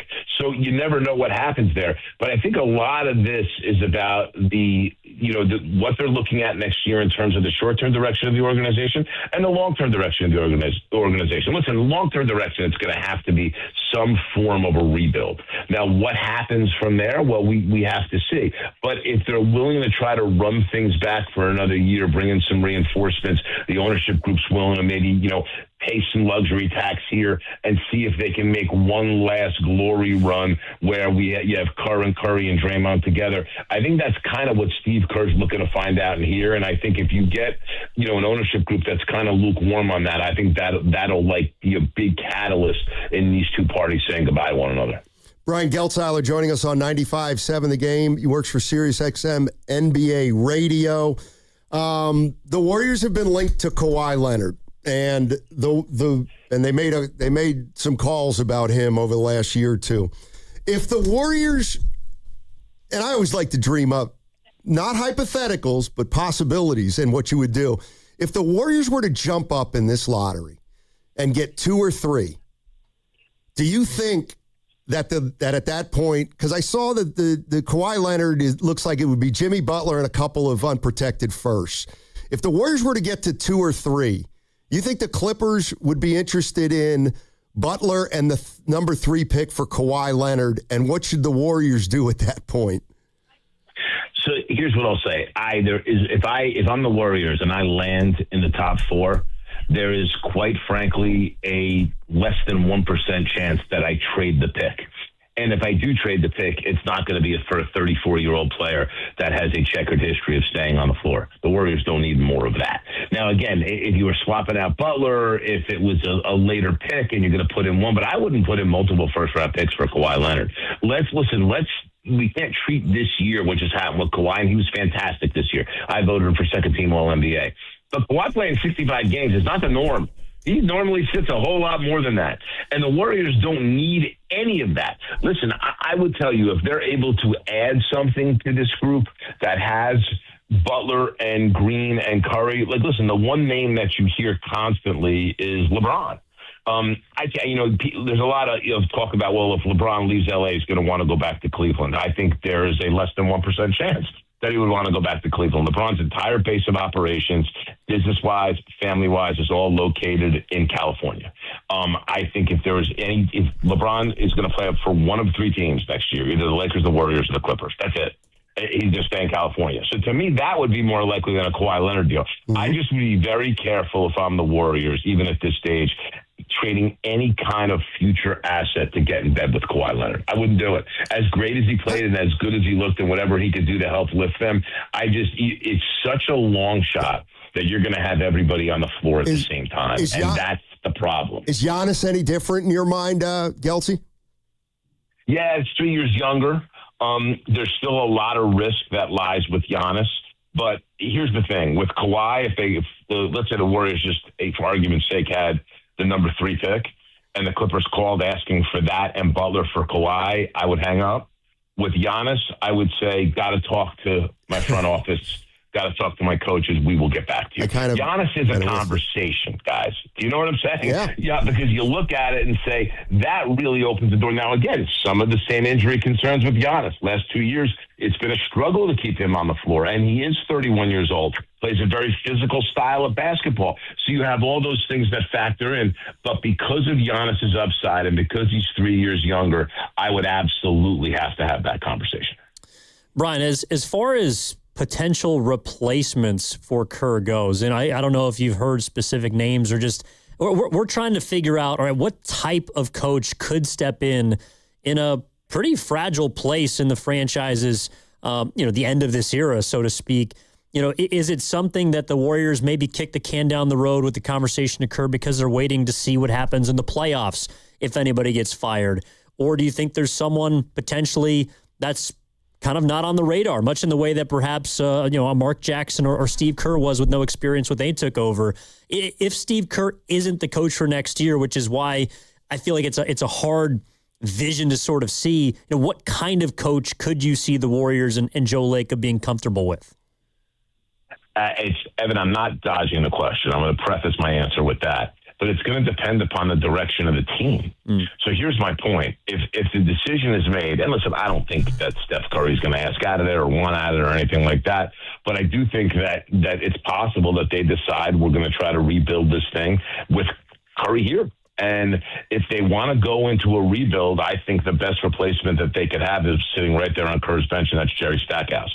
I think it's very important to have some organizational consistency, to have somebody that understands the organization. I think Stack is a really, really good young coach, and I think he could do a tremendous job. I think he did a nice job at Vanderbilt, and I think that he should be in the mix for NBA jobs. Frankly, I was surprised North Carolina made a great hire. Don't get me wrong, Michael Malone was a terrific hire for them, but I'm very, very surprised that they didn't talk to Jerry Stackhouse, and that was not a guy on their radar. The other thing is that if you want to keep this thing going, I don't think Kerr begs out, because I think he was going to beg out and they're going to keep this thing going. He would have begged out already. But, I mean, if you're going to go with a veteran coaching presence, Tom Thibodeau's out there. Billy Donovan's out there. Now, is Tom Thibodeau a fit for the Warriors organization? Probably not. Tom's a one-voice guy, runs it his way. Could Billy Donovan be a fit there? Yes, but does Billy Donovan want to go to another place that's trying to pry open a championship window that's probably closing only to go into a rebuild? He just left Chicago. And not that they had a championship window, but they were supposed to try to compete, made the playoffs 1 year, and the whole thing just fizzled from there. Does Billy Donovan want frying pan into the fire?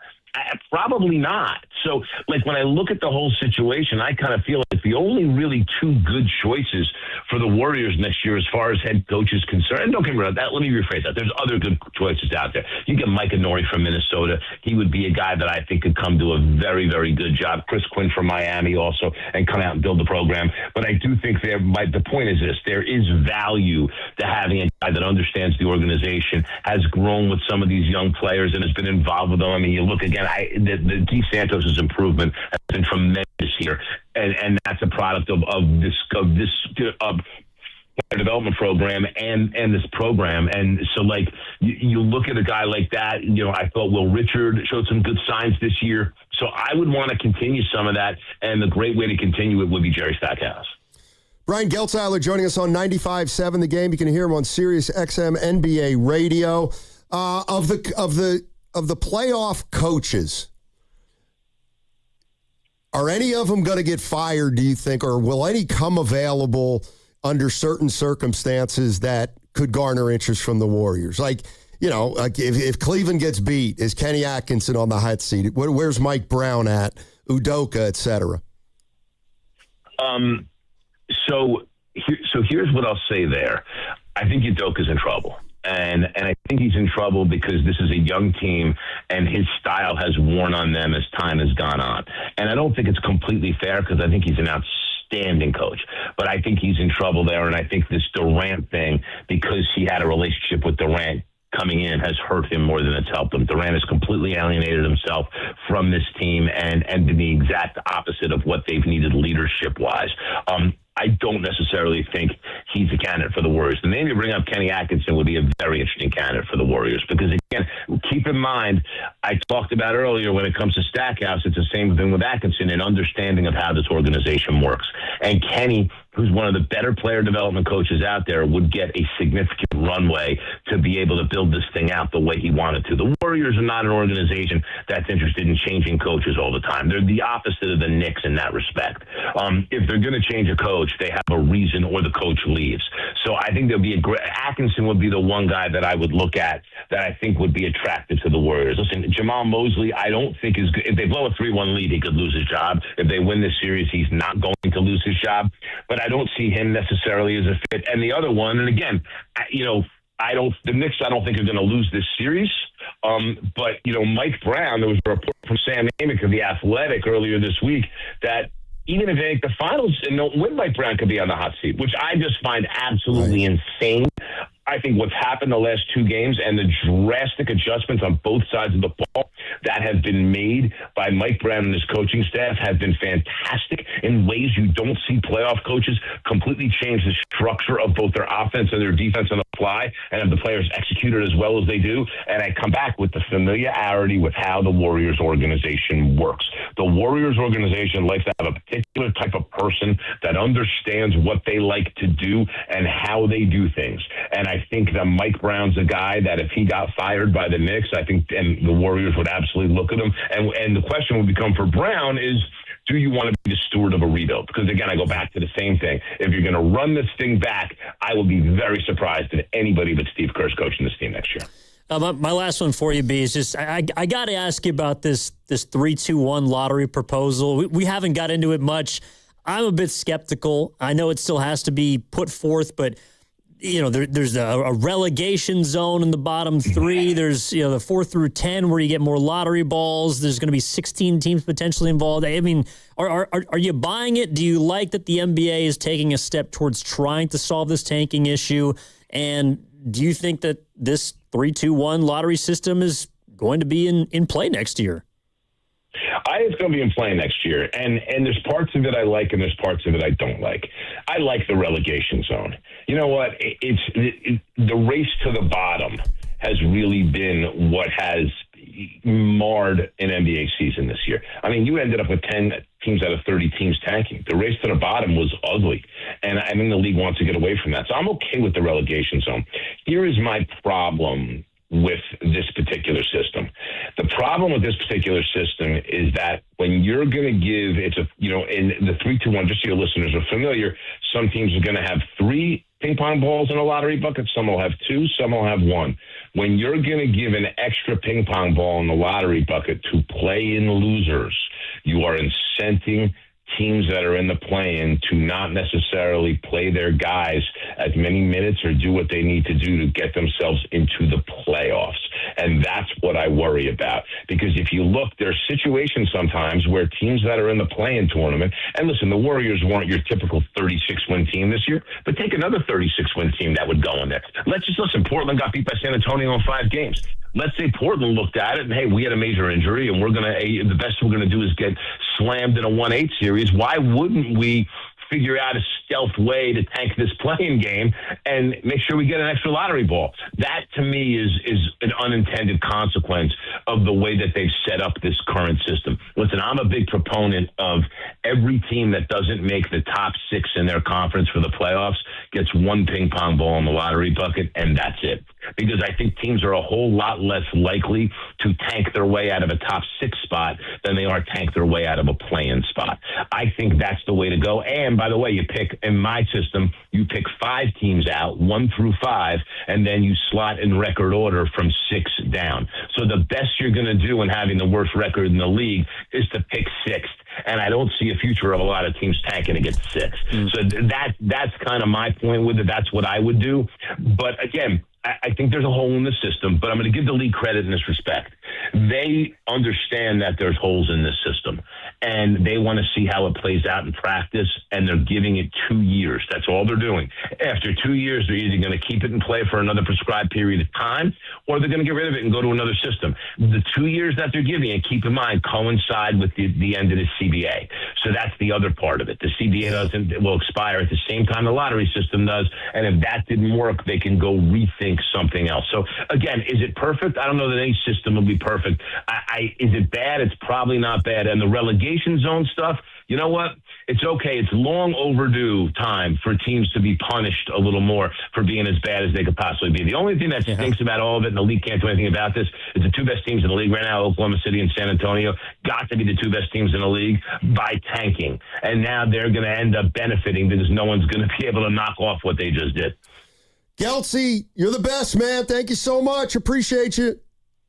Always my pleasure, gentlemen. We'll do it again soon. You take care and enjoy the playoffs. Yes, sir. Brian Geltzeiler, Sirius XM NBA Radio. So, Evan, on this proposal, are you telling me that if you're the worst team in the league 1 year, you'll be lumped in with play-in teams?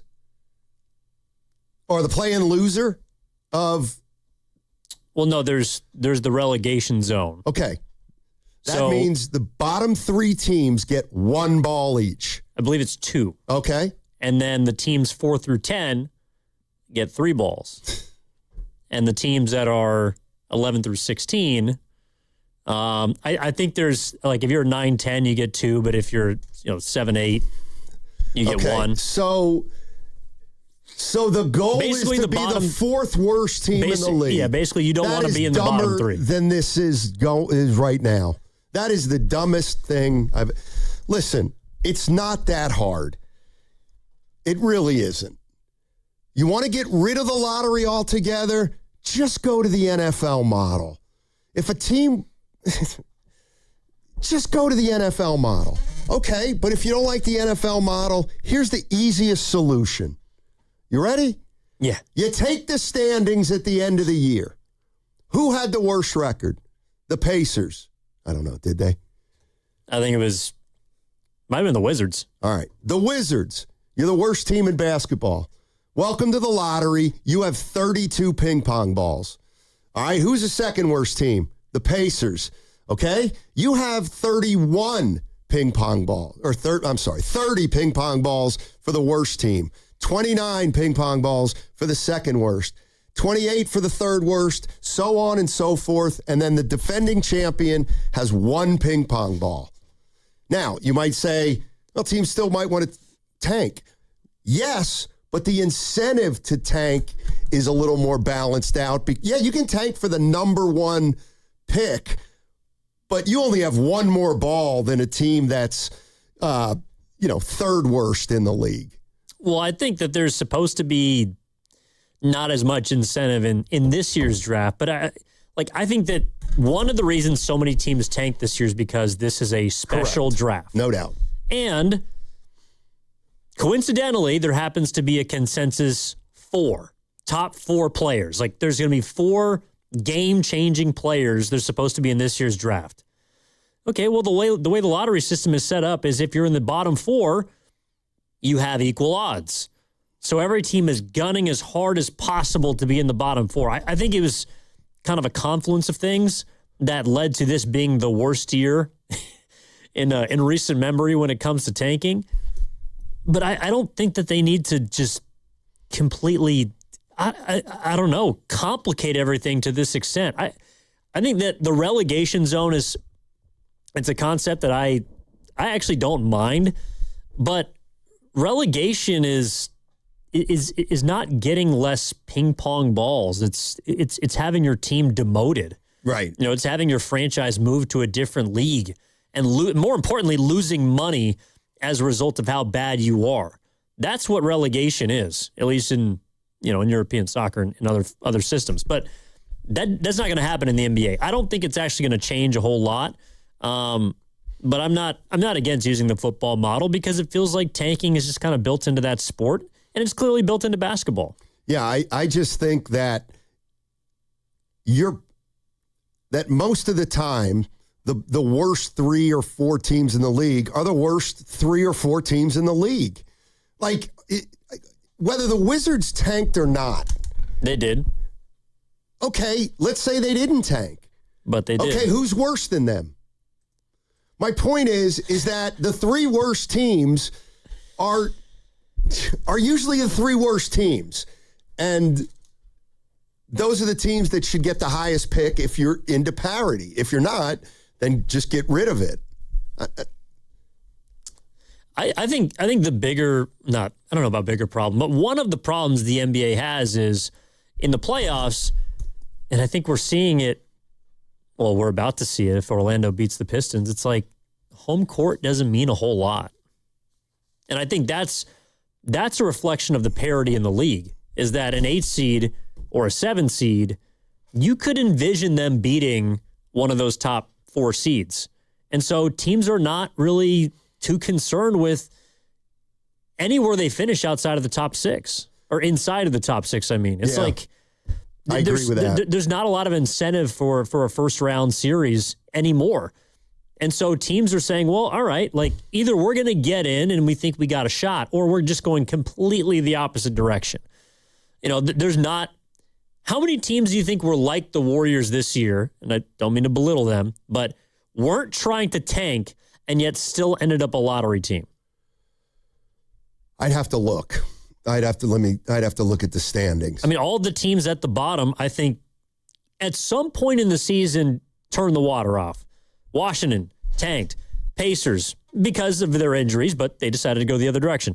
Brooklyn tanked. Utah tanked. Sac tanked. Memphis tanked. Dallas. The only team that maybe you could say didn't is New Orleans because they don't have a first-round pick. Bulls pulled the plug. Milwaukee pulled the plug. And then you get to the Warriors. They were the only team outside of a team that did not own its first-round pick that did not choose to tank.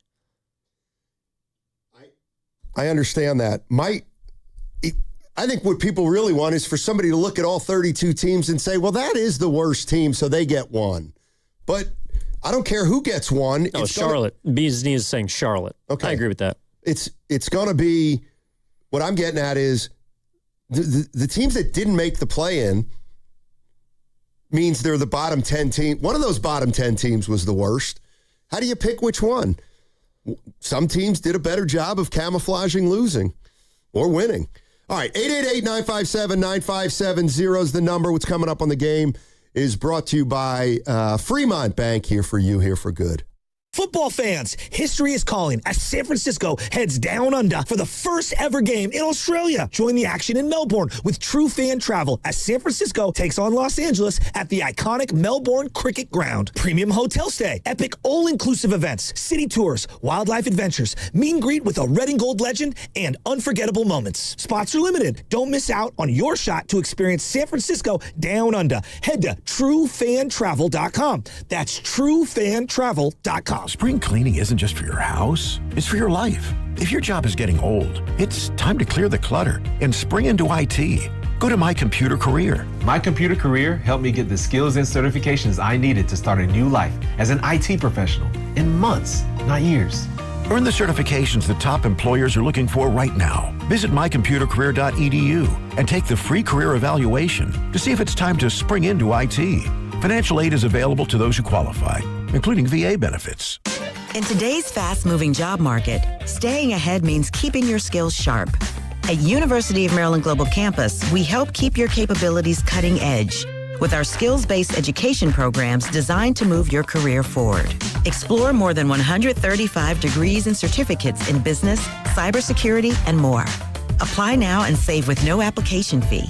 Classes start May 13th. Learn more at umgc.edu. Certified to operate in Virginia by Chef. They call this one Bill.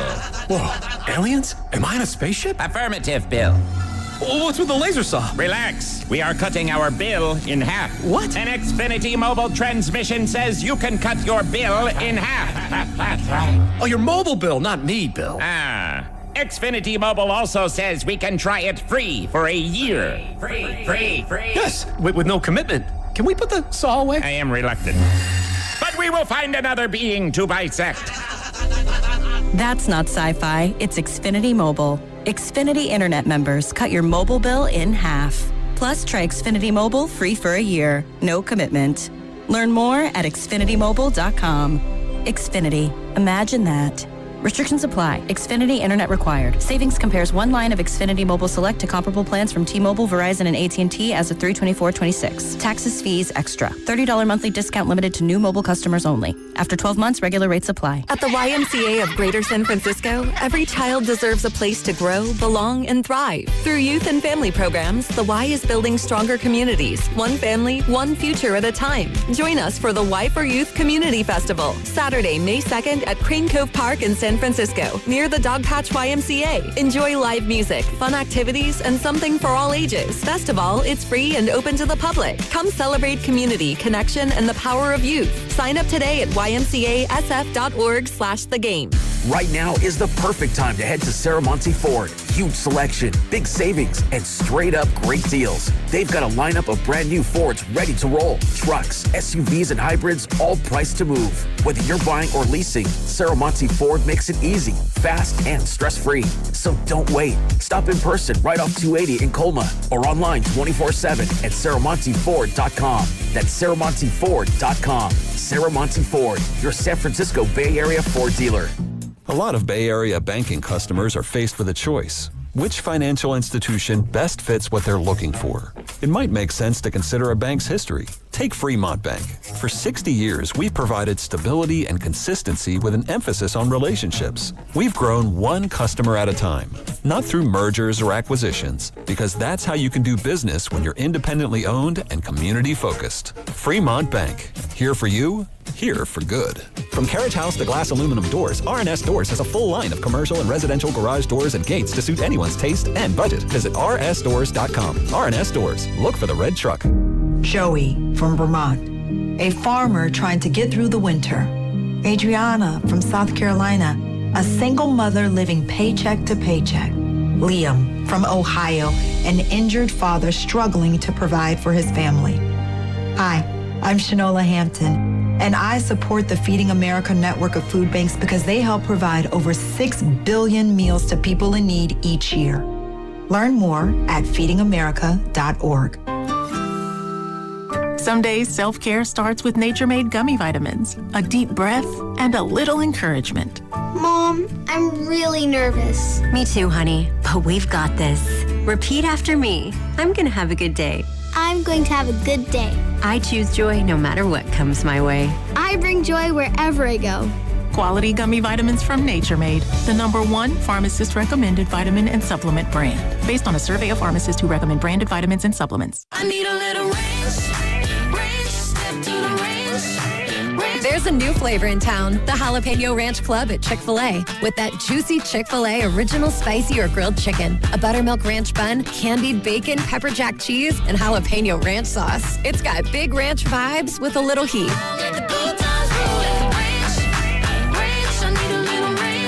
Chick-fil-A's new Jalapeno Ranch Club, available for a limited time only. Order ahead on the Chick-fil-A app.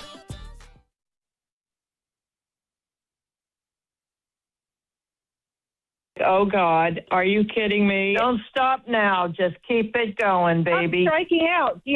Advance the runner. Gee whiz.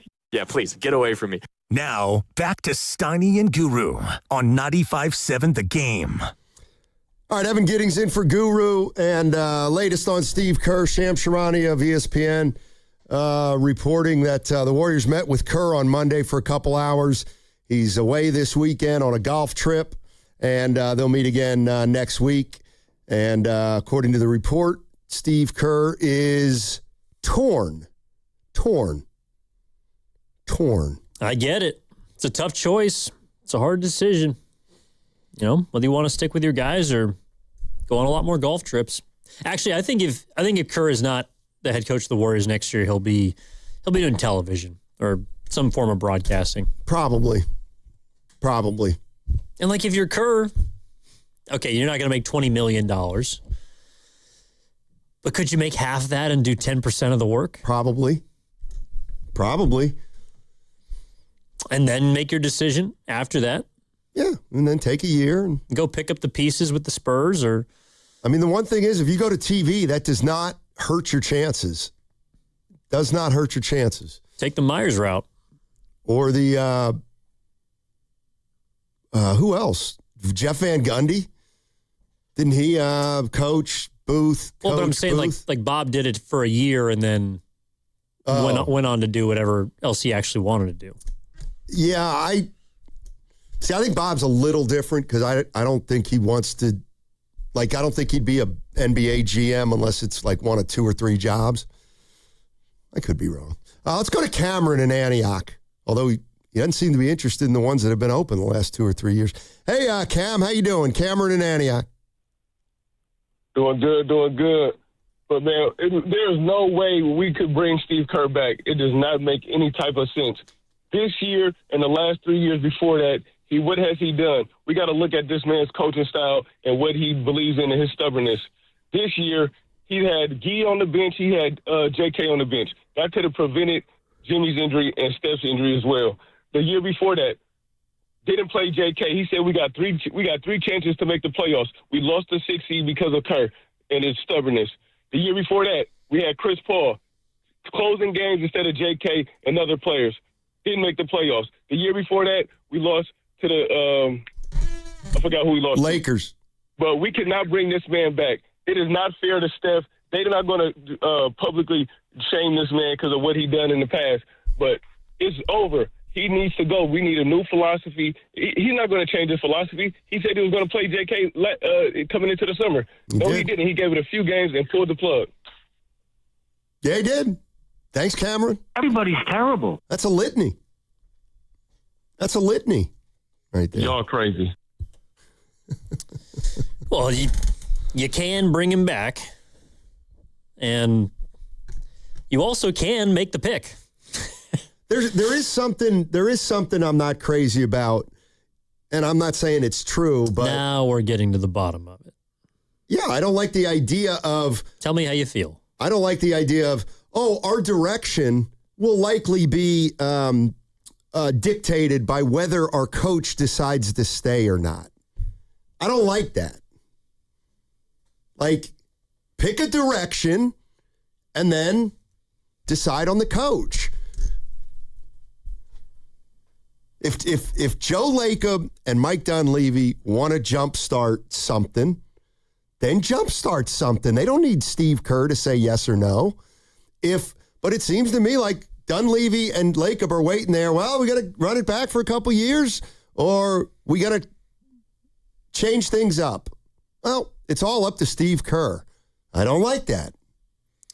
Well, I think there's an easy choice and a hard choice. I think the easy choice would be to bring Steve Kerr back. Now, it might also be the most sensible decision. They might figure out that that's the best choice. And if basketball is what they're concerned with, according to the Shelburne and Slater and Sharania piece, then maybe that's what they land on. But the hard choice is saying goodbye to Kerr, because that means you're going to have to shuffle. And I think, I asked Geltzy about it, but I think he's right. It's like whoever you bring in next does depend on what roster you want to run out there. If you're bringing back a veteran core and maybe even trying to acquire another veteran player, well, then you probably need a veteran coach. But if you're looking to strip down, maybe you want to move off from Draymond, maybe use Porzingis in a sign-and trade, you're trying to get younger, then maybe a guy like Stackhouse is the correct choice for you. He's been in the build. Maybe he could be your Mike Dunleavy. Mike Dunleavy was the AGM under Myers, was in the building, has an understanding of the way things go. I think most importantly, how to work in relation with Lacob or the Lacobs. And then he became the general manager. Maybe Jerry Stackhouse is that, but for the coaching staff, where he gets in here for a couple of years, figures out the Warriors' way. Everyone obviously likes him. He's a great guy, up-and-comer, and then he takes over. By the way, we're talking about Steve Kerr's golf trip, and I said I wonder if he's going to Bandon Dunes, and you got confirmation? No. But I started speaking glowingly of Bandon Dunes because everybody does, and but I just texted my buddy who goes on 17 golf trips a year. And I said, hey, so where would you rank Bandon? He said in the middle. Not 5, not 6. He said in the middle. That's the worst review I've ever heard of Bandon Dunes. Called them the Golden State Warriors of golf courses. Well, so I was right. Well, he said, there's not many holes that stand out to me. Every course felt the same except for Old McDonald, which I really liked, and the other one with no bunkers, which I didn't like. The scenery was gorgeous, but I didn't think the golf course had the character that I enjoy. That's how you think I don't golf with snobs? That's how you know he's rich, man. You think I don't golf with snobs? Doesn't have the character? What the hell is he? Okay, so, well, that confirms two things. Number one, Steve Kerr is not at Bandon Dunes. Probably not. Number two, I can see why there was some disconnect between you and some of the golf snobs. Yeah, I'm not a golf snob. No, you're not. And I now have confirmation of this because you're talking about that golf course like it was Shangri-La. I mean, I thought, it's perfect for me. I'm not the kind of connoisseur that can break it down, though. And well, didn't you say, it's got to be good enough for some players because you said you saw, was it Zach LaVine? Oh, yeah, I saw Zach LaVine and DeAndre Jordan. Yeah. And who was the other guy? White guy. Lopez? No, it was a big white guy. Oh, Dougie McBuckets. Oh, McDermott. It was Doug McDermott. He's the most coachable player in basketball, by the way. And Levine was in the hundreds, by the way. Yeah. I don't know what DeAndre Jordan was. Yeah, of millions. I forgot about that. That's right. Well, it is good enough for NBA talent. Middle of the pack NBA talent. Yeah, those are middle of the pack NBA golfers for sure. All right. Listen, we've solved a lot of problems today, and I hope you guys are thankful. We've figured out who the next coach of the Warriors is going to be. It's going to be Steve Kerr. Oh, yeah? It is unbelievable how I don't think anybody knows what he's going to do. Do you think Steve Kerr knows? Nope. I don't either. Nope. I don't either. I think he's pretty honest. And but he's also like, he's smart enough to get out in front of it. And that's why he was reflective and appreciative and grateful all out in front, because I think he is all of those things. And he wanted everyone to know that in case he's not back. Because, if they decide to move on, it's not like he's going to hold a press conference and tell everybody, thank everyone. He's probably just going to call guys individually and be on about his way. Yeah, I wonder if he doesn't come back, how they will handle it. I think it would be weird for him to have a press conference at Chase Center. I just do, but do a Zoom call. I guess Myers did one after he decided not to come back. By the way, in case you missed it, one of the stupidest. You want to talk about? I don't know what was a worse idea: the new lottery proposal, or the dumb NCAA expanding the college basketball tournament to 76 teams. It's the dumbest thing I've ever heard. I agree with you, Steve. This is a joke. Why is it a joke? You can get more marshals, and that's a freaking joke. That is a joke. And Liberties and Dayton's in the tournament. What's wrong with that? Those are great. Those are great. You're going to add 26 more teams, and one of those teams will pull an upset. Well, they're adding 12. My point remains. It is a lot of teams. Before you know it, the college football playoff is going to be the best of 64. It's going to take over the entire season. It's actually just going to be one big single elimination tournament. I am for reducing fields. That's what I'm for. Yeah, you and Steve Kerr. I would reduce the NCAA tournament to 48 teams with 16 getting first-round buys.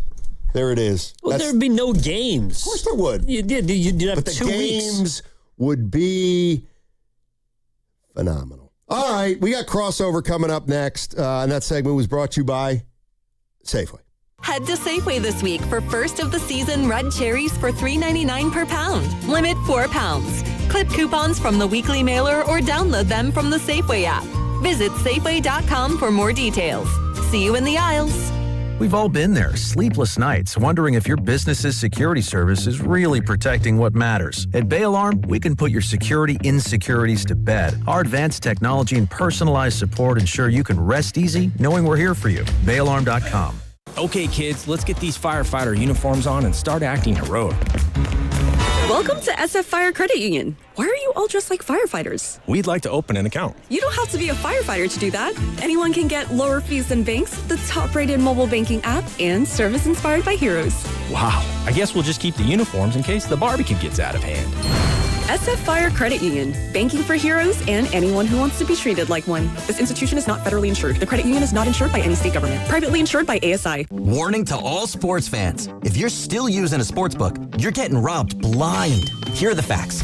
Sportsbooks skim your payout for profit. On a $100 position, they take around $9 just to let you play. It's theft in broad daylight. On that same $100 position, sportsbooks pay out $500. Polymarket pays $650. That's because Polymarket is a prediction market, not a sportsbook. You trade against other people, not the house. That means more money for you and less for those greedy sportsbooks. Even better, it's available in all 50 states. Polymarket is so confident you'll never go back to those thieving sportsbooks that they're giving you $20 free for your first trade. Just download Polymarket in the App Store and use promo code FLAG20 to unlock your $20 free trade. That's promo code FLAG20 for a free $20 trade. It's time to stop letting sportsbooks steal from you. Delete that app and join the millions using Polymarket. Download Polymarket and use code FLAG20 for $20 free. Trading not available in all jurisdictions. Check local regulations before trading. Restrictions and eligibility requirements apply. Just hearing the word IRS can make people break out in a cold sweat. No one wants to deal with the IRS,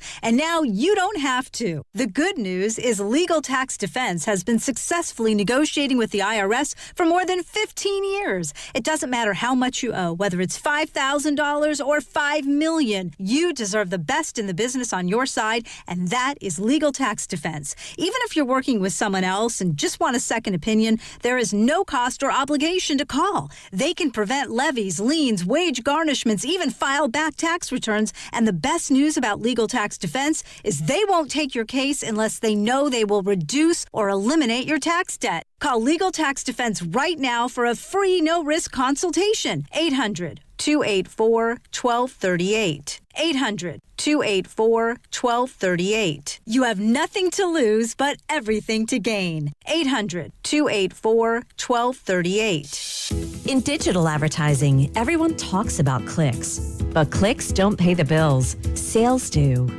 Outcomes from Viant is a new way to advertise that prioritizes your bottom line. Our AI-driven technology looks past the noise to find the customers most likely to buy your product.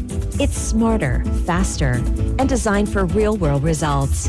It's smarter advertising made simple. Visit Viant.ai. Celebrate Cinco de Mayo with Easy Cater, the best way to order great food from favorite restaurants for all your festivities. From April 27th through May 5th, every order placed earns you 1,000 bonus rewards points. From traditional favorites like enchiladas and mole to festive options like a build-your-own taco bar, even breakfast. Chilaquiles, anyone? Easy Cater makes food for Cinco de Mayo a cinch. Order now at easycater.com and get 1,000 bonus points on every order with promo code Cinco de Mayo 26. Restrictions apply. See offer details. This is the story of the one. As a maintenance tech at a university, he knows ordering from multiple suppliers takes time away from keeping their arena up and running. That's why he counts on Grainger to get everything he needs, from lighting and HVAC parts to plumbing supplies, all in one place. And with fast, dependable delivery, he's stocked and ready for the next tip-off. Call 1-800-GRAINGER, click Grainger.com, or just stop by. Grainger, for the ones who get it done. They're back. Logic and G-Eazy are hitting the road with their Endless Summer Tour, Part 2. They'll be making a stop at Shoreline Amphitheater on October 28th. Buy tickets at LiveNation.com. And for your chance to win tickets, courtesy of Live Nation, visit 957thegame.com.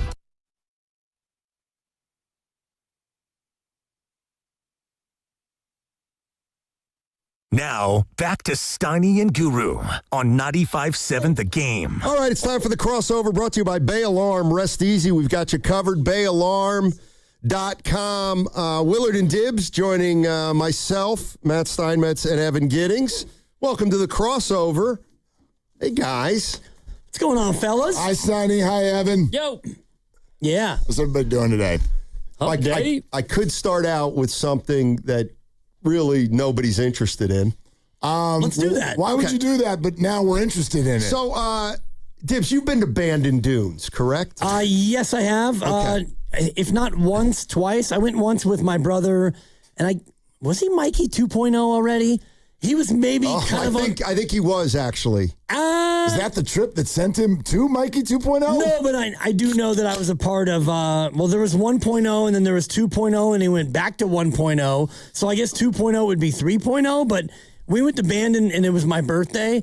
And so I can't remember if he was like equally imbibical as I was, but yeah, fun times, great golf. Great times. So apparently not for some. Well, I've never heard anybody do anything but, rave about it. Rave about it. And so I just texted my buddy who goes on all kinds of golf trips. And I said, where would you rank? Yeah, where would you rank Bandon? He said in the middle. Right. Tough break. Right. Tough break for Bandon. Well, it's because this man who I've never met, he has the means and the wherewithal he does it all. To, like, Scotland, I guess. Ireland, sure. How about we do both? South Carolina, he does every year. This man has means that allows him to, like, pick a golf trip anywhere. Like, Dubai? Sure. He's never let's been do there. Dubai. No, but he could. And we may. Right. You and I talked about Dubai a long time ago. But the 22-hour flight, that was the non-negotiable. Okay. Anyway. And then you got to get odd-sized baggage when you get there. Tough break. Anyway, why? Yeah. Why was Bandon in the middle? Oh, he said, there's not many holes to me that stand out. Every course felt similar, except for Old McDonald, which I really liked. I didn't like the one without the bunkers. The scenery was gorgeous, but I didn't think the golf course had that character that I enjoy. Okay. It is a relatively new facility. Right, and that's fair because if you do like Bandon Dunes and Pacific Dunes, which is what we did both courses on my birthday, and they're largely kind of the same. Okay. Not a lot of trees. Like you go out, there's the ocean. You come back, more ocean. Like Old McDonald is more inland and Bandon Trails, which is a favorite of many of our friends. I can't tell them apart. Trails is the one that kind of goes through the canyon. It's away from the ocean. I think that's what your friend is saying. If you can't tell them apart, that's kind of like, is it special? I have that problem with every course. Well, that's fair. He does. And it's funny because he and we could talk about a course and a round from 17 years ago, and I could tell you what he did and where he was and, how he did because my brain just works like that. It is weird. Like, I'll have buddies who be like, no, remember the tournament 4 years ago? You had that chip in on 15? And I'm like, no, I don't remember that. I remember you getting stuck in the bunker on 12. Yes. And I wasn't even there. Yeah. No, that was at Gray's. That was at Gray's. Yeah, it's a par 3, and he was in the front left bunker, and apparently he was in there for... I was buried. Quite some time. I should have taken an unplayable. Yeah, just grab that thing and throw it out. You're on vacation. It was just funny because we were talking about Steve Kerr's golf trip that he's going on this weekend. Yeah, did we confirm? Yeah. Is it to Bandon? Well, we have not. We don't know. So he threw out Bandon as a place. And I was like, I don't know Bandon. Never been to Bandon, but I'm pretty sure Steve Kerr's above Bandon. And you were talking about it like as the Hanging Gardens of Babylon, and then you text your buddy, and he talks about it like it's the Sacramento of golf courses. So I've never even been, and I know Steve Kerr's not above Bandon. Bandon is. It's everybody goes to Bandon. Yeah, that would not be Steve slumming it. But when you're making Bandon. a life choice like Steve Kerr is about to do, you're going somewhere else. I don't know about that. It just depends on what you're looking for. I was wildly fascinated by the way that the two of you reacted when the tweet came out. That was really fun for me. Did you hear? Were you listening? Yeah. Okay, so... First of all, thank you for bringing the bathroom up. So now I'm not the most recent guy to bring up the bathroom on the show. This man ate an apple. Yeah, I got awkward yesterday. No, I didn't eat it. That's a flagrant one. I did not. I did not eat the apple at the urinal. I brought the apple with me and left it in my mouth. There was no chewing. It was on pause. Anyway, we can move on, please. Anyway, so this tweet comes out that the Warriors and Steve met on Monday, and they talked for 2 hours, and now they're going to meet again next week. And then at the end of the tweet, did it say something about, like, Steve's torn? He's torn. Yeah, he's torn. So Evan goes, he's gone. And then Sandy goes, I just came out of the bathroom, and the first thought that hit me when I came out of there, other than, wow, it smells like apple in there, was, Steve is definitely coming back. I was just like, he's got to come back. Did this change your opinion, Dibs? No. Why not? It had me thinking about the 70s when Jimmy Carter and I believe Anwar Sadat. 70s? When they had the big summit over trying to solve the problems in the Middle East. And Yitzhak Rabin. Thank you. Here we are 50 years later and it's still not solved. You're going to sit down for 2 hours and it's not solved. I do believe, like I have all along, that Steve Kerr is unsure. And we heard early on that the ball's in his court. And then Anthony Slater at ESPN said, no, the ball's in actually both of their courts. The ball's not only in his court. When I heard this report about a 2-hour meeting, if the organization was like, you know what, we're going to move on, then it's done. And if Steve Kerr was like, yeah, I'm going to move on, then it would be done. I do believe that it's a cogitation sensation for Steve Kerr, and I don't think that he knows what he wants to do. I mean, you may well be right on that. It's fascinating to me. I can see where everyone comes from on this. I have a very clear thought on it, but I can see where everyone comes from where you're like, you spoke for 2 hours and you still don't have it figured out? And then I think equally as compelling is you spoke for 2 hours and you're going to come back again next week after already taking a week and a half off, all so that you can tell us no? What the hell are you still talking about if you're not at least trying to save something? This is a couple that's going to marriage counseling now week after week after week. It sounds to me like you're trying to save something. Sounds like.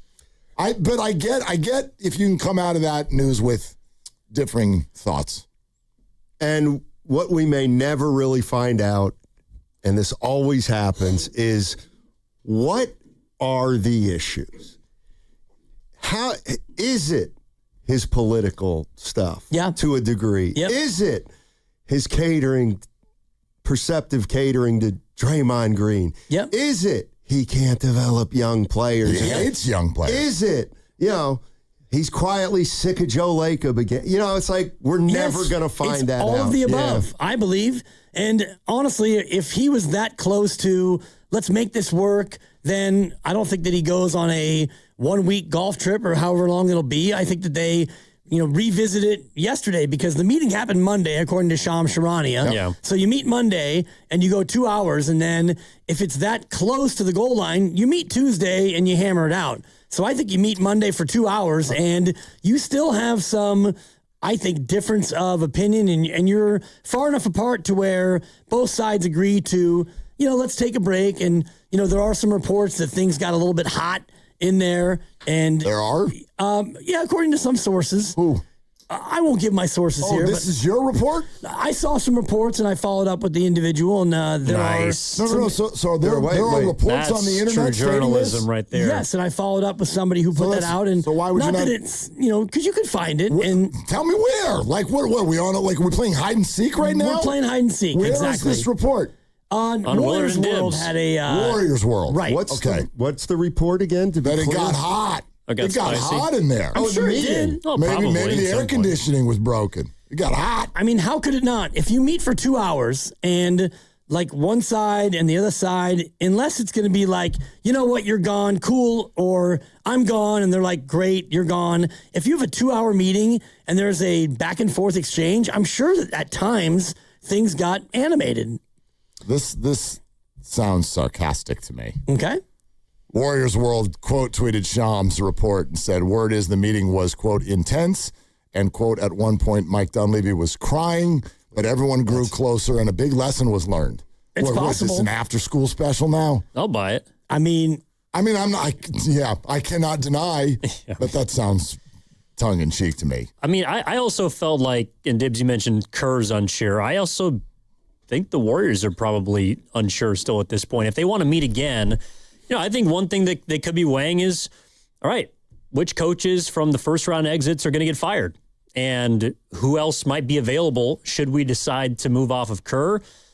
Might it be an Ime Udoka? Might it be a Kenny Atkinson? Might it be whoever? But I'm saying I think the Warriors are also trying to protect themselves should Steve, who I believe is still unsure, maybe come to the table next week and say, you know what, actually, guys, I think it's time and I want to step away.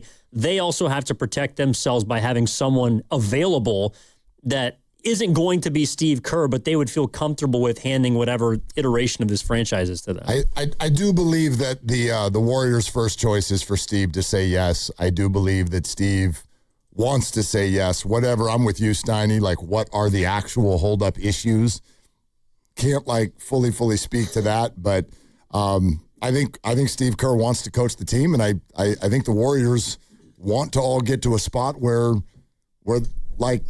they'll, I guess, allow it, if for lack of a better way of saying it. It's funny is the guy on the text line says, well, I bet Steph's going to visit Kerr on the golf trip to try to talk to him about it. But I'm just thinking of both those guys, and here's the other thing that may happen. Like, if Kerr's talking to Curry, Kerr might say something like, Steph, it's going to be tough. Next couple of years are going to be tough, and Joe just doesn't get it.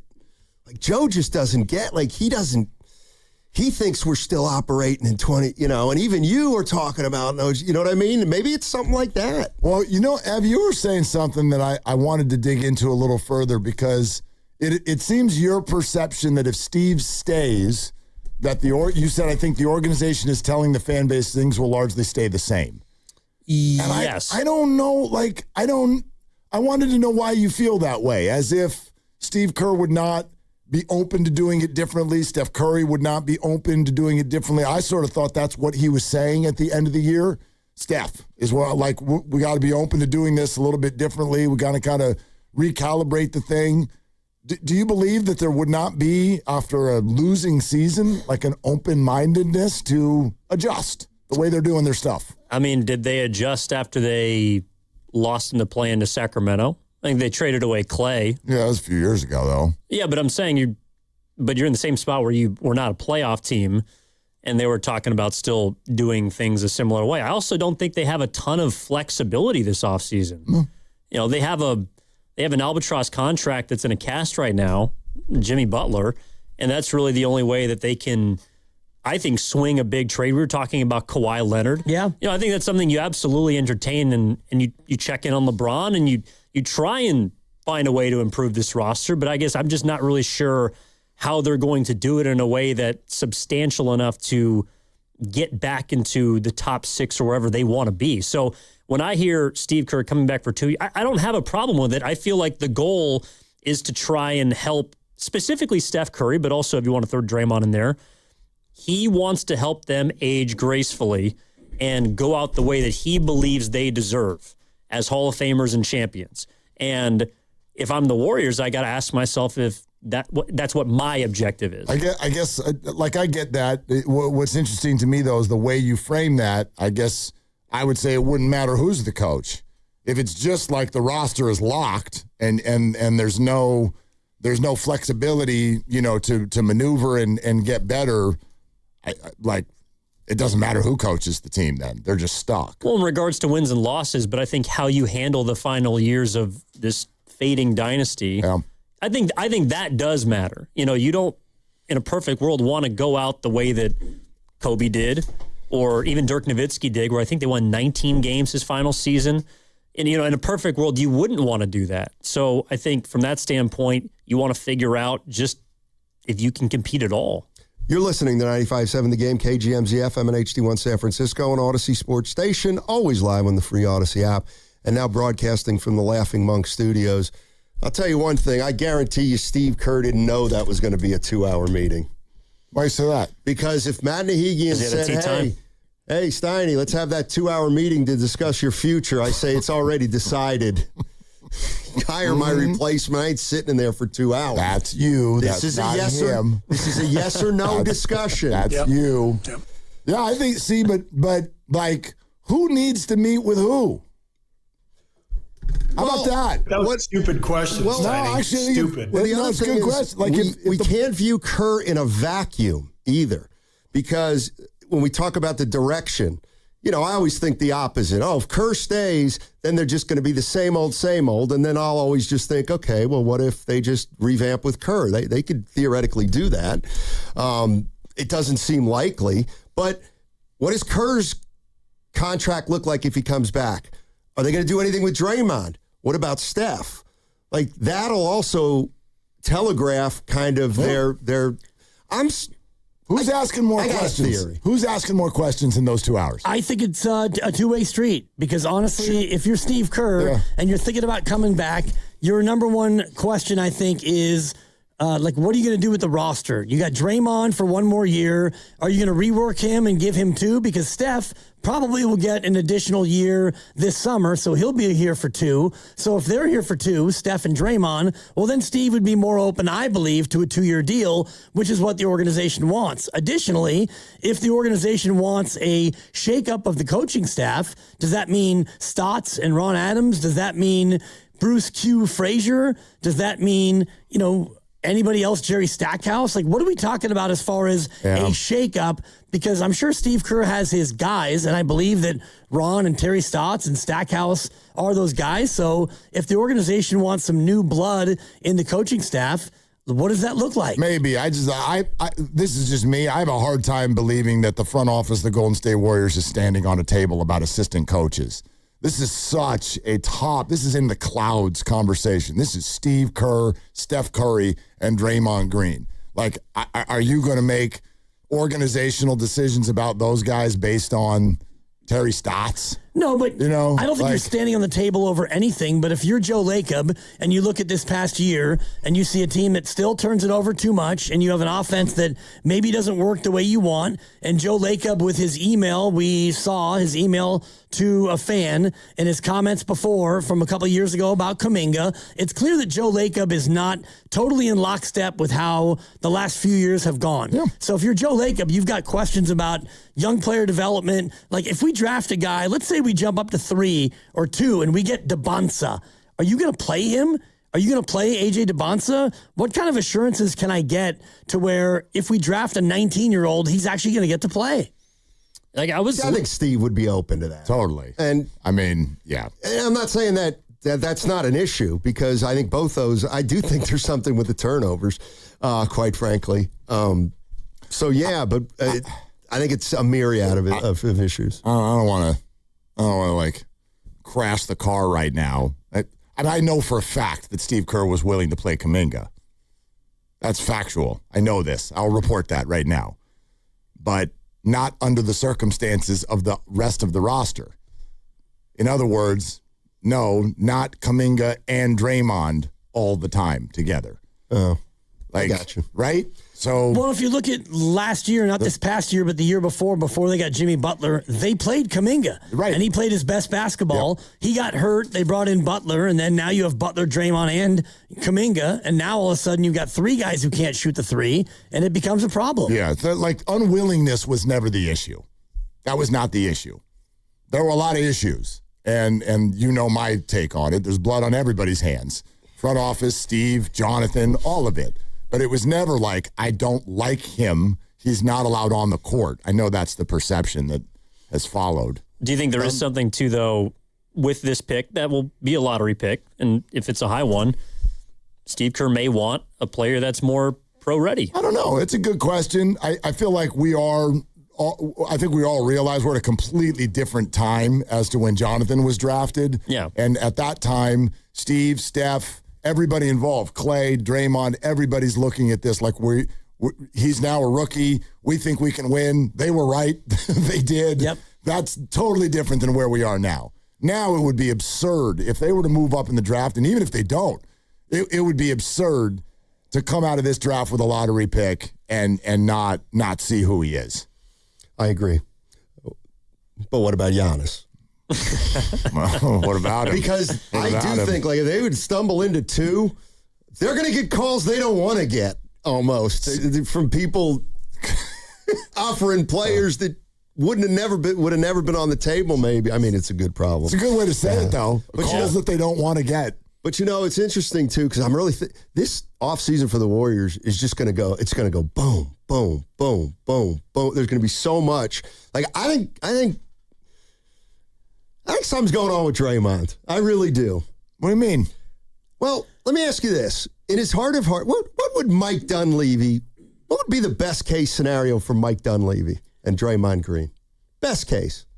Like either being together or not being together? Yeah, Fantasyland. That Draymond retires. That Draymond opts out.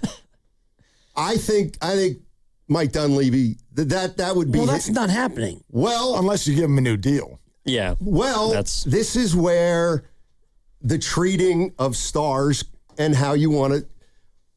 What if Mike Okay, hey, Draymond says, how about we rip it up for 2? How about no, Draymond?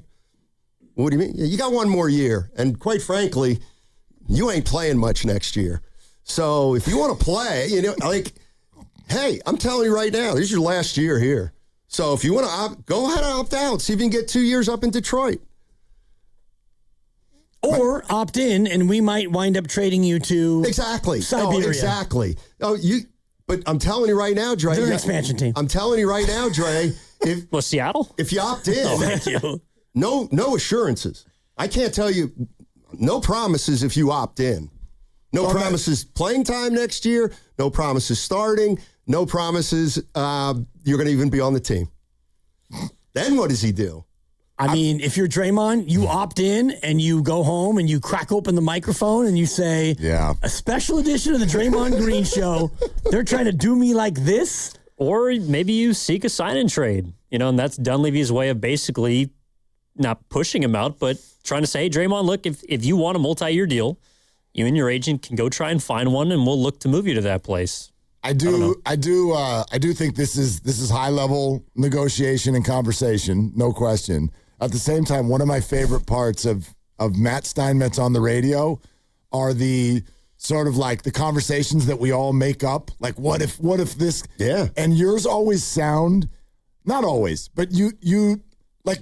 They would not speak to each other this way. Sometimes you talk. I am definitely not as sentimental as Warrior fans. We call them troll men. Not just Warrior fans. Like your faux conversations come off sometimes as like blatantly disrespectful. Really? And yes. Well, why should Mike? What is like? Like I'm sitting Steph down and I'm nobody's bringing. That. No, you I've have. Always no. Yeah. No.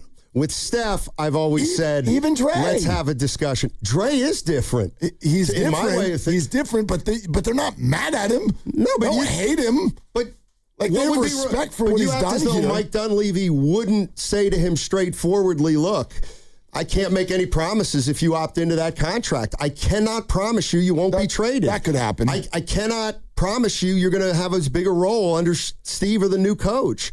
I just can't. We're not giving you an extra year. We're just not. That's fine. So there it is. Yeah. Make a decision. He's not going to opt out. I mean, honestly, if Draymond Green opted out of $27 million for next year and he goes out there on the open market, what does he get? I think he might be able to get 2 years at the mid-level, which is 15-ish. So you'll go, if you're Draymond, you'd rather have 2 and 30 or 1 and 27 with Steph Curry and then end your career as a Warrior. Yeah, I'm with Dibs. I think it would have to be 2 and 40 for him to even think about like trying to wet his whistle elsewhere. That's fine. I'm just telling Draymond. And 2 and 40 somewhere else. I don't think he want they don't want to do 2 and 30 that. somewhere else. I don't think he wants to do that. Yeah. He doesn't want to play anywhere else. He said that. Yeah, I mean then he's lying, but I agree with you. All those things are true. That doesn't mean we can't tell him the reality of our situation right now. And if I were Draymond and you told me that, I'd be like, okay, I'd opt in. Okay. And I would let the chips fall where they fall. But fair enough. Yeah. And we're going to move your ass. That's the part I'm talking about. All right, guys. That's the part I'm talking about. I figured I'd end on a high note. All right, have a great show. Keep it locked on 95.7 again. Tim Kawakami, 415. Oh.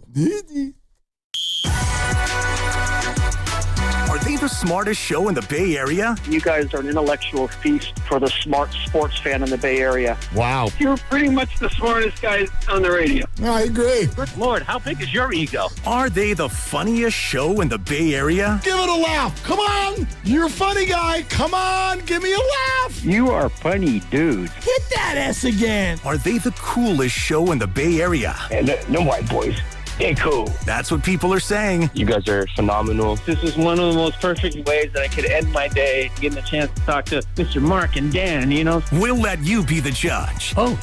All I know is it's a couple of Bay Area boys talking sports. I know nothing. Thanks. It's Willard and Dibs on 95.7 The Game. Yeah, let's go. All right, let's do this. Tim Kawakami, 4:15. Can't wait. We've got a Sham Steve tweet, but I want to let everybody know right off the bat, we're going to get to Steve. We're going to get to Steve, but that's not where we're going to start because 888-957-9570, a lot of talk about the word draft. Oh, yeah. Over the last week of our lives. We literally did a show at draft. Right. During the draft. The Niners actually, I found this out, Shanahan and Lynch, they had to do yoga and stretch out their shoulders before the draft because they had so many reaches. Yeah. They didn't want to pull a muscle, Mark. So it was actual yoga, not joga. No. We do yoga. Yeah. Okay. Before the draft, we do yoga. We do yoga.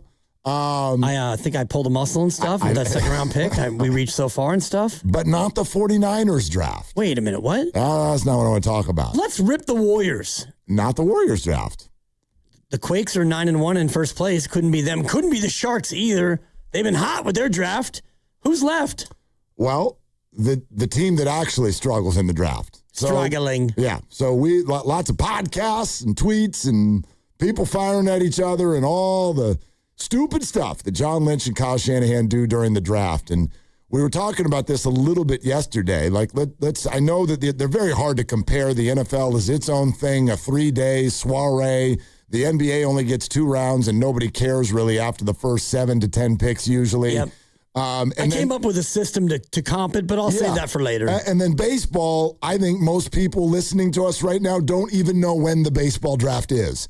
MLB Network is working really hard to make it like the same thing where it's this TV product that people are really into. But the MLB draft is hard because you'll okay, with the first pick, the Cincinnati Reds select someone you might see in 4 years. Johnny High School. Yeah, there he goes. And he's off to some small town America to put a flying squirrel or a burger on his head for the next 3 years of his life. And maybe, most likely no, maybe we'll hear from him again someday. So that's what makes baseball really tough, which is why a little exercise I did earlier today was damn interesting. It was damn interesting because we got to talk about the San Francisco Giants. And I don't want to dive fully into the draft thing yet. It's not going to surprise anybody. I did a deep dive on what the Giants have been doing the last 10 to 12 years in the draft. It is You're mad about Solomon Thomas? Wait till you hear this crap that's been going on for a decade and what the San Francisco Giants as a franchise have pulled out of the draft. But there are bigger questions, more pressing, and I'm going to file this one under the exact same space that I file 49er injuries because I shrug emoji you. What the hell is anybody supposed to do about this? Argue about substations? Fire trainers? I don't know what to do about 49er injuries. And I'm going to say the same thing about Giants, frontline, middle-of-the-order players who have lengthy periods of success in Major League Baseball. And then they become Giants. And they can't bleep and hit. Rafi Devers, based on WAR, there's a whole article that got written in the United Kingdom about this today. I saw that. Rafi you said Devers. a link about yahoo.uk. Sports. I got to go all the way to a new continent to figure out what the hell's going on with the supposed Giants' best player.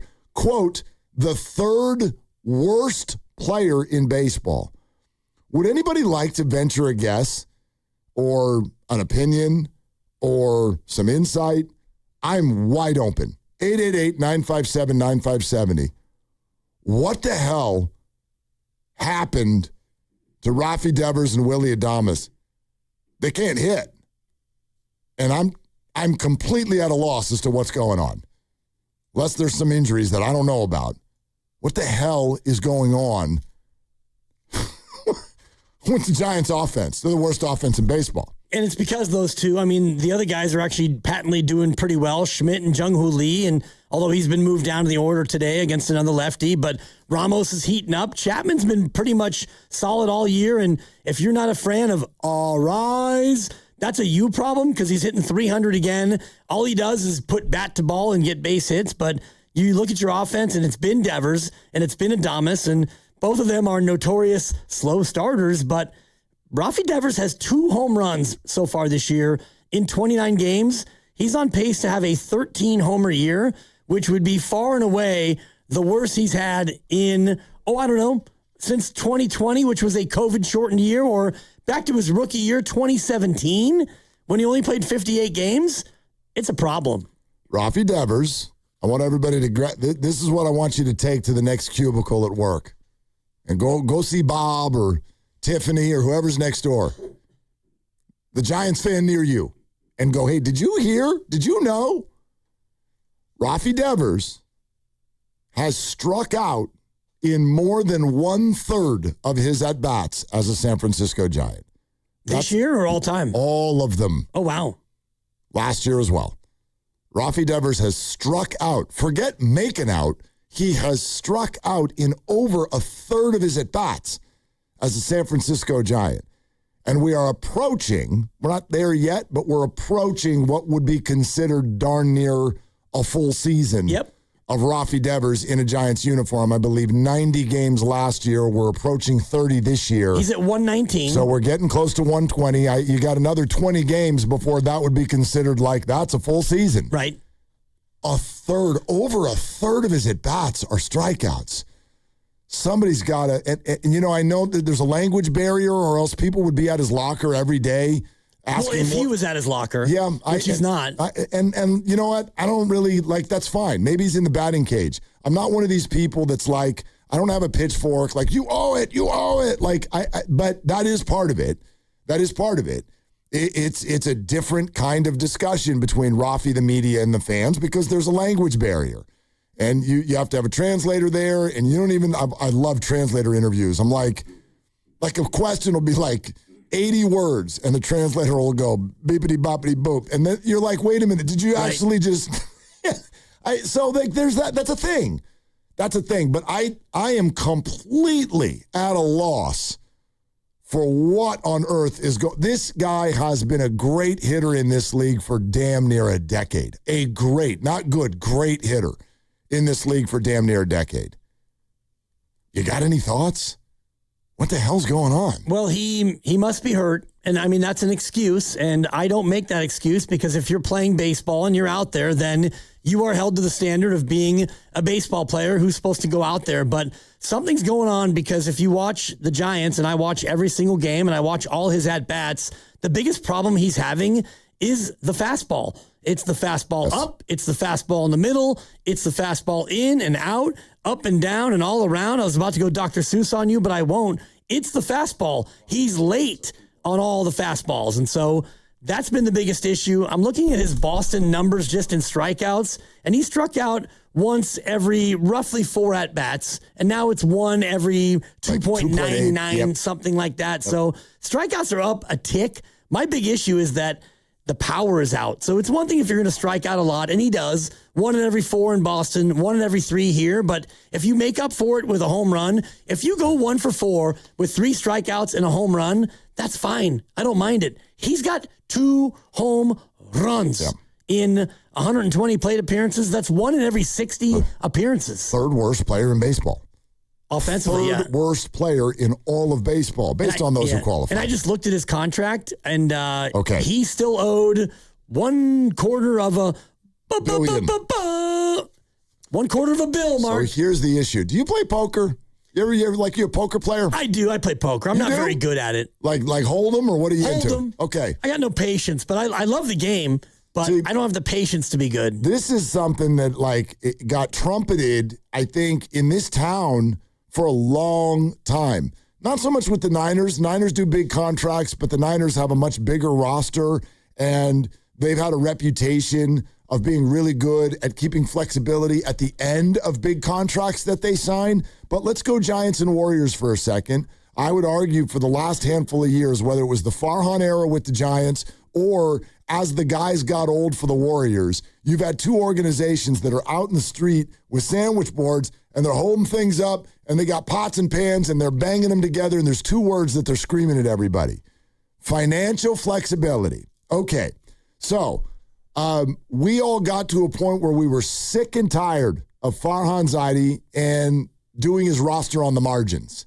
All of the little pick. It was like death by 1,000 paper cuts. And then they had that 107 win year, and everything got built around that.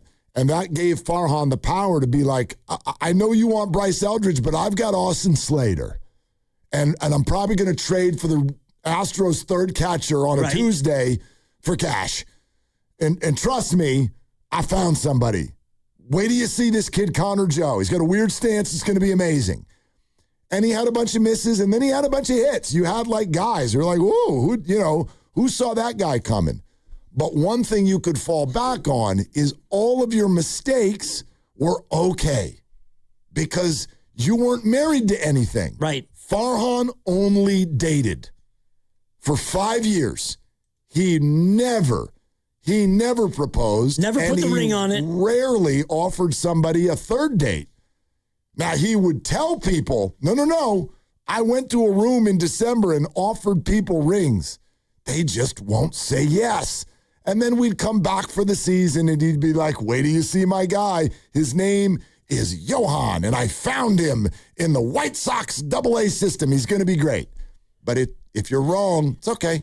It's okay. We'll DFA him in a week and a half. Well, Buster came in, and I think that fans, just people in general, we love the idea of all in. You watch poker on ESPN. Oh, sunglass guy. Yep. He's all in. He's all in. The problem with that, and as a new regime, is Buster did it right away. And when you go all in, you get one bet. That's the problem as I see it right now for Buster Posey, is you went all in upon arrival. You shoved everything into the middle of the table, 3 massive money contracts for your infield. Chapman, Adames, Devers. If you're wrong, you're screwed. You don't get to back out of any of this. It's tough. And if they hit like this isn't going to go well. It isn't, but to your point about poker, so the Devers trade, you trade some pieces. James Tibbs turns out to be the one that may come back to bite you. Harrison's been fine, whatever the rest of the compensation. Starting to pitch well. Jordan Hicks, I don't even know if he still plays baseball or not. But the point is, you brought in Devers, and to your poker analogy, you had pocket queens, which pocket queens are among the best hand you could possibly have. And then the flop comes, the first 3 cards, and there's no queen there. There's an ace, and there's an 8, and there's a 7, and the 7 and 8 are suited. And you're thinking, I still got queens. And then the turn comes, and that's not a queen, and it's another club. And you're thinking, Schmidt, I'm sitting on a pair of queens, and there's an overcard, the ace, on the board. So your big, risk, I think, was a sensible one. Devers is a great player. When you got him, Devers was a back of the baseball card. This guy has 7 years of being really, really good. And forget the contract. He's going to live up to it for 4 or 5 years. Well, you know what I want to ask you? And maybe we could throw this out because there's more on this bone for sure. 888-957-9570. Would you do it again if that deal were offered to you today? Devers... and just the principles here. Forget Jordan Hicks and money and blah, blah, blah. Kyle Harrison is starting to pitch pretty well. Yep. Not great, but pretty well for the Brewers. He's not on the Red Sox anymore. James Tibbs is the best baseball player in the world. But he's at AAA. For now. And we've watched people rip up AAA before and not translate. But James Tibbs also not on the Red Sox, but he's with the Dodgers organization now. Of course. And he's been the best player in minor league baseball, bar none. Would you do the trade again if you could today? We're sponsored by Crystal Geyser Alpine Spring Water, 888-957-9570, Willard and Dibbs. What makes Crystal Geyser Alpine Spring Water different? We always bottle our Alpine Spring Water less than 1.5 miles from the spring source, and all our bottles are made with 50% recycled plastic from our own recycling plants. Crystal Geyser, bottled at the spring source. Yeah, Dan Dibley here for Fremont Bank, which, as you know by now, it's my bank, and it has been for more than 6 years. And I love this bank because it's a family-owned bank with the family-owned feel. They started back in 1964, and when they did that, it was just one branch, but now they have 21 branches. So if you go around in your Bay Area, you're going to find a Fremont Bank branch, and you're going to see it, and you're going to think, you know what? I want that full-service banking with no compromises. And you should. It's not a big box bank. It's a good local bank. And when you deposit your money with Fremont Bank, they reinvest it locally into businesses, philanthropy, home ownership, all the good stuff that makes our Bay Area the best area in all of the country. And that's why you should be a Fremont Bank customer. The money stays here. It's local. It's not a big box bank. It's a good, solid local bank. And we talk about Fremont Bank, and you know that they're here for you and here for good. Injured at work? Don't wait. Every day you delay can mean lost wages, delayed medical care, and more stress for your family. At Boxer & Gerson, we fight for people just like you. Construction workers, delivery drivers, factory workers, restaurant staff, hardworking folks who get hurt just trying to earn a living. We won't back down. We get results. You work hard, you deserve real help. Call Boxer & Gerson now at 510-835-8870 or visit boxerlaw.com. The consultation is free, but waiting could cost you. Boxer & Gerson, justice for workers. Hi, I'm Richard Estrada with Atco Pest Control. What's bugging you at home? You can grab a spray or set a trap, but real pest control starts with identifying the source of the problem and keeping them out of your home. Atco has been servicing Bay Area homes since 1985. We take the guesswork out of it so you can move on. Go to atcopest.com. Trust Atco for the solution. What if you could have the most reliable Wi-Fi? And get this, what if you could keep it at the same price for 5 years? That's the Xfinity 5-year price guarantee. Just 5 years of fiber-powered Wi-Fi that boosts speeds to the devices that need them most. That finds and fixes problems before you even notice them. Like super intelligent Wi-Fi with a sixth sense. And that keeps you gaming in the fast lane, even when the whole family's banking on bandwidth. And here's the best part. No annual contracts, no hidden fees, and our best equipment included. Plus, get online in minutes with same-day Wi-Fi. Hey, let's face it, a lot can change in 5 years. Kids grow taller, dreams grow bigger, but your Wi-Fi? It would stay reliable and the price would stay put. The Xfinity 5-year price guarantee. Lock in your price and unlock the possibilities. Xfinity. Imagine that. Select plans only. Restrictions apply. Powered by fiber. Connects to the premises by coaxial cable. Actual speeds vary. If you're carrying a lot of credit card or personal loan debt, every month can start to feel the same. All those bills, all those due dates, all that stress. There's a solution that's designed to make it easier for you. National Debt Relief could put you on the fast track to paying off your credit card debt, personal loans, and even medical debt for less than you owe, with just one low monthly payment you can afford. And no, it's not bankruptcy or a debt consolidation loan. It's a real, affordable debt relief program that could save you lots of money. National Debt Relief has already helped over 1 million people with their debt and has thousands of 5-star reviews and an A+ rating from the Better Business Bureau. So if you owe $10,000 or more, don't wait. Call 800-300-4411 now to see if you qualify. That's 800-300-4411. One call could help reduce what you owe and simplify your monthly payments. Call 800-300-4411 now to find out how much you could save. This is the story of the one. As a procurement manager for a hospital system, she keeps every facility in her network stocked and ready. That's why she counts on Grainger to be her single source for thousands of products, from disinfectants to lighting, air filters, and more. And with fast, dependable delivery, Grainger helps her keep every facility stocked, safe, and running smoothly. Call 1-800-GRAINGER, click Grainger.com, or just stop by. Grainger, for the ones who get it done. If you own a business, you've heard it all. From fast funding to easy approvals, everyone says the same thing. LendSeek is different. We show you what you actually qualify for. LendSeek's AI-enabled platform matches you with funding options with no guesswork. Up to $5 million in as fast as 24 hours. If you've been in business over a year, doing at least $50,000 per month, apply for free with zero out-of-pocket costs and access to over 100 lenders. Start ready, stay ready. Lendseek.com. LENDSEEK.com.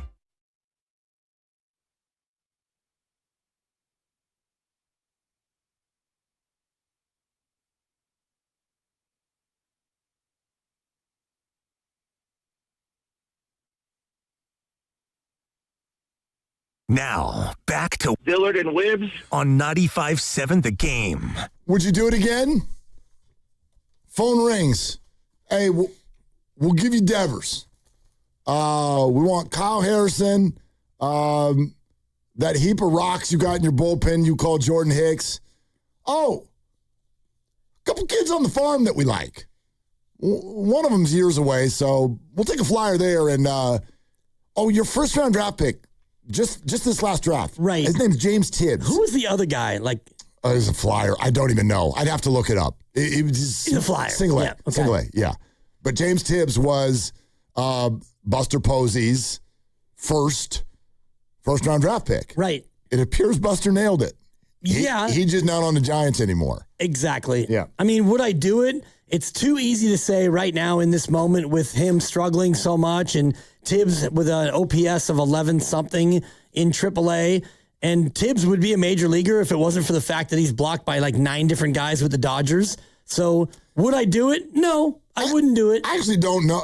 You might be right. It's still very early for Tibbs. He's a baby. But he's been meteoric, dude, his rise. He's absolutely killing all baseballs. Right. Killing them. And with the new trend in Major League Baseball of, I don't care how old you are, if you're hitting the ball, you get to come up. And the Giants, maybe they should do that with Bryce Eldridge, but again, he's kind of blocked by Casey Schmidt and also maybe Encarnacion who can DH, but certainly Rafi Devers. It's a little too prisoner of the moment for me to say, no, I wouldn't do it, but I'm going to say, no, I wouldn't do it. And it's easy to say now. Really? I mean, look, they owe him $250 million. Yeah. And that's for this year and 6 more years. And he is blocking Bryce Eldridge, and he can't hit. The best thing he does right now is break bats after he strikes out. I would still do it, but can I push back on one of the things that you said? He not blocking Bryce Eldridge. Rafi Devers is not blocking Bryce Eldridge. If Bryce Eldridge was ready, Bryce Eldridge would be here. I'm going to lose my bet. You said by the end of April? I said he'd be up by May. And May is Friday. Right. He's not coming up by Friday. I don't think so. Maybe breaking news sounder goes off tomorrow. Sure. He struck out 3 times again last night. I look every day. I go check on Bryce every day. And Bryce himself made a prediction because you asked him when the first splash hit would come, and I believe he said before the All-Star break. He's got some time still. Right, which is, mid-July, so he's got all of May, all of June, and a touch of July. But it's too easy for me to say that, no, I wouldn't do it. But I'm going to say, no, I wouldn't do it. Okay. Because I don't know what's going on with Rafi Devers, but he's not the player he was in Boston. And I don't think it's the ballpark because he's not making enough contact to where you could look at it and go, oh man, he's getting Oracle parked. He's hitting so many balls into Triples Alley that are 110 exit velo, and he's just having a lot of buzzard's luck.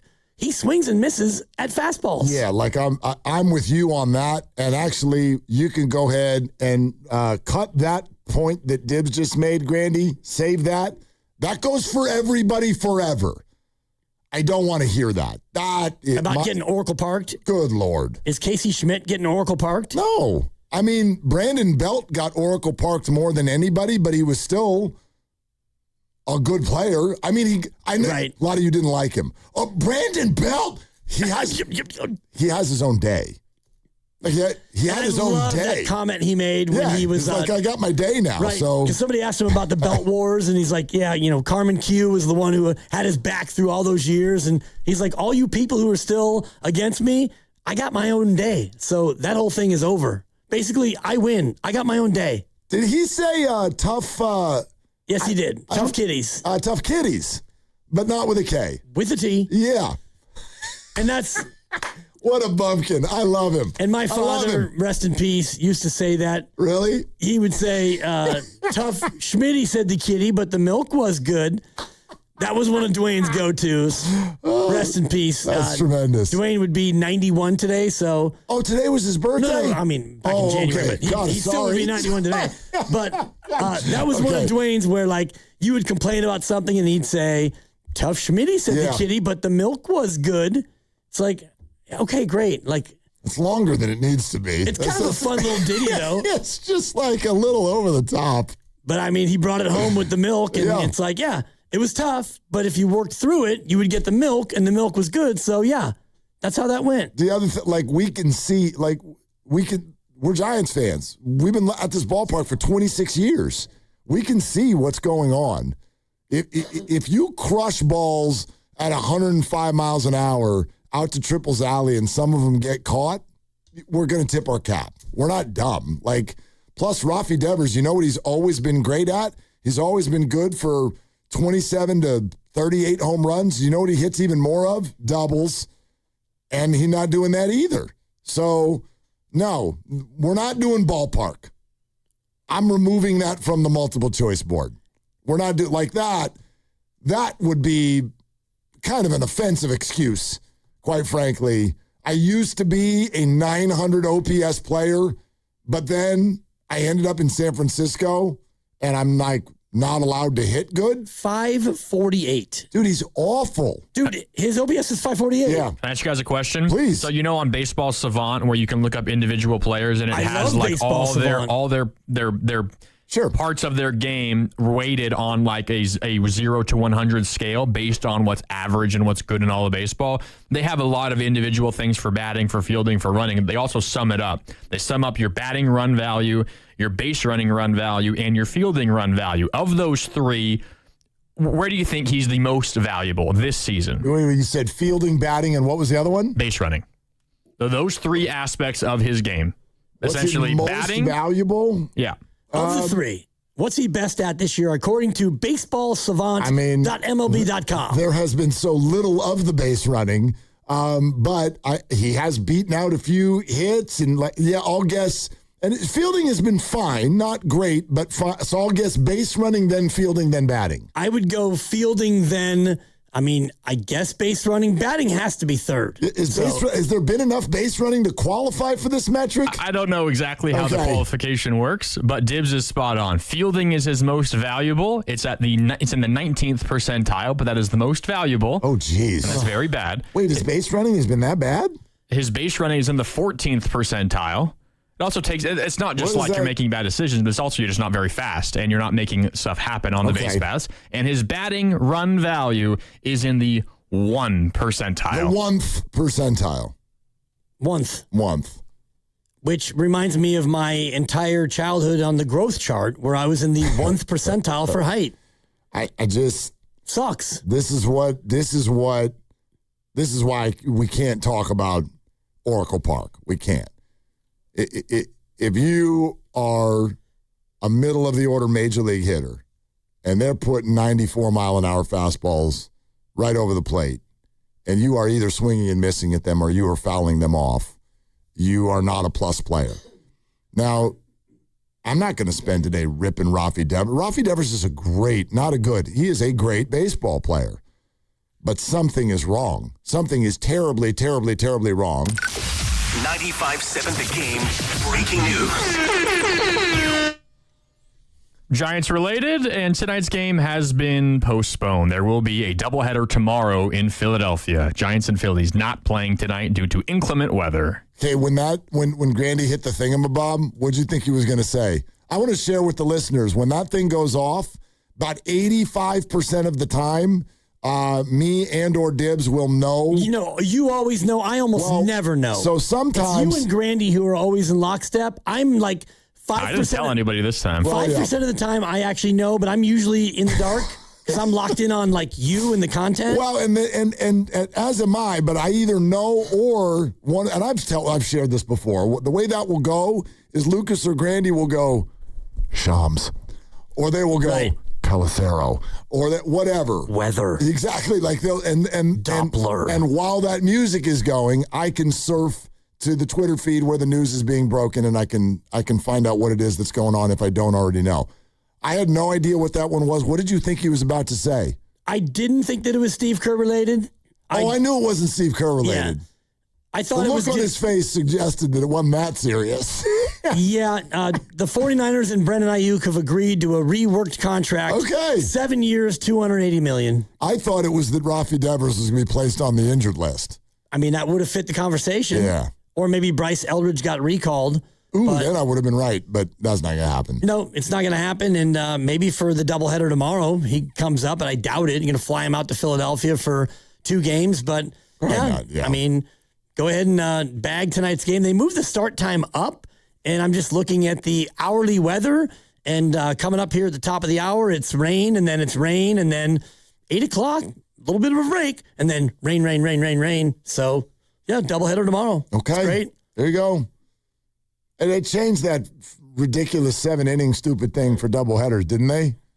Remember that? That was COVID only, That was a COVID deal, right? Yep. Yeah, but so was sticking the ridiculous runner out there because we don't want to stay here very long. Right. But they kept it, but they didn't, right? These are going to be regulation baseball Correct, games. 9 innings. All right. That's fun. Glad everybody can play 2. That's right, 2. Perfect, yeah. A doubleheader. Perfect. Anyway, I would still do the deal because for me, it's still too early. I'm not going to now just decide that Rafi Devers does not play baseball well. I'm not ready to do that. I'm also not ready to crown James Tibbs as a Hall of Famer. He's never even played Major League Baseball. We've all watched this plenty of times. Marco Luciano used to rip baseballs in the minor leagues. So, we'll see. There's plenty of time left on that. But what I will say is Buster Posey, unlike Farhan Zaidi, because he came in, because he had a press conference and said, this is about making memories, and we need to make memories. And Buster said, we're going to have an actual lineup where you know who's out there every day. We're going to have regulars, and they're going to teach them to keep the line moving. I don't know how many people know that, but that's like a little bit of an inside the organization mantra. Keep the line moving, which Rafi Devers does not do. Striking out is not keeping the line moving. So that's the way they want to play baseball, especially in their park. They know they're not going to overwhelm you with home runs, and that's fine, but keep the line moving. And he doesn't do that, and Buster came in. He helped a lot in re-signing Chapman. Then he took the job. Then he got Adames. Then he traded for Devers. All in. And so what I fear for Buster is if that what we're watching now sustains, he's dust. Buster. I'm not saying now, but you've got how many years we got left of these guys? I believe it's 7 for Devers. Devers had a contract, I think, that was going to be 7, and I'm looking at the salaries right now. Adames has got 6 at least. 5.5. That was a 7-year deal, and this is year 2. Right. Well, and this is the year where he's making 13.1 still, and then it's 31. Shout out the ice cream, the flavors. So 5 years times 31, that's $155 still owed to Adames, and Devers has got 33, 31. And then my screen ends. I think there's a couple more after that. And what about Chappie? Chappie's just got 25. He's got 4 more after this year. Okay. So if you want to add up all 3 of those deals, you're looking at about 400 milskis. And I'm not even worried about the Giants and their money. They have plenty of it. They should be spending more. If they're a little short on cash, call the Kushners, whatever. Yeah, you got that new Kush cash. You know what I mean, right? So, I'm not even worried about how much they spend. It's more, those are your core players for a long time, and if they continue to not hit, you're not going to outlast them. Buster won't outlast them. Right. If they don't hit better. And he went all in on 3 players, and if it comes up snake eyes, you're not going to last. And if you want to just grade so far those 3 guys, I think you would look at Chapman and you would go, Chapman's probably a B minus. He's been I think Chapman's been pretty damn solid. Yeah, I'm fine with Chapman, but Chapman kind of needs to be the third best of the three. He does. He needs to be a little bit better. Best defender, but offensively, he can be the third best of the three. So I would say B minus, and I think Adames right now would probably be a C plus. And if you look at that's being kind. Well, I mean, forget the early part of last year. He came on to have a good year. He had 30 home runs, and this year he's off to a similarly slow start. But if you want to look at Rafi Devers, that's a D minus, if not an F. And I'm just looking at some of the advanced metrics as you scan to look a little bit deeper inside the numbers. Barrel percentage for Devers last year 16%, this year 8%. So he's only barreled up the ball, Mark, 6 times this whole year. Yep. He's hit the ball on the barrel 6 times. Exit velocity down. Expected OPS is way down. All of his power, ball off the bat metrics, they are pathetic. No, it's all bad. There's not percentage up. There's not a darn thing that's gone well for Rafi Devers. Now, there are a lot of people that have been tweeting at me all morning about this, about how Rafi's career history will suggest that he is always bad in April. And he has made his money, quite frankly, through the years in the months of May, June, and July. So apparently Friday, he about to bust the freak out. And if that happens, great. Then we'll stand down. I'm not here today. It's way too early for, I think, the large sort of sweeping statement of any of these 3 players or Buster Posey for that matter. Throw in Logan Webb too. I'm not proposing trades or hot seats or any of that. I'm simply saying Buster went all in, and the early returns are really bad. And even so, you mentioned that Adames ended up with a good year last year. It's debatable. I know where you're coming from. Somebody finally hit 30 home runs for the Giants, so that's cool. But do consider what it means to have 30 home runs and have your OPS still be below 750. That's not good. You hit 225. I'm mindful of all the things Willie brings that aren't about his batting statistics. He is a solid enough shortstop. He is an unbelievable leader. He's the Gatorade guy. So, I am not out on Willie Adames. And I do think when he was signed, there was sort of the feeling of ooh, Willie is a great hitter. Willie's not a great hitter. Willie's a good hitter. He's a career 243 hitter. So, he doesn't need to be Devers. Devers is a better hitter than Adames. But all of them need to be better than they are. And even Chapman right now, whose average is fine and he's brilliant at third base, he also only has 1 home run. And the flagship moment of the year was him cussing out Casey Schmidt at the mound. So, and, okay, fine. Apparently Steve Kerr and Draymond Green literally box each other every Tuesday. So, maybe this stuff is just no big deal. But Buster Posey's all in. And right now, he got a bad hand. Right, and you have to ask yourself, what's the problem? Shout out Marvin Gaye.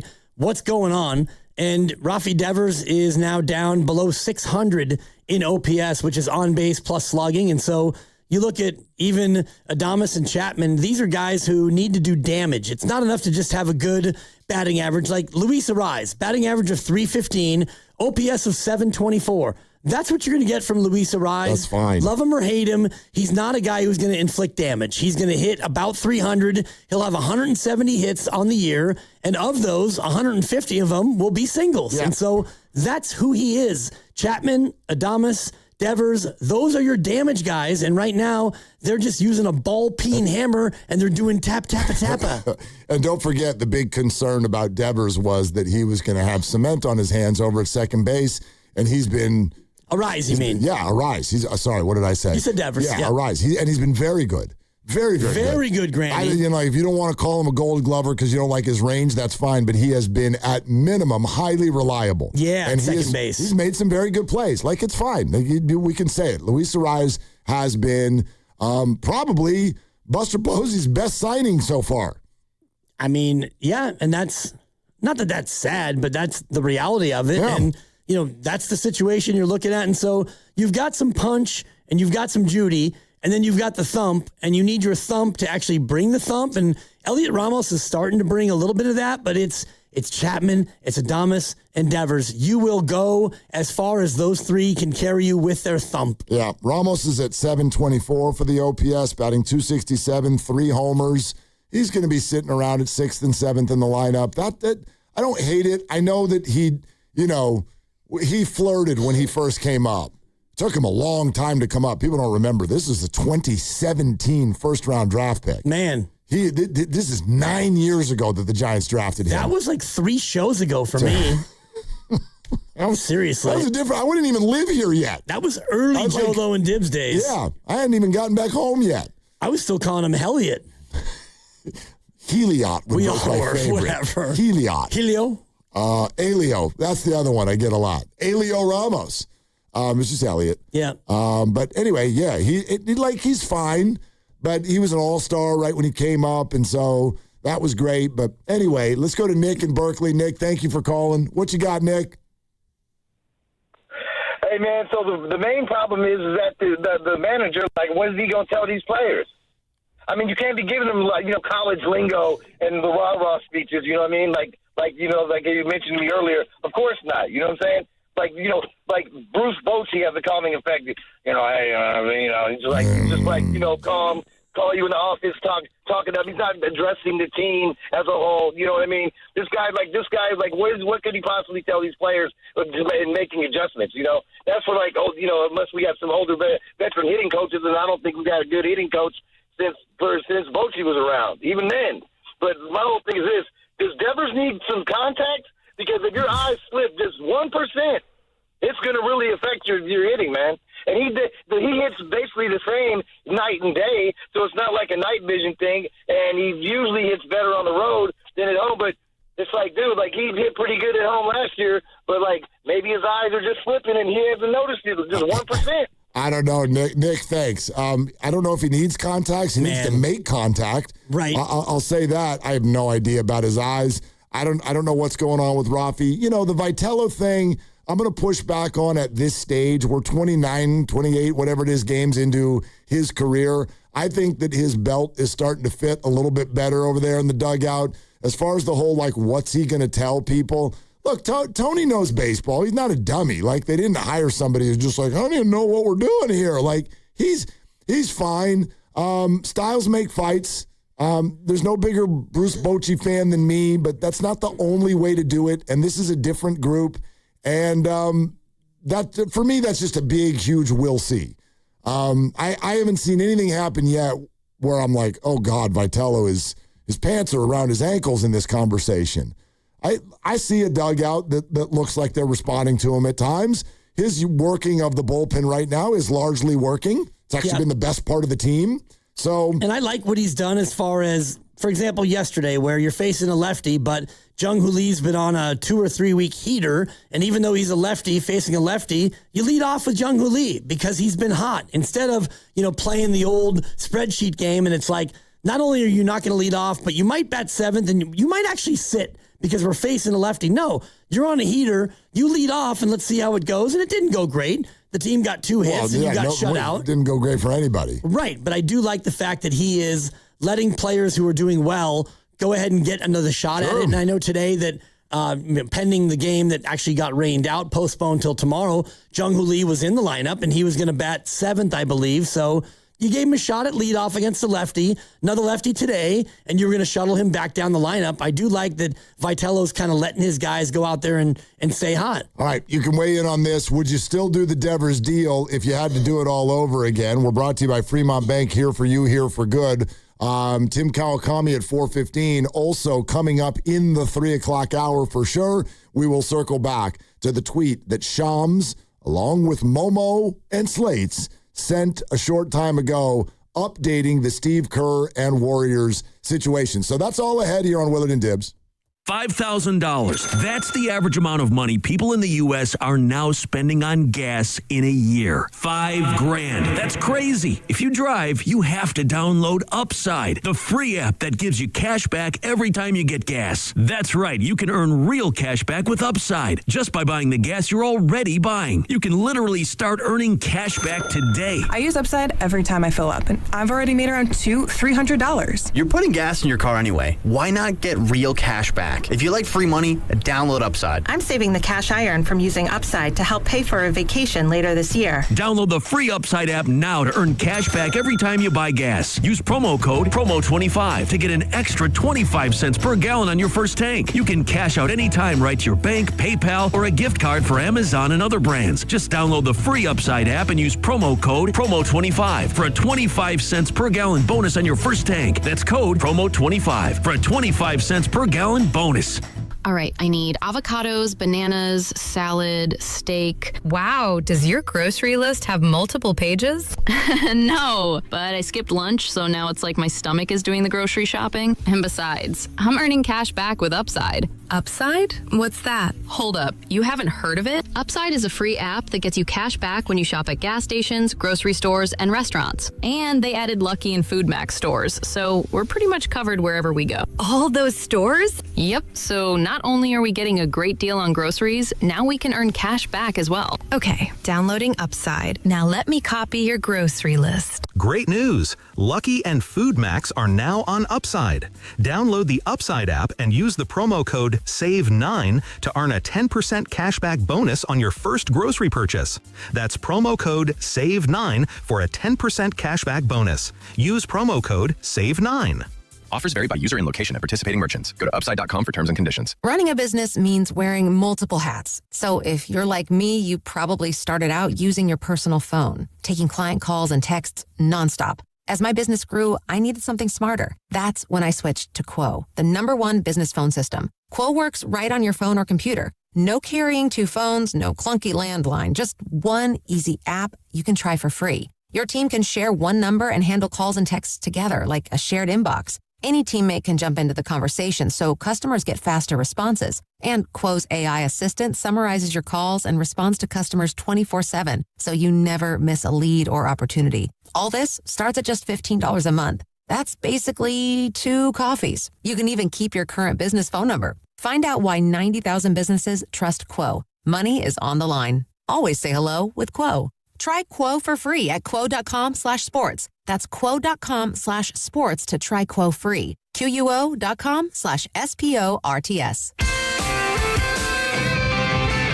1-877 Cars for Kids. KARS Cars for Kids. 1-877 Cars for Kids. Donate your car today. 1-877 Cars for Kids. KARS Cars for Kids.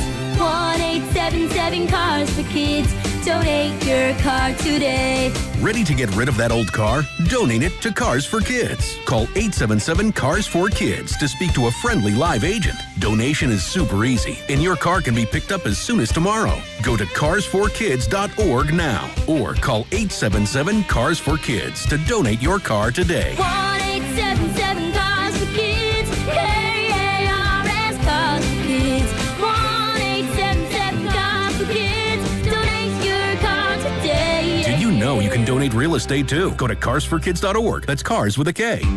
T-Mobile has an exclusive bundle for customers 55 and up. I'm Sarah Bowl. Yeah, I'm Frank Bowl. A reliable network is key for us. And with T-Mobile, it's been wonderful. And going to the 55 plus plan saved us so much money. A lot. And that's important. Trying to keep costs down. The home internet's been perfect. It's fast, it's quick. The setup was so easy, it took less than 15 minutes. It was like, If you want simplicity, coverage, reliability, you want the whole package, T-Mobile has it. Right now, T-Mobile customers 55 and up can get 2 phone lines on America's best network, plus America's fastest 5G home internet for just $30 each. $30 per month each line with autopay plus taxes and fees. Minimum age 55. Pricing for home internet rely on 2 lines of essentials. Choice 55. $35 connection charge per line required. Best mobile network and fastest 5G home internet based on analysis by Oak Cliff Speed Test Intelligence Data 2H 2025. All rights reserved. What's up, cousin? I want a new phone. Have you seen any good deals? Everyone has free phones, but when I switched to T-Mobile, I got more value and so much more. Like streaming included. And travel benefits. And the best part? The price of your talk, text, and data is guaranteed for 5 years. Get more benefits and more value. At T-Mobile, families save and get a 5-year price guarantee. Switch now at T-Mobile.com.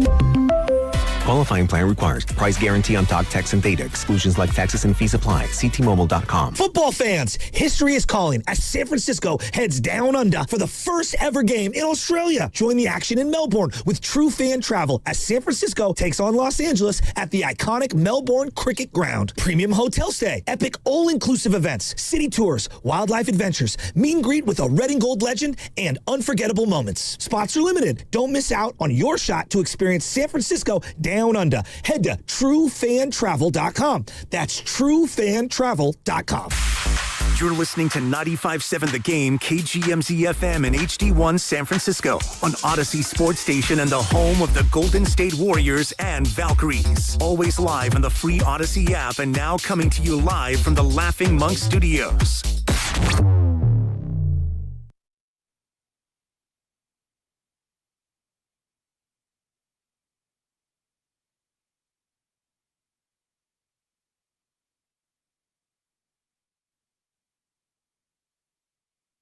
Now, back to Will and Dibby on 95.7 The Game. All right, you ready for this? Let's bring it. All right, hey, Niner fans, all mad about the draft. Stand down. Oh, the Giants would like you to hold their beer. How so? If you think the Niners struggle at drafting, I present to you the San Francisco Giants organization. The first thing I'd like to do... Oh, your voice cracked. Yeah. Who they drafted. At any point. 9 players currently on the roster who were actually drafted by the Gigante. We talked about this pre-show, which means I should go 9 for 9, but I won't. Yeah. We'll start with the battery. Okay. And we'll go with Logan Webb and Patrick Bailey. Ding, ding. All right, that's 2. Yeah.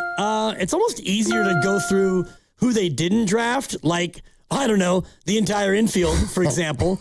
Elliot Ramos was drafted, so I'll throw him out there. Ding, that's 3. Jung-Hoo was not. Bader was not. I need a pen. You have a here, pen? I got one right here. Okay, toss me a pen. Whoa, that got blocked by the microphone. I got another pen. No. I got 3 pens. No, I got it. Thank you. That's my best pen, so don't waste it. I want to, okay, so I just want to make sure I don't. So Ramos, Webb, and Bailey. Okay. I believe that ball got Schmidt on was drafted. That is Casey ding. Schmidt. That's right. That's 4. Now it gets a little bit tougher. Sure does. Yeah, because you start to think about, again, who was not, and a lot of them were not, like no Bader, no Encarnacion. And I want to say Ryan Walker was drafted, so we'll say Ryan Walker. Ding, Ryan Walker. That is correct. Okay, Roop. There it is. Had to be drafted. That is correct. Landon Roop is number 6. You're doing great. I feel great. You're doing just great. Thanks, Mark. I'm feeling great over here. Okay. Running out of guys who I know are on the roster. 3 to go. I want to say Drew Gilbert, but I think that they picked him up in a trade, so I won't say that. Don't say Drew Gilbert. You're right. They did trade for him just last year. I believe Lusac du Catcher is on the injured list, so he's not actually on the roster. Also not drafted by the Giants. Right, he was a Rule 5 guy. His brother was. Yeah. Man, I'm running out of names. Yeah. I'll say... by the way, I'll help you out for a minute. The 3 remaining, whoo, toughies. Yeah. Toughies. No doubt. Grandy, do you got him? Do you got him, Grandy? How about Chris Koss will make you draft. Sorry. Draft. That's strike 1. Yeah. How about Eric Miller? Eric Miller. Sorry, that is strike 2. Eric Miller. I mean, I know in the rotation it's only Logan and Rupee. The other 3 are not. Like Malley wasn't. Stop stalling by eliminating things that you already know to be true. Well, then I'm running out of names. Grandy, I'd like to phone a friend. I was going to phone a friend. I'd like to phone an enemy. I mean, let's go. We've been a little distracted here, so apologies if you named this guy already. Did you say Caleb Killian yet? I did not. Ding! Caleb Killian. Yes, Caleb. That is correct. Caleb Killian, who was drafted, then left, and then came back. Yeah. All right, that's 1. 2 more. 2 more, Grandy. He'd like to phone a friend again. Well, I mean, I'd like to phone a friend, but I don't know if he and I would be classified as friends. I'd like to phone a coworker. I don't know who you named. He on the already others. mentioned Ramos, Webb, Bailey, Schmidt, Walker, Roop, and then you got Killian. There are two. Who else in that bullpen that we're missing? Like some of those rando middle relief guys. Like Keaton Wynn would be a guy. Keaton Wynn is correct. Fun fact: the Giants drafted him twice. Twice. They drafted him. He said no. And then last year, they're like, we're drafting you again. Double up. And then he said yes. Okay. All right. Last one. One more. Is this up to the minute? They had a roster move today. This is up to the minute. They did have a roster move today, but Blade Tidwell, who got sent down, was not drafted by the Giants, and neither was Greg Santos, who got called up. Oh, I was going to guess Gregory Santos. Oh, well, then I just helped you out. Greg Santos, I believe, drafted by the Chicago White Sox. Yeah. Boy. I'm at a loss. I am too. Time. That's strike three. Matt Gage, we were looking for Matt Gage, who's similar to Caleb Killian, drafted by the Giants, gone from the Giants, back to the Giants. Matt Gage, drafted by the Giants. By the Giants. There's your list. Wow. So I'm going to remove the 2025 and the 2024 draft because it's too soon. I think in baseball, I'm not going to get mad about those drafts. A lot of them are babies. Even James Tibbs, that was their first-round draft pick for Buster. And so he might have really gotten a good player, but then he opted to trade him, and so now he's in the Dodgers farm system. But if we go back to 2023, which is when I think you can sort of start to judge where they're at, not Buster. These are all Farhan drafts for about a 5-6 year run. But can I just give you the quickest synopsis of what the organization has gotten out of drafting from 2017 to 2023? Sure. It actually coincides perfectly with when Kyle Shanahan and John Lynch showed up. And then they were good for a few years, and then, boy, everybody's ready to rip that process, right? 20, 21, and 22, and 23. Well, here's what the Giants were doing. 2023, no major leaguers. They did get Bryce Eldridge in round one, remains in the minors. Only one other player in that draft is even made AAA. Okay. Name is Drew Cavanaugh. He was a 17th round catcher. Well, Eldridge has been a major leaguer. Yes, so, he has. And he will be again. Arrived in the majors, will be again, but that's essentially what you've gotten out of that class. 2022, Reggie Crawford was their first-round pick. They're excited about him. He's in AAA, but still an unknown. Carson Wisenhunt, round two. He's appeared, but hasn't really panned out as of yet. Hayden Birdsong and Wade Meckler, other names, who did appear as Giants. Meckler has been sent out. Birdsong, I don't know, needs a mental adjustment. Yeah. Whatever. And Spencer Miles, I'm seeing now that I look at the list, he's actually a Blue Jays this year. He's a major leaguer, but not for them. 2021, first rounder was Will Bednar. Has not gotten all the way up yet, is in AAA. Others who have appeared in the big leagues, Mason Black, round three, now on the Royals. The crown jewel, as it's turning out, potentially, of the entire Farhan era. 12th round, 2021, Landon Roop. But this is that's it. Right. That's 2 for 20 by my math. 2020, I believe this was Farhan's first draft. Round one, Patrick Bailey. Okay. Your thoughts? I mean, he's a major leaguer. Sure. And, I mean, he is a guy who I think can still be better than he's been. I don't know if he'll ever live up to that first-round grade. He just doesn't seem to have the bat on either side. Friendly reminder, the sack is down. So we'll see about that sometime soon. Hopefully, 2020 also brought us Casey Schmidt in round two, Kyle Harrison in round three.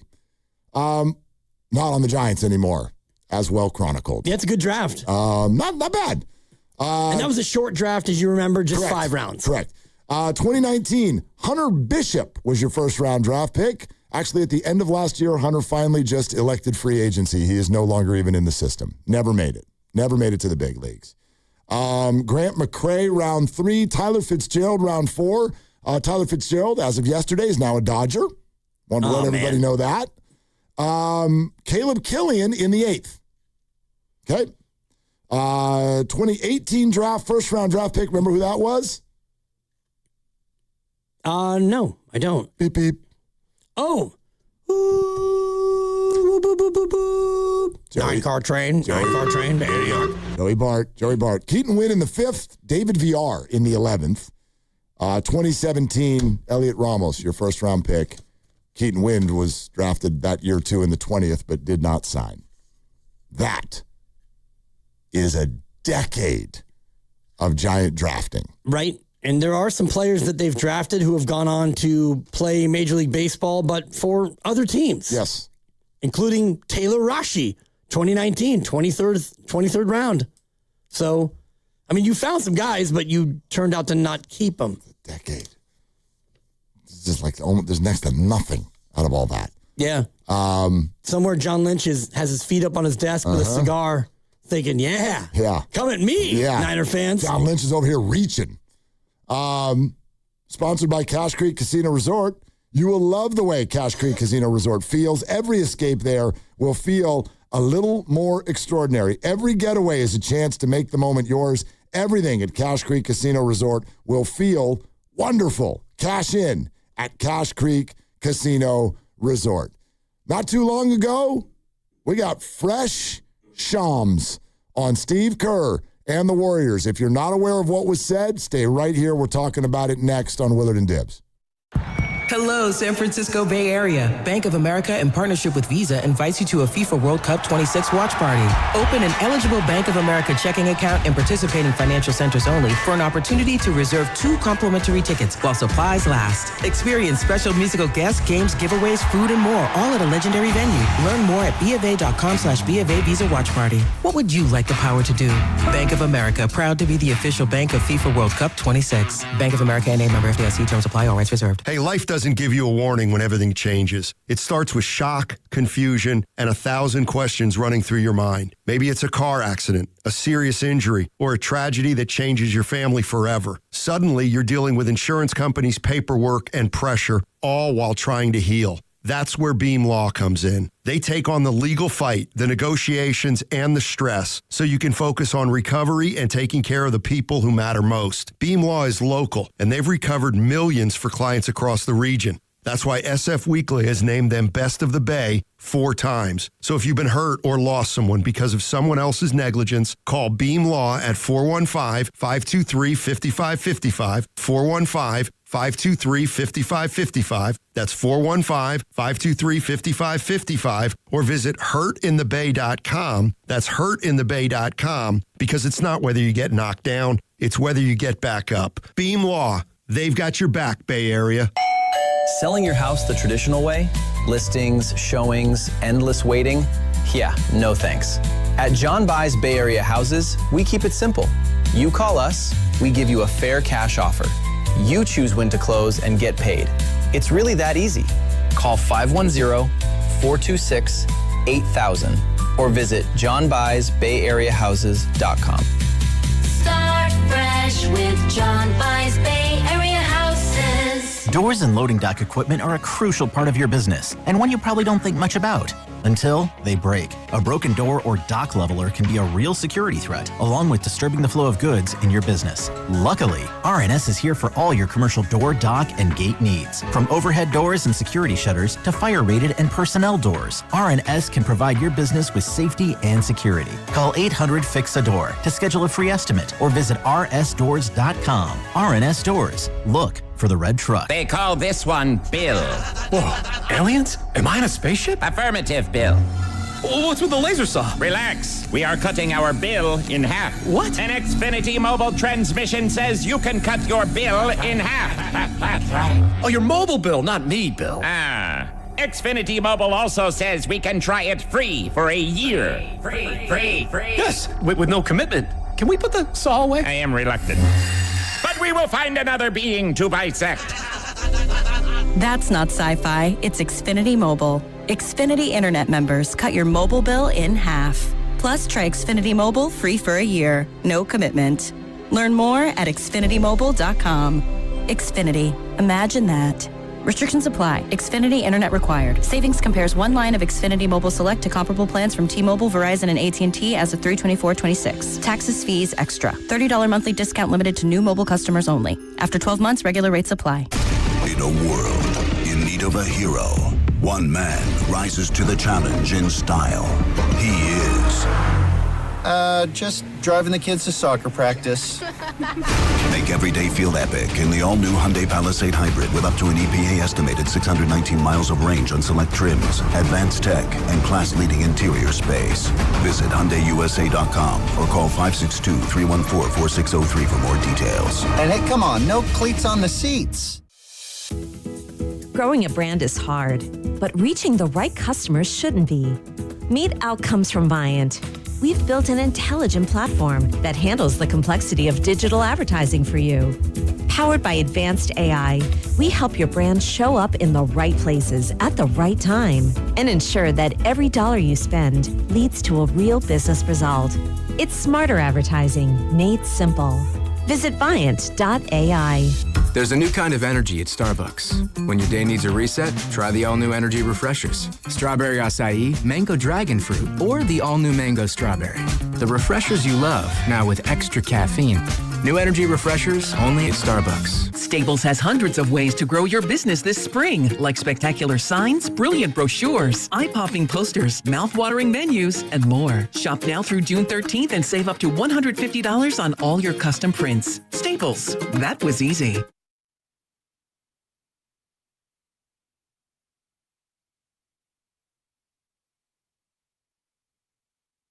Now, back to Willard and Dibs. I love this show, man. 95.7, man. I'm a gamer. On 95.7 The Game. You can all go on the journey with us. I bet a lot of you have sort of felt this way in listening to whether it's 95.7 The Game or if you're reading Monty Pool or Slates or Tim Kawakami's going to join us in an hour, SF Standard.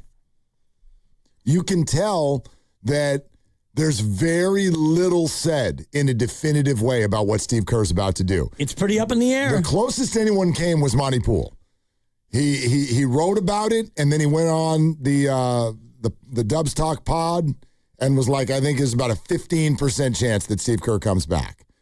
Kawakami wrote just this morning, I'm 53-47 that he goes. Wow. But that was prior to this Shams tweet. Right. I can't wait for an hour from now to get an update from him on his percentages. An update. And I wonder which way that goes. So I wonder if all of you want to just get on the train with us. And did this tweet adjust anybody's percentages? I have, at times begrudgingly, but I have stayed in the camp of, I think Steve Kerr is going to be back. You have stayed in the camp of, he's not. And I don't want to speak for you, but possibly begrudgingly at times? Yeah, I mean, it's hard because emotionally I want him to come back. Sure. I like him as a coach. I like the fact that he's been there 12 years and only 7 coaches have had a longer tenure than he has. I want him to finish up with Steph and Clay and Draymond. Well, Clay's not there anymore, so that all got broken up. But would I like him to go out with Steph and Draymond? Absolutely. Is it 1 more year? Is it 2? Is it longer? I don't know. And the professional side of me is I want Steve to come on our show every week. He is the best interview in Bay Area sports. I don't know where he would rank nationally, but he's a phenomenal interview. And it's more of just a conversation than it is an interview. And I really look forward to it. So all that part of it, emotional, professional, what I want is on one side. And then I step back and I look at what I think. And I think about all that's gone on and the situation that is confronting him and an owner that's very exacting and a season that was full of frustration and a team that is trending in the wrong direction and an owner who probably wants more dramatic changes, not necessarily roster-wise, but overall franchise-wise, and a guy who turned 60, who's been there and done that. He's done everything in the association. He's won titles. He's presided over a dynasty. He's got 9 rings. He's been doing it since he was, 21 or 22 years old. And so I think about all of these things and I throw them into the pot and I look at it from a distance. And now this news of they met Monday for 2 hours, and he's going to go on a golf trip, and we're going to reconvene next week. That tells me that he's unsure. They might be unsure. This whole thing is still very much up in the air. Let's bring everybody in, though, on what was actually said, and then even dive into the article and let people hear some of what was written and what the reports are and whatnot. So Shams, now 3 hours ago, tweets, along with work with Anthony Slater and Ramona Shelburne, who I will let everybody know. I don't know yet if it's going to be Thursday or Friday, but Ramona will be on this show this week. That is a promise. And so we'll get that update, especially now that we know that they're reconvening next week. I think a lot of us were expecting some sort of finality this week, and now we're not going to get it, according to this report. Shams writes, Golden State Steve Kerr met with Joe Lacob and Mike Dunleavy for 2 hours on Monday to discuss his future as head coach. There is no resolution yet. The sides are expected to meet again next week. Now let's dive in a little bit deeper, because you mentioned the golf thing and all of this. So he writes, sides continue to figure out what's the best path. Both sides described the meeting as productive. I want to piece this apart a little bit and get your reaction to some of this. Both sides described the meeting as productive. What does that do for you? That does a lot for me. That tells me that they spent 2 hours sharing ideas and sharing their perspectives and, honestly having a back and forth about what you think about the things that we want. How do you feel? The things that you want. How do we feel? That to me is a productive meeting. Kerr will take a previously planned golf trip, not a I'm mad I'm going golfing. Right. A previously planned golf trip to close out the week as those around him continue to describe him as torn about his own side of the choice. I love that phrasing. His own side of the choice. Careful to make sure that nobody thinks this is one side's choice. Right. Okay? What's that do for you? He's torn on his side of the choice. And described by those close to him, yes. Right. And a long time ago, I worked for a radio station, and I had a chance to join a station that had yet to even launch. It had been a station for about 4 weeks, and so I was torn over whether or not I should leave a secure but confining job for what could be a bigger and better role at a station that who knew how long it would last. And so I was also torn. So I get these life changes and whatever. Steve Kerr, it's not like you're going to leave the Warriors and he's going to be devastated and his career is over. He's got a nice landing spot no matter what he wants to do, but I could see where he would be torn. One source said, quote, "It's April. We don't need to rush," which I find interesting because we're a week and a half away from the draft lottery, by the way. Right. Can I really quickly say this? Hey, sports world, stop doing stuff that we're interested in on Mother's Day. It's just I'm not saying you can't play games. Baseball's got games. It's on a Sunday. Don't just save your big stuff for a different day. This is not big stuff. Yes, it is. It is for all the teams that are in it. Right, but it's not I don't want anything that I need to go. I gotta go check this out on Mother's Day. Do you though? Do you need to watch the lottery live? Do you need to have Adam Silver up there and talk about the process, and then they're going to bring out what's his nuts from Price Waterhouse and explain the process? I like what's his nuts. Then we're going to introduce the 14 representatives. I mean, it kind of do. You and I, tell me, is the show the next day going to be all about it? Depending on what happens. If they wind up at 11. It's still all about it. I'm going to want to see what's the looks on everybody's faces. Was there a frozen envelope? Who the hell moved up? Be careful with that. No, I'm serious. Be careful. And by the way, for me, it doesn't matter anyway. I do a show Sunday night, and I'm not taking that night off. But just a suggestion. It's at noon, so it's kind of is it next year that the Super Bowl is on Valentine's Day? Yeah. Oh, for crying out loud! Perfect. Perfect.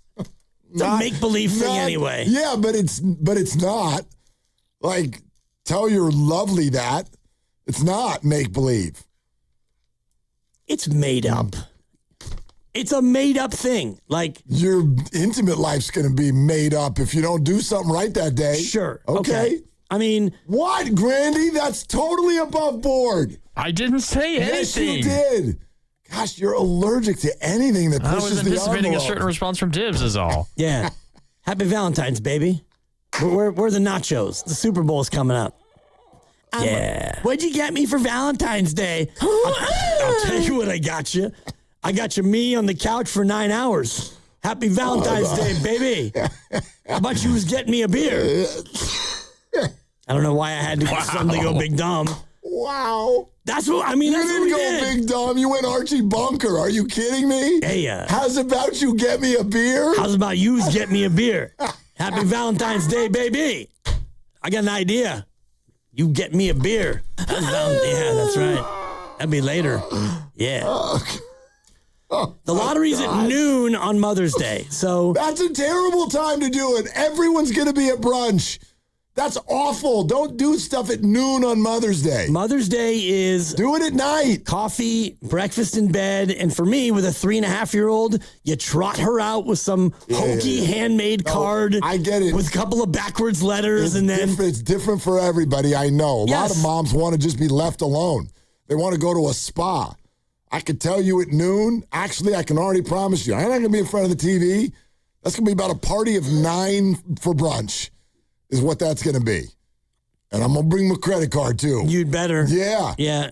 You're going deep. Yeah, that's what we're doing. Honestly, with you and 5 kids between the steps and the actuals. Dude, it's, yeah. Like, get into your wallets, kids. Like, your son's got a job, and I'm sure her daughter might have some sort of a job. Oh, so both of her daughters have, like, multiple jobs.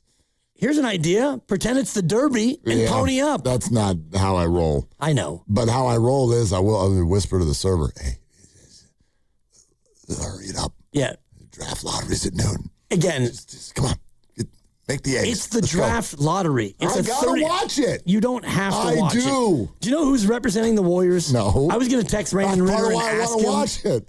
And I'm sure they know by now who they're going to send. I think it should be him. I mean. I think it should be Guru. That would be awesome. If anybody wants to actually have some freaking fun at this party, like, you want somebody to lose their mind if they move up. You know what? That's actually an incredible idea. It should be Guru. Because it might beat Mike Dunleavy, probably not. Like, Steph is busy, Draymond Green, no. Like, you could go with somebody else on the roster, somebody who's beloved with a lot of hair and a headband, and, maybe he could redeem. Oh, God. You go ahead and fall to 14. Pods goes, and all of a sudden you fall to 14. Why don't you send Pods and Kuminga? How about that? Hey, Hawks. I thought you were going to describe Gee. Gee would be good. Great. He would be good. Put the whole team up there. And Guru. I mean, just send the goo. Right. Just send the goo. And as they're introducing everybody, and the Golden State Warriors are represented by midday talk show host of the flagship, Daryl the Guru Johnson. Daryl Guru the Johnson. Hell yeah. He could give everybody he could give Adam Silver like a little pregame speech before he picks the balls. I mean, that would be perfect. Raymond Ritter, I know you're listening. You miss nothing. I sent out I retweeted somebody over the weekend, and he immediately responded. I saw that. And put me in check. Yeah, he did. Because somebody had tweeted, like, is Kevin Durant going to be the greatest player ever to not have his jersey retired by any team? And I just retweeted it and thought, that's kind of a clever shot at KD. And immediately, double RPR, we've already agreed to deservedly retire his number. And then my mentions are like, and then he wrote, at Dan Dibley. Yeah, he came at me. And he's Dan right. Dibley. They're going to retire his number, so my retweet was fraudulent. But Raymond, I know you're listening. Send the goo. Like, just send Daryl the Guru Johnson. How great would that be? It would be a phenomenal idea. Yep. And then NBA, if you know what's good for you, whenever we find out where the Warriors are, just give him the mic and go to lunch. Like, just get out of the way. Get out of the way. I'm excited. Let's make love to the mic. I mean, I don't know how it could go wrong. It wouldn't. It's genius. Anyway. The draft lottery is at noon on Mother's Day. And it's horrible. Well, I mean, yes. It's horrible. It's not one of those you have to watch noon things. East? 3 East. In Chicago. Stupid. I'll see if I can find out who they're sending and see if Sunday, we can Mother's Day. See if we can crowdsource the goo to get him there. All right. I like that idea. All right, back to Shams and Momo and Slates. Okay, it's quote, it's April, we don't need to rush. All right. I don't think you want this still being talked about when the draft lottery is done. How about that? I don't think you want that. I don't think you want that as the team gets their pick. I don't think you want everybody to come back the next day and be like, who's going to coach them? Like, it's 11 days. Yeah. 11 days. So I don't it's a little bit of a rush. A little bit. The guy's golfing for the next 5 days. I don't even think that the lottery is that much of a deadline, honestly, because, all right, you get the 11th pick, and the Warriors will either pick 1, 2, 3, 4, 11, 12, 13, or 14. Those are the only options that they have. 11 and 12 are most likely. 11 is by far the most likely. So wherever they land, that's where they land, and you've got another month until the draft. So I don't think that you need closure before the lottery. That's just me. You love to bring up Raymond Ritter. Always remember PR. Always be PRing. I'm not one of these always be closing guys. Always be PRing. This is the Golden State Warriors. And yes, these teams do think about and want to shape a narrative and what the conversation is about them. And so timing matters. I don't think you want, like, what if they move up and we're having a conversation the next day about DeBonsa? Is the next thing, well, we can't have Kerr coaching DeBonsa. He hates young people. They're aware of this. I'm just saying. Let me read the next paragraph to you. See if this one floats your boat. They write, at this stage of his life and career, at 60 years old, having just wrapped up his 12th season in the same role, there is an agreed belief that Kerr still makes sense as the head coach leading a firm playoff contender built around Steph Curry and Draymond Green, but not necessarily as the fresh face of a reconstruction. Well, what if they are neither of those two things? What if they're not a firm playoff contender and they're not in a reconstruction mode? Because honestly, that's where I see this Warrior team almost no matter what. I don't see them as a firm playoff contender, and I don't think that they're in the midst of a reconstruction. But did they, I get that you think that, and I get why you think that, but do they think that? And that's the question. I mean, always, organizations or any even individuals, do they see themselves clearly? Do you think Steph Curry is like, yeah, I'm probably like the 28th best player in the league right now? No. No. I can do this. Give me a chance. Of course. If I'm on the floor, we've got a shot. So I they see themselves as more of a firm playoff contender than they do in the midst of a reconstruction. Or that the opportunity is still there. I mean, there's moves that we don't know if they can make yet. And I would imagine that they're confident that they can get something done, don't you think?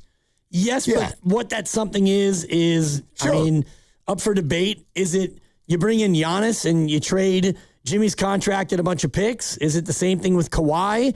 Is it LeBron on a minimum deal? I mean, there are things that could possibly happen. All of them feel to me like long shots.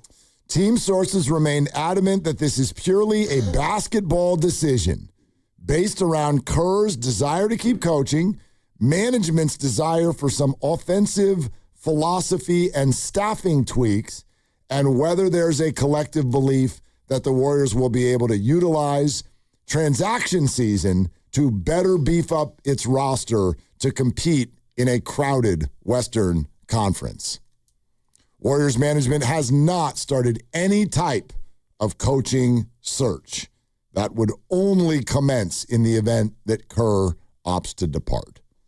That's essentially, there's everything. Right. That's everything that's on the table. So they're basically in a holding pattern, both sides, as Steve Kerr and the Warriors agree to decide on what they're going to do. Always more than what, for instance, you notice what they don't write there. Now, this is about whether Kerr wants to keep coaching. Management would like some philosophy changes. Management would like him to shut up. You notice that's not in there. No. But what I'm saying is, I promise you, there is more in there than what they're going to write. For sure. Right. Why would it take this long? And it took this long for them to meet, and they meet a couple of days ago on Monday, and it comes out today in the article that, Steve Kerr is going to take some additional time. So you wait a week, and both sides agree to a 5 or 6 day cooling off period. Actually, it turned out to be more like 9 or 10 days by the time they met. So you meet on Monday, And Steve Kerr already had a golf trip on the books. And so if it was that definitive, like, all right, it's done, you're back, or it's done, you're not back, that would have been done on Monday, and he goes on his golf trip and whatever happens after that. So I do think that they meet for 2 hours, and they might have gotten closer toward a resolution, but not close enough to where they could get it done. It's just interesting to me how, we really do want 888-957-9570 on where all of this information takes your brain. Because as I said earlier, I can fully understand either direction that it goes. I know which direction it goes for me. I am now further than I already was in the camp that Steve Kerr will be coaching the Warriors again next year. That's my belief. Because I'm sitting here, what did I say to you last week? I said to you last week, if he was going to go, just go. Now you're telling me that you met for 2 hours and you still want to leave, but you still haven't for 2 hours and a golf trip, you still can't definitively come out and say that you're going to leave? I don't see it that way. To me, it's getting more and more awkward to picture the idea that all of this ends with a press conference and a goodbye. So you're going to tell me you sat for 10 days, then you had a meeting for 2 hours, then you went and golfed, then you came back and met again, all of that heading directly toward the draft lottery, and somehow you're going to squeeze a press conference in here that says goodbye? That's a whole lot of time and a whole lot of work to not do something or come out of there with white smoke. You know what I mean? It's almost like if you don't all want to do this, then what are you all talking about for this long? Because I do think that the want and the will are far enough apart to where you don't get it done automatically. Whether or not they want it and he wants it, it's about, what they actually want him to do, what he wants to accept, the changes they want, the changes he's willing to accept, the changes he wants, the changes they're willing to accept. I don't think that it's about a want. It's about more than just that. Whether or not they want him and he wants to be here, okay. Maybe they want him to sign a 2-year deal with a team option for a third. And he's thinking, I just want to do 1 year. And maybe he's saying, I want to have a final say or at least a loud voice on this upcoming pick. And they're thinking, no, it's going to go through Mike and various Lacobs, and you'll have input, but we don't want you to have that much say on the pick. And it could be a lot of those different things where they both want to be together, but it might not be the relationship that both sides are happy with. Both described it as productive. Right. So that's a key word to me. And again, I'm not going to try to sit here and convince you or anybody else that I'm right, because I don't even know that I am. And this isn't like, it's an odd kind of conversation. This isn't like Rafi Devers' OPS. This isn't something to have an opinion on. We're just kind of predicting. Yeah. This is much more like, hey, are the Niners going to beat the Eagles this weekend? And then we can debate it, but it's like we can't get to a final answer on that. I just get the sense, A, I've always had the sense that he's going to stay, but B, I'm getting further down the road of not even understanding what it is you're all doing if you're not at least trying to stay. So in other words, I find that word really, really key. Productive. Well, toward what? Toward what? It's productive toward him staying. Yeah. So, that tells me what I already kind of thought, which is Steve wants to stay. And I don't think the Warriors, whether it's they want him to stay or that they realize the difficulty of moving off of him, like we don't have another better option and this is kind of a PR prickly deal for us to move off of him. If we're the ones that bump him out, does Steve go out into the public and say they didn't want me to stay? And how does that look on us? Like, the whole thing is very, very complex. And if you're having this many meetings and you're describing them as productive, I can only take from that you're trying to move towards staying.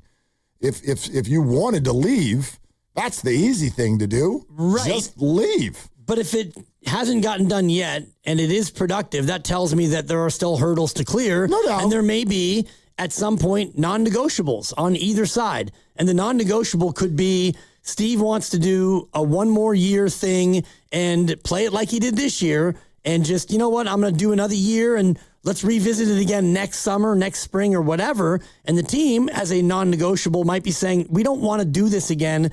We want to have certainty on who our coach is. So we're going to need a 2-year minimum agreement. And if that is something that is being negotiated, if that's something that they've had progress about, it's been a productive meeting. If that's a non-negotiable, that could be enough to blow the whole thing up. Yeah, I mean, you're not wrong, but this, to me, this feels and sounds like a whole lot of time and energy and work to head down the road of a split. That's just how it feels to me. Well, it's just been 1 2-hour meeting. It's not like they've... Well, no, he sat there for 9 days. Like, I'm not under the impression that they actually all went to their corners and nobody spoke to each other. Steph is talking, Draymond's talking, Jimmy's talking, people are on the phone, like agents, all of that. Like, this is happening. This has been a week and a half. We're coming up on 2 weeks, and you met, and it was productive, and you golfed, and then you're going to come out at the end and be like, nah, I'm out. Well, if it was that easy, it would have been done already. No, it's not easy. Right. But I don't. This is too much time to spend on I'm leaving. Just my opinion. This is too much time for it to be just a slam dunk after 9 days and a 2-hour meeting and now a golf trip. Not calling it a slam dunk. Just think that that's the way that it's heading. But what do y'all think? Cal Kami's on in a half hour, and he'll talk this out with us. 888-957-9570. We're brought to you by Fremont Bank. Here for you, here for good. Giants game postponed. They'll play a doubleheader tomorrow. This is Willard and Dibs. All right, hey, and it's Willard for Silverado. And you all know I'm a huge golfer, and that's why I stay, and by the way, always recommend to everybody I know, Silverado Resort when golfing in Napa. Choose from 36 holes of championship golf, rally on the tennis and pickleball courts, or train like a pro in the newly renovated fitness center, Restore, in the Refresh Spa and Recovery Lounge, and refuel at the soon-to-open Match Play Kitchen and Bar. With newly renovated rooms, it is the ultimate escape. It is beautiful out there if you haven't seen it. If it's been years since your last visit, rediscover Silverado Resort, a renewed Napa Valley original. Book your staycation today. Visit silveradoresort.com. Running a small business means juggling a lot. Your network has to handle it all. That's where a fiber-only provider falls short. You need a partner who gives you a greater advantage. Introducing the Total Solutions Advantage only from Comcast Business. A first-ever combination of the largest, fastest fiber-powered network, the most reliable Wi-Fi, gig speeds with equipment and security included, and a 5-year price lock. Plus, it's all backed by a 30-day money-back guarantee. The Total Solutions Advantage only from Comcast Business. A new standard for small business with reliability, security, and savings in one. Switch today. Get started with a great offer as low as $60 a month. When you add it all up, no one does business like Comcast Business. Offer ends 6/1/26. New customers only. Requires 300 megabits per second internet and security edge. 1-year agreement, eco-bill, and autopay required. Equipment, taxes, and fees extra. Most reliable Wi-Fi based on Open Signal Awards USA Fixed Broadband Experience Report, May 2025.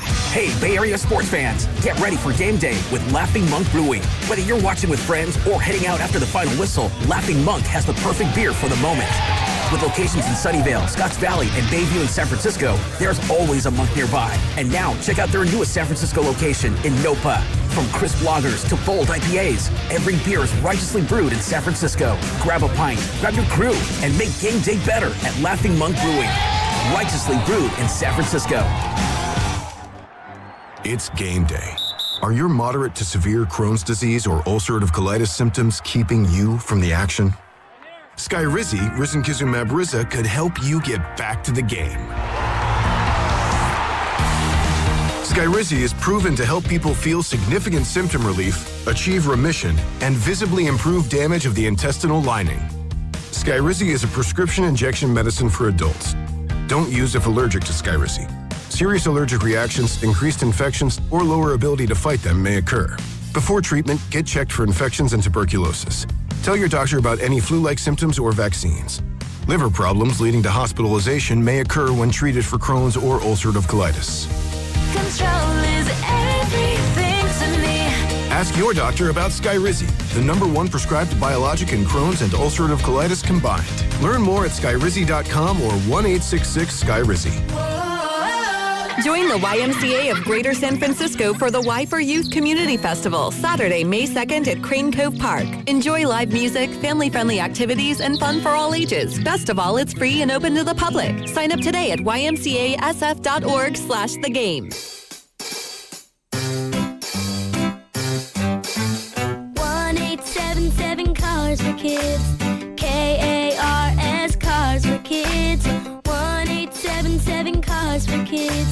Donate your car today. 1-877 Cars for Kids. KARS Cars for Kids. 1-877 Cars for Kids. Donate your car today. Ready to get rid of that old car? Donate it to Cars for Kids. Call 877-CARS-4-KIDS to speak to a friendly live agent. Donation is super easy, and your car can be picked up as soon as tomorrow. Go to cars4kids.org now or call 877-CARS-4-KIDS to donate your car today. 1-877 Cars for Kids. KARS Cars for Kids. 1-877 Cars for Kids. Did you know you can donate real estate too? Go to carsforkids.org. That's cars with a K. Hi, this is Jill Schlesinger, CBS News business analyst, certified financial planner, and the host of the Jill on Money podcast. With the new year upon us, there's no better time to take control of your financial life. And the Jill on Money podcast is here to help. It's your questions that make it possible for me to provide unconventional and, I hope, entertaining insights on your money and, more importantly, on your life. Follow and listen to Jill on Money wherever you get your podcasts. At Uline, they know firsthand the road to success is an uphill climb. Uline started in the family basement and through hard work is now North America's most trusted shipping and industrial supplier. They get what it means to have the support of reliable, hardworking partners. So they keep 41,000 items ready to ship. Whether your company is still in a basement office or expanding cross-country, Uline will be there on your road to success. Visit uline.com. Some days, self-care starts with Nature-Made gummy vitamins, a deep breath, and a little encouragement. Mom, I'm really nervous. Me too, honey, but we've got this. Repeat after me. I'm going to have a good day. I'm going to have a good day. I choose joy no matter what comes my way. I bring joy wherever I go. Quality gummy vitamins from Nature Made, the #1 pharmacist-recommended vitamin and supplement brand, based on a survey of pharmacists who recommend branded vitamins and supplements.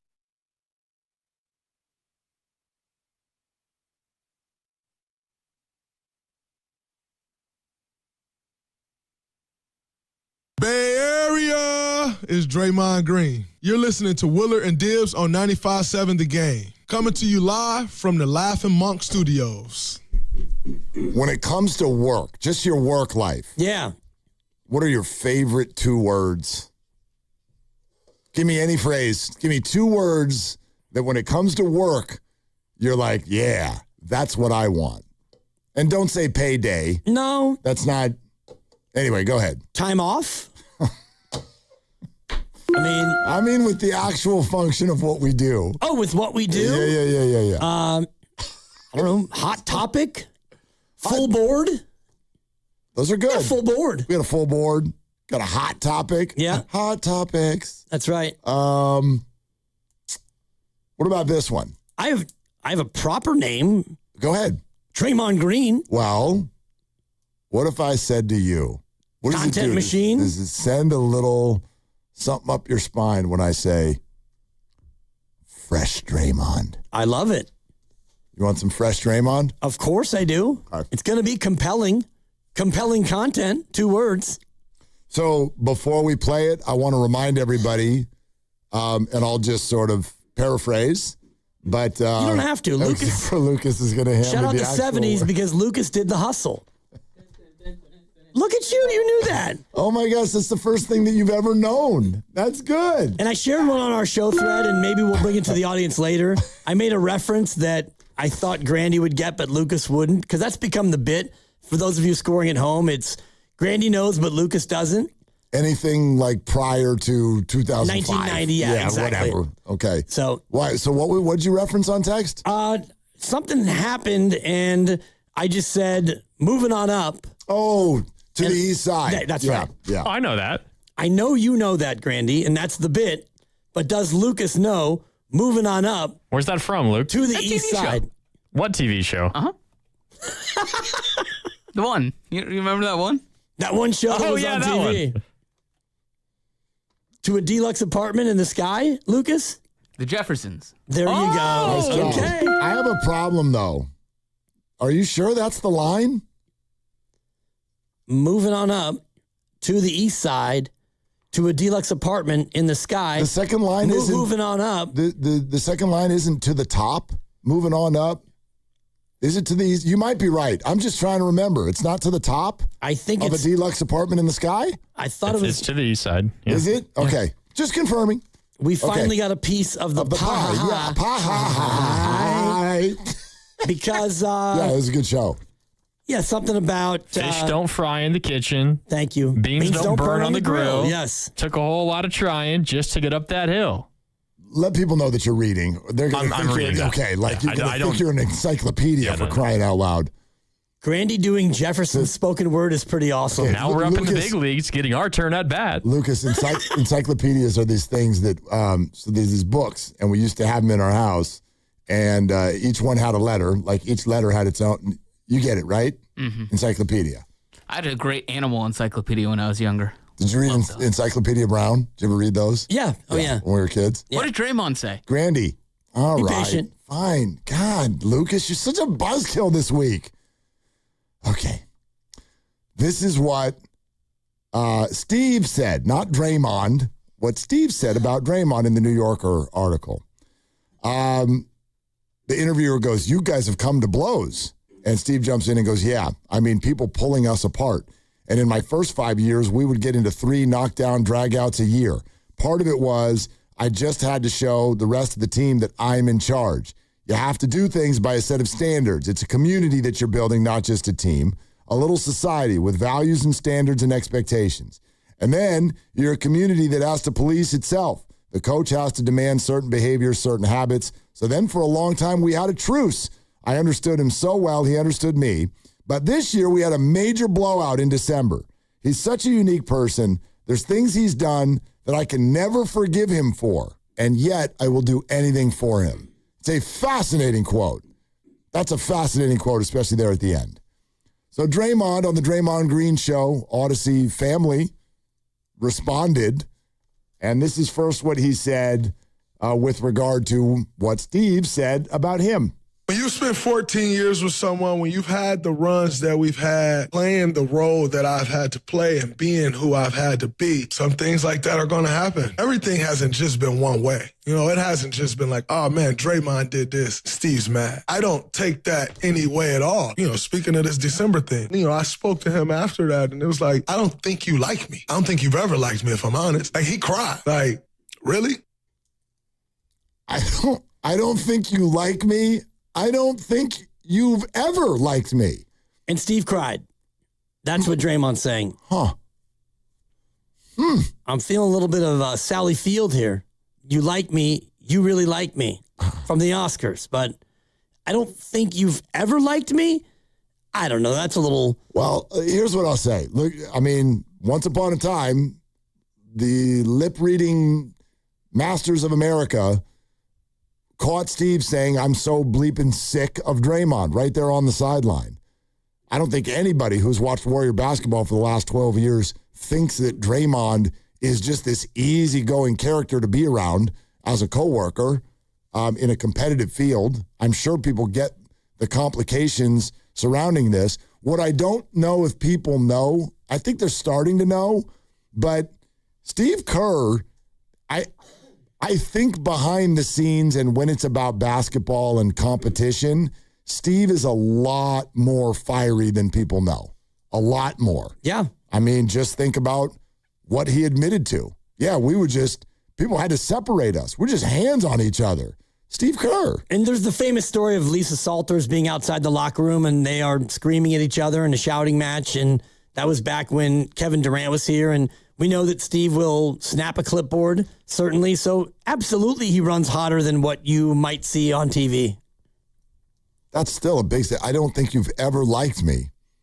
And I that almost makes me feel, and I don't want to make it sound like Steve is the dad and Draymond's the kid, but there's a little bit of, a lot of parents ride that line with, and so I would think coaches too, about the idea of, I'm not here to be your friend. I'm not here to like you. I'm here to coach you. Right. We're here to do that. Kyle Shanahan actually was quoted as saying this to a group of players. Was it at the Senior Bowl? Something recently where there's a speech and it was caught on film, and he was talking about coaching to the players, and he's like, I hope for all of you that you get a coach that doesn't try to be your friend. That's not what we're doing here. We're not here to tell you all of the things that a friend would tell you. Support you through everything. It's going to be okay. You know what I mean? I'm here for you and you're great and all that. That's not what we're doing here. You want someone who's dead honest with you. Right. Someone who will push you to be better no matter what.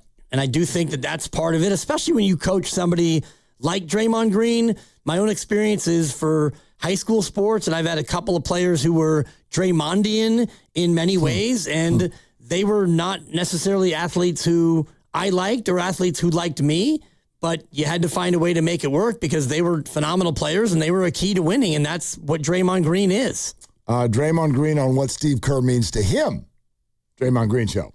What he's meant to me in my life, what he's taught me in my life. Just telling them in our exit interview, the things that he's taught me about being a winner, I'm not sure where else I could have got that. I played for Tom Izzo, and Steve just took that to a completely different level, and especially showing me things about this level and winning. Like, I could never repay him for that. It's so important to who I've become. That is also, wow. I played for Tom Izzo, and Steve brought the idea of winning and being a winner to a completely different level with what he's taught me. See, this is where I also, and I think that a lot of great coaches have suffered from this through the years. In my days working down in LA, it was the same thing for Phil Jackson at times, where the perception is if you're coaching a team that is filled with a lot of great players, you're not doing anything. You're rolling the ball out. It's just like whatever. And I've just never, ever bought that in any scenario, not just Steve. Phil, Pop, go to a different team, anything. If you have great players, sometimes it can get even harder, especially at the professional level where you got players making more money than you and egos are through the roof. You know what I mean? Like, let's go back to the Durant years. Right. Which is basically what we're talking about here. Do you think that was just sunshine and rainbows? Can you imagine how many NBA teams would have had a hard time figuring out the ball? Durant, Steph, Clay, keep going, Iguodala, Livingston, a personality like Draymond, all of that, and you just went out and were cohesive.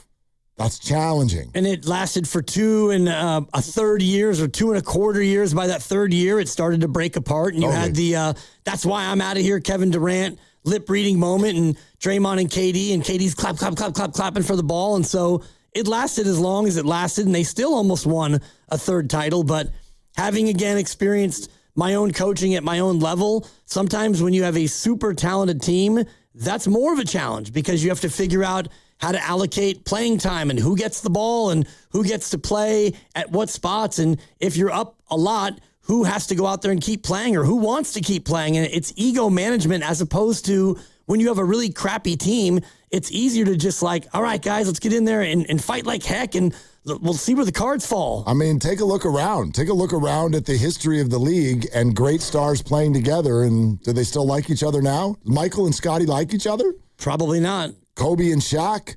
No. They ended up liking each other. Kobe's Eventually. no longer with us. But I was there. They didn't like each other. Right. They don't like each other. Well, nothing ended because they didn't like each other so much. Correct. You're listening to 95.7 The Game, KGMZ FM and HD1 San Francisco and Odyssey Sports Station, the home of the Golden State Warriors and Valkyries. Always live on the free Odyssey app and coming to you live from the Laughing Monk Studios. Then there's this one. This one might surprise you a little bit. One more from the Draymond Green show, where Draymond then almost kind of takes a turn on Steve Kerr. You listen to this one. As much as he's done for me in basketball, a part of me think he's hindered me in my career and what I could have become. When KD came from 2016 on, I have not had a play in our playbook. Not a single play that we run for me in our playbook. This is 2016. But if you're going to take one gripe and not be able to move past it for all the other things, then you're shallow as a person. That says more about you as a person than it does about Steve or whoever else in that instant. You got to take the good with the bad, man. Wow. Oh, my gosh. Even Kyle Juszczyk gets a play run for him every now and again. I know. You better be being sarcastic. I'm not really being that sarcastic. All right. I mean, So I am, but I'm coaching a team that's got Steph Curry, Kevin Durant, Klay Thompson, and Andre Iguodala, and I got somewhere in the book. We're running a play for Day to score. Are you kidding me? Well, I don't think that's so far-fetched, but I just wonder what that play is.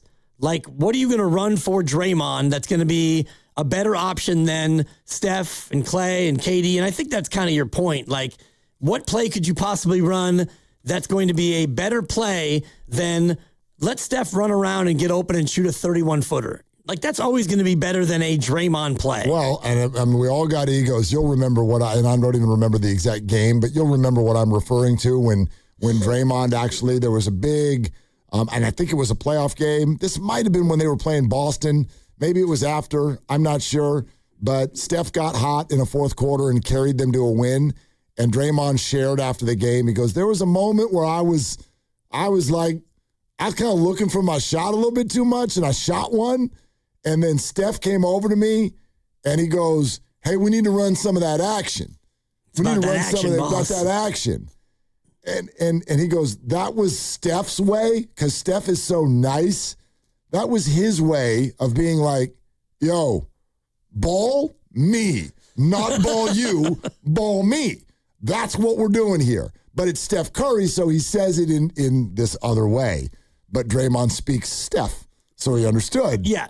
Yeah. What he understood was, we're not going to run a play for you right now, Draymond. Right. Maybe on Tuesday against Orlando. I mean, I'm not like, I get why they didn't run any plays for Draymond. I also understand that we all have egos, and Draymond Green is in the NBA, and yes, he probably, I mean, in a weird way, he's probably not wrong. In a large sense, he's very wrong. Because if Steve Kerr didn't hinder you and ran plays for you, would you be a 4-time champ? Probably not. You know what I mean? Yeah. And I think Draymond knows that. Draymond's going to the Hall of Fame because of how he was positioned and what, I'm not going to take credit away from him, but how he was positioned with regard to who was around him and then what he went and did with it. And he put all of that energy, those plays that weren't being run for him, he put it all into his defense.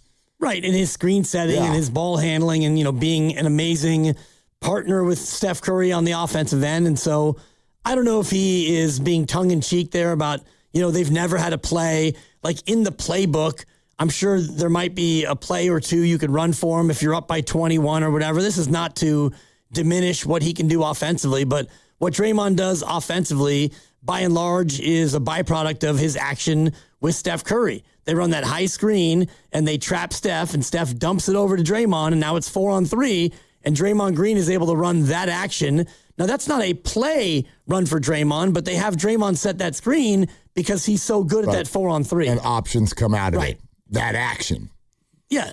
We got to run some of that action. And that's where he's been at his best. And I just made the use check comparison because... It's a good one. And you'll find once every, 3 games where they'll give him a little dive down the middle or they'll throw him the ball. Right. Maybe it's more than once every 3 games. Wheel route, yeah. Well, then they ran that funky, option pitch on... Grandy remembers it was 3rd and 1 or whatever. And they had use check run that option pitch play. Why'd you have you had to ruin Grandy's day? Why? I'm not trying to ruin his day, but I'm trying to lean on the memory of a Mark Grandy because he'll remember exactly down and distance and situation.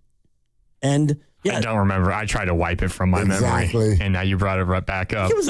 It was a pistol snap to Brock and a flip to use check, and then use check was rolling awake in bed tonight. He was running the short side option to Christian McCaffrey, and remember he pitched it and it kind of went out of bounds. I remember now. Thanks. Remember when Burford went the wrong way? Oh man! Remember that one? Yeah. Remember when Jimmy threw it right over Sims? Shut up! Remember when Kyle didn't know the overtime rules? Oh my God! They want the ball. They want the ball. That's my Travis Kelce. Anyway, Grandy, sorry about that. Yeah. Apologize. Turning my headphones off. I can't compare this relationship to anything that I've ever watched in sports. Draymond and Steve. I can't compare this to anything. I don't even know what words to use to describe it. You're all hearing it too, so you can use whatever words you want. Even in that New Yorker, that's exactly what Steve said. He goes, he's such a unique person. Right. But even think of that 1-2 punch sentence. I don't know if I've ever heard or seen anything like that. Forget sports, in life, where someone would say, there are things he's done that I can never forgive him for, yet I will do anything for him. It almost is like parent-child, except for I don't think a parent would ever say about a child, I can't forgive you for those things. You do forgive them because they're children. Right. So maybe that's why you can't forgive him, because Draymond, grown-ass man. But also, do anything for him. I just don't know if I've seen anything like this before in my years of watching sports. Even the inhumanity, like you're saying, like the idea that you can never forgive someone for, and yet you'll do something for them. Well, if it's that bad, then essentially, if you're going to do anything for them, that in and of itself is forgiveness, unless it's something that is just so bad. But if it's so bad and you're still going to do anything for them, then by the essence of that, you're forgiving them. Sort of. I get what you're saying. It's a little bit semantics. I mean, I think, there are things where you move forward with people it's a professional relationship. You love that person, but there's also things you're never going to forget. And they stay in the back of your mind as like, I gotta remember that. I gotta watch out for that. Oh, you think so, huh? I mean, like are Steve and Day-Day going to be all? I'd love to ask Steve this once they announce that new extension of his. What do you think would have happened if you'd left or when you leave with regard to your relationship with these guys? How often will you talk to Draymond once you're not coaching anymore? Maybe weekly, maybe never. Maybe when they're on set together at ESPN. I mean, there's that. There's that possibility. There sure is. The closest thing I could think of relationship-wise would be Phil Jackson and Dennis Rodman, and that was only a 3-year run. That relationship was so unique where Dennis Rodman was so volatile that you had to tolerate things like him kicking a cameraman in the family jewels and, hey, coach, I'm going to need a couple days to go spend time with Carmen Electra in Vegas. Right. And Phil saying, yeah, I get it. But you need some time. But do you think Phil would, quote, do anything for Dennis? Probably not. I'm thinking no. Well, that was a 3-year run. This has been 12. Right. And that one, I think he felt like he needed Dennis for rings. So they did. And he was right. I don't think he wants to hang out with the worm on the weekend. Yeah, I don't know what the worm is doing. Turns out his daughter's maybe America's finest soccer player, so he might be following her around and watching Trinity play soccer. Maybe. RC in Napa. RC, thank you for calling us. What's up? This whole Draymond podcast thing is beyond comprehension to me. I mean, they run plays for Draymond and say, float around the left corner, you'll get 12 open shots. Go to the left wing, you'll get 12 more open shots. And here he is crying about it. It's like classic Draymond. Then we got Steve Kerr crying. It's like the whole thing is like, besides the rigidity I brought up the other day, it's like an emotional wreck. Draymond has gotten more open shots than any player in the NBA. He should just put a sock in his mouth. That's the end of it. Okay. All right. Thanks, RC. I didn't really take it that aggressively. That's just me. Like, I don't think Draymond is, quote, crying about it, and I don't think when he shoots the ball that means they ran a play for him. In fact, I can promise you that just about every single time Draymond Green has ever shot a three-point ball in his life, it's because the defense looked at him for so long and went, go ahead. We dare you. And they're sagging off so much, no pun intended. No pun intended. I liked it. Sagging off and sagging off. They're sagging off so much that, the Warriors were a little hamstrung in terms of other shots that they could create, or it's late in the shot clock, or maybe Day-Day's feeling it that day. So he fires in an attempt. This is why I think he does well in the first quarter sometimes shooting three-pointers, because the effort is, if I can make a few of these, I'm going to keep the defense honest, and then they're really up a creek. And I wonder, how many plays they actually run outside of plays for Steph Curry. And at times it is for somebody to roll and be the dunker spot. You see some GP2 get that, and Gee as well. The ultimate, compliment to Draymond Green is the majority of the plays that they do run involve him being the passer. Right. Because he's the best passer out of these plays on the team. Or the decision maker, but yeah. Right. Yeah. So, they don't run a lot of plays for Brock Purdy outside of you throw, you hand it off. They don't run a lot of plays where he gets to be the receiver or he gets to be, the running back. That's different. It is different, but you get the point. Like, yeah. Draymond Green is, by and large, he's always been the point guard of this team. So Tim Kawakami is going to join us here in just a couple minutes. Can I get definitive with you? Did your thought on what Steve's going to do change at all with today's news? Nope, not at all. Not one bit. And where are you going to put your percentage? I would put my chip in the circle of he's leaving. Right, but percentage? I would say it's 75-25. Interesting. I mean, I'm not 100% lock it up, cuckoo, sure. I don't know how anybody could be at this point. I don't know. We don't know that he is. Kawakami said either late last night or early today, he is 53-47 in favor of he's leaving.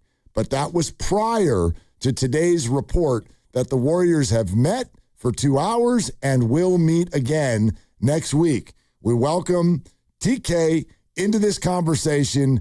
Coming up next, our number is 888-957-9570. This is Willard and Dibs. Also, it's Willard for Habas Bay Area. You feel that rumble? That's Lowriders taking over Cinco de Mayo. Join Habas Law on Sunday, May 3rd from 10 a.m. to 5 p.m. East San Jose, King and Story. Chrome gleaming, hydraulics bouncing starting at 10 a.m. It's the Cinco de Mayo Parade, live music, incredible food, and a community alive with pride. Presented by Omar Habas, Tarek Habas, and Habas Law with council member Peter Ortiz and the United Lowrider Council. Pull up with your crew for Lowriders. Sunday, May 3rd, Habas Law, East Side Pride. Let's ride. Hi, welcome to Sprouts Farmers Market, where we guarantee none of our products have AI in them. AI? How would food have artificial intelligence in it? Oh, no, I meant AI like artificial ingredients. Isn't that what AI stands for?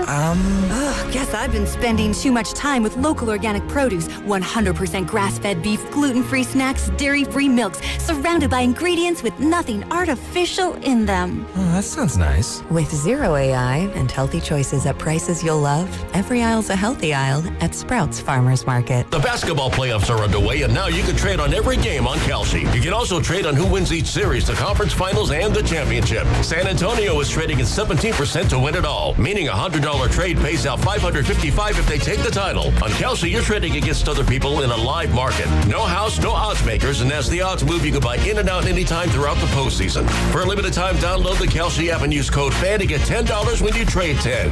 KALSHI. Kelsey. Trade on anything. What if you could have the most reliable Wi-Fi?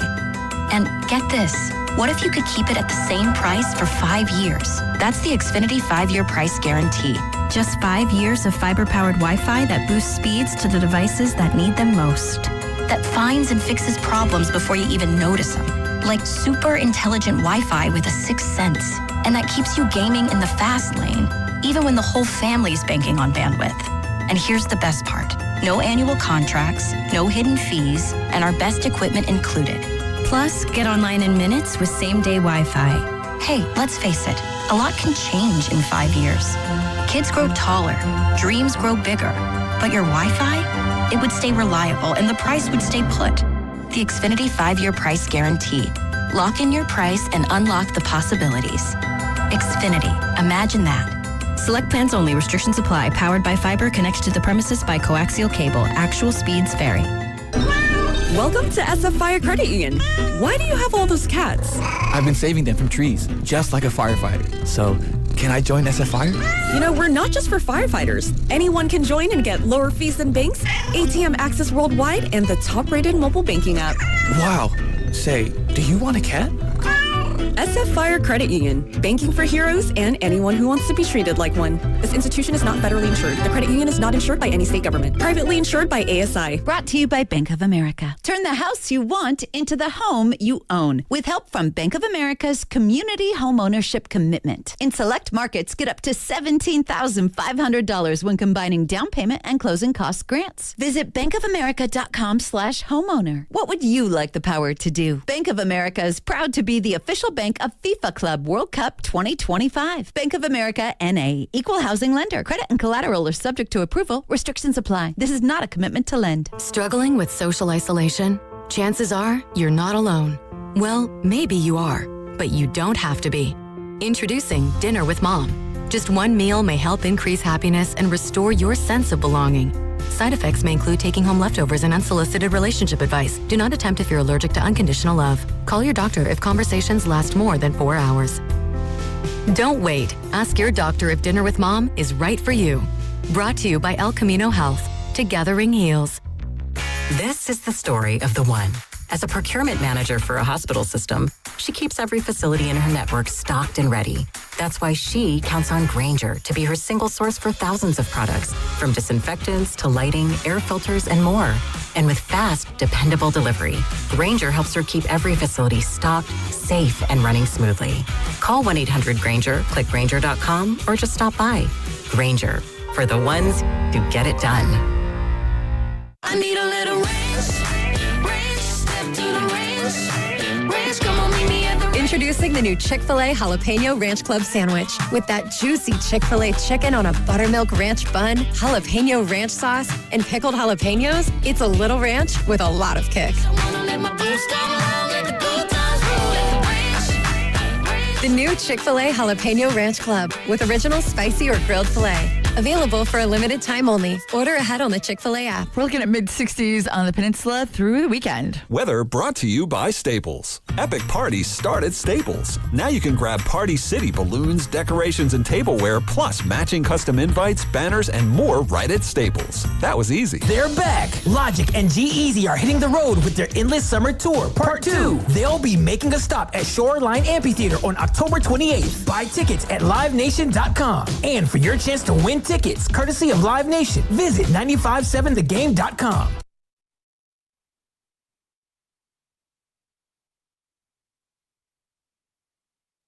Now, back to Will and Dibby on 95.7 The Game. The plot thickens. So it would seem. The thick plottins. Get it right. I mean, that's how it seems today. So the meeting this week that we knew was happening has already gone down, but it did not bring any white smoke, nor did it bring the opposite. Now Steve Kerr is going to grab a 7-iron and the rest and go hang out for a little while, and then they'll circle back and do it again next week. What does that lead to? Only one man knows. And we go out to the River Islands guest line. No, it's not Steve Kerr. It's Tim Kawakami, ladies and gentlemen, from the SF Standard, joining us right here on Willard and Dibs. And obviously, the TK show, part of the Odyssey family, always has great content as well. How are we doing today, Tim? What's up? I'm good, guys. How you guys doing? We're doing good. I saw what you wrote. It was either last night or this morning that you were 53-47 in favor of Steve leaving, and I wanted to know if today's news about a meeting already going down and another one scheduled, does that change your number? Yeah, it's in that area. It's been in that area from the very beginning. I think I said 50-50 the night that he made it very clear that he was emotionally probably ready to go, but you never knew. I've heard that there's certainly not just black or white. He wants to go. He wants to stay. The Warriors want him to stay. The Warriors don't want him. I mean, it's a lot of different issues within that. So you're trying to guess within those kind of segments of logic and decision making, and for it to go this long, he's clearly getting himself ready to make that decision. Doesn't mean he's going to go. I'm in that between 53 and 49 both ways. But I think I would lean to him not returning, but I've been very clear for this. And so, whatever anyone wants to take from this, I don't know. And I don't think Kerr has known. And I've reported that nobody knows. This is a conversation. This is even before he made those pretty strong statements after the Phoenix game. I was, sitting 7 feet away from him when he said it with very large impact. But that this was not just one person deciding. It's a lot of intermingling things. What did Joe Lacob and Mike Dunleavy expect of him, of a system? What kind of changes? What kind of things that does Steve Kerr want to ask of them? Was it going to be for 1 year? Is it going to be for 2 years? What's the dollar amount? It always does get to dollars at some extent, and these are not a minimum of dollars. These are a lot of dollars. That still has to be back and forth. I thought they could get in a room, kind of get a feel for each other in one time. It's going to take more than that now. But if you go down this far, that was my initial thinking. If you prepare yourself to leave such an important job that you've had for so long, sometimes it just becomes inevitable. I don't think it's there, but that's why it's the 53. You take it this far, it's more like there are got to be reasons both sides find to bring it back, because he's kind of dangled himself out over the ledge on this one. I think he wants to. I think he wants to feel what it's like to have left or to almost be ready to leave. And then, okay, maybe I don't want to go. And maybe he's kind of in that netherworld right there. So once you go a long way down the road, like we saw with Klay Thompson, we saw Bob Myers, this is not the same situation. I want to make that clear. But we saw with those situations, once they got it in their heads that they could go, they did go. And maybe Kerr is, not maybe. He definitely isn't that far in his head, but he's headed that way. What will it take to bring him back from the ledge? That's still TBD. And what do you think those things would be? Like, what are the sticking points that would be on the table, whether it's money, roster, contract length? What do you think is the great divide between the two sides? I don't think they even really know what it is. I just think it's some things have been kind of indirect and, style, change the style. Well, what does that really mean? Well, they want him to want to be back. Steph even said it that way. Well, what does that mean? Like, if he says, yes, I can adjust, do you really mean you can adjust? Or he did adjust at times, obviously with Jimmy Butler coming in, obviously at times with Jonathan Kuminga. Do you really want to be it? Or are you just saying that? Are you convinced? Are you convicted to do this? I think they just got to get a feel for what's being said, not just the words, but the feeling behind it. Do you really, if they draft, they have a chance to draft somebody who doesn't quite fit the system, will Steve Kerr be all the way on board? Or will he, if the Warriors draft somebody who fits exactly for the Steve Kerr system, will he really, go other different ways that they would like? I don't know. I think, again, that's what has to be hashed out. Maybe this is why it's taken more than one meeting, but I don't think it's this dollar amount, this year's amount. It's if it was that simple, I think there would have been a yes or no by now. It's not that simple. It's Steve Kerr needing to know in his heart whether they are 100% sure that he's the guy, and it's them needing to know 100% that Steve Kerr wants to be the guy, not just for the previous Warriors teams, for the future Warriors teams. And they got it. That's still TBD. And it was complicated going into this. This is why Kerr set it up this way. He's not Don Nelson, who would be doing this with 2 years left on his contract, right? That's, this is a guy who's come to the end of his contract. He set it up that this would demand, more than knowing Steve like I do, I think he's really set this up to force himself to confront, this could be over. Okay, how do I feel? And I think he's still going through that. Tim Kawakami is with us here on 95.7 The Game, Willard and Dibbs. Tim, to your knowledge, is this Steve Kerr is too outspoken about other issues situation? Is that a thing for management or not? No, I'm sure they haven't loved everything, every moment, but I think, again, it's indirect. I don't think it's ever been said to him clearly because of the times he's spoken out. Clearly, the New Yorker article, he spoke out. Clearly, on my podcast, he's spoken out. I think it's more Kerr has understood maybe at times that there were some things that they wished he didn't go quite as far on. Direct time, and Joe Lacob said, "You shall not do this." No, I don't think that's happened. I've never even heard Joe Lacob say that privately.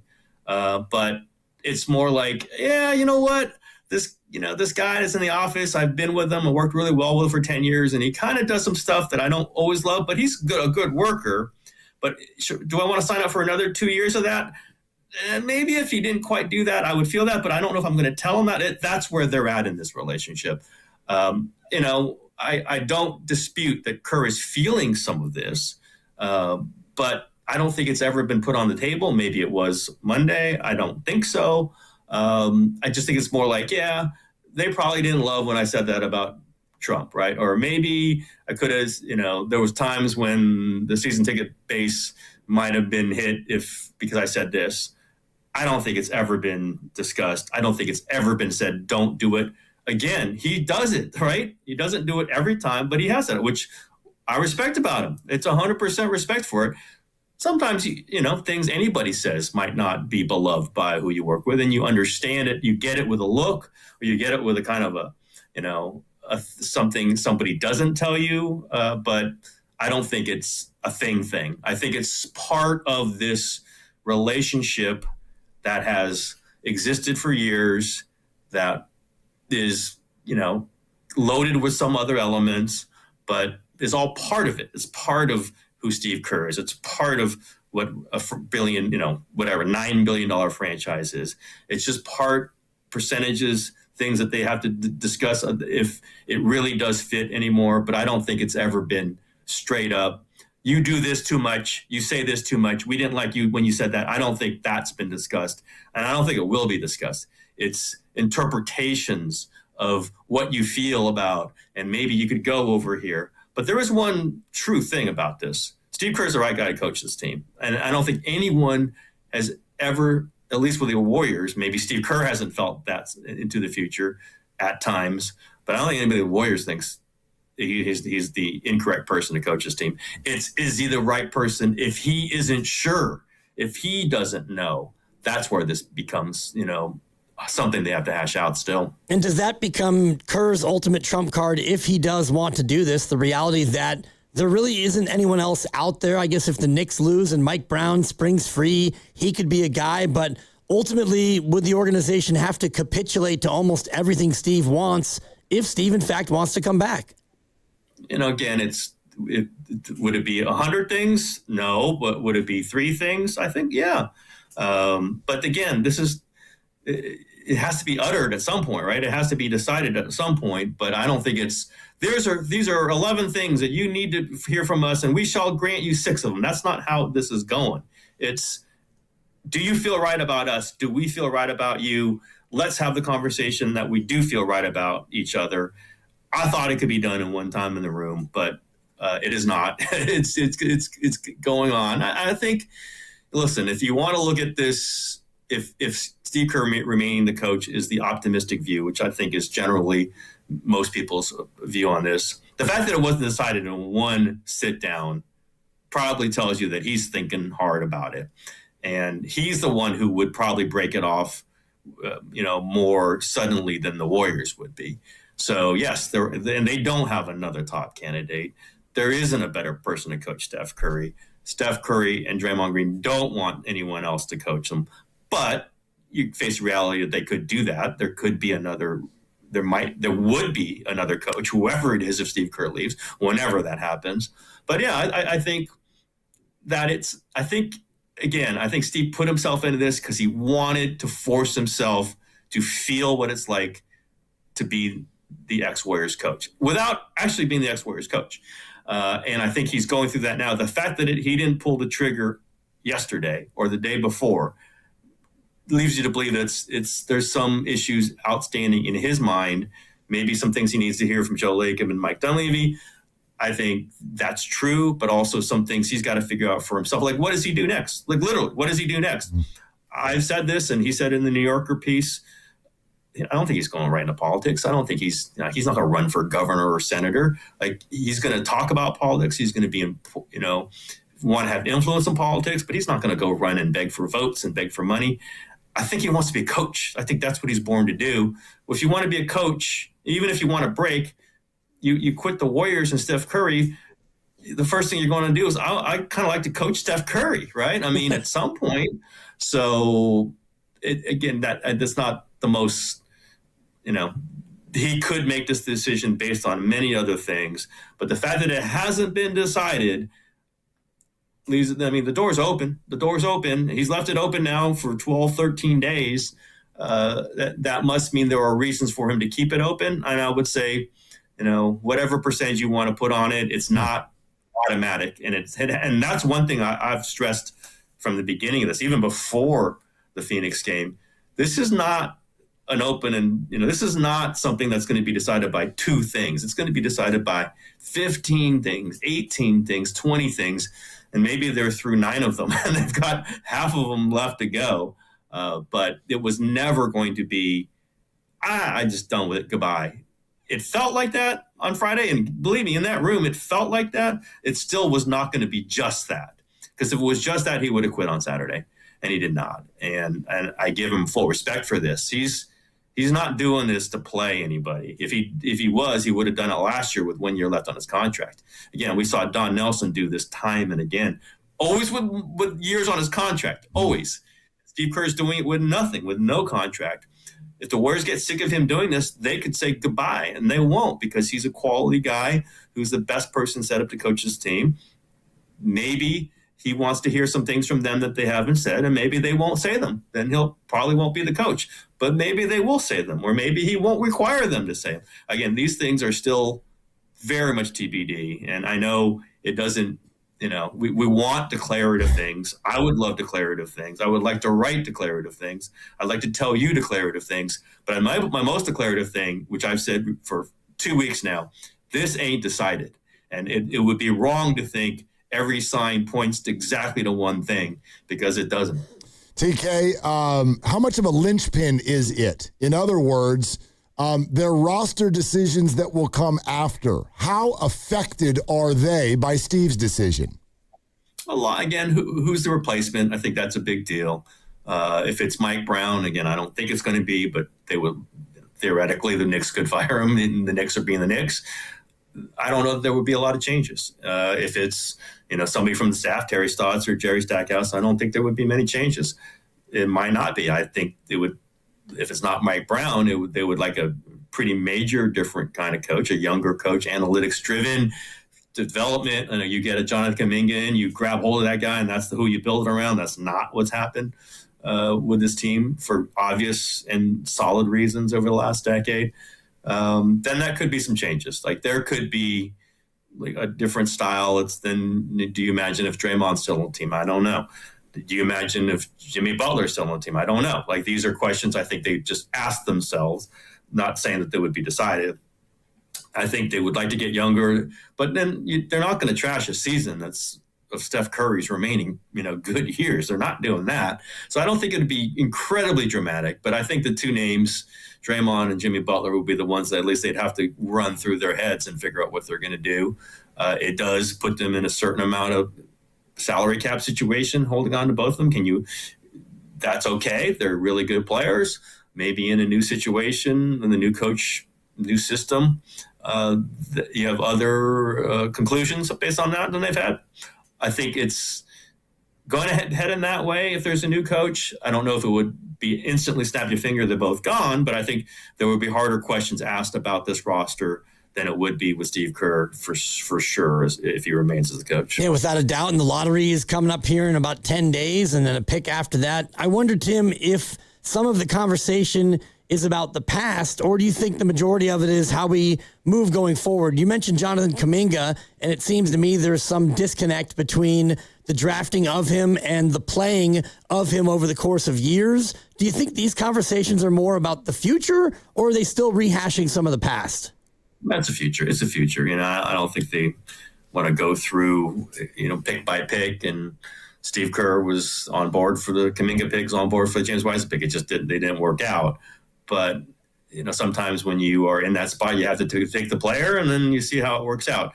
I think it's more like, what kind of players do we want to see on this roster? They would be telling each other in the future, what kind of offensive system works in games that Steph Curry is not in it. I think that's a big deal. I think that really hit them this year. The Jimmy Butler injury basically shaped everything that's happening now, is because they were at a loss without him, because Steph missed games too. Well, guess what? Steph's 38. He's going to miss games. What can you do when Steph Curry is not on the floor? And maybe Jimmy Butler's on the floor. What if they're both off the floor? What if neither one's having a good game? This does happen later in your 30s. You can't just say, well, wait, we don't have them. This is the system we run. Oh, well. I think those are the philosophical decisions. Can we, run a more isolation kind of offense? I know that Steve Kerr would not love this, but he's done it. Can we go after players who are not the pass, cut, read, react kind of players? Can that be part of who they are, not part of the things they're trying to run away from? Those are the discussions that they're having. It's not you were wrong and you did this. If those were the discussions, I don't think they'd have very many more discussions. I think it's more, okay, this is who we are now. We know who we were 3 years ago. We know who we were 7 years ago. Who we are now, what does that look like? What does that look like in the way we build this roster? What does that look like, in the schemes we run and the matchups we're trying to find and how we're building things around Steph Curry when he's 38 and he's missed a lot of games, and Jimmy Butler is going to be out maybe till December, right? I mean, it's hard to underplay what that Jimmy Butler injury did, because it just changed the tenor of this season and the way Steve Kerr at least thinks about maybe the next few seasons. And maybe he'll feel a lot better about it after conversations, and maybe he won't. But I do think it's okay. We've done it this way. It's been the way we had to do it. It's the way has won championships. The way it looked really good last year when they beat Houston in the first round. It can't go that way with these players at this age. So what does that mean? What does that look like? And does Steve Kerr completely believe in it? Is he part of that discussion, or is he fighting it? And then maybe some different decisions have to be made. Tim Kawakami with us on Willard and Dibs. TK, this is a little bit of an extension of a question I already asked you about, like how much are roster decisions affected by Steve. But, we got a quote from Mark Spears a couple of weeks ago where he's like, Steph Curry knows that they're going to make every attempt to bring in another big fish with him. And I've heard you say, as long as Joe Lacob is doing off seasons, he's going to be big game hunting.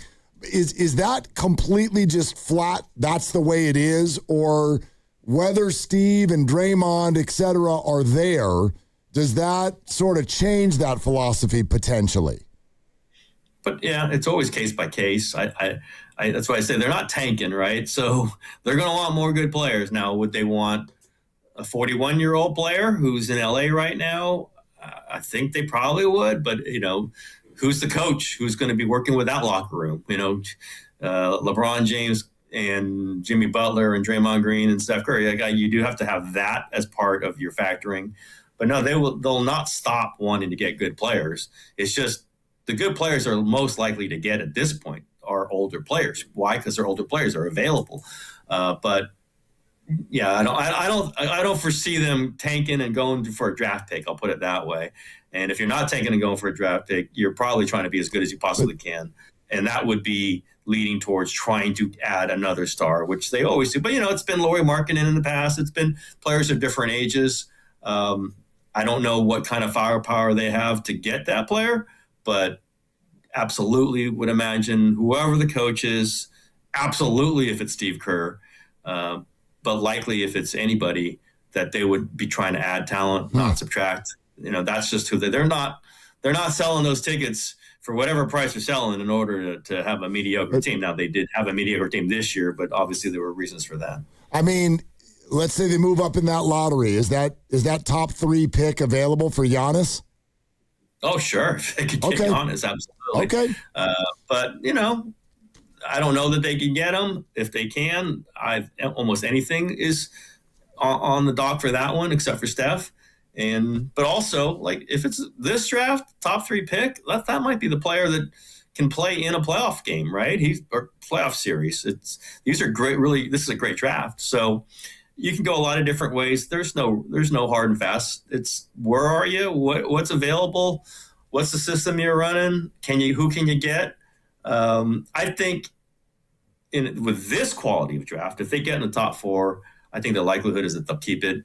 But obviously, it's really valuable, and so maybe you can turn it into something.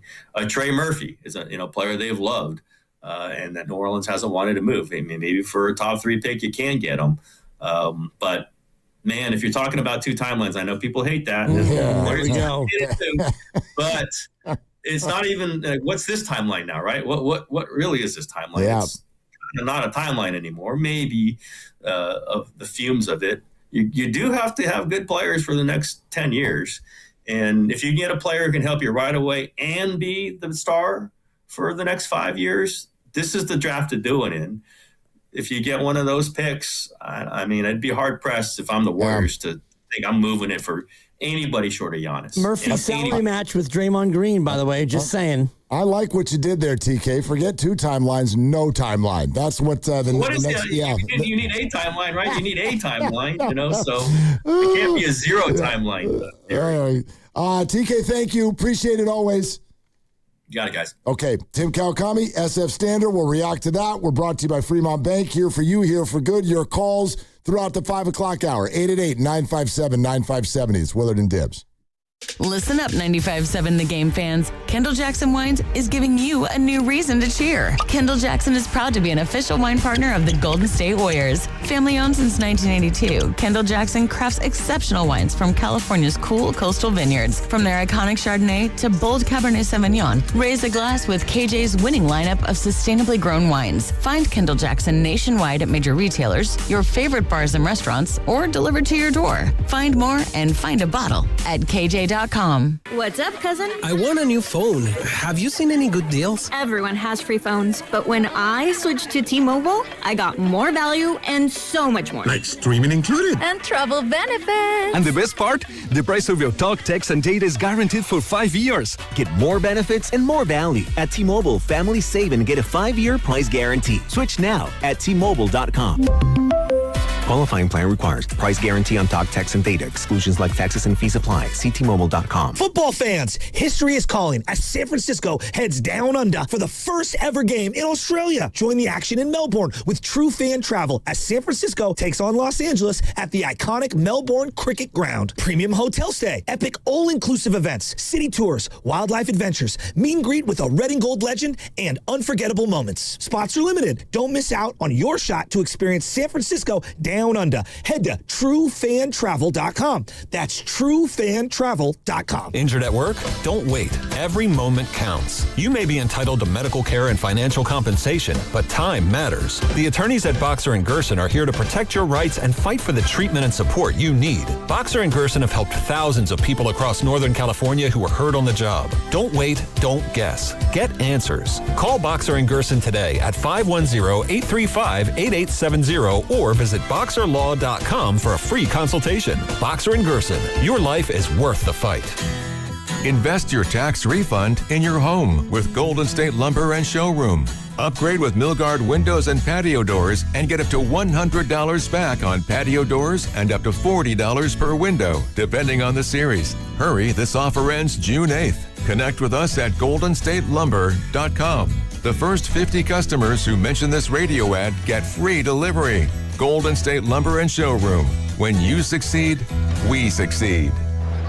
Let's talk about a big win on and off the field. This April, donate blood with Stanford Blood Center and you're automatically entered to win 2 luxury suite tickets for the Giants versus the Diamondbacks on May 25th at Oracle Park. We're talking suite level, great views, all the food and drinks included. Your one donation saves lives, and it puts you in the best seats in the house. Make the call to donate today. Visit StanfordBloodCenter.org for an appointment. Hello, San Francisco Bay Area. Bank of America, in partnership with Visa, invites you to a FIFA World Cup 26 watch party. Open an eligible Bank of America checking account in participating financial centers only for an opportunity to reserve 2 complimentary tickets while supplies last. Experience special musical guests, games, giveaways, food, and more, all at a legendary venue. Learn more at BofA.com/BofA Visa Watch Party. What would you like the power to do?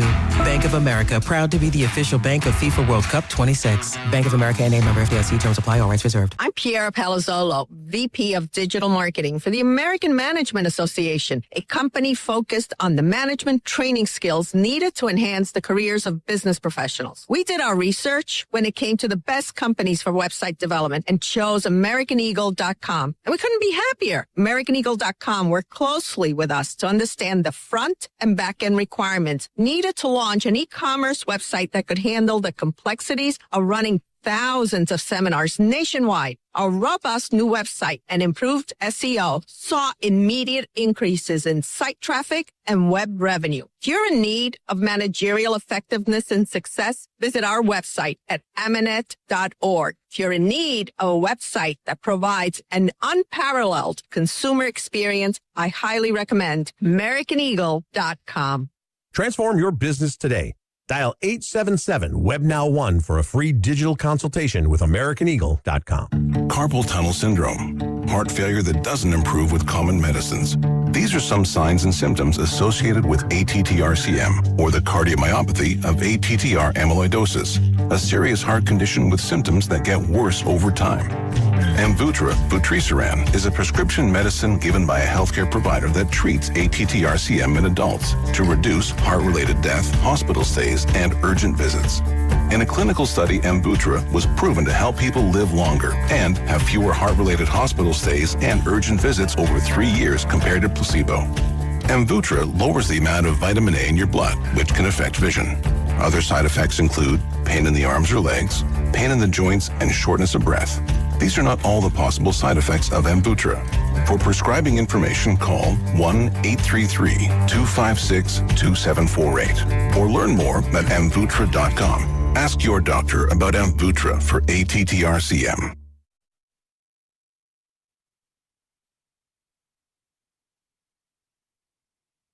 What is the point of what we're doing? What is that? That makes no sense to me. What's the point? He cannot be that guy. Dub Nation, it's Steve Kerr. You're listening to Willard and Dibbs on 95.7 The Game. Coming to you live from the Laughing Monk Studios. Hey, can we have some fun? I thought we were having fun. I mean, yeah, always. Yep. But meaning like about something specific. Of course. I was like, no, yes. I would love to line up our entire board right now, 888-957-9570. And I'm trying to think of the exact way that I want to phrase the thought of the question. I think I know where you're going. Do you? I don't know if I know where I'm going. It feels to me like... What am I about to say? Well, do you want Steve here or Draymond here? No. Well, I don't know why. 888-957-9570. Either or. It wouldn't be. Yeah. But No. That's interesting. Steve leaves, Draymond more likely to leave. Steve stays, Draymond much more likely to stay. Maybe they're not related at all. I don't know. Maybe. Where my mind is in the moment is when I say the words Draymond Green, what's that next thought that goes through your mind? What's that facial expression that you make? I've given you no context. Just Draymond Green. What goes through your mind and even body as a Warrior fan when we just say the name? Is it a positive thing? Is it a negative thing? Does your mind go to championships and accomplishments? Does your mind go to histrionics and punches? I am having a moment of trying to figure this guy out, and we're going to play for you again in just a sec what just got released this afternoon on the Draymond Green Show, specific to Steve Kerr. Because I always believe whenever Draymond's talking, I think he's one of those people where there's a very specific reason. There's a goal. There's something he's trying to get. I don't think he's just, I know a lot of, he's just crazy and he's emotional. Right. I think Draymond is very whip smart. Very measured, too. Totally. In his words. So when he speaks about something, there's a reason behind that. So just track what has happened in, let's call it 12 days, because it was 10 days ago that they lost in Phoenix, but I'm pretty sure it was the day or two before that when Draymond was on ESPN in his kitchen, and his tone was, who the hell is going to coach the Warriors next year if it's not Steve Kerr? Right. Steve Kerr's incredible. Here are all the reasons why Steve Kerr is the best coach, especially come playoff time. So that's the day before or 2 days before they go to Phoenix and lose. Then Steve has his press conference after Phoenix. Draymond Green show a couple days later. Y'all want my opinion on whether or not Steve stays? I'm thinking he doesn't. And I remember the conversation with you. I'm thinking, well, he's trying to poke the bear a little bit. He's trying to push the Warriors because he really wants Steve to stay, because he then tied his own Warrior contract to Steve's presence. If Steve goes, I don't even know if I'm going to be here. And then it arrives at today, which is post the article in the New Yorker where, among many, many other things, Steve Kerr is sort of asked, have you and Draymond ever come to blows? And let me read his answer. He says, yeah. I mean, people pulling us apart. And in my first 5 years, we would get into 3 knockdown dragouts a year. Part of it was I just had to show the rest of the team I'm in charge. You have to do things by a set of standards, a community you're building, not just a team. A little society with values and standards and expectations. And then you're a community that has to police itself. The coach has to demand certain behaviors, certain habits. And then for a long time, we had a truce. I understood him so well, and he understood me. But this year, we had a major blowout in December. He's such a unique person. There's things he's done that I can never forgive him for. And yet, I will do anything for him. So Draymond goes from, who else would coach the Warriors, to, I think he's leaving and I might too. And then we arrive at this. When you spend 14 years with someone, when you've had the runs that we've had, playing the role that I've had to play and being who I've had to be, some things like that are going to happen. Everything hasn't just been one way. You know, it hasn't just been like, oh man, Draymond did this, Steve's mad. I don't take that any way at all. You know, speaking of this December thing, you know, I spoke to him after that and it was like, I don't think you like me. I don't think you've ever liked me, if I'm honest. Like, he cried. Like, really? Like, that entire soundbite is heading a certain direction, and then the final 5 seconds, I'm like, what? That's how you wrapped that statement? I don't think he's ever liked me. You don't like me. I don't think you've ever liked me. He's like, we fight. I don't really take it a certain way. And then the December thing happened, and we talked, and I'm like, I don't think you like me, and I don't think you've ever liked me. And even before that, he talks about how these things aren't always one way. Like, it's not always one way, like Draymond's off the reservation or Steve is going in on Draymond and he's just taking it. It's always a two-way back and forth. And Steve saying to the New Yorker that, yeah, usually about 3 knockdown dragouts a year where, you know, people had to get between us and separate us. 3 a year over a 12-year period. That's 36 knockdown dragouts. If it is 3 a year, that's a lot. When we say Draymond Green, what's the first thought that goes through your mind? A bunch of texts have just come in. These are great. Yeah. So 888-957-9570 if you want to actually use the spoken word like Draymond would. But texts are great too. And also, I think you can weigh in on what do you want them to do with Draymond Green? Because I do think there's more question now than ever.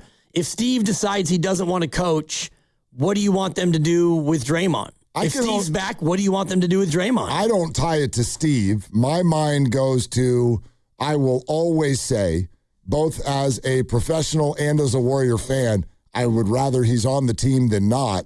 But we've arrived at a spot where if the Warriors trade him and I like the trade, I get it. That's what I would say. Yeah. And that's how I can end. And that's with or without Steve. I agree with that. Yeah. And, you know, you want him to end his career as a Warrior. I certainly do. But at the same time, you have to counterbalance that with making the most of the Steph Curry window. And if you can get a better player who will be here next year and who will be here for a while, I think you have to go ahead and kick the tires on that. And I was running this out, and I threw this out to Tim Kawakami at the buzzer of our great conversation. But the money with Trey Murphy III, it matches. He's making $27 million next year. And then he signed for 29 and 31 the 2 subsequent years. And you would have to throw in a pick, I would imagine. But as I looked at the upcoming lottery and the draft, New Orleans has to, they're coughing their pick up like a cat with a hairball. So New Orleans does not have a first-round pick. Right. So even if your pick stays at 11, I think to New Orleans that would be attractive enough to maybe sweeten a deal where you take the Draymond contract if he opts in. you take our number 11 pick and we call it good. Maybe. Would you want to do that? For the Warriors? Draymond and this lottery pick for Trey Murphy? Yes. Is that enough? I think it is. Okay. I mean, Trey Murphy to me is, he's 25, and I think he's a fantastic player. He's a good player, but man, oof. That lottery pick. It's a draft. You never know. Of course you never know.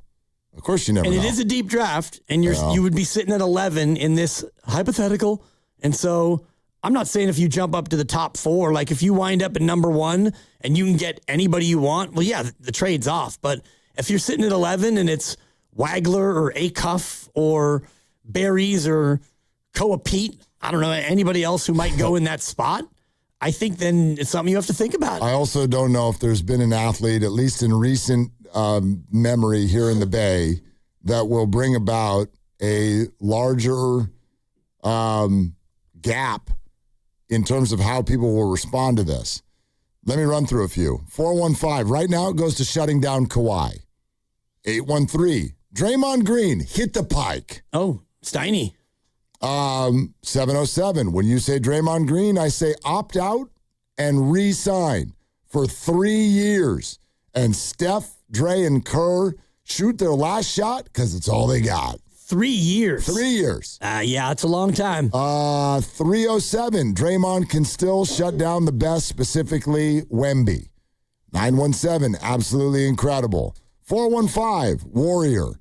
650 says he was on a plane with Joe Lacob recently, and Steve Kerr and Draymond are both not coming back. Wow, that's some good plain insight. Thank you from 14B right there. That can't be. Draymond can come back if he wants to. All he has to do is sign his contract. Yeah. Yep. They can trade him, but I don't think that that's already done. 510, Dre should have been gone in 2022. 707, no. 530, trade Draymond and maybe Curry too. And then you can entice Kerr to stay another 5 to 10 years. Right. Because he's good at developing young players. I think he is, but most people don't. Oh. You talk about a wide gulf of opinion about one player in one situation. Dale and Hollister says, how hilarious. You just said a bunch of texts, and I thought you said a bunch of texts. That's a 4. Very good. Very good. Yeah. So here's more from the Draymond Green show. Like, this is, my mind is now jumbled because this stuff today that came out. So let's start with, I looked at Steve and I'm like, I'm not sure you like me and I don't know if you've ever liked me. But then he falls into what you would have expected him to say. Watch this. Steve Kerr's like the best thing that's ever happened to anybody. What he's meant to me in my life, what he's taught me in my life, just telling them in our exit interview, the things that he's taught me about being a winner, I'm not sure where else I could have got that. I played for Tom Izzo, and Steve just took that to a completely different level, and especially showing me things about this level and winning. Like, I could never repay him for that. It's so important to who I've become. Steve Kerr basically is better than Tom Izzo and is just instrumental in everything that I've become. But he's not sure if he likes him or if he ever liked him. And then went on to say this. As much as he's done for me in basketball, a part of me think he's hindered me in my career and what I could have become. When KD came from 2016 on, I have not had a play in our playbook. Not a single play that we run for me in our playbook. This is 2016. But if you're going to take one gripe and not be able to move past it for all the other things, then you're shallow as a person. That says more about you as a person than it does about Steve or whoever else in that instant. You got to take the good with the bad, man. All right. I'm not That's sure. a fascinating I'm one to not me. sure if he likes me. Followed by nobody's done more for me in my career. Followed by he's actually kind of hindered me, but I'm amazing. And so I took that in stride and became a Hall of Fame player. Right. I don't mean that to sound so narcissistic, but anyway. Right. I mean, I guess he hindered him to the extent that he had him play a certain role, and the role that he had Draymond play turned out to be an unbelievably winning role, and you won 4 championships, and he's a 9-time all-defense player, first and second team combined, which puts him in the top 6 of all time. The new all defensive teams will come out probably next week. I don't believe he'll be on there, but if he is, that'll be number 10 for him. So, yeah, I guess you could say he hindered him to the extent that you weren't able to go out there and shoot 16 times a game for a crappy team and put up numbers. You're listening to 95.7 The Game, KGMZ FM and HD1 San Francisco and Odyssey Sports Station in the home of the Golden State Warriors and Valkyries, always live on the free Odyssey app, coming live from the Laughing Monk Studios. Yeah, I mean, I guess he hindered him to that extent. No, I mean, he didn't. He didn't hinder him. Draymond, if you do go back into his career, high school, college, a lot of these guys, remember how we've always talked about how if you watch tape of Kevon Looney at UCLA, like, oh my God, he shoots threes. He shoots. A lot of these guys have a certain offensive skill set. It's what got them recognized by the NBA in the first place. But then when you get to the NBA, what's your role? Never forget how Draymond Green even got into this starting lineup by somebody else getting hurt. And then he got tossed in there, and then everyone suddenly went, ooh, this is kind of interesting. This works. This is a little Swiss Army knifey. But sure, I would imagine, boy, just about almost everybody, whenever you get into a professional scenario and then the whole team is having success and it's working, you probably feel like you've made some sacrifices. You have to fit into the concept, right? Doesn't everybody feel that way? Yeah, pretty much. And that's the nature of being a part of a team. And our particular team is you and I and Grandy and Lucas. And, Grandy certainly could do what you do and do what I do. He's done it before. And when our team, the four of us are at our best, is when we all four are playing our roles. And we do it well, and the show has been successful. And doesn't mean that you can't do what Grandy does and Grandy can't do what I do, etc. And Draymond Green could go out there and be a guy to shoot a lot and have plays run for him and score and the rest of it, but I don't think that's a championship team. No, but I'm with Steph. That doesn't have to be the measuring stick every single year, nor should it be. No, but Draymond's career, I do believe, is guided by the reality that he played a certain role, which is defensive stopper, forward. For sure. And a guy, if you look at his career, he averages 7 field goal attempts a game. And that's not that many for a guy who plays almost 30 minutes a game. So did he sublimate some of his offensive gifts? Absolutely. For sure. And he did it because it led to winning. But he found new ones. Right. That's what I would say to him. And I think that's another pretty relatable thing. Okay, now everybody raise your hand. What'd you major in college and what'd you think you were going to do? All right, now what did you do? Yeah, the majority of people, it's something different. Yeah, it changes. Mine was that and then this, but it took me some time to figure it out. What were you going to do?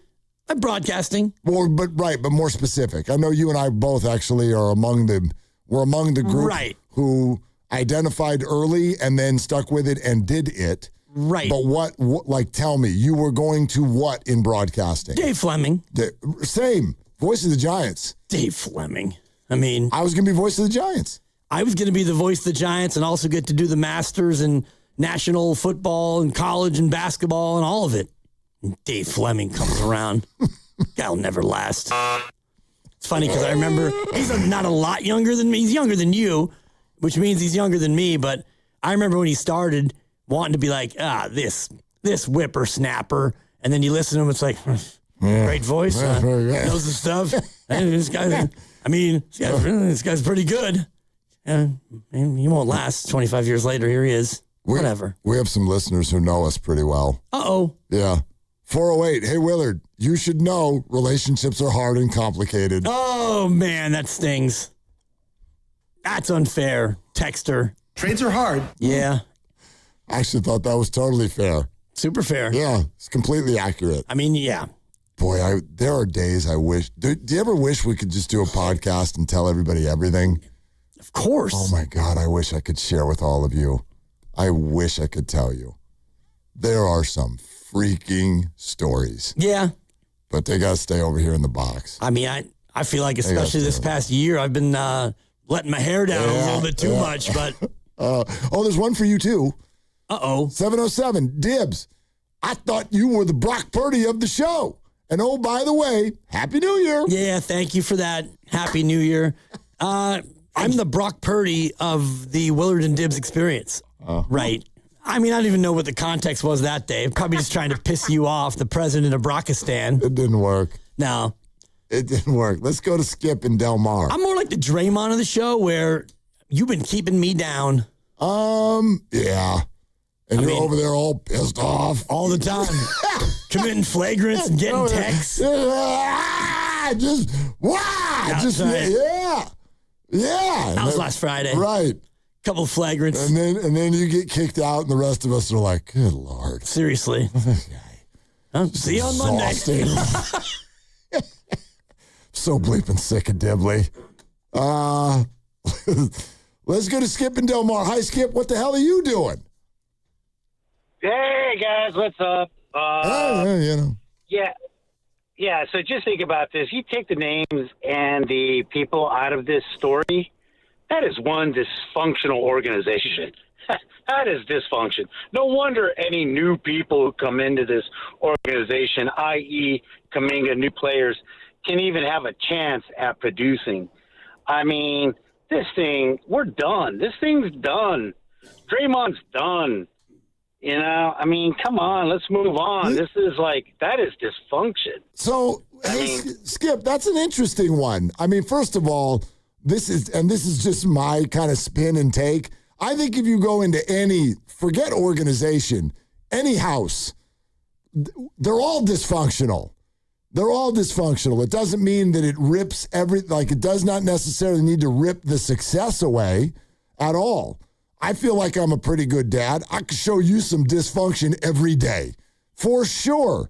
But we handle it, and we're good, and with all the ups and the downs, and that's sort of how I look at the Golden State Warriors. And you threw another statement in there, and I get it, right? This is so well traveled, the Kuminga thing.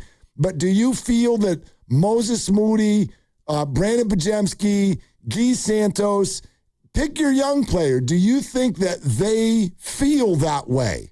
Like, I can't go there and have success on any level. Do you think they feel that way?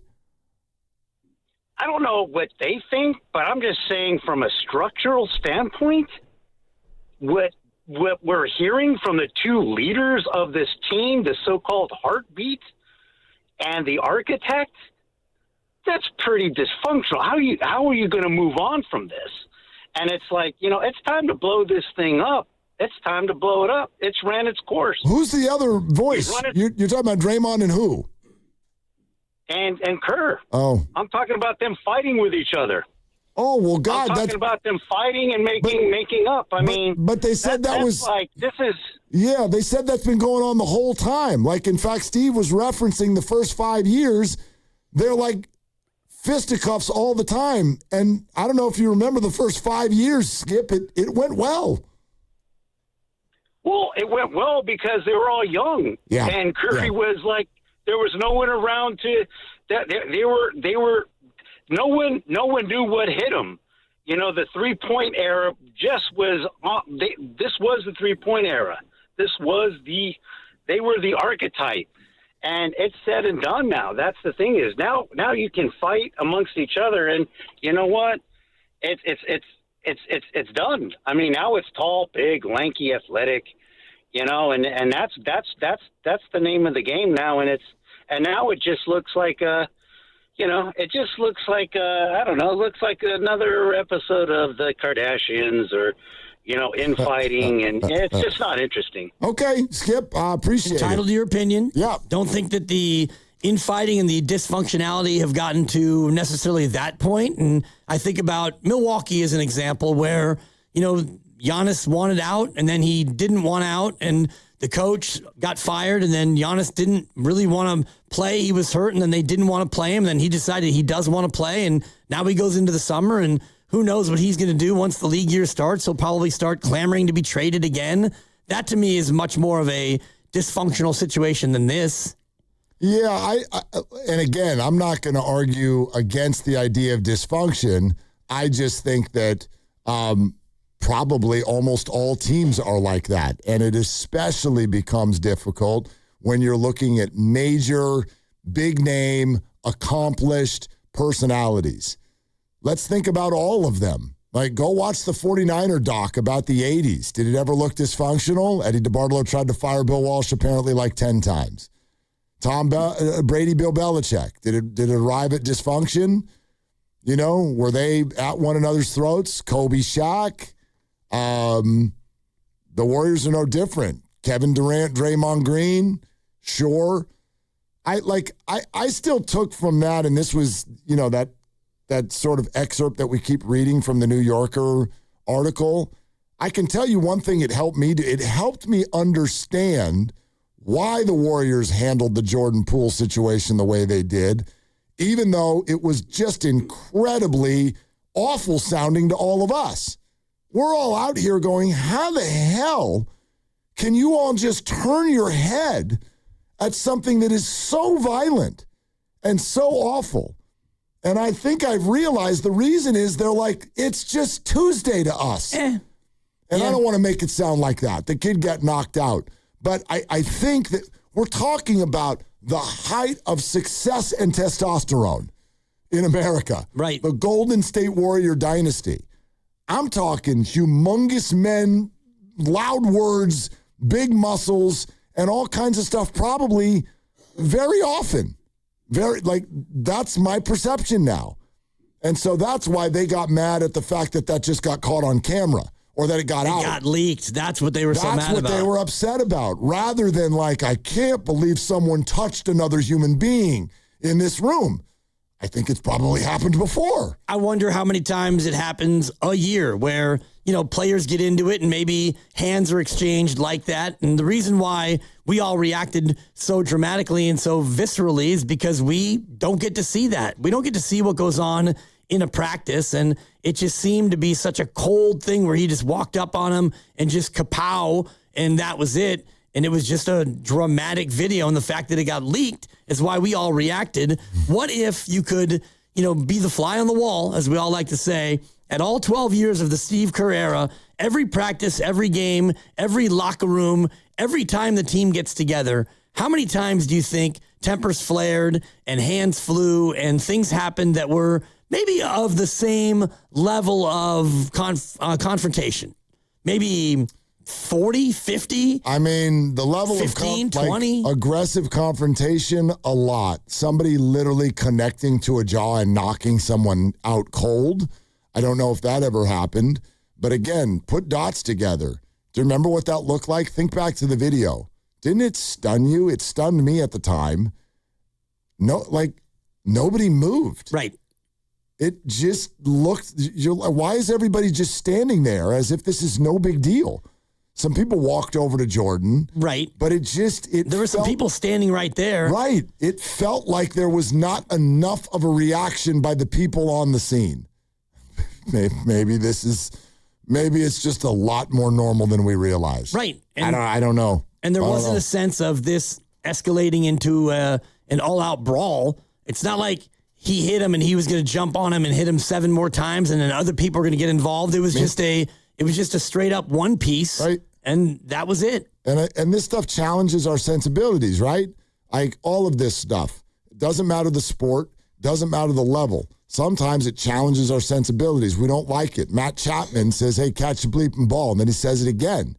And a piece of us are like, whoa, man, that's rude. Right. That's your teammate. Yeah. He tried to catch the ball. How about professional football?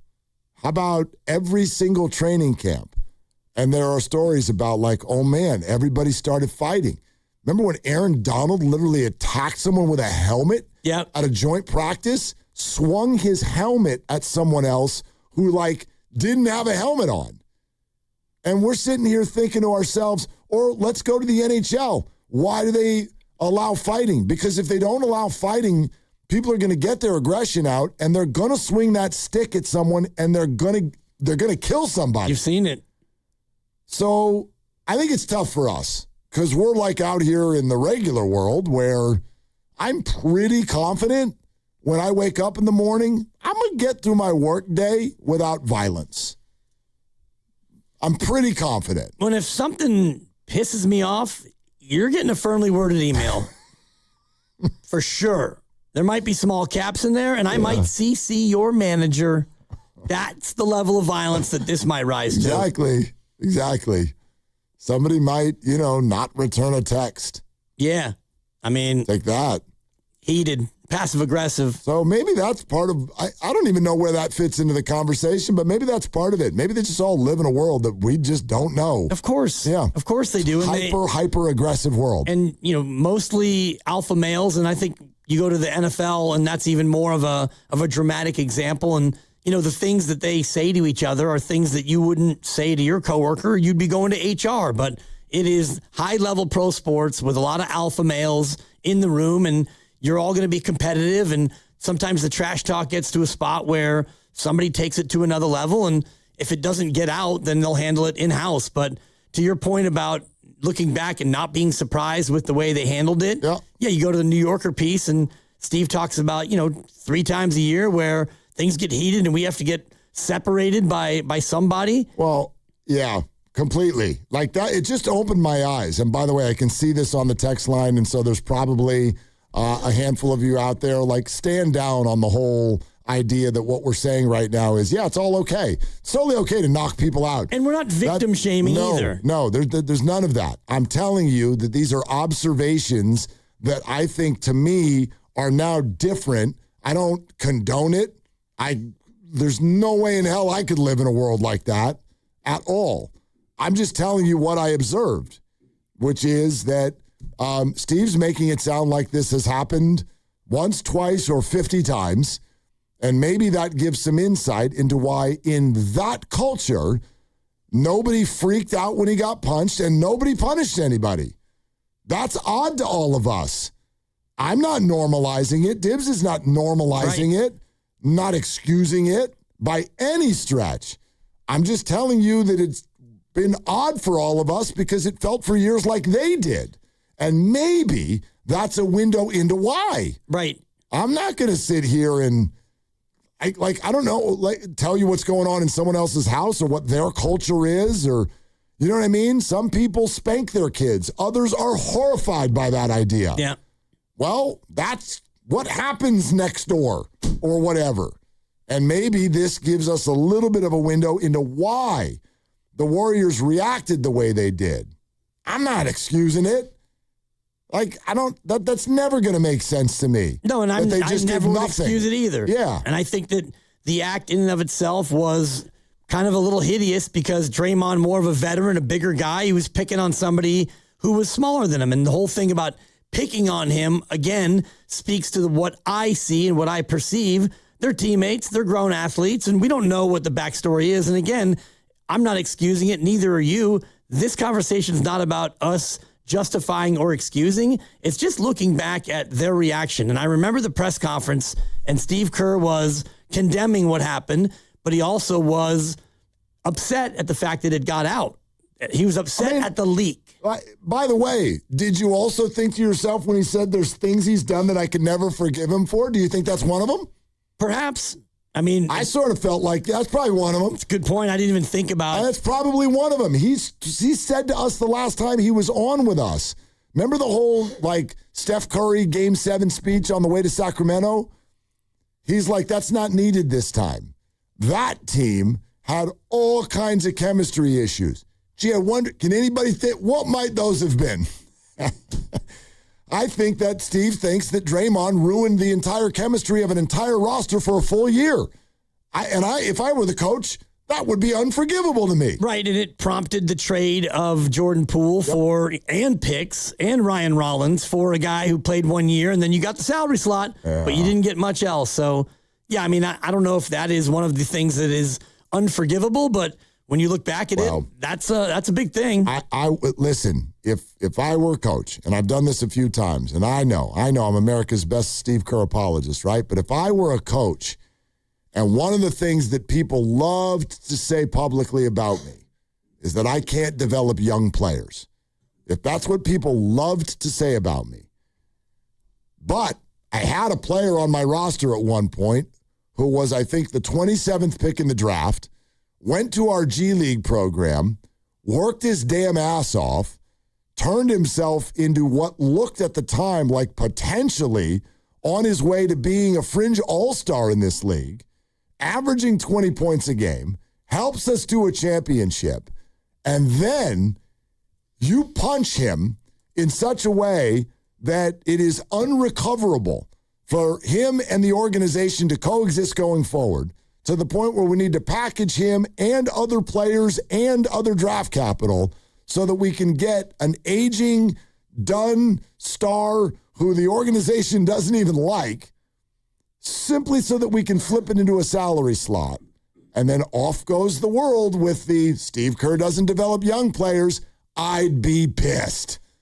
I would be so pissed. That feels unforgivable to me. Yeah. And I bet that's on the list. That's what I'll say. I'm sure. And ultimately, would Jordan Poole have been a great long-term fit? I don't know if he would have been. I don't know. Maybe you end up keeping him instead of Clay. And I'm just looking here, 4 years, and he averaged 15.8. The last year he averaged 20 a game, and you were a playoff team, and you ultimately lost to the Lakers in the second round. And then he went to Washington, had a good year, empty calories, and another empty calories year, and now he's a Pelicans, and he played 39 games, and he played 24 minutes a night, and who knows where it goes next from here. A lot of them were coach's decision DNPs. Right. This year for Jordan Poole. But again, that's a young player that developed under Steve Kerr and the whole staff. I'm not going to give Steve all the credit. Like, the Warriors staff developed Jordan Poole. But we sit here today with the idea that they can't do that. And Draymond has a huge hand in that. Huge hand. Right. Maybe the hand. No, not trying to be punny here. Like, maybe he might be reason number one. Probably Jordan is. Poole's not here yet. Yeah. Very well could be. Also, I don't know if Jordan Poole's style of play was going to work with Clay and Steph, because Jordan Poole liked to have the ball and, the ha-ha and you drive and fall down a lot, but very productive player. And I think that he still can be a productive NBA player. I don't know where it goes from here, but if you think about Clay being gone and the team, like, I don't know, last year, for example, or this year, you'd love to have a Jordan Poole while Steph was out. Think about having Poole and Kuminga on your team. You'd be more of a dynamic offensive team than you were the last 2 months. Yeah, I'll leave Kuminga out of it because I still do like a lot of things that he has in his game. I'm not a huge fan of Jordan Poole's game, but that doesn't change the facts of everything that took place there. He was a good young player, and he developed in the Warrior system. And would you have rather had him on the team than not? Yeah. Yes, you would have. That's why you signed him to a big contract at that time. He's making 34.1 next year, final year of his deal. He's making 34, and this is why I look at New Orleans. You got DeJounte Murray making 33, Trey Murphy's making 27, Zion's making 42, and you stink. Yep. Like that right there. And you have no draft pick. Right. And then you throw in Herbert Jones making 15. That's about $145 million right there. And you're one of the worst teams in the association. Yeah. And you don't have your pick. So no, they're in a bad spot. Anyway, just to understand why we're talking about this, if you're just joining us, is the news of the day is that Steve Kerr and the Warrior Brass already met this week. They met on Monday for 2 hours. Both sides called it productive. Some around Steve say that he is still torn. He is off on a previous scheduled golf trip. The two sides expected to meet again next week. Nothing firm, but also in the wake of the New Yorker article where Steve Kerr went into depth about so many things, including his relationship with Draymond Green, where he admits that they have damn near come to blows consistently, especially early in their careers together.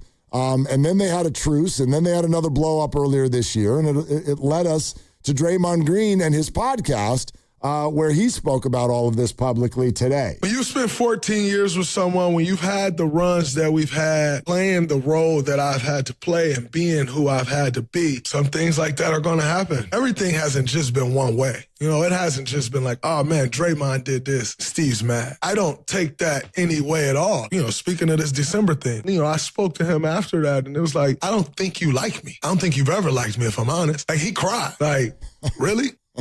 It's a wild statement, and it now has my brain sort of running in a way that it wasn't when I originally read the New Yorker article about the things that Steve says There's things he's done that I could never forgive him for.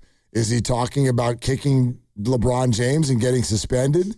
Is he talking about probably speeding up Kevin Durant's departure from the team, where championships were probably left on the vine in some way, shape, or form? Maybe. Is he talking about punching Jordan Poole? Is he talking about a bunch of crap that we don't even know about yet? Stomping Sabonis, choking Gobert. Yeah, but what did those... Flail kicking Adams. What did those... Punching Nurkic. But what did those directly lead to? Well, the Nurkic-Gobert combo led to him needing some time away, remember? Sure, but the LeBron one, in the minds of many, was the key piece in them losing a ring. Yeah, they were up 3-1. Up 3-1, blown lead, but I still ascertain that if they win that ring, Kevin Durant doesn't come here. Yeah, so everybody wants to talk about how they should have had 6 or more or whatever. I don't believe that KD comes here unless they lose that finals. That's just my own personal opinion. Might be wrong. You might be right, but also maybe, first of all, if they win that ring, I don't even know if they feel like they need KD. They won 73 games that year. Yeah, who knows what other rings they win, but even if there are no more, if you had 3 rings without KD, 4 with, I mean, I don't want to get down that road, but there are probably a lot of Warrior fans that would feel like those 3 are almost more rewarding than the 4.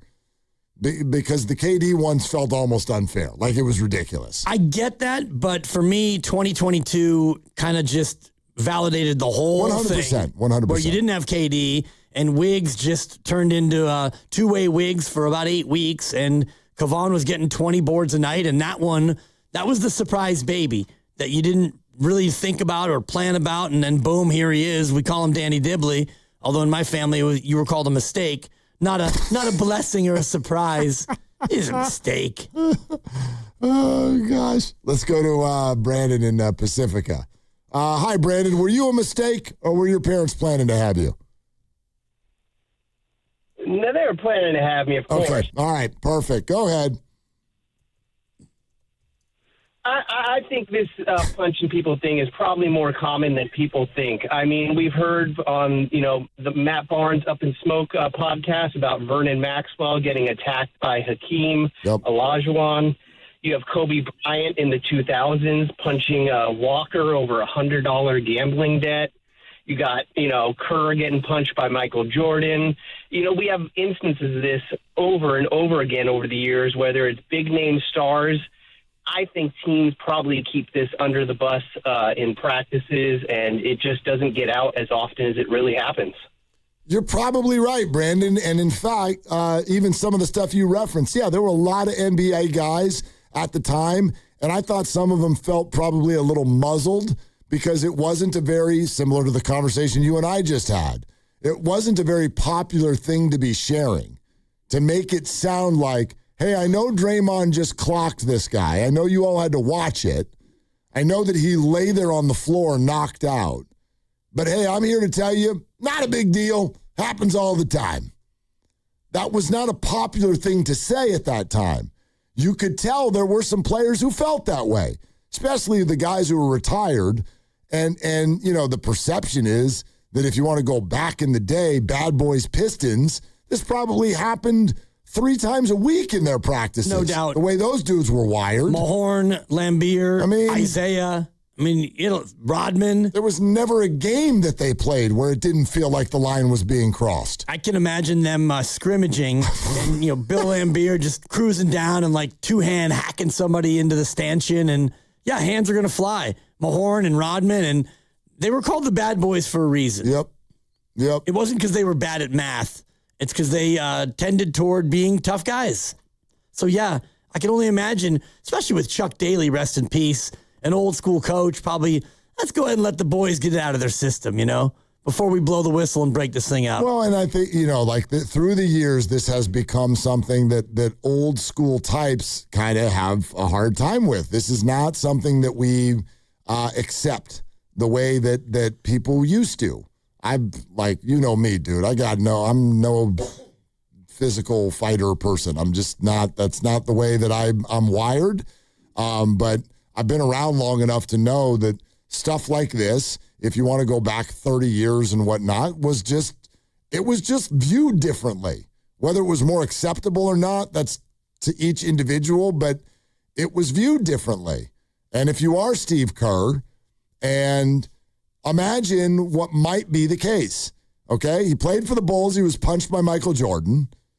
He then, as a coach, has someone like Draymond Green who he admits they're going after. They've come to blows and have to be separated, as he put it. Let's see. Let me get the first 5 years, we would get into 3 knockdown dragouts per year. All right? So 3 times per season, first 5 years, 15 times-ish, he alleges that they had to be separated physically. And then you arrive at a day where Draymond clocks and lands Jordan Poole in the middle of a practice. And we all want him to be just completely flabbergasted. Well, he's not. And then that flabbergasts us.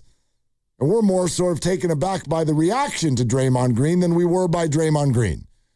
It just, like that I found all of this to not just be so eye-opening about now. I found it to be eye-opening about the past. Right, and if you go all the way back, and I remember being on the air saying, I can't believe that they're not going to suspend him, even though it was ring night, and that was a big part of it because you're about to get your rings, and if you suspend Draymond, he can't be out there for what is got to be one of the greatest moments in an NBA career. You win the title, yes, and then the first home game the next year, you get called out and you get a ring that's worth God knows how much in front of your home fans, and that's a unbelievable re-celebration sensation, and you're going to keep him from doing that?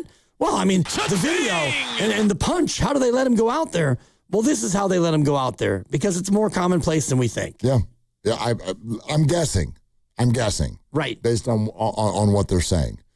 So, and even to a lesser extent, you mentioned it earlier, Matt Chapman saying to Casey Schmidt, catch the thrown ball. Yeah. Catch the thrown ball. And we see it because we can lip read and we all see it plain as day. And we're all, I'm not appalled to the level of the Draymond Jordan punch, but we're all like, man, it's a bad teammate. Yeah. Like, I mean, what do you? It's very rude. Very rude. And then you realize that those types of things are probably said in the dugout, in the clubhouse, on the mound all the time. Constantly. Another one I just thought of, remember the way the season ended for Kyle Shanahan and Renardo Green? Yeah. Like we left the Niners season thinking, well, they're probably going to trade Renardo Green. I don't even want him on the field. They don't want him on the team anymore. And then Renardo Green's still on the team, and they don't really draft any cornerbacks or anything like that. And they asked Kyle about it, and he's like, no, like we're good with Renardo Green. That was a teaching moment. Right. Took advantage of it. Yeah.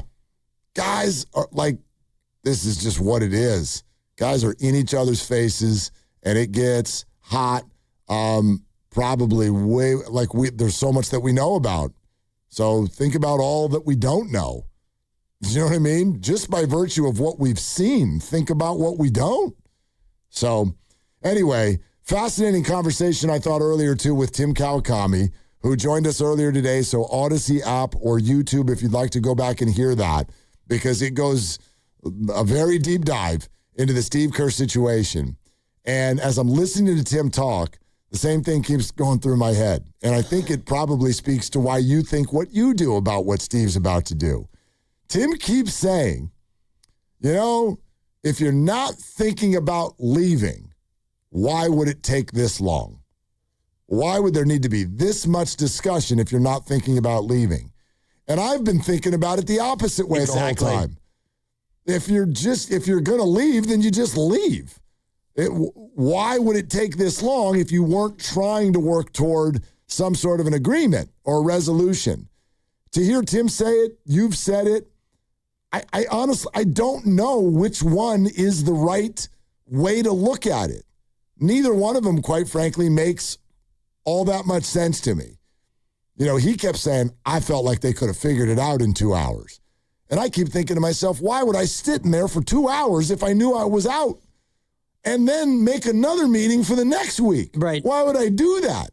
Go golf and stay there. Because you're not sure. And the one thing that Tim said that I had not even thought about, but then I was, obviously putting it in my own terms about my own life, but Steve having a feeling of what it would be like, what it would feel like to not be the head coach of the Golden State Warriors while still being the head coach of the Warriors. So basically what Tim was saying is you take a couple of weeks where it's the off season and you haven't decided yet if you want to come back or you haven't agreed that you will come back. But in the meantime, you take a couple of weeks where you can kind of tell yourself mentally, like, this is what my life would be like if I wasn't the head coach of the Warriors. And so last week he did whatever he did. You meet on Monday of this week, and then now you go on a golf trip to Lord knows where. And for the time in your mind, you're not the coach of the Warriors. And so you kind of get a sense for what would that feel like if I wasn't already thinking about the lottery and the draft and my coaching staff and touching base with all the players on the regular. Like,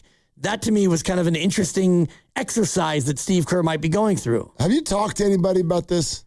About my imagination? No, like what Steve's going to do. Have you tried all kinds of people. But I mean like people.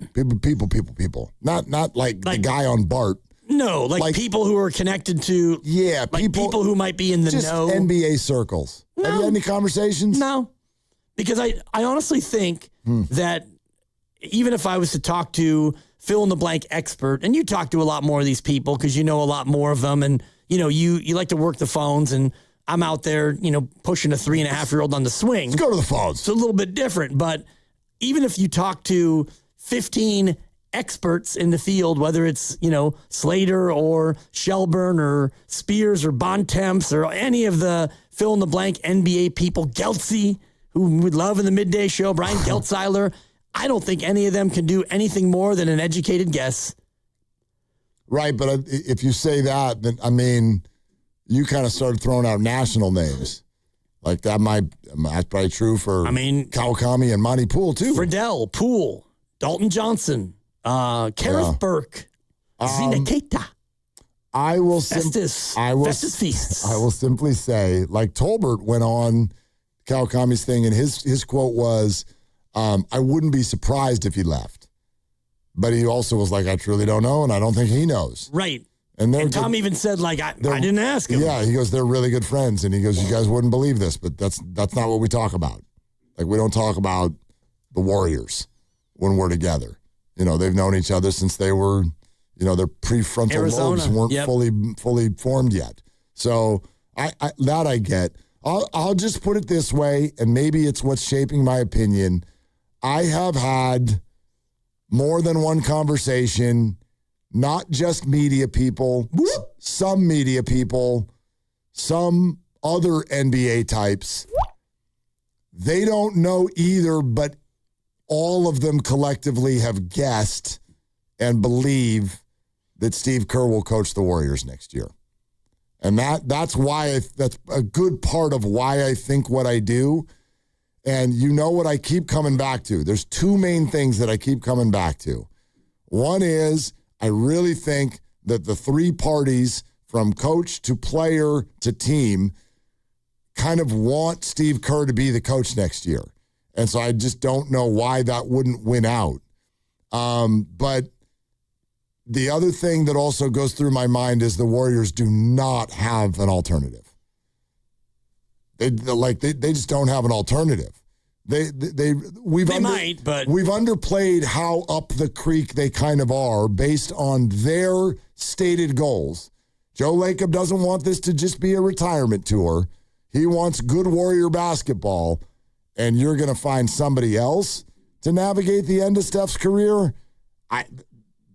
Feels far-fetched to me. You might not have a choice. You might not have a choice. You talked about all three parties, and I don't think that the third party here, Steve Kerr, really knows. And that's why when Tim said that about, and again, Tim doesn't know definitively. He knows more than you and I do because he talks to Steve a lot more. And what he was saying is Steve Kerr taking time to feel what it's like to not be the head coach of the Golden State Warriors, which it's interesting. Like, he hasn't come on our show. He didn't last week. He probably won't this week, which is an obligation. He doesn't have to do it, but he does it on the weekly, and that's part of being the head coach of the Warriors. And I'm sure at this point of the year, there isn't a lot of duties that he needs to do, but I'm sure if he was around, he'd be in the facility, maybe crunching tape and talking lottery and all the rest of it. But he's going golfing with in an undisclosed location with an undisclosed group, and maybe he wants to have that feeling. What does it feel like to not be the head coach of the Warriors. It's a little bit like a trial separation from the wife, where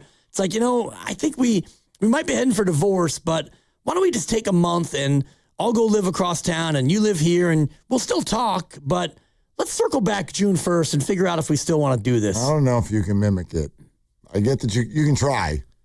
Yeah. I don't know if you can mimic it. Trial separation. But I do believe this. Even though there's a lot of people predicting that he's going to be gone, I don't know how many people actually believe it. Like, to their core, picture some other dude coaching the team next year. I don't think most people believe it. Like, with their actual, you know what I mean? With their heart and soul. But anyway, 888-957-9570. We're sponsored by Safeway, and it's Willard and Dibs. Head to Safeway this week for first of the season red cherries for $3.99 per pound. Limit 4 pounds. Clip coupons from the weekly mailer or download them from the Safeway app. Visit Safeway.com for more details. See you in the aisles. Hey, it's Dan Dibley here, and you'll see me at the bank, Fremont Bank. I'm actually going to be there tomorrow. If you happen to be in Oakland on College Avenue, come in and see me and see how happy I am to be a Fremont Bank customer because of the feel you get when you go in there. It's a family feel because it's a family-owned bank, and they set out to do that and create that back in 1964, 60 years ago. They built this local ecosystem around people and relationships that benefit the Bay Area communities. You deposit your hard-earned money with Fremont Bank, and the money goes right to work supporting family-owned businesses and home ownership right here in the Bay Area, and they make meaningful grants for the betterment of the Bay Area communities. And in fact, they designate 5% of their earnings for charity, and that goes right here in the Bay Area. Their clients also keep their money in the Bay Area, and that creates jobs and buying real estate as well, which is the business circle of life. Hakuna Matata. Property values and schools are better. Everything's better thanks to a local bank like Fremont Bank. I became a customer more than 5 years ago. One of the best things I've ever done. You should make the move too. It's Fremont Bank, proudly celebrating 60 years. Fremont Bank, here for you and here for good. They call this one Bill. Whoa, aliens? Am I in a spaceship? Affirmative, Bill. What's with the laser saw? Relax. We are cutting our bill in half. What? An Xfinity mobile transmission says you can cut your bill in half. Oh, your mobile bill, not me, Bill. Xfinity Mobile also says we can try it free for a year. Free. Yes, with no commitment. Can we put the saw away? I am reluctant. But we will find another being to bisect. That's not sci-fi. It's Xfinity Mobile. Xfinity Internet members cut your mobile bill in half. Plus, try Xfinity Mobile free for a year. No commitment. Learn more at xfinitymobile.com. Xfinity. Imagine that. Restrictions apply. Xfinity Internet required. Savings compares one line of Xfinity Mobile Select to comparable plans from T-Mobile, Verizon, and AT&T as of 3/24/26. Taxes, fees, extra. $30 monthly discount limited to new mobile customers only. After 12 months, regular rates apply. Hey, it's Willard, Bay Area. You feel that rumble? That's Lowriders taking over Cinco de Mayo. Join Habas Law on Sunday, May 3rd from 10 a.m. to 5 p.m. East San Jose, King and Story. Chrome gleaming, hydraulics bouncing, starting at 10 a.m. It's the Cinco de Mayo parade, live music, incredible food, and a community alive with pride. Presented by Omar Habas, Tarek Habas, and Habas Law with Council Member Peter Ortiz and the United Lowrider Council. Pull up with your crew for Lowriders Sunday, May 3rd. Habas Law, East Side Pride. Let's ride. All guests on 95.7 The Game appear on the River Islands guest line. Dub Nation, this is Jimmy Butler, and you never know when I'll be on the River Islands guest line. Dub Nation, this is Stephen Curry, and you never know when I'll be on the River Islands guest line. So make sure to keep it locked on 95.7 The Game. River Islands in Lathrop is the best-selling master plan community in all of Northern California. With its lakes, parks, trails, and collection of new home neighborhoods, the good life can be your life. Isn't it time for you to discover the islands? Hi, welcome to Sprouts Farmers Market, where we guarantee none of our products have AI in them. AI? How would food have artificial intelligence in it? Oh no, I meant AI like artificial ingredients. Isn't that what AI stands for? Guess I've been spending too much time with local organic produce, 100% grass-fed beef, gluten-free snacks, dairy-free milks, surrounded by ingredients with nothing artificial in them. Oh, that sounds nice. With zero AI and healthy choices at prices you'll love, every aisle's a healthy aisle at Sprouts Farmers Market. How was your break? It was great until I stopped for gas. Prices have gone up almost $1 with no end in sight. I might have to start watching how much I drive. That's exactly why I use Upside. I never pay full price for gas with the free Upside app. Upside? Yes, Upside. It's the free app that gives you cash back just for buying the gas you're already buying. So even with the rising gas prices, I'll never have to limit how much I drive. Does that actually add up to anything? Just last year, I made over $200 with the Upside app. Wow, that's serious extra cash. I'm downloading the free Upside app right now. Download the free Upside app to earn cash back on the gas you're already buying. Use promo code WAGON for an extra 25 cents per gallon bonus on your first tank. You can cash out anytime, right to your bank account, or an e-gift card for Amazon and other brands. Just download the free Upside app and use promo code WAGON for a 25 cents per gallon bonus on your first fill-up. That's WAGON. Offers vary by user and location. Go to upside.com for terms and conditions. This is the story of the one. As a maintenance tech at a university, he knows ordering from multiple suppliers takes time away from keeping their arena up and running. That's why he counts on Grainger to get everything he needs, from lighting and HVAC parts to plumbing supplies, all in one place. And with fast, dependable delivery, he's stocked and ready for the next tip-off. Call 1-800-GRAINGER, click Grainger.com, or just stop by. Grainger, for the ones who get it done.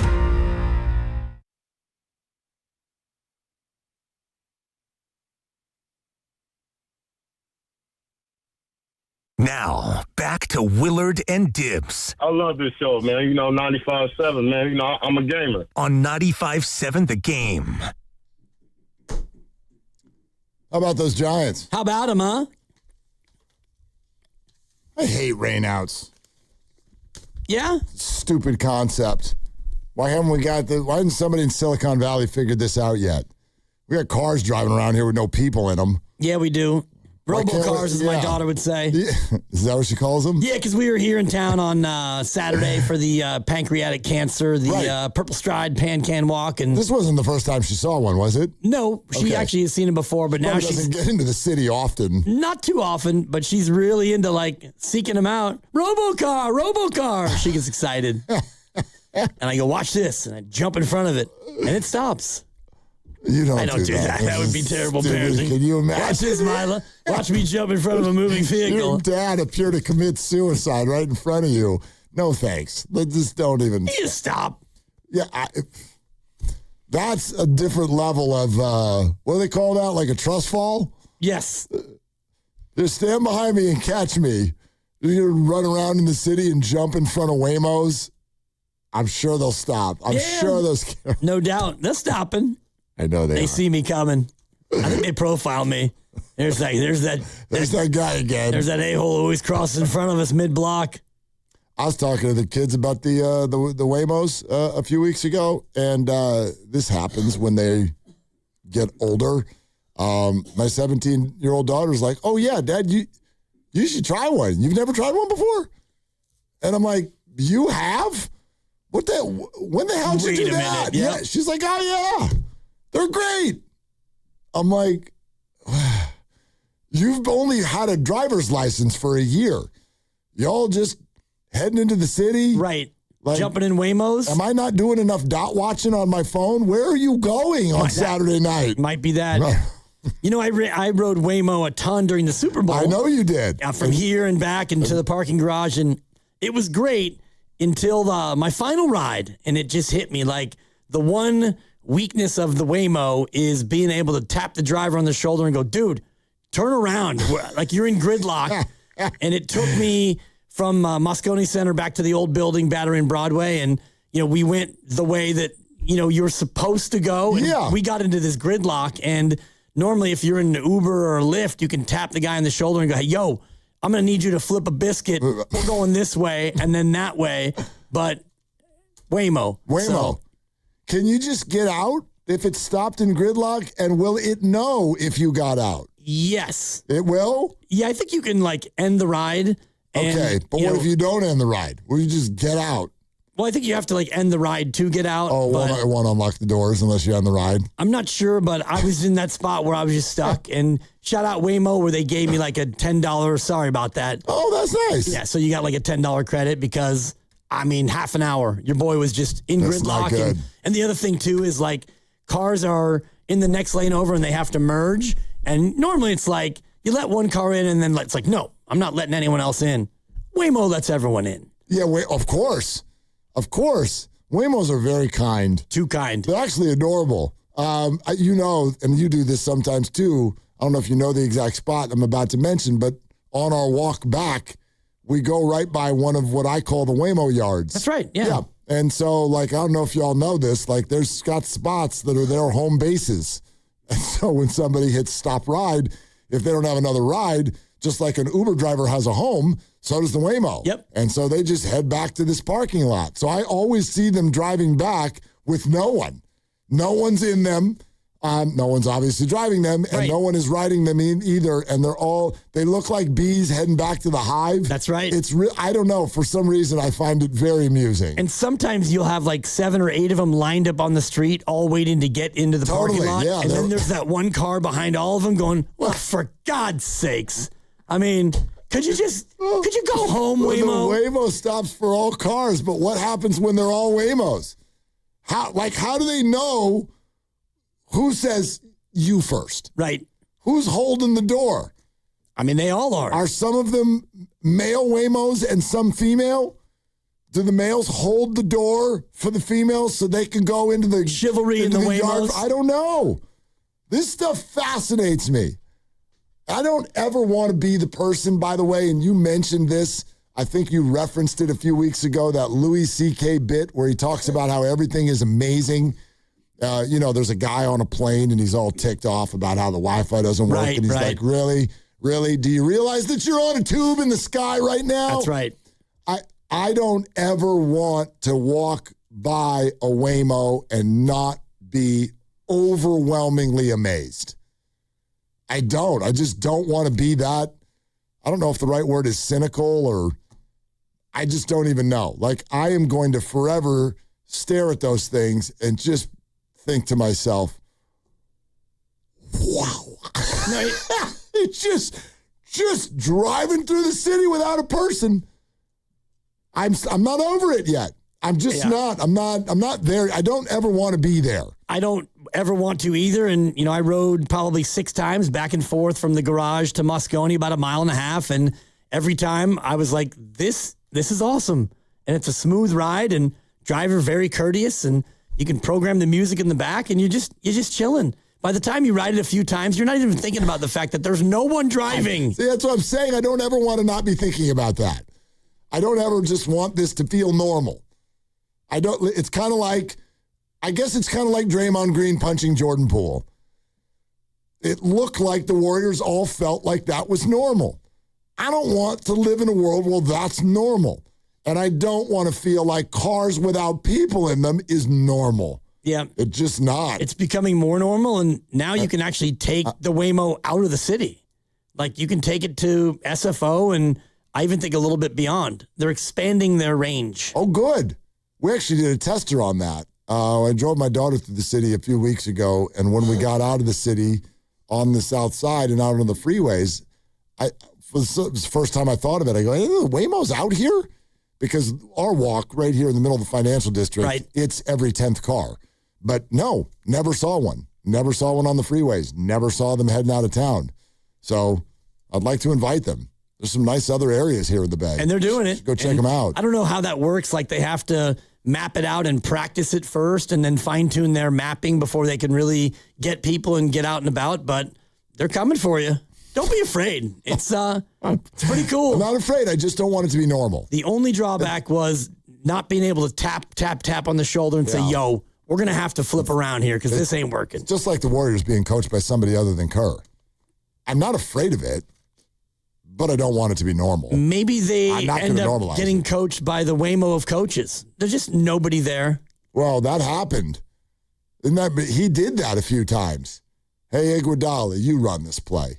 And there they were, driving themselves. And they were so good it didn't matter. Well, you had Luke Walton open up the first 24 games, and they went 24-0. Steve's like, I'm going to need my job back, okay? Not a great look. Yeah. Not a great look for my my legacy. Grandy, what are you about to do on the radio? What's happening here? Crossover coming up next. Okay. And then probably Tim Kawakami after that. Why is it only probably? I haven't 100% decided. We had a lot of good stuff today. What are your other options? Well, you guys had a good conversation about the Rafael Devers trade. Yeah. Would you still do it? I think you have to. Man, begrudgingly swallow that medicine. Begrudgingly. Getting frustrating. But yeah, I think you have to still. It's getting frustrating. I like taking a swing on something like that. So does he. Swing and a miss. Too many swings. Yep. Jeez. All right. Well, we vote for Kawakami. We'll see. Or the Devers conversation. You're not thinking about going with any other shows, I don't know. are you? Steiny and Ev had a good conversation reacting to the Shams report that they had a great meeting, a productive meeting, Steve and Joe and Mike on Monday. I think that we should get a pool going here at the station. You gotta declare, is he staying or going, and what day do we find out? I'm staying Tuesday. All right. Staying Tuesday. Next Tuesday. Okay. Today's the 29th. You got time. So You got 6 time. days I gotta from now. I gotta put this together. You can't just because you got to pay in. You don't actually get your slot until I get a Zelle from you. Oh, I have to pay you? Well, it's a pool. Oh. This isn't one of your fakakta, I got a mug with my face on it deals. We got actually by the way. something on the line. Who won? Oh, a friend from college. Nice. We didn't even talk about the fact that the tournament is expanding to 1,000 teams. Yeah, not 1,000. Are you okay? Not really, but I knew you wouldn't be. I saw that. You were the first person I thought of. Well, what they're basically doing is tripling the play-in games. Correct. So to 2 sites also, not just Dayton. There'll now be 3 play-in games per bracket. So just let everyone in. Whatever. The way I've always felt about everything. Yeah. All right. Here comes Grandy's, brought to you by Fremont Bank. Here for you, here for good. Do you want to do it again tomorrow? Yeah. Okay. All right. How many fingers you got? Well, I don't need one. I've only got 4 fingers. Okay. Yeah. For Dibs, for Grandy, for Lucas, I'm Mark. Shoot your shot. It's all you got.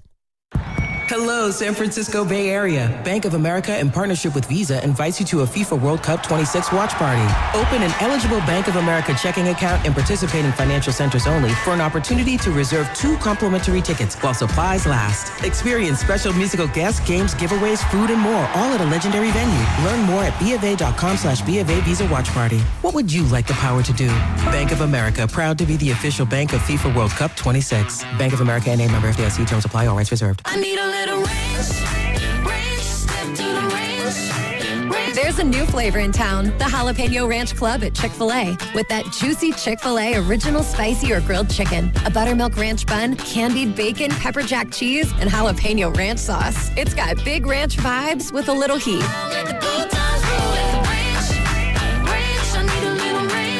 Chick-fil-A's new Jalapeno Ranch Club. Available for a limited time only. Order ahead on the Chick-fil-A app. Everything you knew about reaching customers online is being rewritten. Time to rethink your approach. Outcomes from Viant finds real customers, not impressions, not clicks, customers. Our AI maximizes every dollar of your budget against the outcomes that matter most and proves it happened. It's smarter advertising made simple. Visit Viant.ai. Here's your spring upgrade. Sun's out. Drink in one hand and a free Samsung Galaxy phone in the other. All on unlimited 5G. Switch to Total Wireless and stay connected through every road trip, beach day, and everything in between. Now that's a total power move. Offer ends 7/8/2026 or while supplies last. Device taxes and fees may apply. Requires new activation on a Total 5G Unlimited or Max 5G plan, single or multi-month plan. Additional port-in ID verification or device financing requirements vary by device. Purchase limits apply. Now it's time for the closer of the week. Presented by LiftMaster and R&S Doors. Turn your garage into the envy of the neighborhood. Visit rsdoors.com. This week's closer comes from Dean from Fremont. Edgar at R&S Garage was not only amazing, but he was so patient. He installed the door quickly and gave me more details than I ever needed. He even programmed extra remotes for me. I would definitely go with these guys again. Recently, my garage door opener was not working. I was in need of a closer. I was put in touch with R&S Doors, and they hook me up with a brand new garage door opener from LiftMaster. With LiftMaster's MyQ connectivity, my garage door opener can be controlled right from my smartphone. You'll know when a door or gate has been left open and can close it with a tap, no matter where I am. Be one of the first 10 callers and receive 20% off a LiftMaster garage door opener. Call 1-800-FIX-A-DOOR. That's 800-FIX-A-DOOR. Or visit rsdoors.com. R&S Doors. Look for the red truck. Man, I love this place. I've been surfing here since I was a kid. Now, seeing my grandson out on the water, it means everything to me.